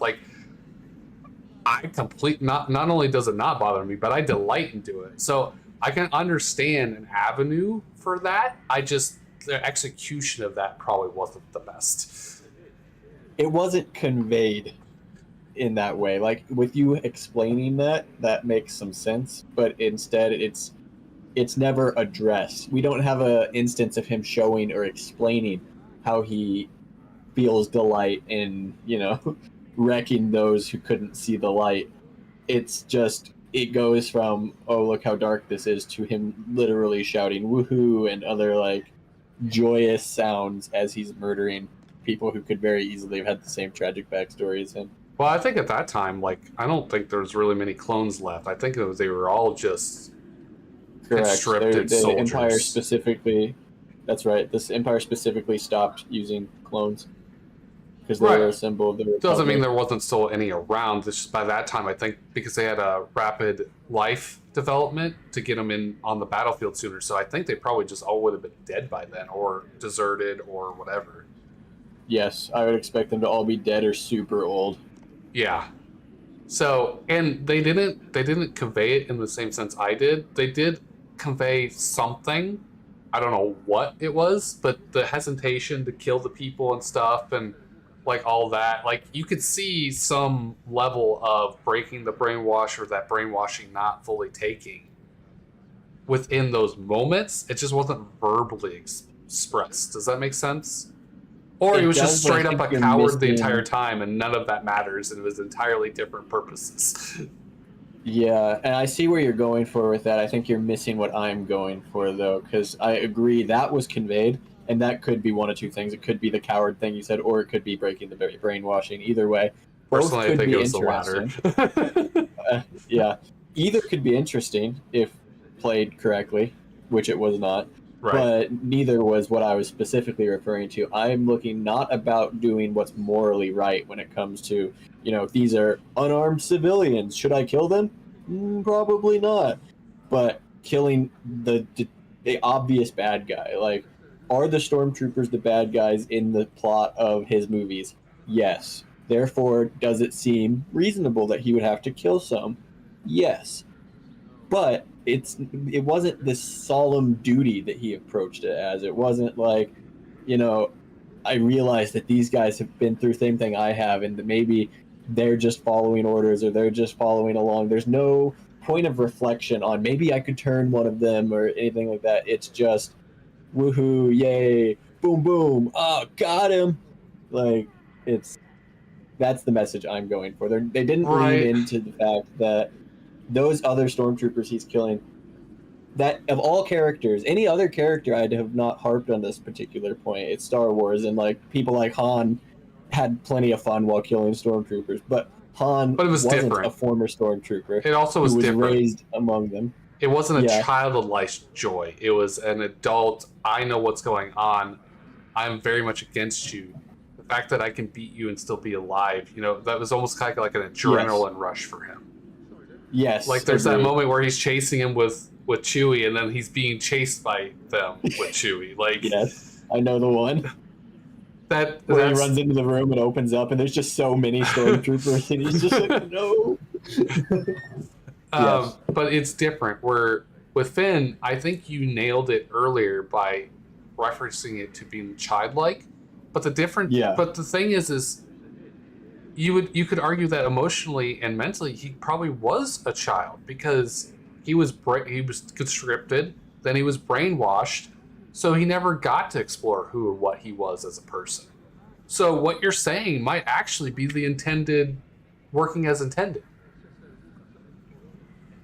Because what happens when a child gets released from their jail? They're gonna have fun and take delight in whimsical fancy at destroying their own, what would be in or considered the prison that they got out of. Yeah, and while I don't disagree and you're making a strong point, you're going to have a much harder time convincing me Disney was trying to sell that message. Oh, I'm not going to argue that. I see the point. I'm not. No, I'm not touching that. You can keep it where that's a failed argument before I even open my mouth. That is a fair interpretation. I would put money on the fact that was not the message Disney wanted you to get out of it. I would not bet against you. That's not what we're talking about. Yes. I'm trying to narratively make sense of what has been presented to me. Yes. And if we're looking for options, that option is at least somewhat sound. I see the point. I understand the argument. It makes some sense.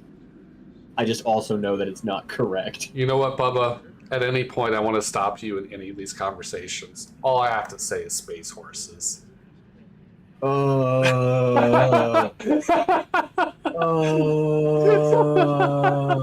Taylor does that to me too. Stop, really? She just drops the space cavalry reference and triggers me. Activate the anti-speeder gravity well. Sir, they're not on speeders. Cuts to cavalry charge across the bloody space-borne Star Destroyer. Turn the Star Destroyer 45 degrees left. Yeah, all they have to do is dip them and their fucking gravity will do the rest. Like, and how are they breathing? How are they breathing? How are the horses breathing? they're space horses. They're like space hamsters, but Star Wars edition. I am more okay with miniature giant space hamsters in my fantasy novel or fantasy game than I am space-breathing space horses in my sci-fi. It's like Dungeons and Dragons rules. A ship. Oh, you don't know about Space Jammer, do you? Anyways, in Space Jammer, this is official Dungeons and Dragons content.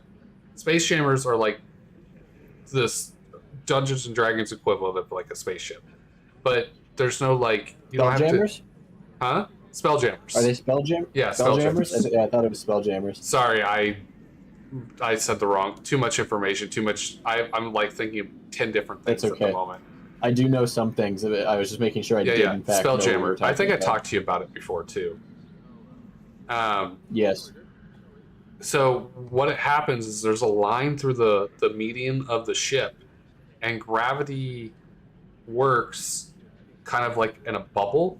So above that line, everything is gravity centered towards the center of the plane. So if you're on top of the deck, your feet go to the middle of the ship. But if you're underneath, you're on like the belly. It's just like being on the top of the deck, and your feet are being pulled to the center of the ship. But then there's like a little atmospheric bubble, and depending on how big the ship depends on how much atmosphere you have on the ship. So you could go maybe a day on a smaller ship, or maybe 10 days on a bigger ship, and then you'd actually have to dip into another planet or another atmosphere to like refresh your air, to recycle your air. Otherwise, you could potentially suffocate. So maybe it's just Dungeons and Dragons rules. Maybe the shields are good enough to encapsulate some kind of atmosphere. I'm taking several d6 of psychic damage just thinking about this being the answer to Space Cavalry. So I'm just trying to present you with options. Just a moment. I'm gonna step away for a moment. Okay. And I'll be back. Okay. I'm going to continue reading this. Okay. So I see where it was.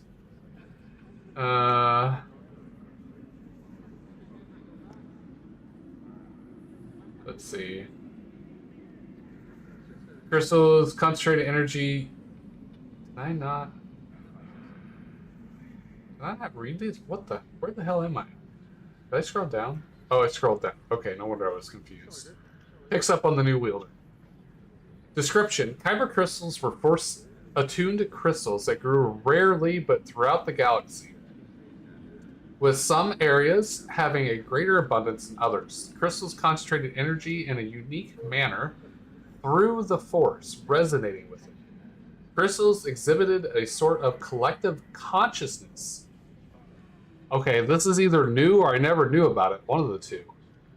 I didn't realize they had a collective consciousness. Verging on sentient. So they weren't sentient, they were just under sentient. And could non-verbally communicate with both one another and living beings. Some theorize that this permeates in Kyber lattice were comparable to emotional shifts in sentient being. Kyber mirrors were mirrors made of kyber crystals. Internally, kyber crystals were composed of both organic and non-organic or inorganic matter.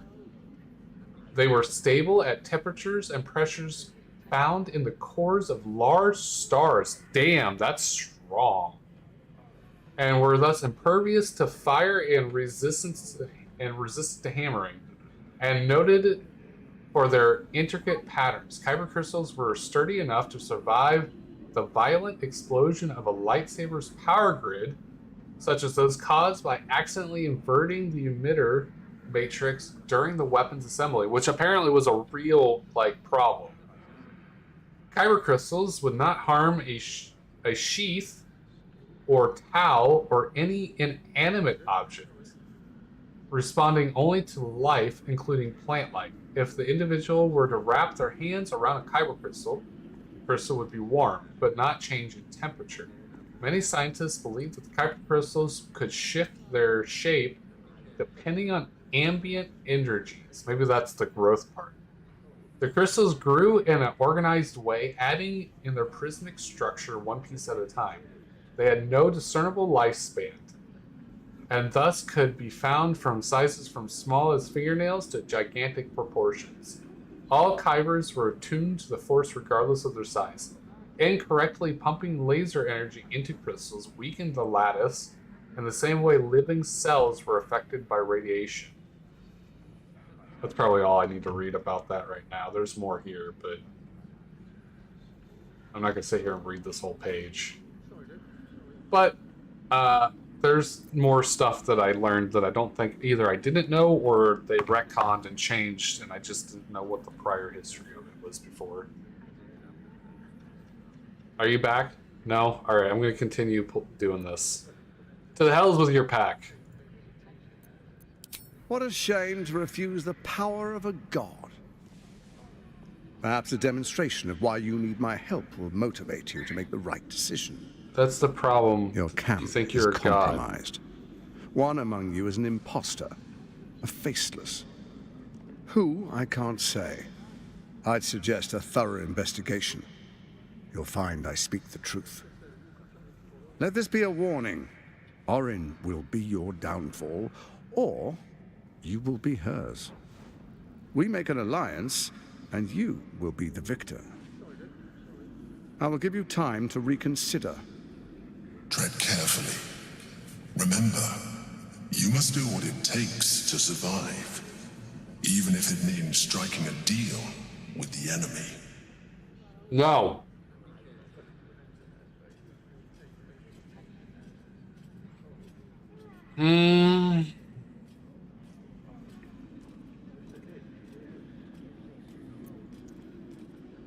You're a dead man. I can't let you take over the city. Doubt casts a shadow on your mind. You've little chance to best Gortash's steel watchers. Such pluck. How I admire it. Alas, I take unkindly to threats, no matter how hollow. You're of little use to me, dead. But dead is exactly what you will be if you arouse the ire of my steel watch. I'm back. I also learned a great deal about kyber crystals that I do not know if it was new or retconned or has always been that way. Right. So how do you feel about I'm ending this here, consequences be damned? This is going to be a real tough fight, but if you want to give it a go, we can try it. Yeah, especially since you didn't long rest before we came here. Especially. I can either do that or you're on your own and we come back and kill him later. Up to you. Well, what do you want to do?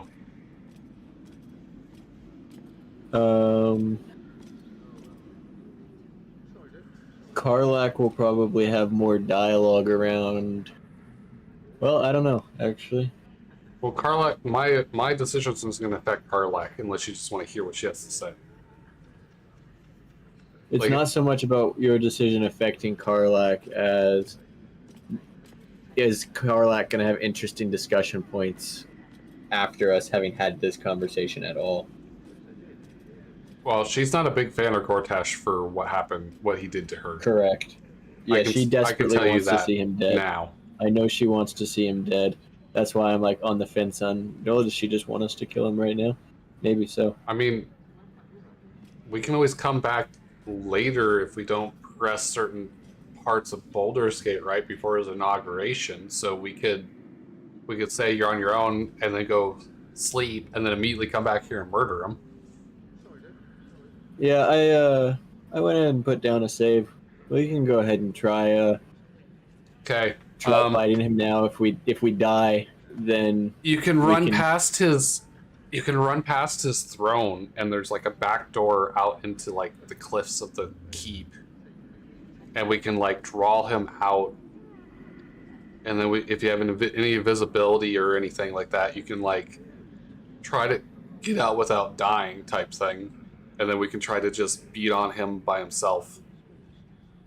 That's what. Okay. That's how we did this before.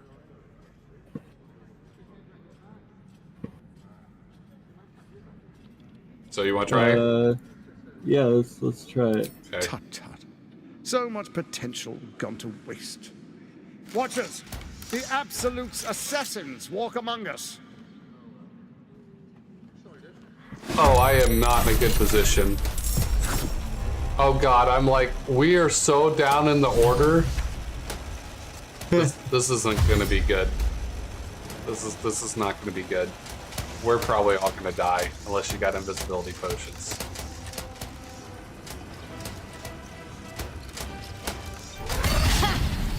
Oh, thank God. I don't think it's gonna matter.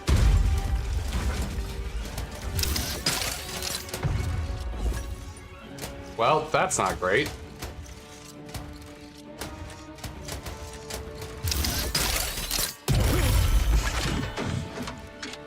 Hope your invisibility and your cloak sets in. I gotta kill something for that. Ow! I'm gonna be dead before anything else happens. I think I'm gonna have to Hellish Rebuke because if I don't and I die. They're resistant to fire damage. God damn it. Because they're made out of infernal metal. Fucking fine. I mean, I guess that makes sense. Oh god, we're so dead. You might not be, but my guys are. They were right in the middle of the fucking room. What just happened? Steel Watch, the time has come. I'm not sure. Why did he just grapple his own guy? Was it just to put in range to hit me? That's probably it. Much more of this. Well, Nantara's dead.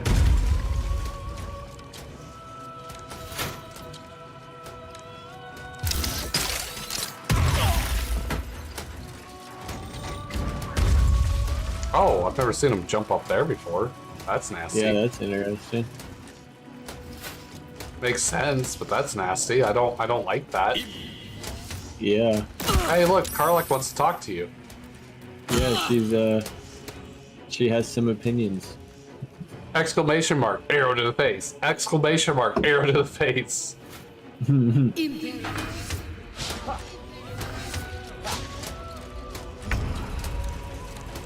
Okay. Do I have I have a potion of speed. Do I have invisibility? I too am about to drink a potion of speed. I'm using if we focus all of our fire on Gortash. I was gonna pop a scroll of invisibility and get the fuck out. Are you fighting? Because even if we kill Gortash, these guys aren't gonna stop. Yeah, but we might get the achievement. What achievement? I guess so, yeah. Taylor wants to show you something. Okay. I'm going to turn on my camera. Okay.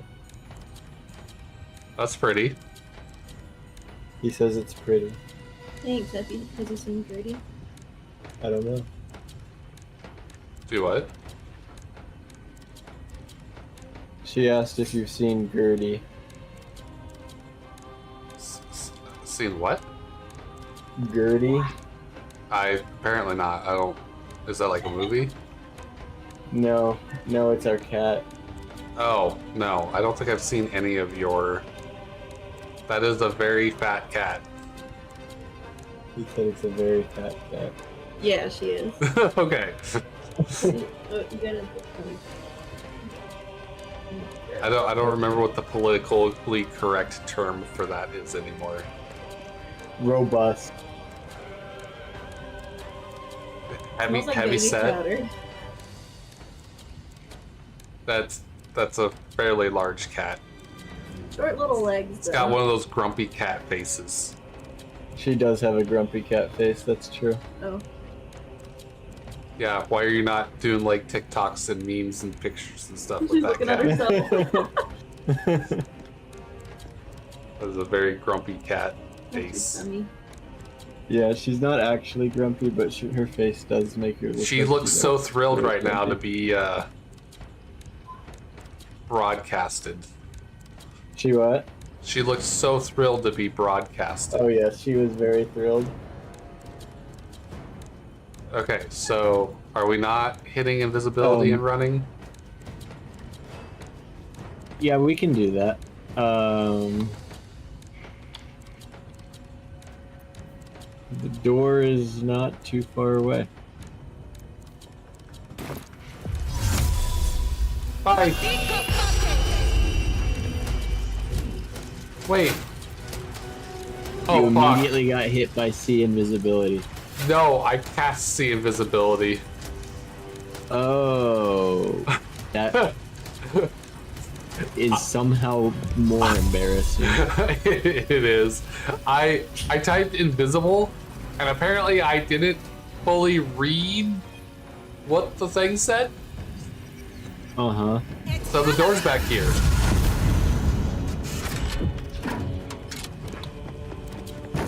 Okay. So this is where we want to go. Oh, that steel watch is looking right at me. That makes me feel uncomfortable.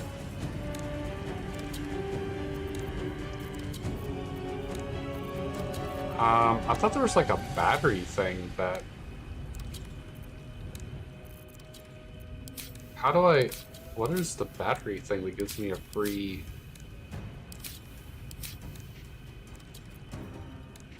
Helling Blast. Isn't it your staff? Yeah. Arcane battery? Yeah. I guess that's when I go to actually... Oh, nice dimension door. Oh. Thanks. Crap, am I blocking your way? I'm sorry. I didn't realize you were actually going to be here that quick. I think it's maybe when I go to click on it to cast it. I think Arcane Battery probably pops up. That was a beautiful dimension door. I forgot you had that. Good job. Thank you. Now Minthara will probably die, but that's fine. We can res her back at camp.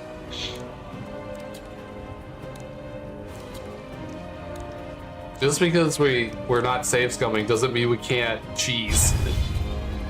That was not in the agreement. Nice hit. Look at you go. I am doing what I do.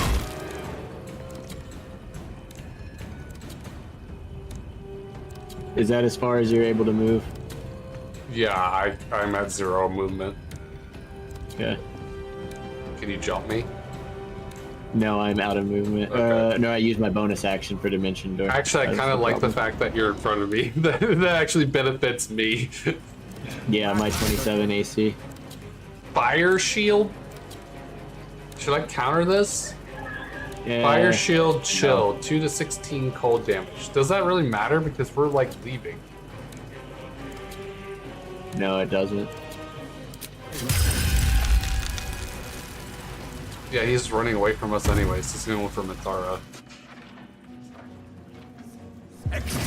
But yes, it was very embarrassing that I did see invisibility as opposed to going invisible. you are not wrong. Key difference.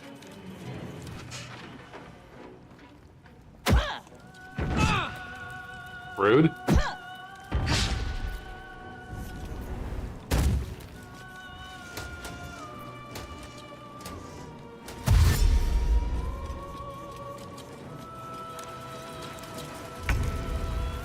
Okay.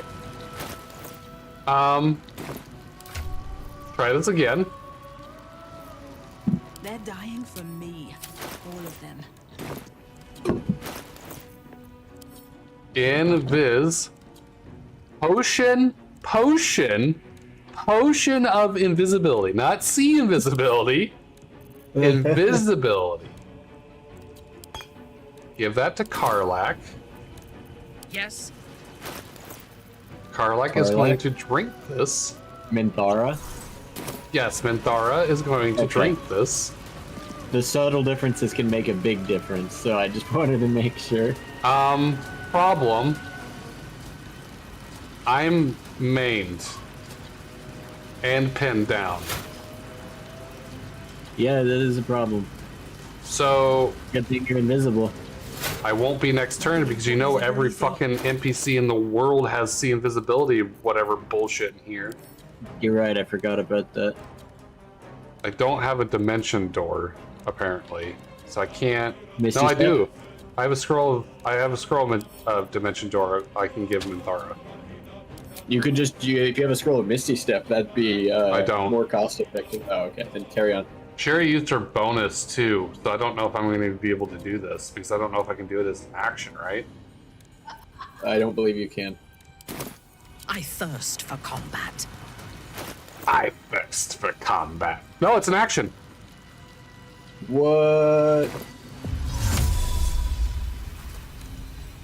How far can I... Does it have to be line of sight?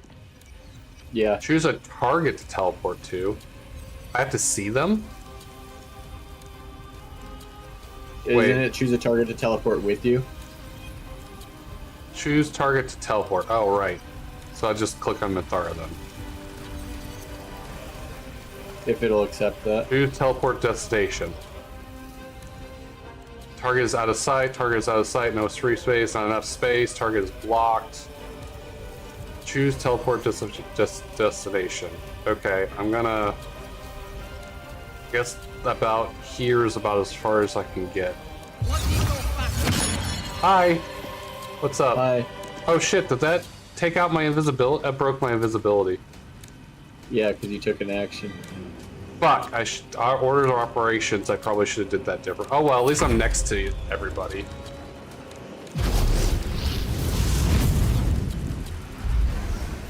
Well, that's not gonna matter. Cool. Well, at least she's within reach. Yeah, it's better. Well, I almost wonder if just leaving her there to get sacrificed and resin her at camp would have been better. Because then everyone would have been focused on her. Yeah.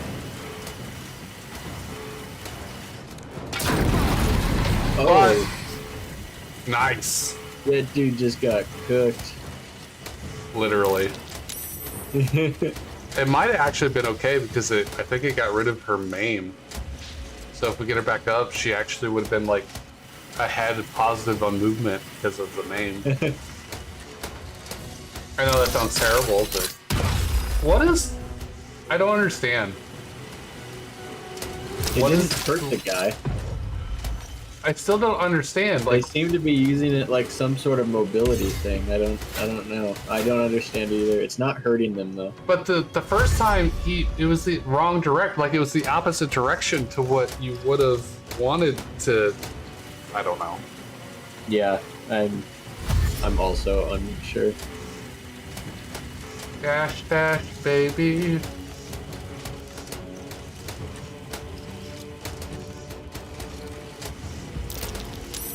Ow.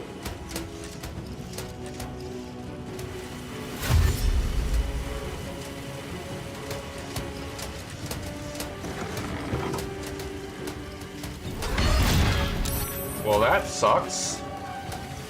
I did not foresee that. This city is mine!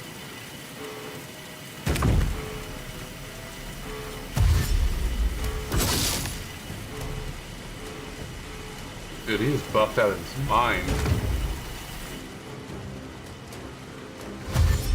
Did he just... Yep. Oh no. He just was adding more Reflecto guards. I thought he did a Pokeball throw and just like summoned the guard. That would have been hilarious. I want a Pokeball mod now. I choose you, Fist Pyro. Oh god, it's finally someone else's turn. Okay. Are you gonna help her, or what, how are we doing this? Yeah, I can throw a potion. Our way is kind of blocked this way. I don't know if we can get out. Do you have another dimension door or anything? No. I think Slayer mode is probably in order right now. Yeah.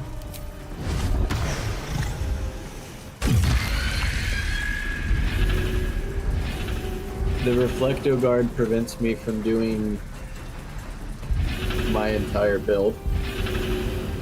Okay. So that's probably not ideal. So, it looks like we can run past them. I'm gonna see if I can kill this, if we can kill this first Fist Diallo. I beat Baldur's Gate 3 on Honor. That was easy. What's next? Haha, you're so funny. No one is gonna believe you, boss. You literally don't have enough time to do. No. That not gonna fool anybody. 15% chance? What? 40% chance. I think I'm just gonna go for try to do damage.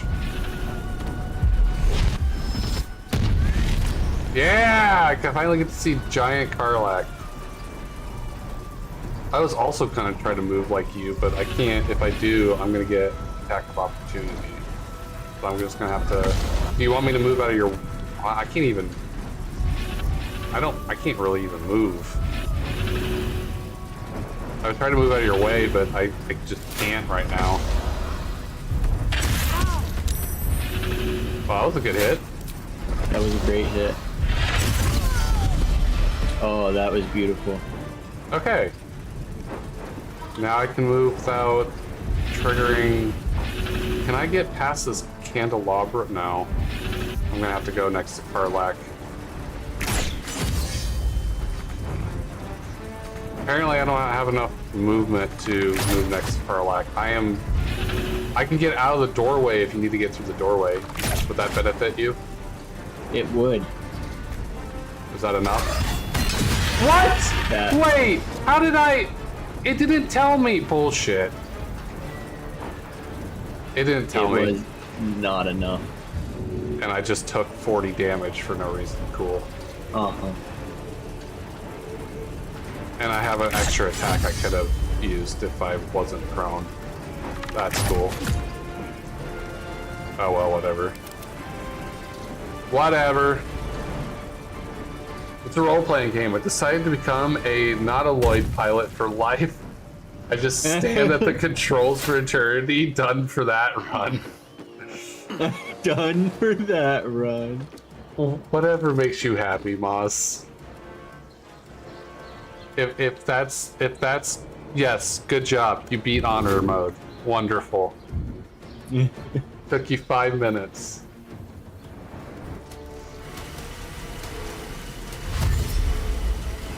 That's good lore right there. So how are you feeling about this so far? Mid. That's actually much more higher level than what I thought you would feel. We're pretty strong. Yeah, it's about to get fucked up here in a second, though. Too bad I don't have my think I'd firewall. feel better if I had I think I'd feel better if I had more potions in my inventory than I have. Yeah, that'd be great, but we never fucking go and get potions. Oh, this is gonna hurt. Well, that's not what I expected.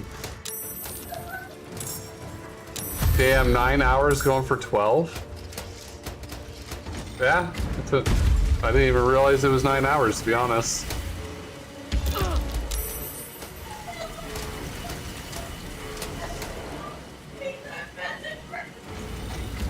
Somebody's cracking up about something. Yeah, I don't know what's happening.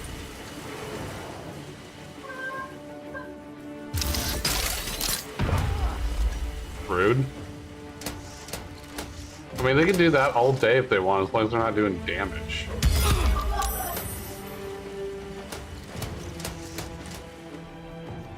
Yes, get out of the way. Thank you for missing. No, don't get in the way, you jerk. You chose to suffer. You chose to die. Karlak looking a little rough there. Yeah.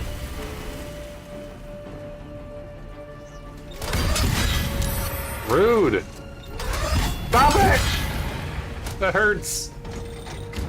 I apparently am maimed again. God damn it. Sucks to be you. Yeah.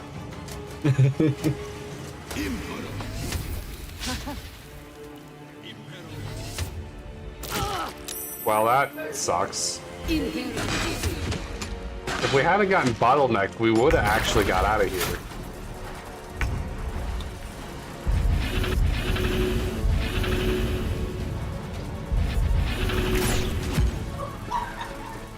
Well, they're not gonna bleed.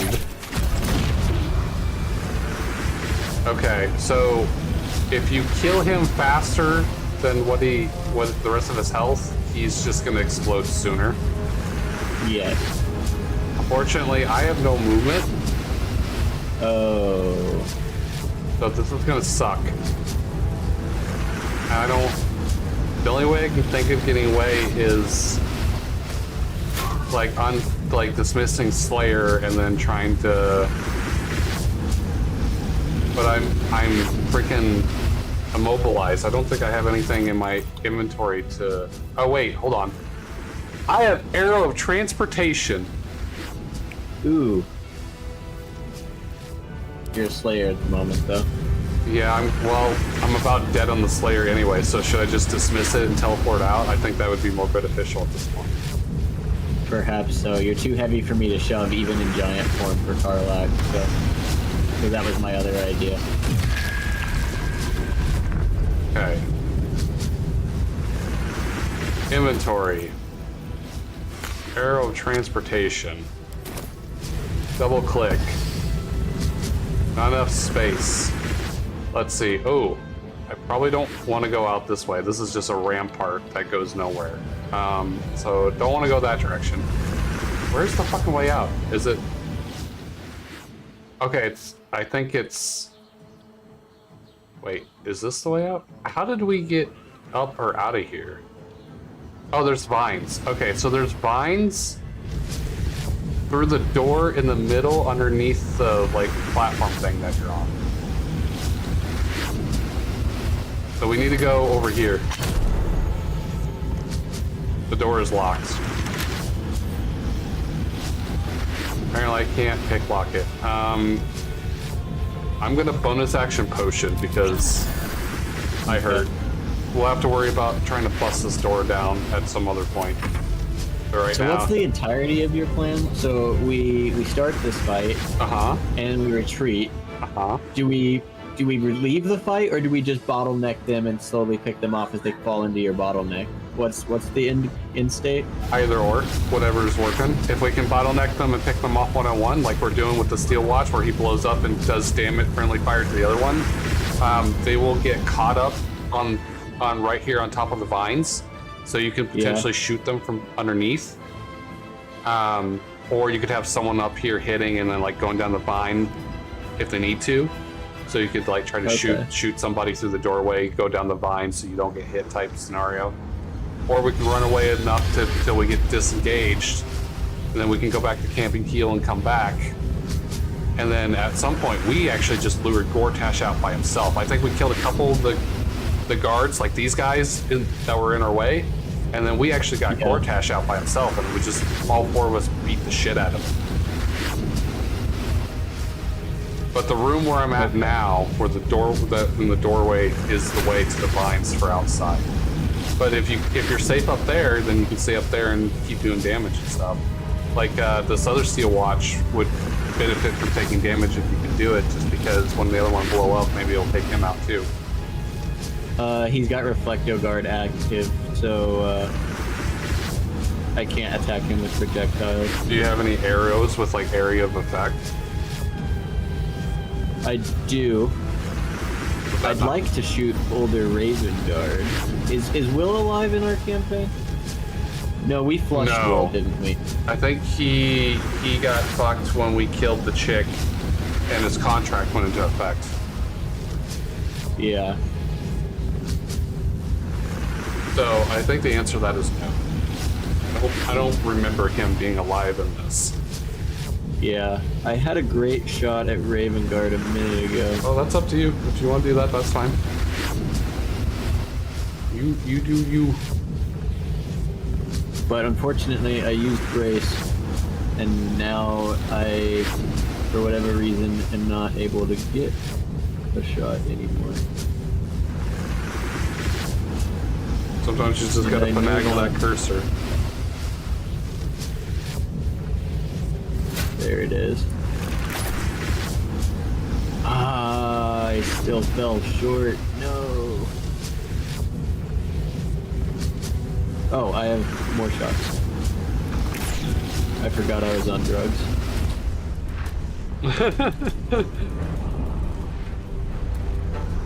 Drugs.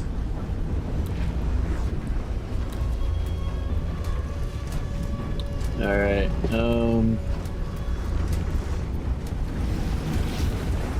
Reflecto Guard. Any projectile fired at this character is sent back to where it came from. So if I don't hit the character, does it not cause a problem? Unsure.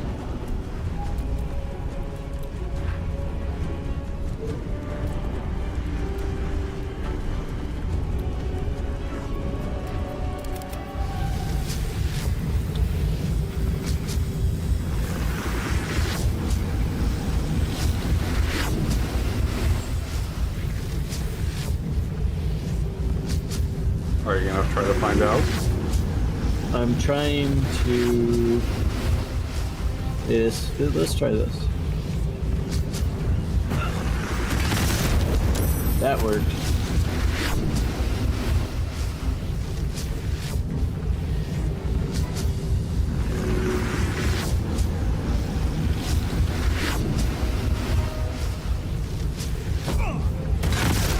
Nice.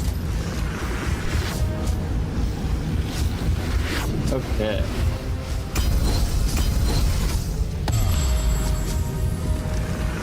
And almost back to full health to boot. Beautiful.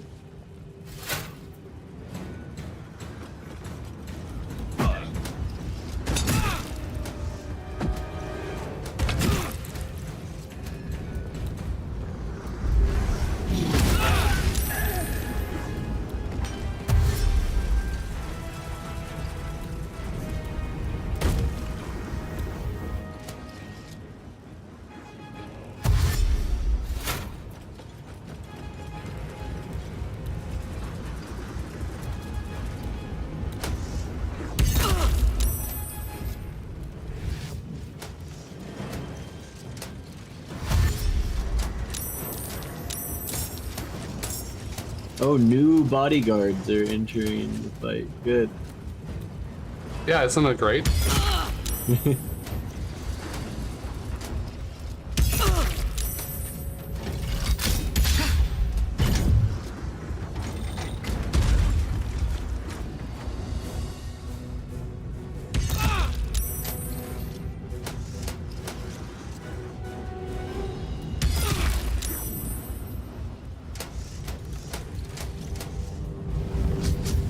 No.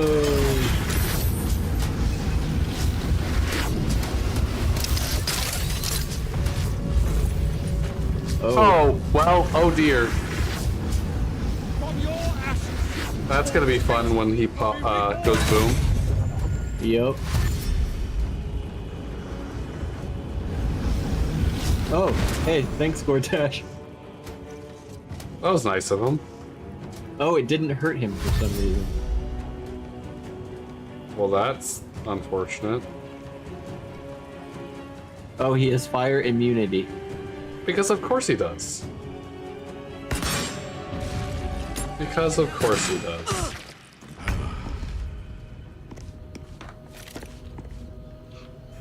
Okay, I don't even know what to do at this point.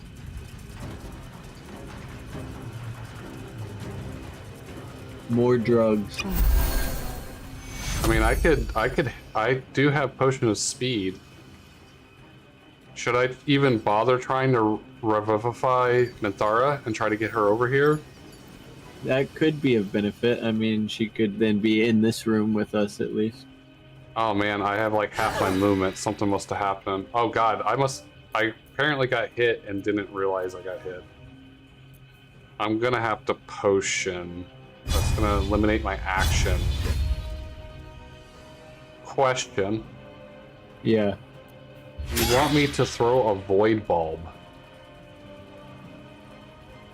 That would get potentially move the Steel Watcher and Gortash, but it also would pull Karlach in together with them, but it'd get them out of the doorway. Do we not want them in the doorway where we can pile everybody up stuck behind them? Oh yeah, that's probably true. I was trying to see how I could get to Minthara to scroll Revivify.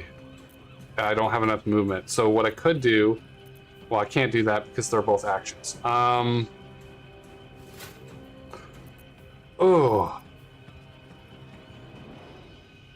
Create 4 ghouls that will fight alongside you. Yes. Once per long rest. We do like the dance macabre. This is an action. I won't be able to scroll Revivify if I do this, but are we okay with that? Yeah. Okay. Do you want me to just stick them in the doorway? Yeah, if you can stick him on the other side of Gortash, that'd be great. I can't. I don't have enough range. I can stick them in front of the Steel Watch, but I'm afraid he'll just like mow them down.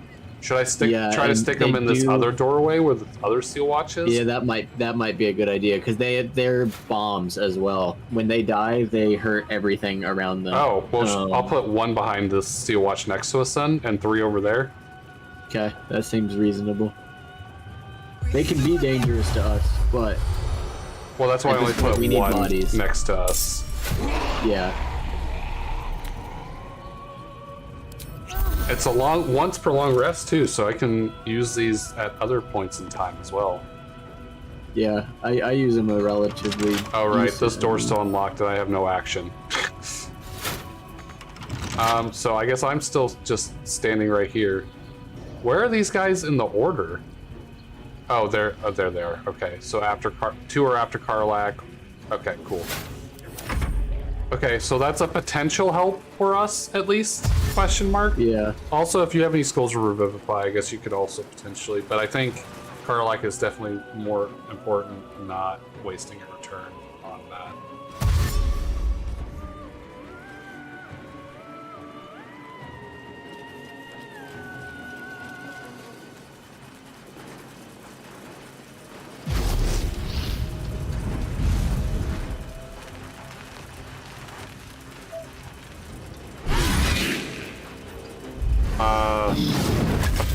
You hit that with the mouth. I was like, I thought the Steel Watch hit that because you're a giant and the sword looks similar because it's bigger.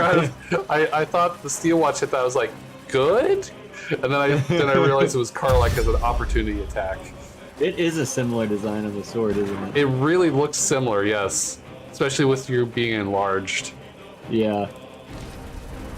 Never thought you'd hear that, did you?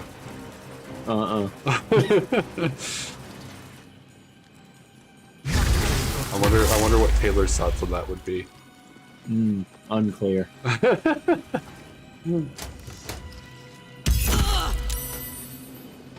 Man, Karlach is holding out pretty decent considering. Oh, this is gonna be potentially bad. No. Well, that was a waste. Well, that sucks. I mean, at least they were meat shield, I guess.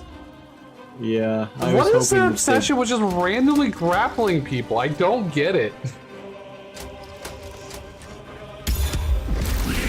Oh, that one was good. Yeah, that wasn't bad. Good.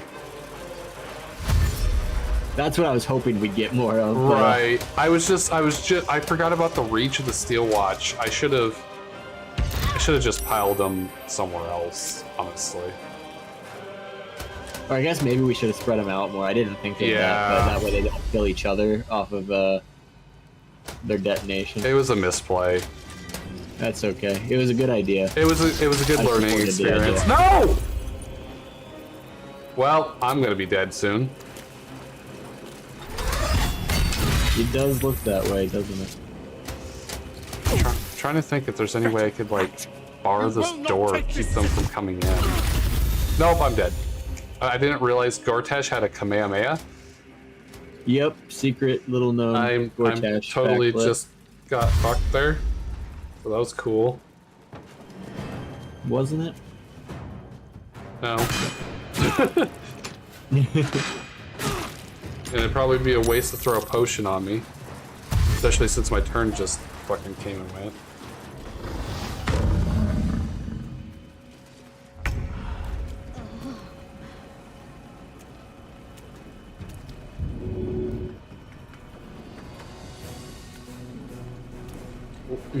You might want to just start actually considering running.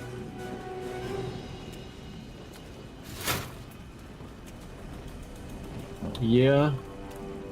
Because you can res me and Minthara back at camp through withers. Unless you can manage to throw a scroll revivify and teleport us out the door. I don't know if it'd be worth the resources though.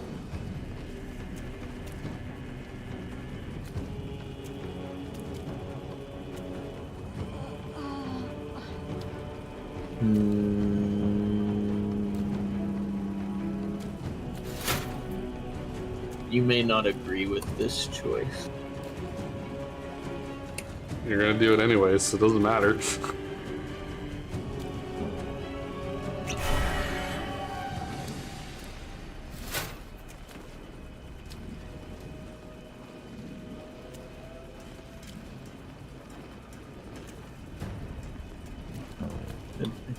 My target is not the door, it is Gortash, please.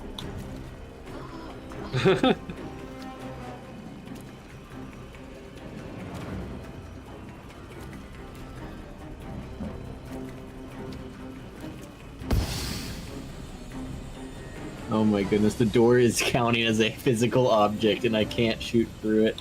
Yep. Isn't it great? It is, in fact, not great. No? You don't like it? No.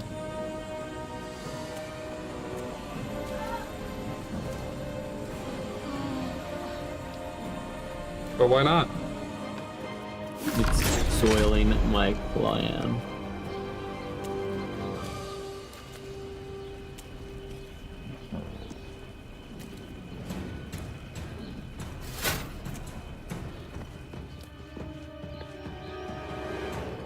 All right, Gortash.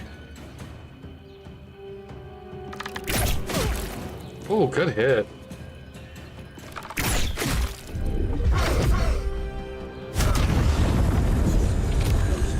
I didn't account for that in my plan. This was not part of my plan.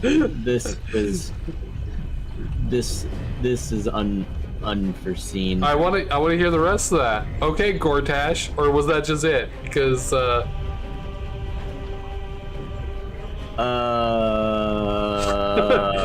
Gortash. I feel like that's probably appropriate. Yeah, I was planning on just novaing all of my attacks. Like I had 9 attacks in theory. So at about 30 damage a pop, at 200 hit points, it's like, This is doable. I have less confidence than I had before. You don't think it's doable anymore? I did not say that. For a big boy? Okay. Carla, you need to immediately do meth. Drugs is always the answer. And then you're not going to be able to get over there, are you? I would love for you to use Topple the Giant, or Topple the Big Folk on Gortash now that he's Big Folk. But, I guess just murder this kid instead. Ha! It was the guy who summoned the Elemental Guberino. Good job. Thanks. Proud of you. Oh, this guy's standing just far enough away to make moving into the doorway an attack of opportunity. Very exciting. Unfortunate. Okay. Alright, this is fine. Everything's fine. Do you need any more potions of speed? Because I have some more.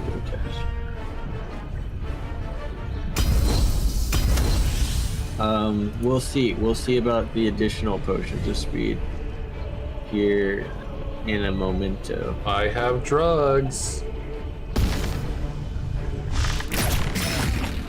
You're doing pretty good, honestly. You're kicking ass. That is the intent.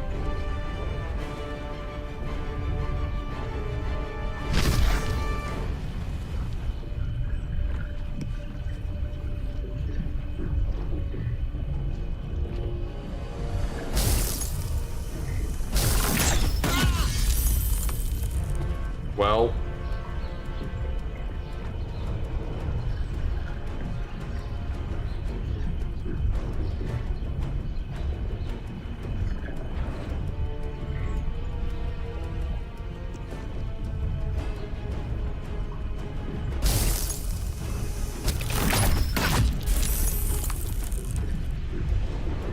did you just try the same thing again that didn't work the first time? I didn't want to do something that would overlap the ice on the floor because I want to make it a slip and slide for anyone who wants to come out here with me. Gotcha.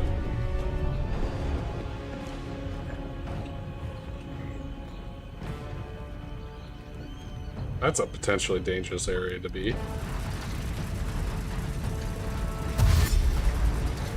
Oh, this other room looks terrible. Look at all the auras of brutality. Yeah, I don't remember seeing those before. Those are new. Glad we're not in there. I am also glad we are not in there. 0, 0, 0, 0, 0. That's kind of funny.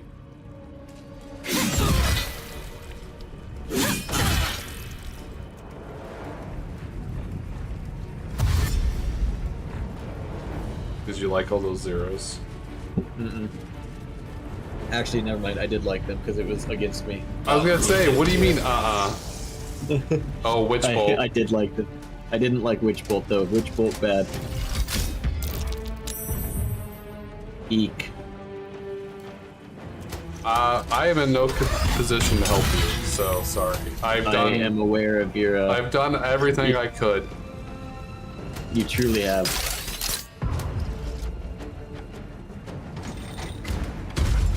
I wish I could have got a wall of fire down somewhere, but it just...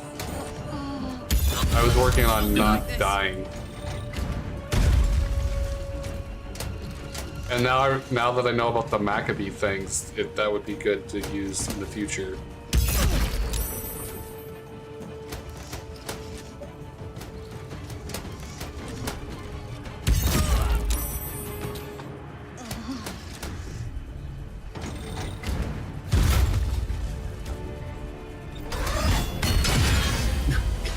At least I'm good as a distraction.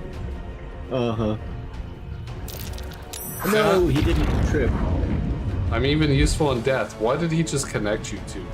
I don't know, but it can't be good. Chain of Tyranny.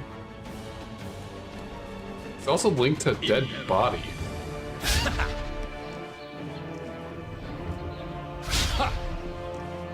Has only half its movement speed. When the chain breaks, it'll take 8 to 64 force damage. Oh, that sounds lovely. Sounds like something you want, right? Pass. Pass? What? Well, the problem is that it bypasses my AC, which is currently what I have going for me at 29 AC. Yeah, I still think this game feels like AC doesn't matter because you have fucking 29 AC and you're still getting hit. I'm at 103 hit points. I'm only getting hit by things that are not AC based. Well, bye, Karlak. That was fun. Well, at least now I won't be tempted to try and go back and save Karlak. Are you gonna try to get out at all? Or are you just gonna keep beating up on Kortash? If I can bring Gortash down, I'm gonna try and get out. If I can't, You're just dying? then we'll just have to load the save. Are you just trying to get like that achievement or whatever? So that's why you're just Yes. sticking it? What is the achievement? Maybe I already have it and that's why I just don't Kill care. Gortash without triggering any of his traps. Which, if you fight him in his upper chambers, is much more difficult because there's... I don't even know where all the traps are. I Didn't feel we like I trigger was in traps on the wall? Does that not count? If it, I mean, I don't know. I don't think those are traps in the regard of this. I think it's talking about the mines and stuff. But oh, okay. You might be right. Unclear. I don't know. Mechanically, I would consider them a trap. It doesn't mean they're considered a trap for the achievement. Does that make sense? It does. I personally versus game. Who knows?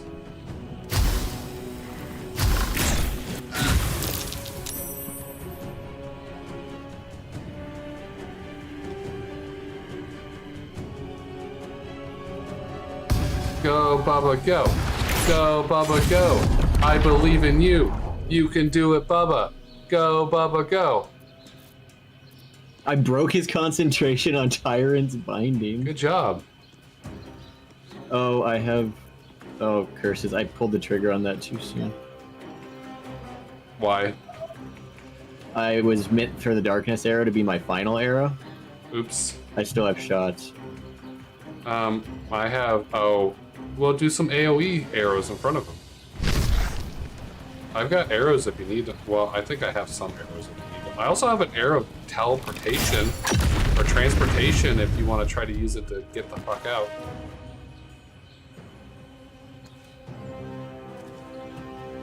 I don't know if you have any. Oh, nice. How did you hit him through the darkness? He's on the stairs somewhat, so his head's sticking out above the stairs. Oh, beautiful. Or above the darkness. I had to place the smoke powder arrow to try and knock him towards the stairs. I didn't know if it would work, but it did. Whatever works. Do you need any transportation arrows? No, I don't. You're think kicking so. ass right now.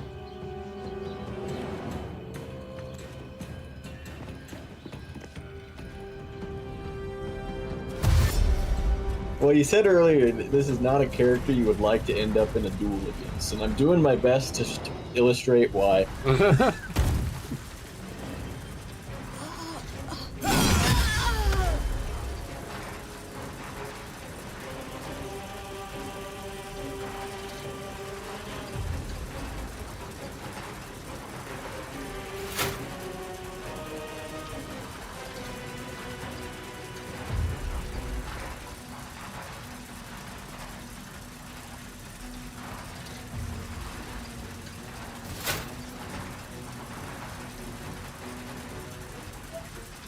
Because in theory, nobody else is going to get out here on the deck with us, and he's going to come forward to get out of the darkness, so I can continue to basically duel him for one more turn. Right. And that might be all I need to get his hit points to 0, in which case I can take an invisibility potion or something and get out of here. Mm-hmm.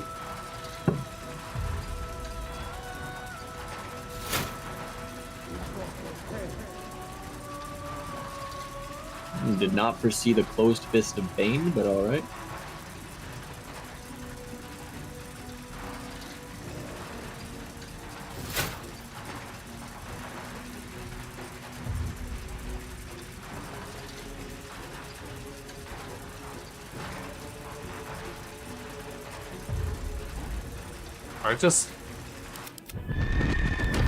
Apparently, I don't see the turn order and stuff because I'm like, all my stuff's dead.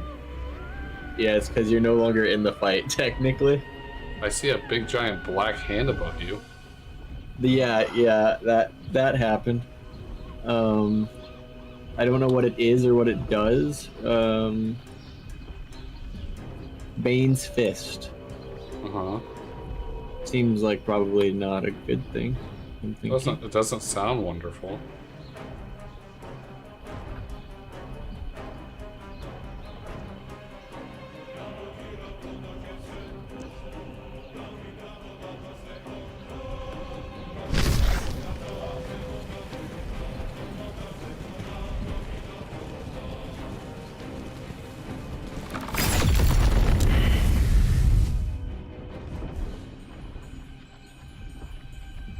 It's really cool looking.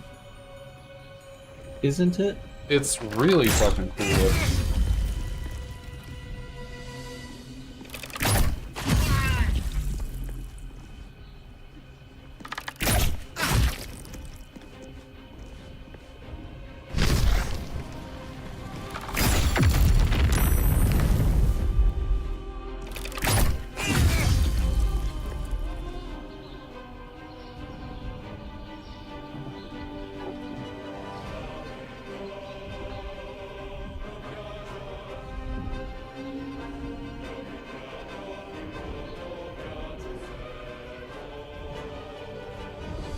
So, question, I don't know if you know.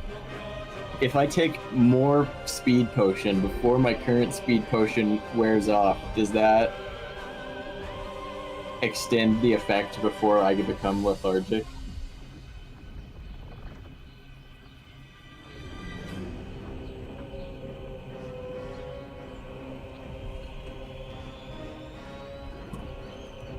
So I don't remember. I believe I've done it, but I can't remember the outcome. My assumption, even though it may be incorrect, is that it would refresh the timer on the one that you currently have. But I think what I've run into before, and I could be wrong, I could be misremembering, is that you drink it, but then you just continue to have the timer that you have currently.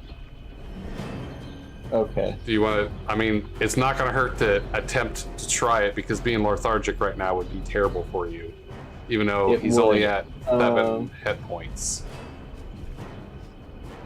I'm doing a quick Google here to see if that's how that works or not, because Works for me. I think I got him at this rate if I don't become lethargic right now.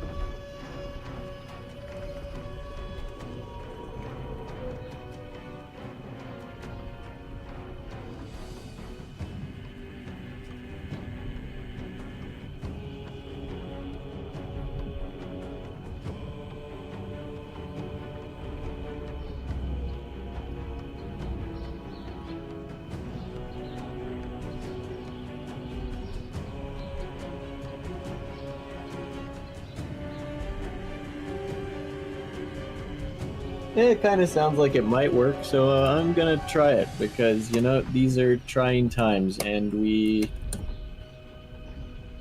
are gonna try crazy things.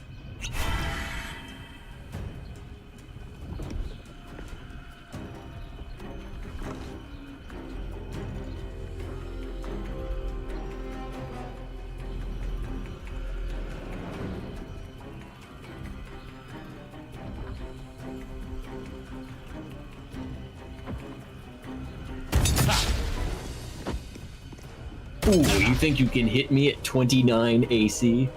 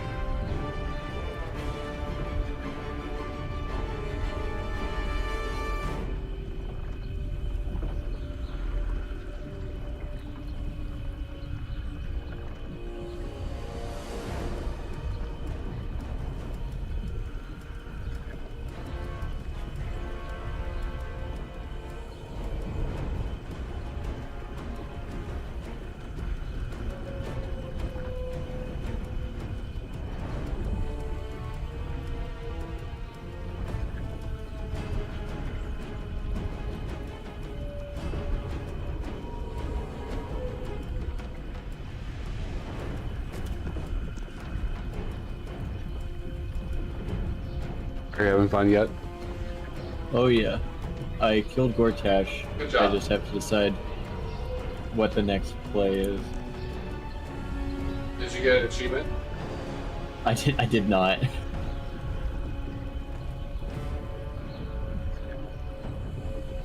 I do not know why.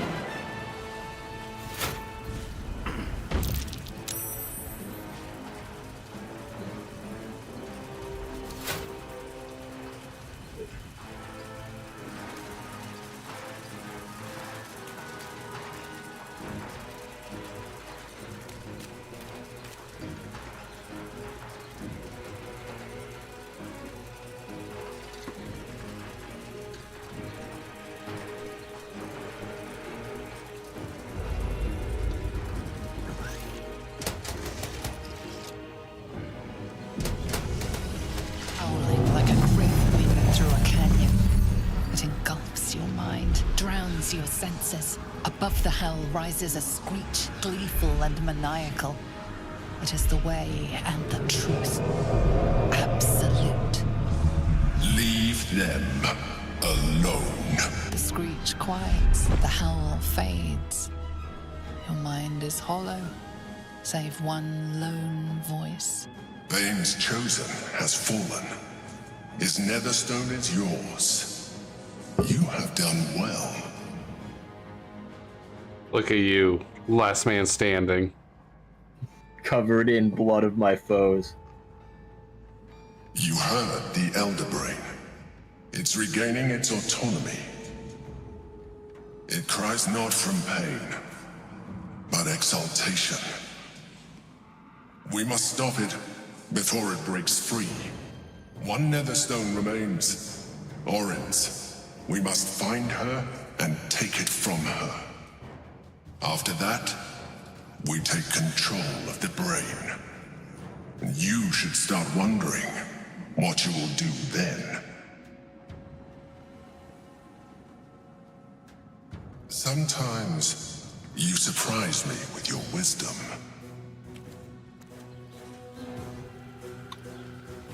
Good job.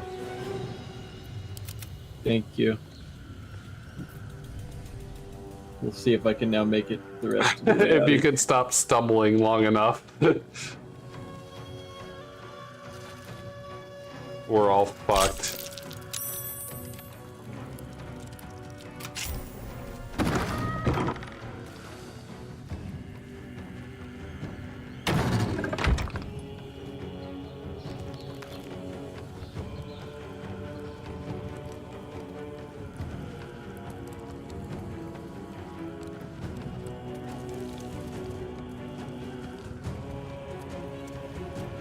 Look at Mr. Hero there.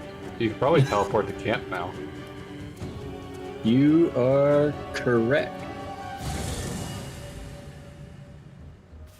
You're a monster. Witherman. Witherman. I had some money for you. I have so much money for you. Please take my money and give me back my friends. Where do you live? There you are.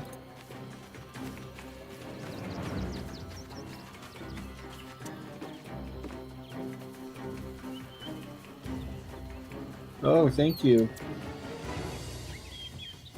Not distracted. I'm very much on the quest right now, Withers. Right now.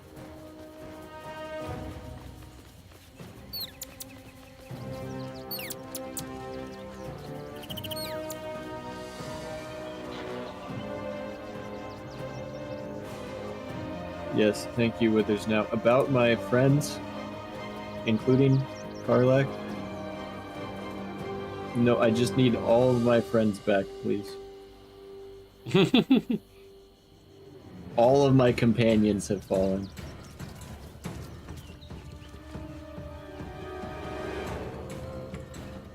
Hold on. What did I say?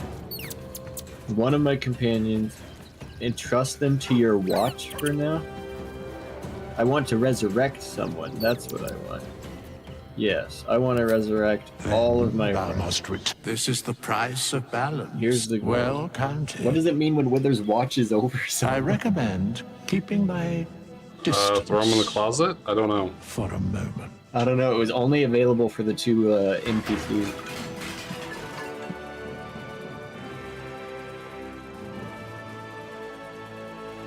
Maybe he just keeps their bodies on hand, but doesn't revive them or something. I don't know.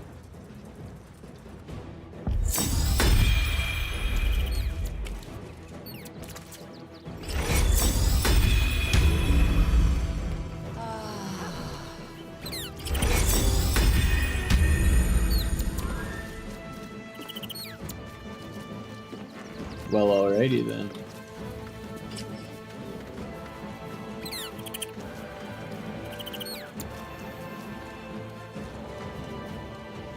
That was pretty brutal.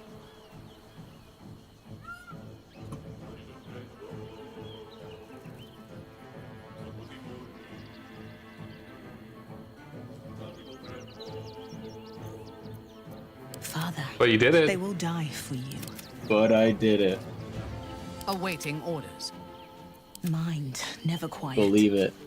Apparently, I have been resurrected under the ground. Oh no, I'm probably just invisible.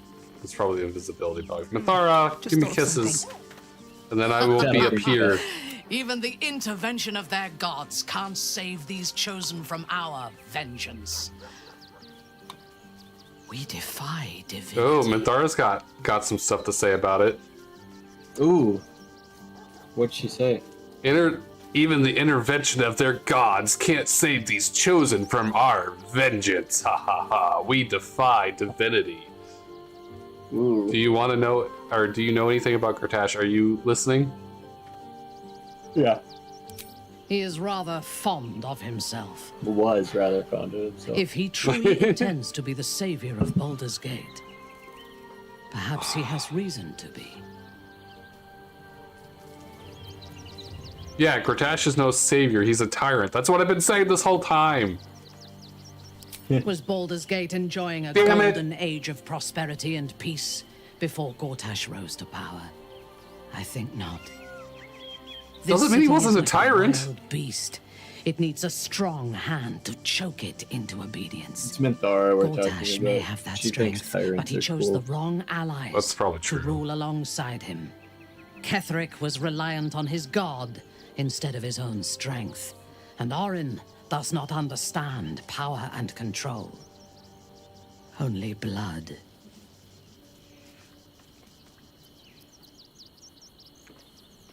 A man who chooses his allies poorly cannot be trusted to rule. Oh, that's a counterpoint to your point. Perhaps you should rule in his place. Okay. Your choice of I wasn't allies expecting is that exemplary response. After all, together, we can teach It's this Minthara. city to fear us, and that is just the beginning. When we have all three, It always Weatherstones sideswipes me when and people actually control the support me when Elder I'm trying to Brand, bitch at them. all of Yeah. Faerun will have reason to fear The thing about us. Minthara, she has exited Team Bad Guy, but she has not become a good guy. Right. She is just a villain that's She's on our just bad team guy now. adjacent. Yes. She still believes the Ally ultimate mine. plan should be that you We guys are just reunited team up once and more. be evil I together. was just reviewing Right. our fight against foul Leroican. Oh, apparently Your Valkyrie's got moves some and stuff. mine. The victory Ally was mine. soundly won. Don't you think? I think you're beautiful and I want to fuck you. That's what I think. Let his demise Hey, serve Queen. as a warning to anyone else who would seek you. Yes, correct. Let him be the last. If my dear mother has any mercy, she will ensure it. Now, I must inform you of my news. Oh? There is a Selûnite enclave, not far from Fair Hey, you want to go Baldur's do Gate. this?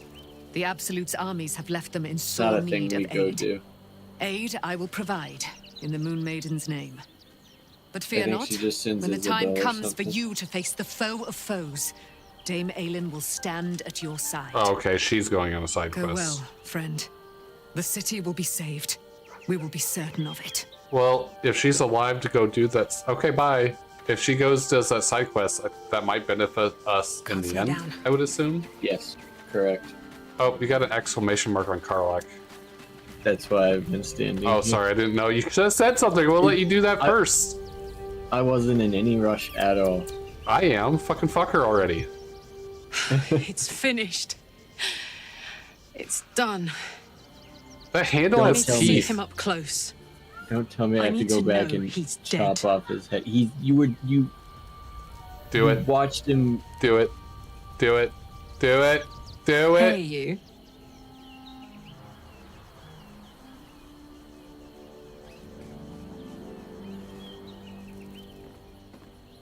I don't see any more like special Gortash dialogue. I don't know. Can you go Where's- chop back and chop his head off now that you've had that dialogue, or is it just her venting and like saying stuff? I don't know. Do you want to save and go find out? Let's go, Carlin. Watch, we're gonna run into we're gonna go back into a battle as soon as my characters leave the camp because they're gonna probably teleport where they died. Yeah, I could see that happening for sure. Or hope maybe you teleport first, and maybe we teleport on you or something. Yeah, that could be a good plan. Help.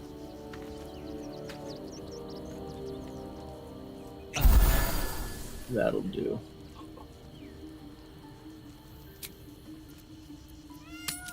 Meow. Maybe the cat is the shapeshifter. Yep, I appeared to have spawned on you. Oh, good.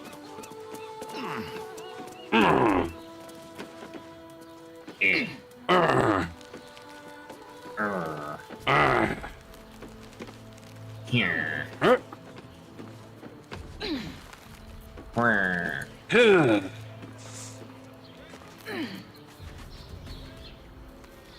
I'm just gonna wait here. Okay. So is Karlak, apparently. No, she's coming. It's just that vine takes a long time to climb. The vine takes some time to climb. Gotta get up that vine to chop off Gortash's pretty little head. That was good. Good song. I could have made it better, but I just didn't feel like it. His body looks like it's like invisible, like it's like shade. Oh, here we go. Hey. So Gortash is nothing more than a pile of flesh?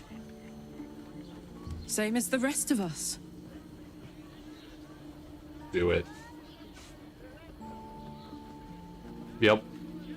What I would do. I feel like there should be a sunset for me to ride off into. Good. Or an orchestral swell, or something. But there's nothing, is there? I killed the bastard who ruined my life, and my prize is that I get to crawl into a corner and die. Am I Well, I don't know fucking about that. missing something? Oh, she mad. She big mad.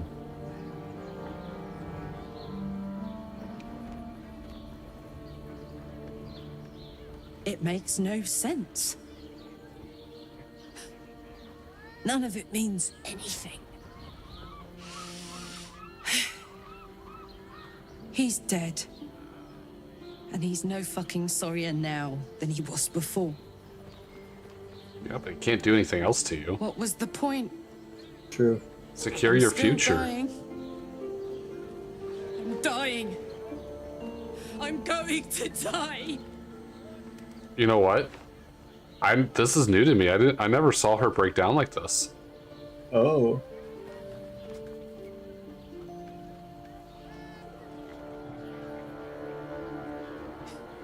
Got a miracle in your back pocket you forgot to tell me about. Yeah. I'm going to be as dead as a Gortash any day now. Any moment. The weird thing is she made that choice. Why is... Off to the City of Judgment to waste into oblivion? Into the dirt to get eaten by maggots? Is that it for me? Is that fucking all? Wow, this is and you'll interesting. just keep going, won't you? Watching the stars, warming your hands on the campfire, dancing, eating, making fucking love all night. All of it, all of it! That's my reward for everything I suffered. That's why I survived 10 years of torment. The fighting, the clawing, the loneliness, the fucking loneliness. All of it so I could rot. Because the person I trusted the most gave me away to the devil.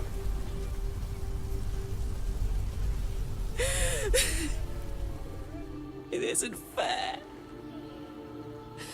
I don't want it like this.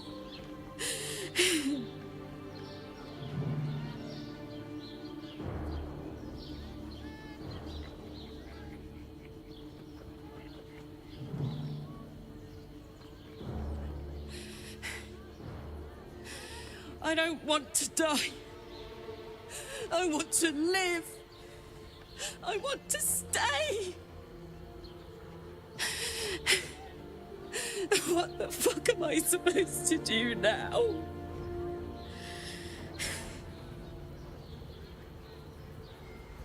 This is just confusing because she actively and enthusiastically chose to stay, knowing she was going to die. Here.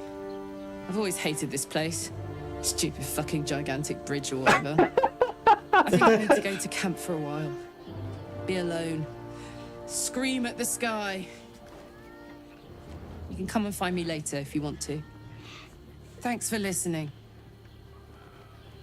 For existing. Love you. Aww. Bye, Carlite. Be safe.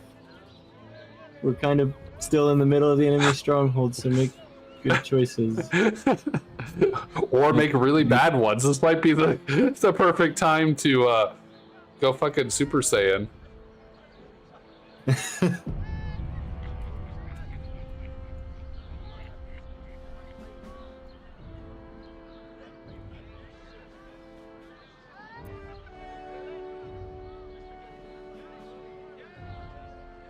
Well, alrighty then.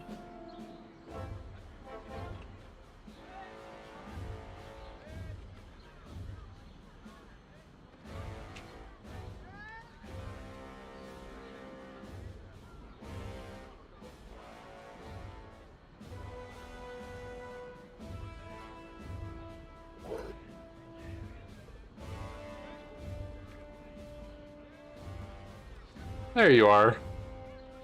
Your sneaky walk is hilarious.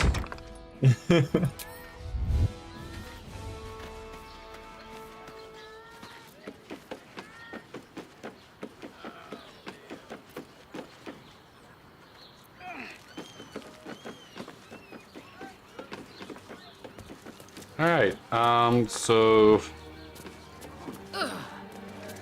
do we want to take a long rest, then talk to Karlach, see if we can pick her back up in the party, or do you want to pick up someone else for the meantime? I think a long rest is probably in store after that fight. Pave my path with corpses. How do you feel about it? Build my castle with bones. The fight? The fact that you did it? You didn't think it was something you could do? Oh, here we go. Your This deception isn't what I ends wanted to now. come back to. I shall cleave the truth from you like When it flesh rains, it from a pours. jar. Yeah. She's gone mad! She's gone mad. Kill her. We know she's the changeling. You're talking about the kid or Lae'zel? Lae'zel. I don't want the kid, but I know Lae'zel's the changeling. I saw her. She slipped into camp in the form of a woman and shifted into this abomination. She tried to silence me and hide her deception. The reality is they both could be shaped changelings, because I think one of my runs implied that there was more than one changeling in the camp. So they both could be. I said kill her, then go on with it. Gortash warned you of this. Then there is nothing left to discuss. Say your farewells, Nivukrim.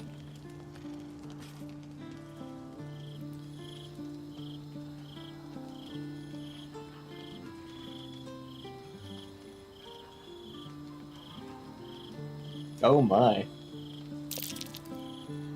I'm not seeing... I don't know why I'm not seeing your rolls. It was a difficulty class 25, and I had a +4 to intimidation, and I rolled a critical 20. You turn on Really? me to save this ignorant whelp. Yep. Do I Jesus. mean so little to you? It's almost like your story. It was almost just like my story. Oh, it's Orin herself. Fuck. Okay. Look at it, crawling and sniffing and rooting around in the filth. Is it my netherstone you seek? I had this happen where she was being Halcyon, and it was a crazy experience. Oh, really? Orin will Yeah. take care of you and your little. Man, I hate the fact that I'm like so attracted to Orin. Like, she's fucking hot. Do you like, especially like all the lobster carapace she's wearing? I mean, no, but like, I think isn't it supposed to be like some kind of representation of like all the blood she's spilt and stuff? Probably, that would be logical. I think it's like just her armor stained in blood. I think it's the kind of like motif. Nothing. No, not a thing. Yeah. Still gasping. Look at that and body. gagging on the Damn. foul airs of Baal's Fair. temple. And she's got like the cool, interesting little red wisps. Her kind die too. Oh, the like flowy. Yeah. Like, yeah, I know what you're talking The about. murder Her lord demands a skin- better The murder lord. child of Baal. The murder One lord. whose veins pump with his poison.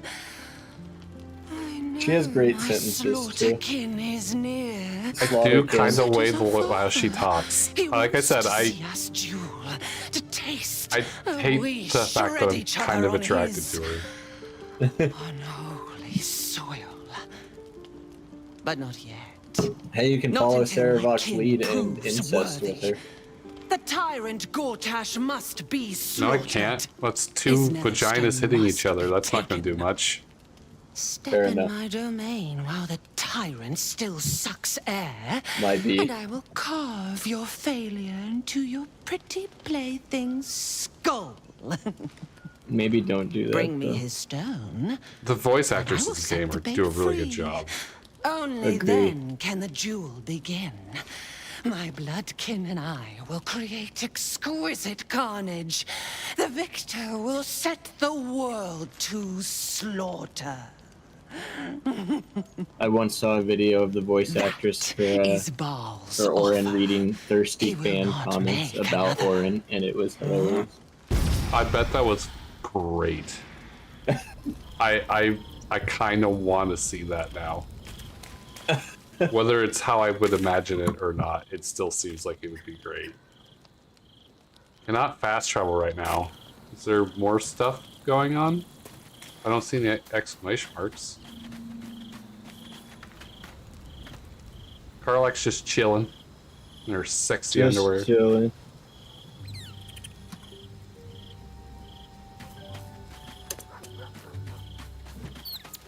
Ooh, There you Mandara go. pretty hot in her. For future reference. Oh, okay. Yeah, I'll have There's to watch also that one where later. Lae'zel and Shadowheart are hanging out and doing the same thing that I enjoyed a great deal. That's Because great. they do it together. I need to watch something else from somebody else. I can't remember what it was or where it is. What was... Wasn't I supposed to watch anything? I don't remember there being something. If she does, I'll stab her. I have a knife. She can't have me again. She won't. Okay.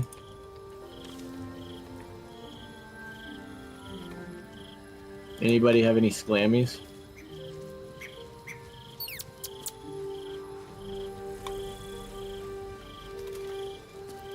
What?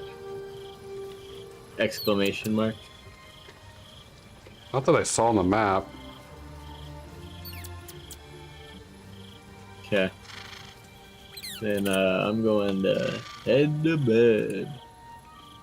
Where is... Who sent me what that I was supposed to watch or look at? I can't remember now. Was it maybe in general? No? I don't know. I definitely Well, don't. no, it was probably in Bubba Day. Did you? Yeah, okay, there it is.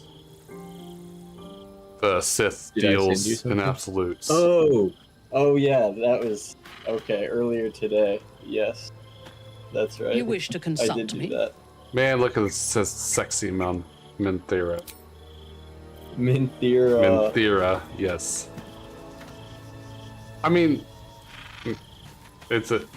I mean, I know it's Thara, but it's an interesting way. I'm trying to decide if I want to talk to Shadowheart or not. Lander's light. for it. Is she literally glowing?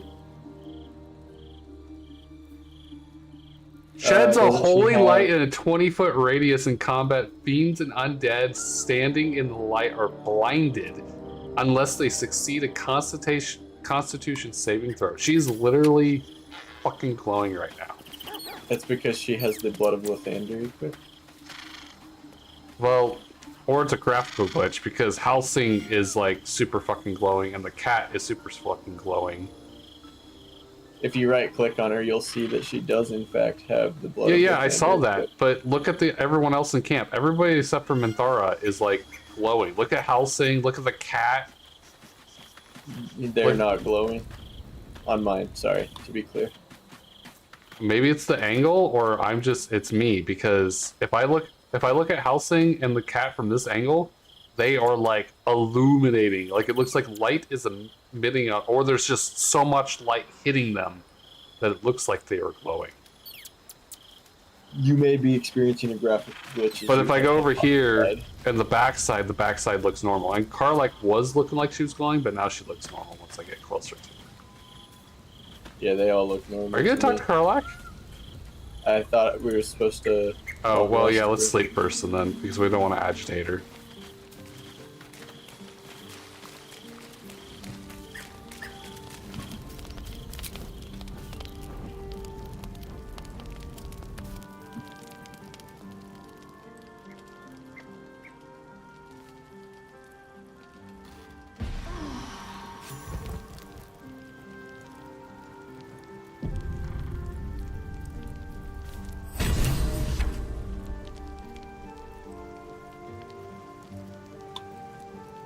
Now Karlak's ready to talk.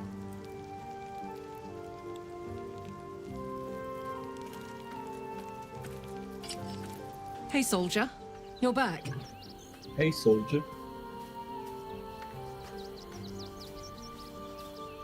Yeah, despite my best efforts.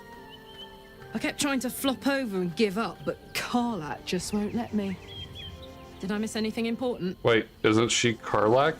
What? Yes, she is. But now there's two Karlaks. Oh, great. So we have another changeling? Great. No, both Karlaks are inside of this Karlak, I think. Oh, is it like a split personality type scenario after Would you what believe it if I said I'm all right? happened? I have no idea. You know, I've soldier, never we're so experienced this. fucked. I'm literally just The making Dark stuff Three are up. trying to consume the Sword Coast. We've still got tadpoles in our eyes, and I've got a ticking time bomb in my chest. I don't think I saw her Not sure like fucking anyone has ever losing been her more sanity fucked like this. than this. And yet, we're fine. In this moment, we're fine. Here I am. There you are. Breathing, talking, even laughing if we want. Is it very precious to say that despite it all, I'm happy? That's fine. I feel like she's on the brink of losing her goddamn mind. Is that just me? No, she definitely seems scattered. Scattered would not be the word I would use. I think on the precipice seems to be more I've accurate. changed. I used to hamstring pit fiends for fun. Look at me now. To make matters worse, there's something I wanted to ask you. Will you stay with me when it's time for me to go? I think I can do anything if you're there. Even die. I'm gonna be busy fighting a big bad brain, so no promises. Unhinged, hello Cheshire. Thank you. Now, enough tragedy, I'm not gone yet, and our schedule is packed with important heroics, isn't it? Plus, if I cry anymore, I'm gonna run out of tears and start leaking motor oil. Thanks for everything, darling. I love you. A lot. Karlak, you don't understand the depths of the love that I have for you. Alright, Karlak, back in the Bloody party. shape-shifting freak! Oh, her No Gith one Yankee. takes my Gith Yankee and gets away with it. Wait, when did they become friends? Hold up, what just happened? Hey. Why is she kind of creepy? Are you sure she's not a changeling? No. Fuck yes. Actually, she still seems pretty Karlak. Yeah, but if the changeling's good... Oh hey, the lighting's back to normal, and they're not glowing. Not gonna talk to Helsing? I don't think you've talked to him in a bit. I don't think so either. First, I must check Save? I don't think that's probably a good idea. Yeah, save is a good plan. I'm going to the bathroom real quick. Okay.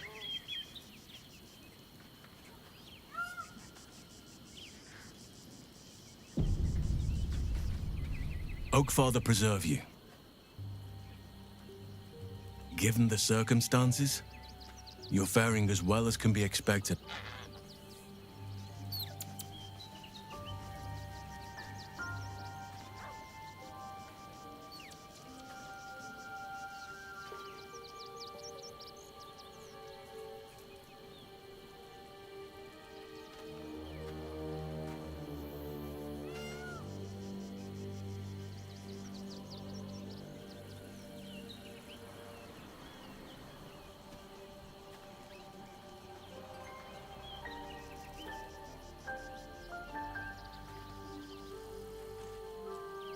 So, I guess he didn't have anything to say?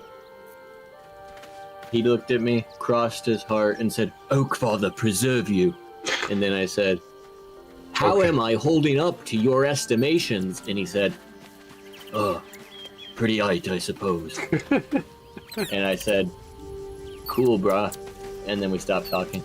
Okay, well, let's see if Shadowheart has anything to say. Almost pleasant traveling with company, if you ignore all the less pleasant aspects.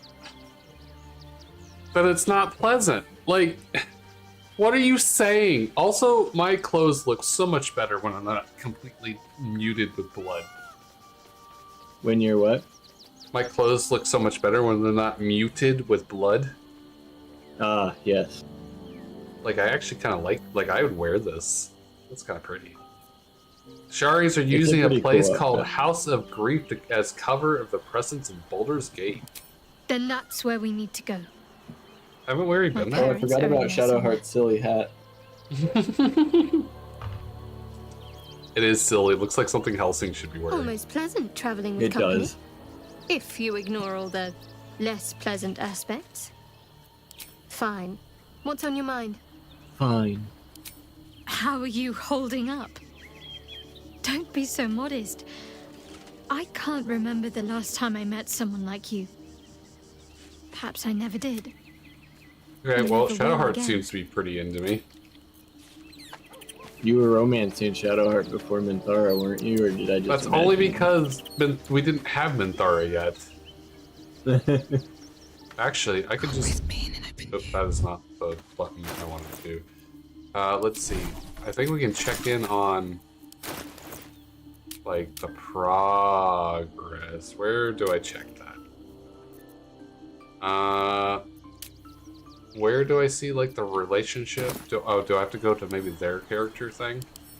I don't know how to do it unless. Oh yeah, look at me. I'm like up in the high greens on Minthara. You're always down in the fucking orange. Get out of here. This is my bitch. Yes.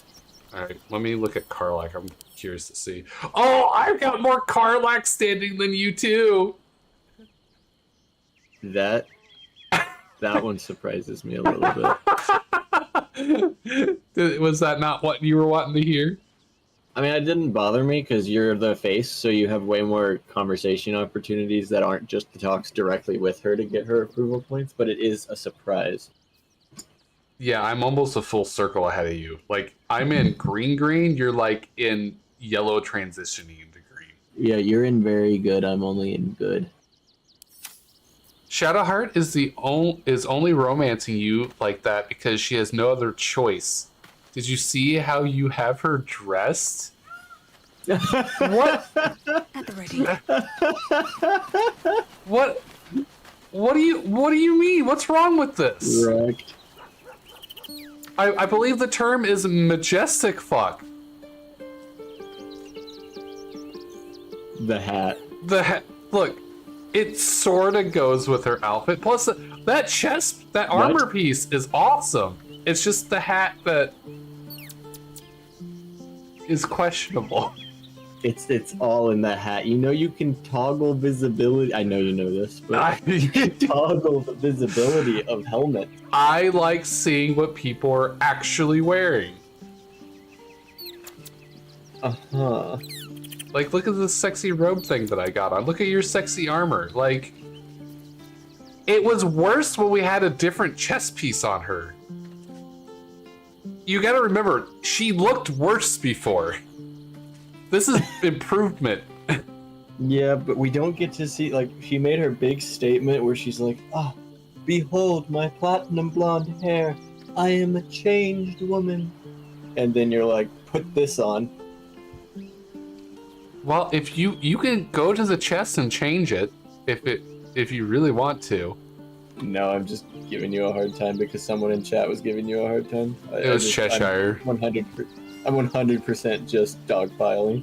No, she is not Majestic Buck. She looks like one of the knights that say "Nigh." Me? I don't. Yes. I don't. The maybe, knights who say. What is that Monty from? Python and the Holy Grail. Oh, I haven't seen it. Shrubbery. The only thing I know from that is "'Tis a flesh wound." Yeah. Yeah, it's actually, though, her statement is fair. Like, I don't disagree. She looks like she would run around and say, "Shrubbery." What the fuck? I mean, we probably have a better headpiece for her at this point if we really want to fucking change it. Jesus Christ. We don't use her, so I wasn't worried about it.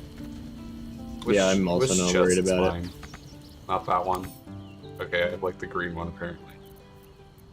So her headpiece is when healing another wearer regains 1 to 6 hit points. I feel like that's a totally legitimate helm for her. It is. That's a good helm for a cleric. Yep. Do you have anything better to give to her?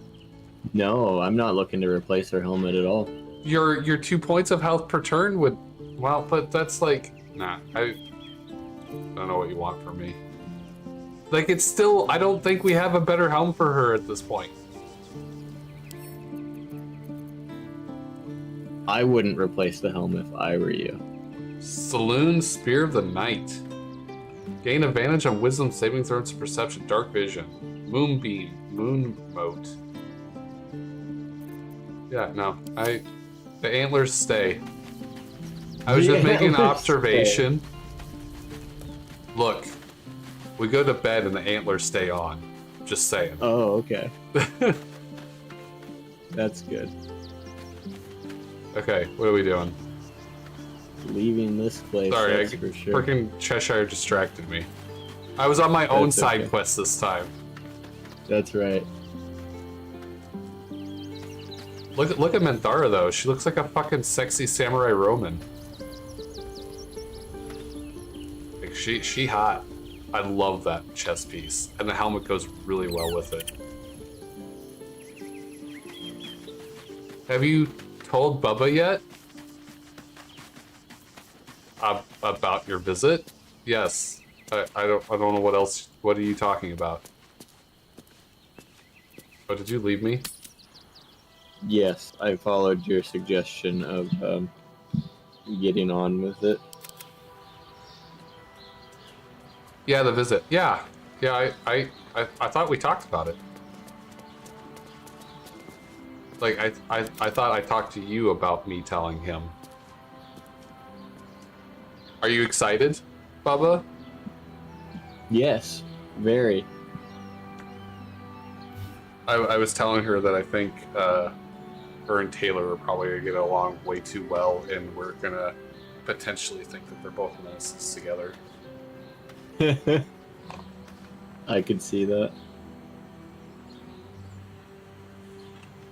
They are both of similar enough personality, because Cheshire's nicer than I am, even though we have some similar outlooks and views and critical thinking.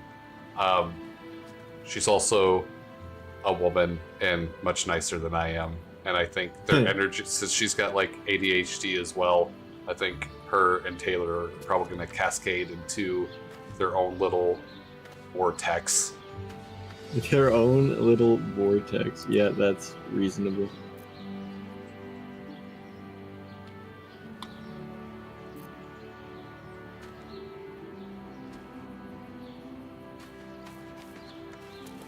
Surprised she's not coming in here to yell at me. Do you not think she approves of the vortex? No, I think she approves, but just yell at me because she can, and just... Oh, okay. Makes it, she feels like it. No one stopped me yet. That's a very accurate prediction, haha.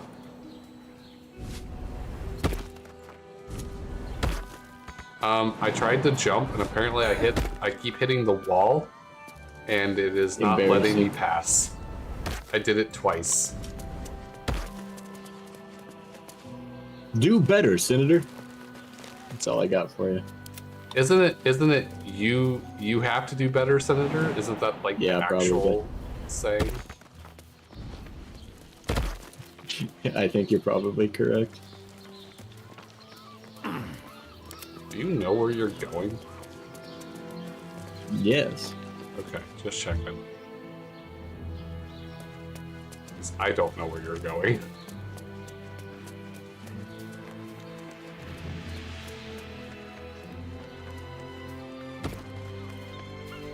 Oh, hi. Oh, did you pass it? Yeah. So you didn't know where you were going. You asked that question after I had already come to the conclusion that I passed it, so I did at the time know where I was going. I feel like that's a technicality. It 100% is, but it's a valid technicality. We take care of that for you. Thanks. I hate that those walls have slashing immunity, but piercing resistance. It's just like, what? Yeah, they didn't used to be that, and then after early access, they fucking changed it. There was no So this this area like seems to be red. We're in a storage area. We're not in a place we're supposed to be. That's a friendly-looking shadow. There may also, of course... You want to do a save? Sure.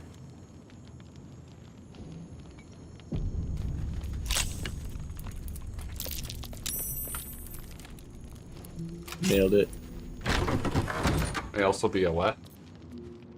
Oh, there may also be some violence because of the whole fighting Gortash thing. Oh yeah, look at that. Those guys are all stanced and ready. Do you think they even know about the Gortash thing? They sure look like they know about the Gortash thing. You don't think they just always are like that, regardless of the circumstance with Gortash? 3 of those guys are supposed to be playing cards in the other room. One of those guys is supposed to be on patrol. I don't know what the extra guy... Probably put in Turner, or we'd probably just sneak right past them, unless you want to throw like a darkness arrow or something, and then we just sprint for it. Because I think their backs are turned to where we need to go, right? Or is it not? No. If we are... Did we save Counselor Floric? Let's see. I don't see we could all just disguise ourselves and just talk our way out. Yeah. What would you like to do? We could murder them. Carve our way. Oh my goodness, what's happening? I did speak with Animal, and I was very hidden and stuff, and I guess they heard me, and somehow I am now triggered in combat, but you aren't. So I could actually hold them up in combat, and then just try to Misty Step, get the fuck out. I don't think I have any invisibility things left. I do not. I have a... They're probably not difficult to defeat, also, unless you're trying to spare them for a particular... I don't know. Is there a reason we need to murder them? Because they are mad at us for killing Gortash and are in our way from getting out of this building. Okay, I guess maybe I should ask, do you want to murder them? I see that as the most expedient way. And you just want experience. I am open to alternatives. Do we not have potions of speed or invisibility? Crafting potions? Usually we have those by now. Interesting. I don't know. I love how Alchemist Fire is considered a grenade. That is because it's basically just a Molotov cocktail, which arguably is a grenade. But technically, is it? Technically, it is not. But Call of Duty World at War puts it in the grenades category. They do. So, but it's also checkmate. A cocktail, not a whole bottle of magical fire. Yeah, but everybody knows Alchemist Fire is just a stand-in for Molotov cocktails. Alright, so are we fighting this? Should I just firewall all of them and just be done with it? Unless you give me a reason not to, I'd say yes. I don't have a reason not to, just unnecessary fighting. I don't know how that's going to affect us later. We're just murdering these guys. These guys, I doubt that it will. Alright, firewall. And yeah, firewall's fine. Through all of them? Sure. Yeah. Wait, where's my... I want to know where my alchemist battery thing is so I can use it. Arcane battery. Alleviate arcade burden doesn't cost a spell slot because I'd like to just cast it for free. But how do I... Where is this? And why is it not showing up on... Because I thought it was showing up on my stuff before, but I went to cast Firewall. Do I need to dig it out of my spells from somewhere? If you cast Firewall, does it use one of your slots? Unless I specifically use Arcane Battery, yes. Ooh. Wait. I have Dimension Door? Seems like that could be helpful. When I don't see... Yeah, it would be, but I don't see it on any of my bars.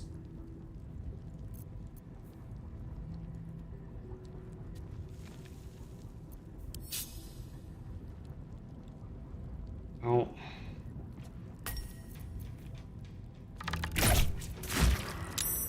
Oh, if I was gonna firewall them, I don't...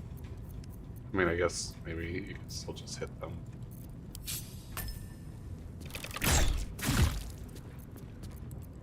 You what?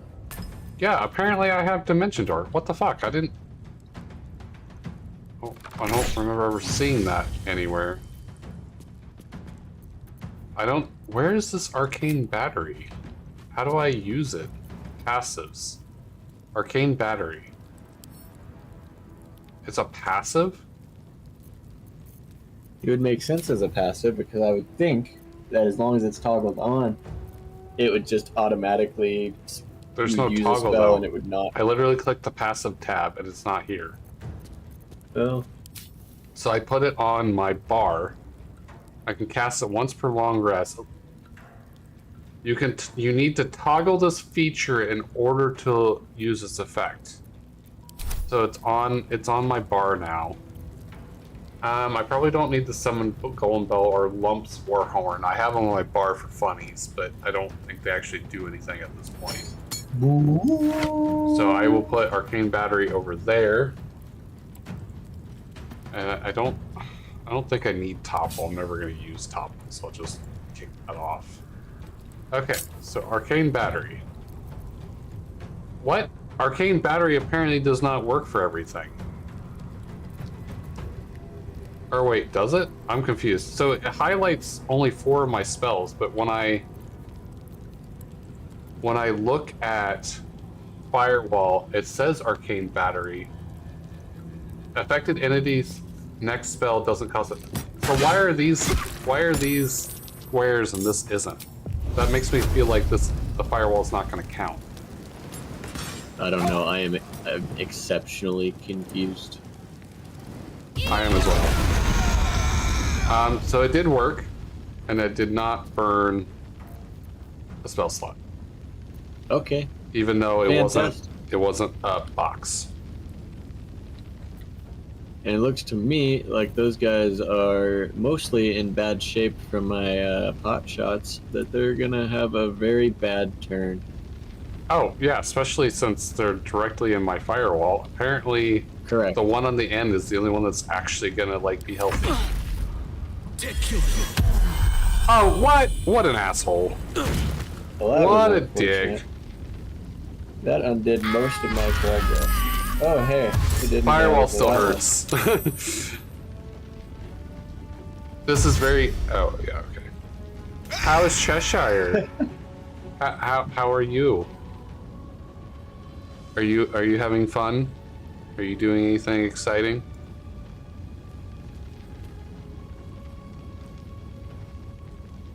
Alright, should Mithara just, like... Oh, hell, hey. I was gonna say just sit here, but apparently, I didn't notice the guy right in my face. Yeah, I'd probably stab that individual if I was Minthara. I love that knockback is so nice. Oh, you fuck. That was too bad. You want some soul branding?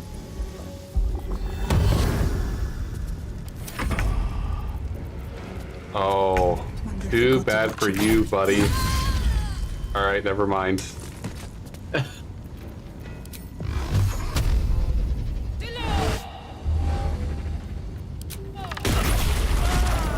Oh, that was glorious! Did you see that? I did not. I on my end, I hit him with my Eldritch, all three of my Eldritch Blast. He got knocked back into the air. As he was at the precipice of the knockback, your arrow comes in and he falls, and the arrow falls onto him as he, like, right before he hits the ground, and he falls down dead. Alright, that was in fact glorious. That's pretty cool. Huge fan. Recovering? Are you doing okay? Do you need any help recovering? Oh, hey, let me take care of that. Is that better? Yes. Anything worth anything? Oh, there's a bunch of keys. I'm gonna take all of those.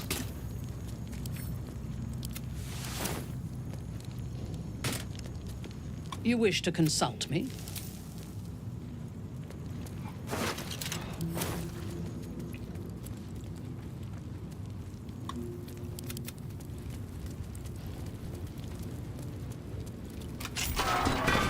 No Floric.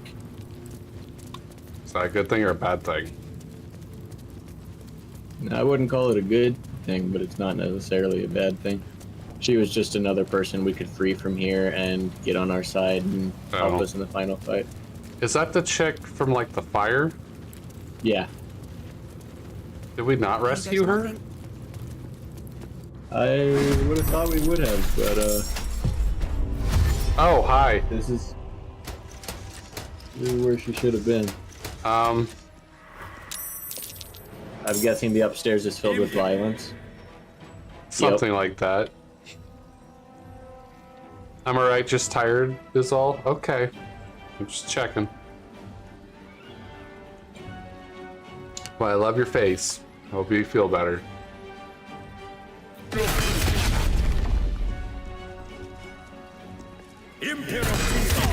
I don't like what we walked into. We did publicly murderize Gortash at his coronation in front of everyone, so this is kind of... You know what? You know what I have to say about that? You know what? You know what my response to that is? You should know what my response to that is. Is it Eldritch Blast? Nope, it's more Wall of Fire. Oh my goodness, people are cooking alive across this room. I feel like... Have you seen One for All? Any of their skits? It's a Dungeons and Dragons like live action skit. I do not believe I have.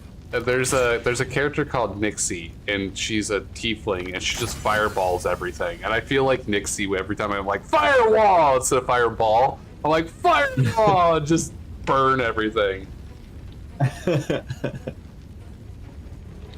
Yes, that's it's who you are.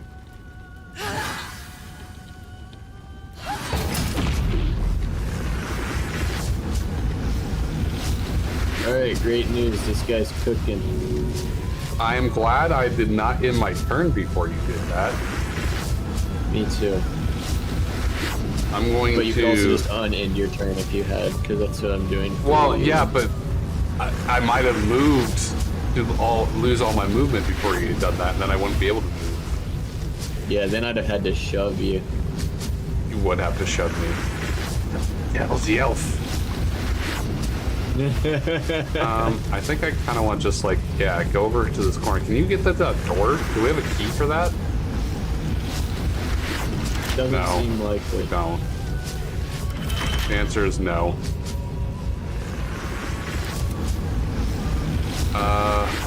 Hopefully I can get Minthara out of that before... Minthara goes before the Steel Watchers next turn. Okay, so I just wanted to check. Dude, look at all that damage that firewall did. I love firewall so much. It's such a beautiful spell.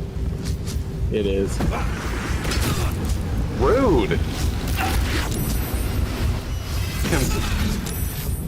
Really rude. Just jump over my firewall? What a jerk. Very jerkish behavior. Oh! Karlach is in the firewall. That was smart. Everyone's cooking around Karlach. Alright, what we got here? Well... You want me to return the favor? Yeah. He hated that. If I hit him again, does he take damage again from the firewall? If he moves through it? Unsure. I think he does. Oh, I guess... Maybe he hit Karlach, so he technically didn't move through the fireplace. There's no I in team, but there's 3 in fuck it, I cast firewall!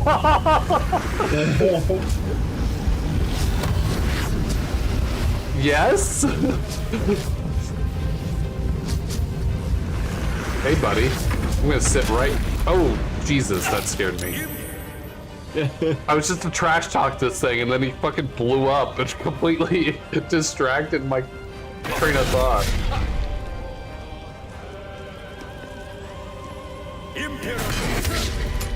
Why is Minthara just flourishing in the middle? Did you see that? She just took her spear and did the like little twirling circle like you do with like a bow staff. Yeah. Nice. Because Minthara is cool. She is better than I expected. Like, they did such a good job with the characters in this game. Like, they really did. They did. This is like what I have been wanting every turn-based RPG role-playing game that I've ever played to like look and feel. Like, this is the platinum standard for role-playing games. Are we checking dead bodies? You want them javelins for Karlach? I want the firewall gone. It's gone. Does Karlach want some javelins to throw? Sure. Karlach loves javelins. I love Karlach. Well, then it's a perfect combination. Woo! This fine lad had a key on him. Is that the key? Sure is. Is there good stuff in there? I have no idea. I've not tried coming back here. I have actually been back here before. Oh my good! Oh, flame enameled armor. Ooh, that sounds cool. What is that? Armor I've never seen before in my life. Seldom caught unawares, gain a +2 bonus to initiative rolls. Endurance by fire, you have resistance to fire damage and a +2 bonus to saving throws. Fire shield warm. Sounds pretty cool. It is. It is not better than my armor of agility, unfortunately, but it is good and is cool. Yeah, it looks like it's 16 AC medium armor. I don't even... Does anyone even wear medium armor? Me. Oh, well, it's probably not better in your chest piece, though, even though it's pretty cool. Accurate. Now you can stand in the firewall and not bitch about Bubba. And not bitch Bubba. No, because he's not going to equip it. You know, you could pick up some of these... Oh, is there any good potions up there? Trap disarm, thieves. Yeah, there's some stuff. Antidote. Hey, scroll shopping grass. That would have been so perfect for my highly specific question earlier. That was unnecessary. You could pick up some of those oil barrels and we could use them when we walk out of here. My Set some more stuff on fire. My inventory is too full.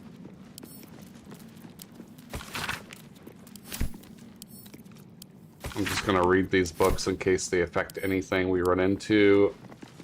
He fat. Yep. Bubba be fat. Obese. Oh, so you're like fat. Like you're the fat of fat if you're obese. Double fat. Fat tier 2. You're like your fat cat. Aw. She's on the floor right now with her toy, guarding it with her life. Ooh, Florix demotion notice. Read it. Whereas I, Grand Duke Older Ravengard, am acting head of the Flaming Fist Mercenary Company, and whereas I have found Councillor Floric guilty of crimes against the city of Baldur's Gate, therefore be it resolved that Floric be stripped of any and all authority over the Flaming Fist, and all orders issued by Floric, past, present, and future, be rendered null and void.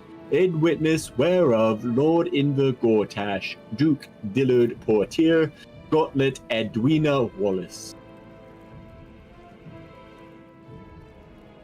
Cheshire says Fatty McFat. It sounds like you're ordering something from McDonald's. I'd like an order of Fatty McFat, please. Me? I don't know. Did I just order at McDonald's? No, Cheshire said Fatty McFat. Oh, it's got Mick in it. That's why it sounds like it's McDonald's. 'Cause Yeah, they make everything. like a Big Mac. I want a Fatty McFat. I don't know. Or McDouble. Yeah. Or McRib. McRib is back. Instead of a large, it's just I want a McFatty. Mm-hmm. That tracks. Or maybe that's the size over large. It's like the size of huge. Yeah, I would like a McFatty fat, please. Whoa, why do they not offer a huge order of fries? It'd be a McFatty size. Yeah. Oh man, this is Arrow unacceptable. side face emote. I'm not sitting here eating McDonald's. Other arrow eyes emote. Are you feel like you're being called out right now, Cheshire? You know, you did start this chain of events. What are you saying? This box is a 25 DC check, so I'm breaking in. It disappeared. Money. Oil of accuracy. Polished ring. Loads of money. Dosh.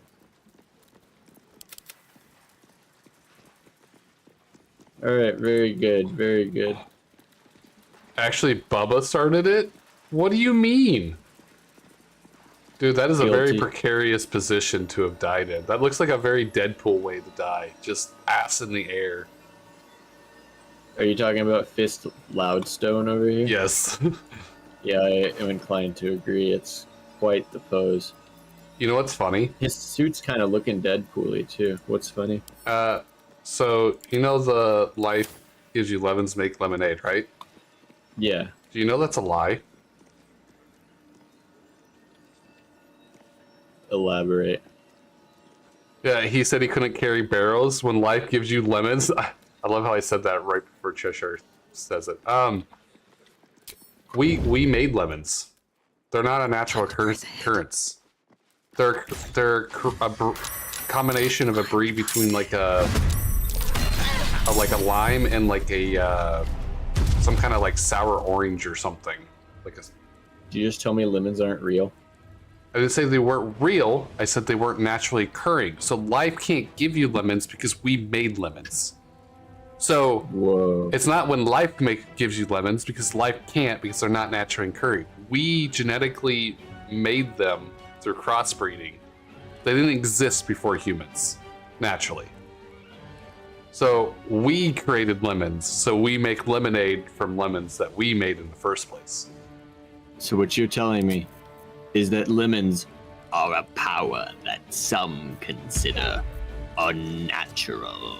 Yes, correct. That's fun.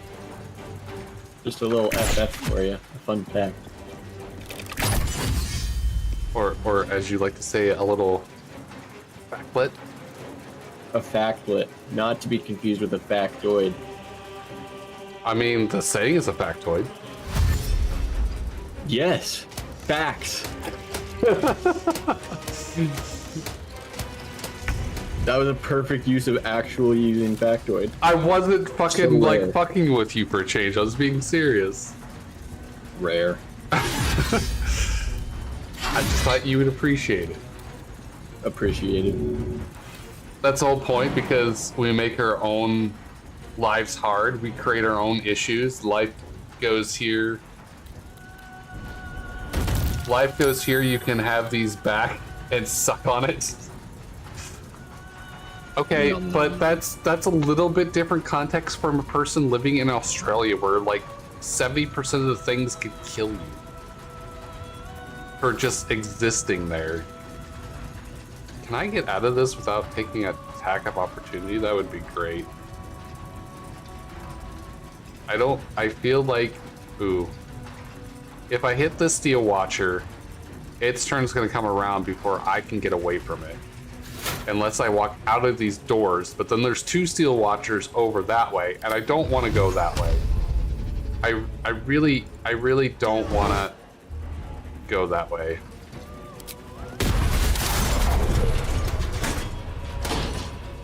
So I guess I'm just gonna try to run this way and hope you don't kill this thing to where it explodes until my next turn.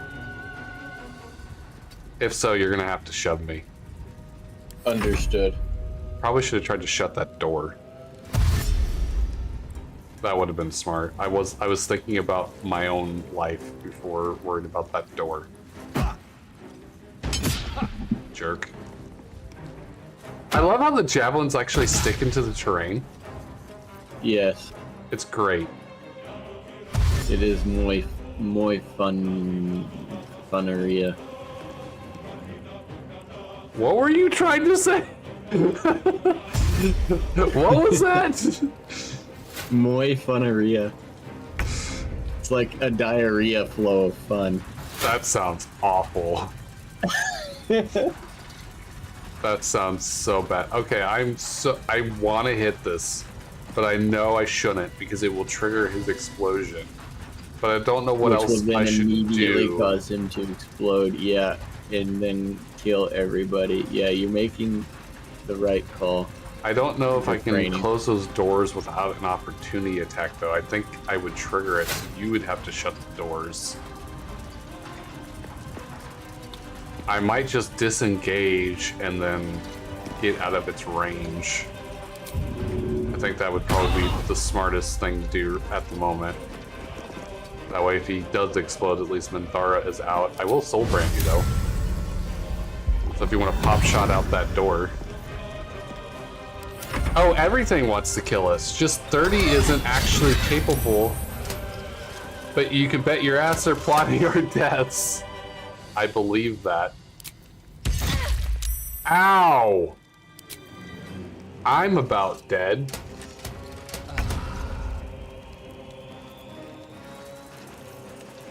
Now on my 3rd run, always dying at Commander Zulk and one of his, he one-hit kills. Do you want to... Wait, he's trying to fight Commander Zulk? Yeah, so just rushing the Honor console. mode? Yeah. Yep. You don't fight Commander Zulk. Let him learn. Let him figure it out. He'll do what he wants. No, just running towards Helm. Do you wanna tip Moss? Well, I want to help you with Zog. But you can actually, well, I don't want to say anything if you don't want it. It wouldn't help you with your one-shot problem, but it would just help you with potential other problems that come later. He always kills the Mind Flayer before I get there. Can you not throw heals at him from a distance to keep the Mind Flayer from dying? That's what I always do. Has he learned about the dash action? I don't know. I don't know what he knows. I haven't. We've been playing. Otherwise, I'd watch his stream. Well, I said that not really to you so much, but I don't see chat, so I was saying it kind of more indirectly to him because I just felt weird to ask him if he's seen the chat action and not be able to see his or seen the dash action, but have no way of knowing if he responds to me. He said, "Oh," that was his response. No, he's streaming right now, but I just haven't, because we're playing. I haven't had a chance to look at what he knows and what he doesn't know, so I can't. Yeah, I didn't expect you to know the answer. That was Right, not the but intent if I question. could see it, I would be able to give you better information than him because I would know more what's going on. As more what I was going with. I see. But yeah, dash action would be super helpful. It takes your action, but it doubles your movement. Yeah. And Shadowheart might have a spell that could come in handy. Command? Yeah. Only if he's gonna try to get the sword. I mean, whether he's gonna try and get it or not, if it works, then he's been defanged, and you can, even if he comes and punches you, that's less one-shot. Yeah, no, that's true. And you could probably try to run away with the sword too. Because only one person has to grab the sword. Yes. So whether that's the goal or not, if the problem is he's too one-shotty, you'll survive if he doesn't have the sword anymore. Right. No, that makes sense. Oh god. Oh, this would be a perfect time to get that sucker to blow. Oh god, I like to save my lucky rolls for dialogue, but I don't have a choice. I'm gonna die. Nice. I think that was my last lucky roll. Oh hey, it's my turn. Cool. Alright. That was in Let's fact set my this last guy lucky up. roll. I'm gonna smack this guy. Yep, do it. Oh yeah, he's in mad mode. Yeah, unfortunately the Steel Watcher isn't in range. I think I'm going to move over by your character to try to bait this guy to maybe come. Well, he might just hit Minthara. You also can set up a purple canisters around them and blow them to hell. I don't know if he's still here, Cheshire. You might have to go to his stream and tell him that. Alright, I don't think that's gonna work because he's probably just gonna hit Minthara, so I'm just gonna get clear without hopefully doing an attack of opportunity. Cool. Oh, should I do the little Maccabee dudes?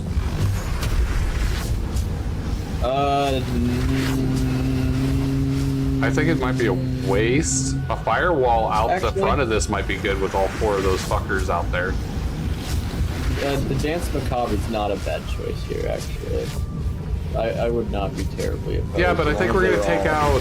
I think we're gonna take out this other Steel Watch. He's gonna explode, so we won't need him in here. I think the firewall would be more beneficial out the doorway. Yeah, because if 4 humans, that will take care of them for the most part. Yes? You think? No? Sure. Maybe? Yeah, I'm good with it.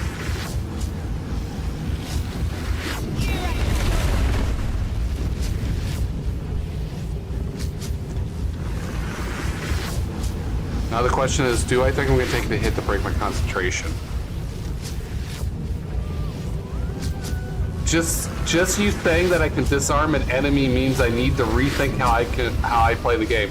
You don't need to rethink, but it's more like it's a way to expand your knowledge of potential options you have available. You don't need to rethink, just add to your options. Just expand your concept a little bit.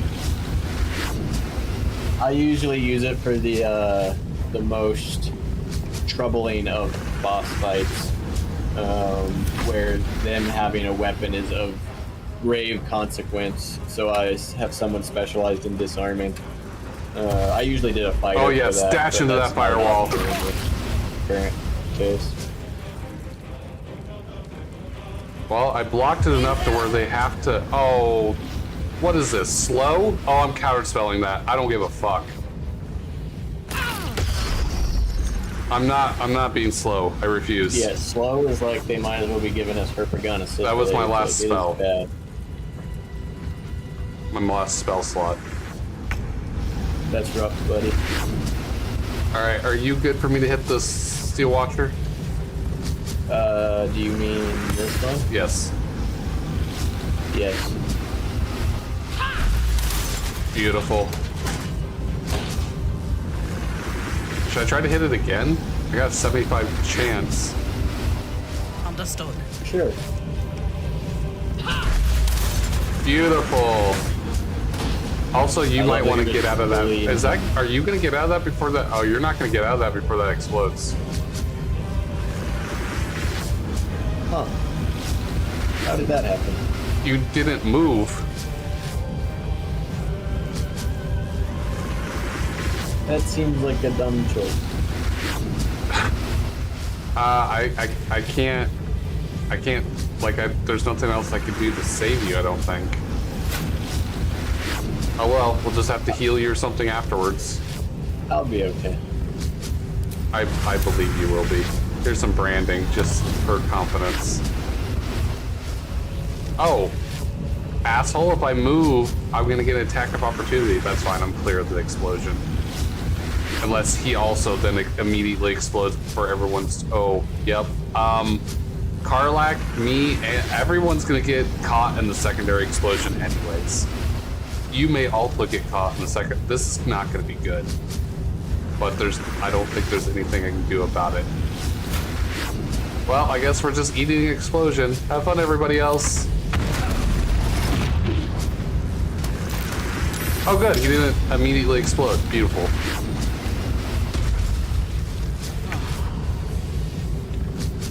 What I mean is my choice threshold for most games is attack or not attack. Nothing tells my gameplay mind that there's any other way to play. Rethinking how to consider my options. Oh yeah, no, you can be creative in this game. Like we missed, we didn't have our checks to get a flying book earlier.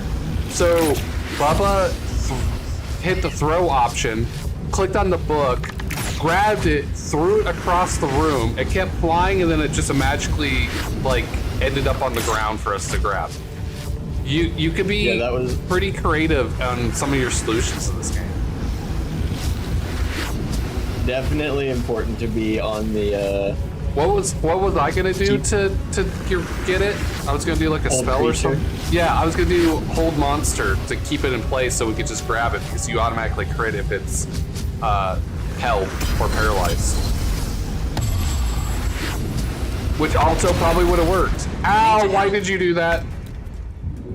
I didn't do that. I ended my turn. That's all I did. Oh, okay. Well, that hurt. I'm down. All of it.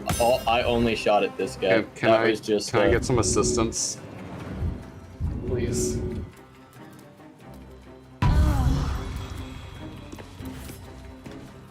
Thank you. Like, we just used these guys to blow up their own guys because they're literal walking bombs. Look how he exploded into a bunch of, like, gooey mess. Yeah. Are you talking about Fist Dresden? Yes. Yeah, that guy, he is Okay, viscera. we have a steel watcher up there. I really don't want to get hit. I don't want to waste my potion. I'm hoping Mathara can just throw a heal, so I'm gonna back up here. I don't have an action anyways. I only have 3 potions left, so I don't want to burn them if I don't have to. Oh crap, my wall of fire's gone. Oh yeah, you probably did lose concentration. That's disappointing.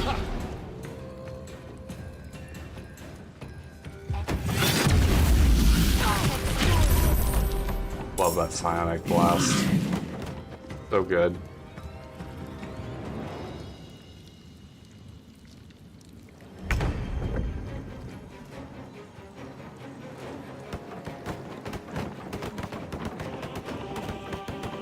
Alright, oh, there's a fire elemental behind us. She just caused it to spawn. It'll go away if she passes. If I throw, can I throw more than once? Yeah, because it's homing. Yep. I'm glad we thought about it exactly the same, because I want to be in range of healing. So I was like, I'm just gonna throw my motherfucking spear at her. Too easy. Oh, it even hit the person behind. The range on it is so huge. Or like the splash damage. Yeah.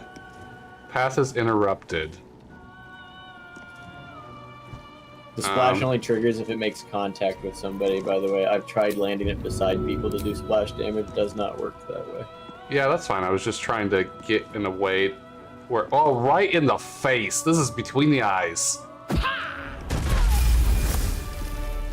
Ooh, someone just leveled up, it sounded like.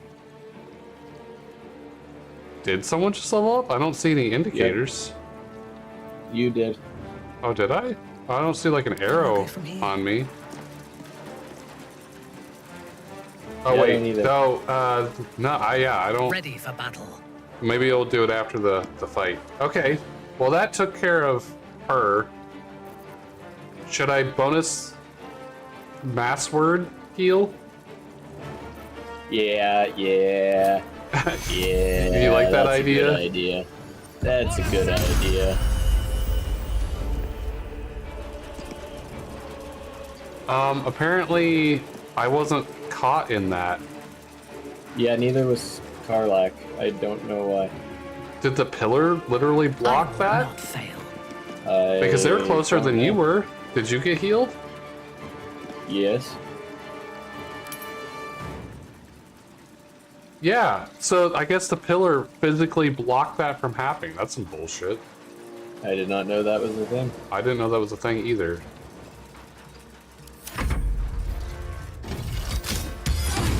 You asshole. Well, on the bright side, the that healing would not have made the difference against 40 damage. It's still unnecessary because you could have got healing at least.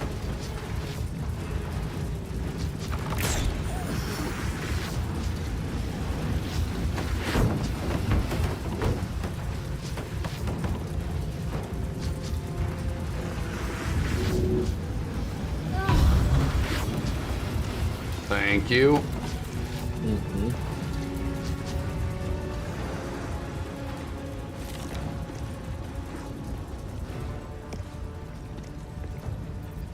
Should I just waste a potion?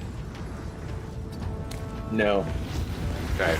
We've got this fight won. That's what I figured, but I was just like, I just went down. I didn't want to be inconvenienced to you by having to get me back up again.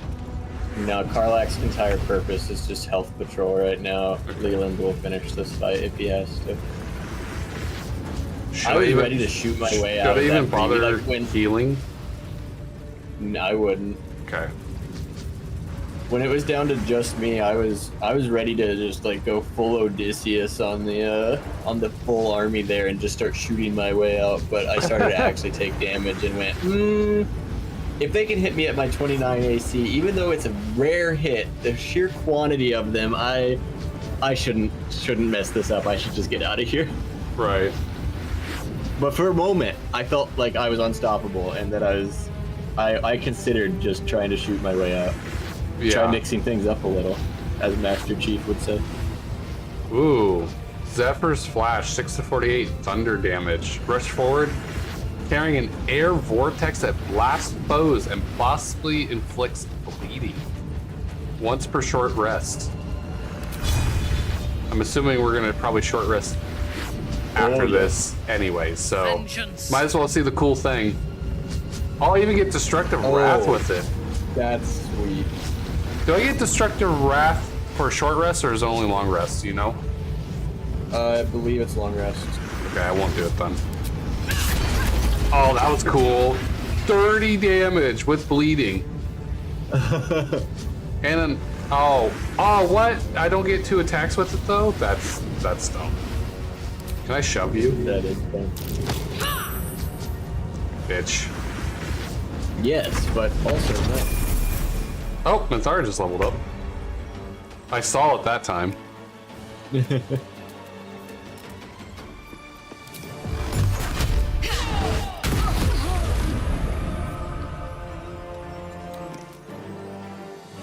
gonna go behind my pillar now. And we all leveled up. Woo! Save. Save. And then we'll save again after we level up, just in case someone comes in here while we're doing shit. And then we'll. Oh, unconfirmed character something will not be changed. Oh, you were probably in the menu while. Okay. I'm leveling up. Yeah, it gave me a warning saying unconfirmed character changes will not be saved when I saved because you had opened the menu as I was saving. Oops. It's not a problem. It just surprised me. And I didn't know what it meant at first. But I figured it out. Ooh, I can get Hold Monster as a spell. Ooh. Banishment, Fire Shield. Yeah, I'm thinking some Hold Monster. Hold Monster is nasty if you can get it to hit. Ooh, I get another Eldritch Invocation. Life Drinker, attacks made with a pack weapon deal additional necrotic damage equal to your charisma modifier. Oh, can't I make my staff or whatever I'm using also a pack weapon with the thing that I have selected? So even though it's not a pack weapon, I can like make it a pack weapon per day. If you are one of the classes that can do packed weapons, I think that's a thing. Yeah, I have pack weapon because I was using that Bane sword. Yeah. So this is for your warlock? Yeah. Yeah. But the thing is when am I physically attacking anything anymore, though? That's like the question. Oh, I can get a Conjure Elemental. Would that be more beneficial instead? I get Speak with Dead. What'd the other one do? Life Drinker. Attacks made with your pack weapon deal additional necrotic damage equal to your charisma modifier. That is really good. But I'm a warlock. When am I gonna smack somebody with my staff? Yeah, not very often. I think probably summon I feel like is Conjure Elemental would be better. We can get Speak with the Dead. Yeah. I can get Book of Ancient Secrets, gain Ray of Sickness, Chromatic Orb, and Silence spells. You can cast these once per day, or once per long rest, and they don't expend any spell slots. That sounds good in theory, but how often would I use that? You can cast Confusion with a Warlock spell slot. Is Confusion worth anything? Could not tell you. I think it's good. I can get Polymorph. Polymorph sounds like fun. Transform a creature into a harmless sheep. That sounds like it could potentially be fun. That is pretty fun. Mirror the Mind. You can cast slow with Warlock spells. Ooh. That might be good. Oh, I can get Bestow Curse. I can get Devil's Sight. Do you know what Devil's Sight is? If I recall, you can just see extra far in dark. You can see in normal darkness, both magical and non-magical, to a distance of 80 feet. So even like if you cast darkness with your arrow, I could see through it. That's pretty good. False Life. Disguise Self. One with the Shadows. You learn how to cast One with the Shadows. Is that like invisibility? Vanish into darkness to become invisible as long as you stand still. What crap is that? That's useless in game. Every NPC has detect fucking invisibility. Fact. So what do you think? Conjure Elemental? Conjure Elemental is pretty good. Yeah, the only other thing would be probably like slow, I think would be potentially, but Elemental gives us another meat shield and a potential hit that thing instead of me. Yeah.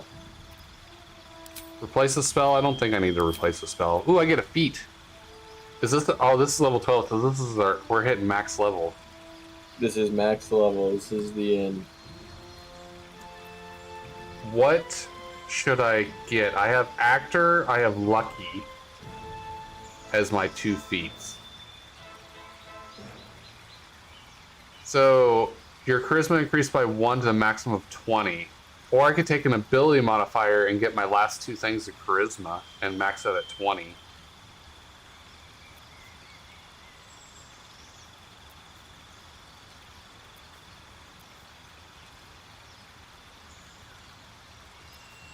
I don't know what else would be good to get.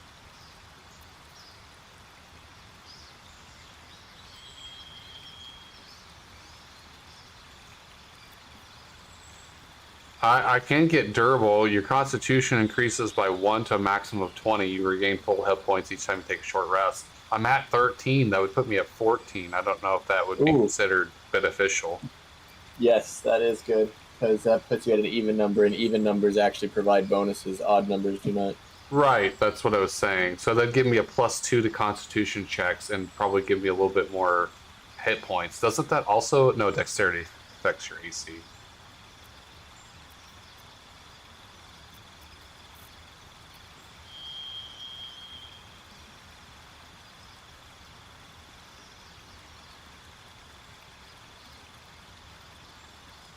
Mage Slayer, when a creature casts a spell within melee range... Well, that doesn't happen very often. You think durable is probably the good thing to grab? That sounded pretty good for you, yeah. And isn't the other part of that giving you... Oh, no, it's the short rest one. Yeah, that's pretty good. Yeah, just like normal. It's funny that they say that, but like that's just a regular thing. You could do resilient. Increases ability, increases an ability by 1, so I could choose to a maximum of 20, and then gain proficiencies in that ability saving throw. So I'd get. And I was thinking you do it on con. Which would then give you proficiency in Constitution saving throws, which you make to maintain concentration. Yeah, that's a much better. That's the same point, but a much better additional effect. Yes. As long as you're not already proficient in con, which I doubt. So I'm highlighting con. I don't know if it would say if I'm proficient in this menu or not, but it just says +1 to saving throws and +1 to constitution. I don't know if it would tell me from this window. Maybe you can examine me and tell me if I'm proficient in it or not. Yeah, give me 1 minute. Because a ritual caster might be interested. You can learn 2 ritual spells. Yeah, the ritual spells tend to be pretty good. But I don't know what they are. Your saving throws are wisdom and charisma, so it would be a... That would give me a 3rd ability, too. What are the ritual spells tend to be like Long Strider, which increases movement speed by 10. What are some of the others? There's a jumping one, leap or enhanced leap or something like that, which triples your jump distance. Mm-hmm. And because they're ritual spells, you can cast them out of combat as many times as you want. Right. So you can just cast it on everybody, and it just... Now everybody's fast and jumpy. There's also Warcaster, gain advantage on saving throws and concentration on a spell. You can use your reaction to cast Shocking Grasp at the target moving out of melee range. There's that Shocking Grasp. Well, that's only when they move out of my melee range, so that wouldn't have worked in that situation. You can't have an inanimate object move out of your melee range. Yeah. So for concentration, that would probably be better, but I still feel like what you were talking about with resilient is probably the overall best option. Yeah, I think it's a pretty good option. Ooh, or I could go with skilled. You gain proficiency in 3... No, that's skills. Never mind, not attributes. Shield Master. Sharpshooter. Spell Sniper. You learn a cantrip, and the number you need to roll a critical hit with is reduced by 1. If it wasn't for the attribute point to get me to 14, I feel like Tough would be a better one. Because you retroactively get more health. But I think I'm going with Resilient. And going into Constitution. That just makes the most sense to me. That will add your proficiency modifier to those saving throw rolls. And +1. So it's your proficiency +1, because you're also leveling up that con. Which will then also increase your hit points. Yeah, it's just too many benefits to not do. I agree. Yeah. Freedom of movement, Death Ward, Banishment, or Guardian of Faith. Do I have to take? I don't want to take. So I guess I get Ice Storm and Freedom of Movement. You already know this spell. The spell is a better version of the one you already know.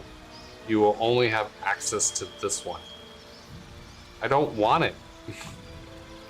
Can I not? Oh, I can just go to prepared spells.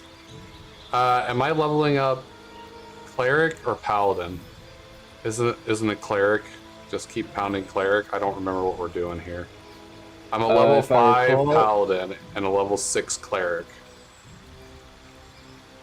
If I recall, we were focusing on trying to create the ultimate Tempest build. But I don't have any memory of what the next step is. I would have to look up what Cleric gets at the next level and look up what Paladin gets at the next level and figure it out. Oh, I get 2 more level 5 spell unlocks with Cleric. Oh, I get that with Paladin too, apparently. Do you? I'm clicking on each one and they say class features are both 2 level 5 slots unlocked. Neat. I get 1 more health and Paladin.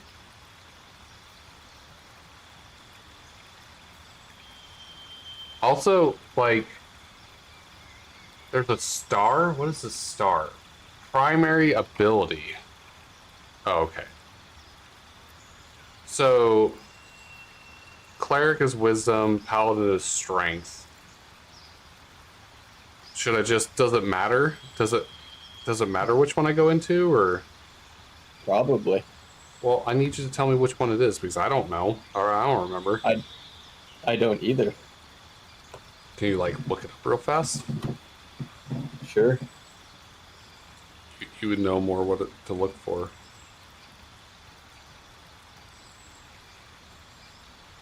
You said you're Cleric level 6 currently? Yes. So Cleric level 7 would give you level 4 spell slot unlocked 1. Prepared spells would increase to 7. I think that's wrong because it's saying two level 5 slots and it says 9 of 9 prepared spells. Well.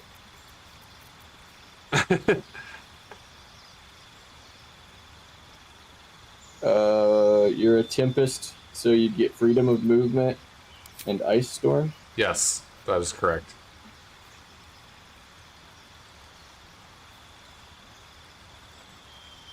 Compared to Paladin, who you are level 5 of currently. Mm-hmm.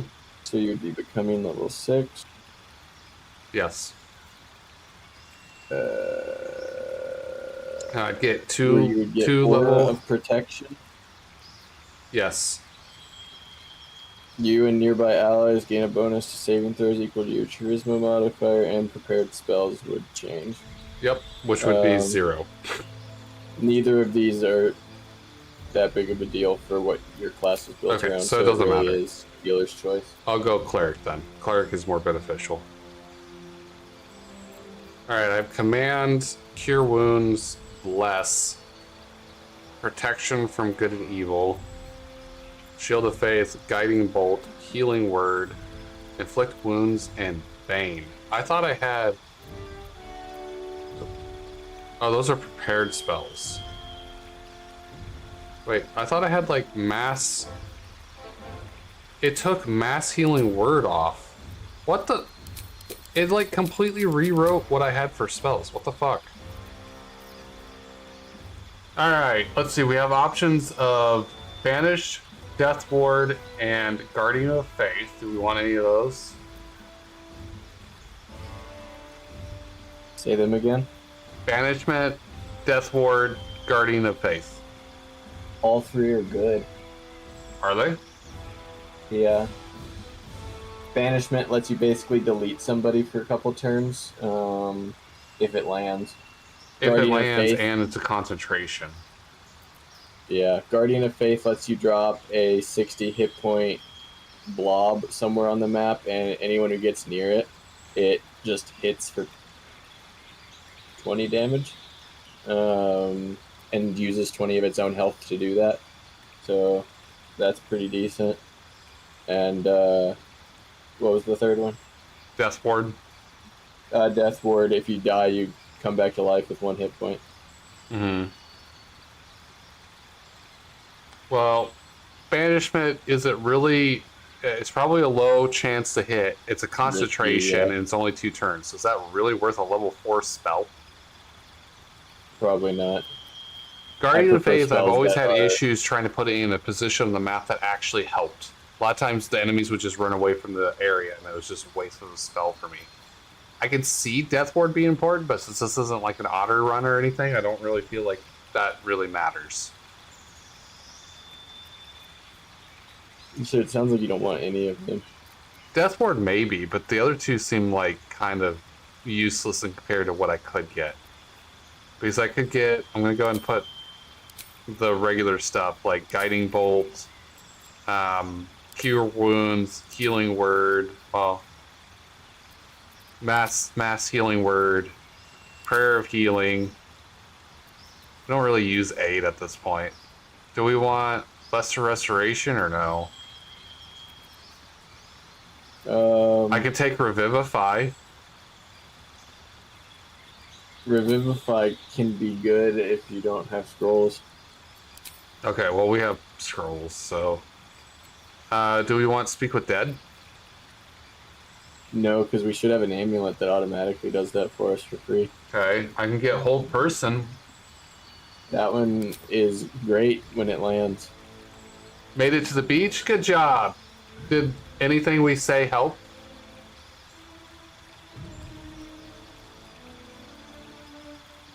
I have a lot to learn.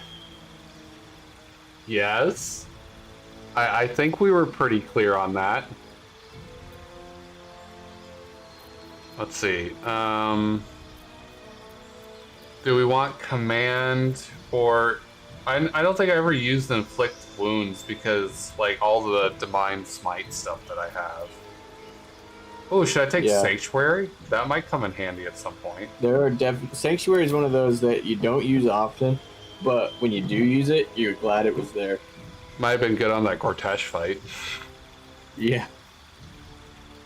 Okay, I have 2 slots. Spirit of Guardians, I'm going to take that, so I have 1 slot left. I offered to play Rock, Paper, Tentacle, and I won 2 out of 3. Good? Question mark? I offered to play Rock, Paper, Tentacle, and I won 2 out of 3.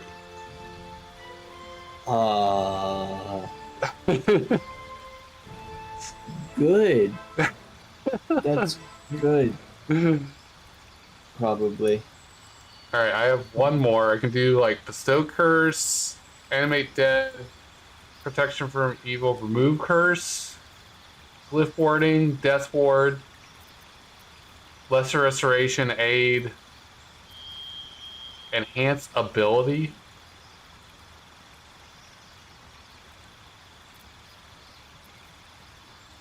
Any of those sound like something you want? Bane?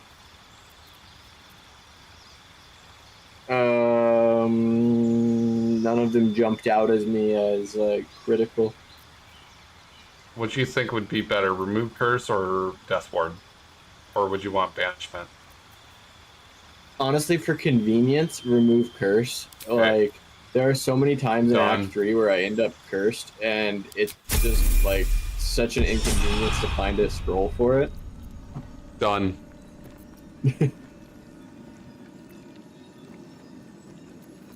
We are hurting. Tremendously. We sure are. But it is a great time for us to sign Let's get off. going. Okay. Do you want to, like, heal and stuff before we... Come. We are rested Okay. enough. Saves? I'm on the case. We achieved a great deal today. How do you feel overall about our run? Let me try and think of an exact quote from Shadowheart or Halzen. I remember. Halzen said, "You're aight." You're not proud of yourself for taking on Gortash like by yourself? I'm pretty proud of myself for that. That was kind of awesome. I actually feel pretty. Yeah, Shadowheart was much closer to the reality when she was just like, no one's ever been quite like you. Yeah. That's this run. This build is actually pretty awesome. An archer fighter with stacking critical and insane armor set. Like, did you put that reduce what you need for a critical helm on? Yeah. So I'm critting on like a 16. Holy crap, that's insane. That is straight insanity. Yeah. Yeah. It's probably why I told you when it was a helm, you're like, oh, I can stack that too. Yep. Stack, please. Well, at least you're still experiencing new stuff. I'm experiencing new stuff. Yep. I just tried to change armor sets and found out that this is a nudist colony game simulator. It does have nudity, yes, correct. You can turn it on or off in the options if you want it. Yeah, this is the platinum. This is even the gold standard. This is the platinum standard for RPG turn-based games, and probably at least at a minimum gold standard, if not a platinum standard, just for example for other games as well. It is so well done. It is a phenomenal game. The work that came into it, you can see back to where when people make games for people, not just try to extract as much money as fucking possible. The one game that I would totally be fine if they just had a tip button and just give them money for free just because I enjoyed the game so much. I'm probably gonna at some point do like I did with No Man's Sky, and if I get some extra discretionary funds, just like do a stream and just give out copies of Baldur's Gate or something next time it's like on sale, and just give people the game because I want to support it, and that's a way to do that. That's a good point. I supported it by going back and buying the special upgrade pack that gave you the Divinity Original Sin items. Oh, really? Yeah. I didn't necessarily need that, but... So I have Baldur's Gate Digital Edition DLC. Is that what you're talking about? I believe so. Oh, there's a Baldur's Gate 3 toolkit data now for free. Ooh. Did you want to get that? What would I do with it? I think it lets you like make shit in the game. Like make your own stuff, like your own content. Create your own mods and publish them. Create new classes and subclasses. Make new spells. Create new dice skins. Add weapon armor. Make script changes and much more. Yeah, I assumed it was a modding toolkit, basically. Yeah, so you can make road to vengeance in Baldur's Gate. I don't think it's that powerful. I think it is because I heard that there's a mod to mod this, so you have full access of the like developing toolkit. So just like a fucking developer, and you could just completely remake the game if you wanted to. If that's true, then I hope we start seeing custom campaigns for Baldur's Gate soon. That was the speculation that was going to happen. That just entire Larian's not going to do the DLC, but modders could potentially just make the entire new content to the game. I would totally play that. I probably would too at some point, depending on what it is and how good it is. Okay, well, I'll let you go to bed because otherwise we'll be here for another hour talking. Facts. All right, well, I had fun today. I'll see you around. All right, bye. Bye. Hope everyone has a good day.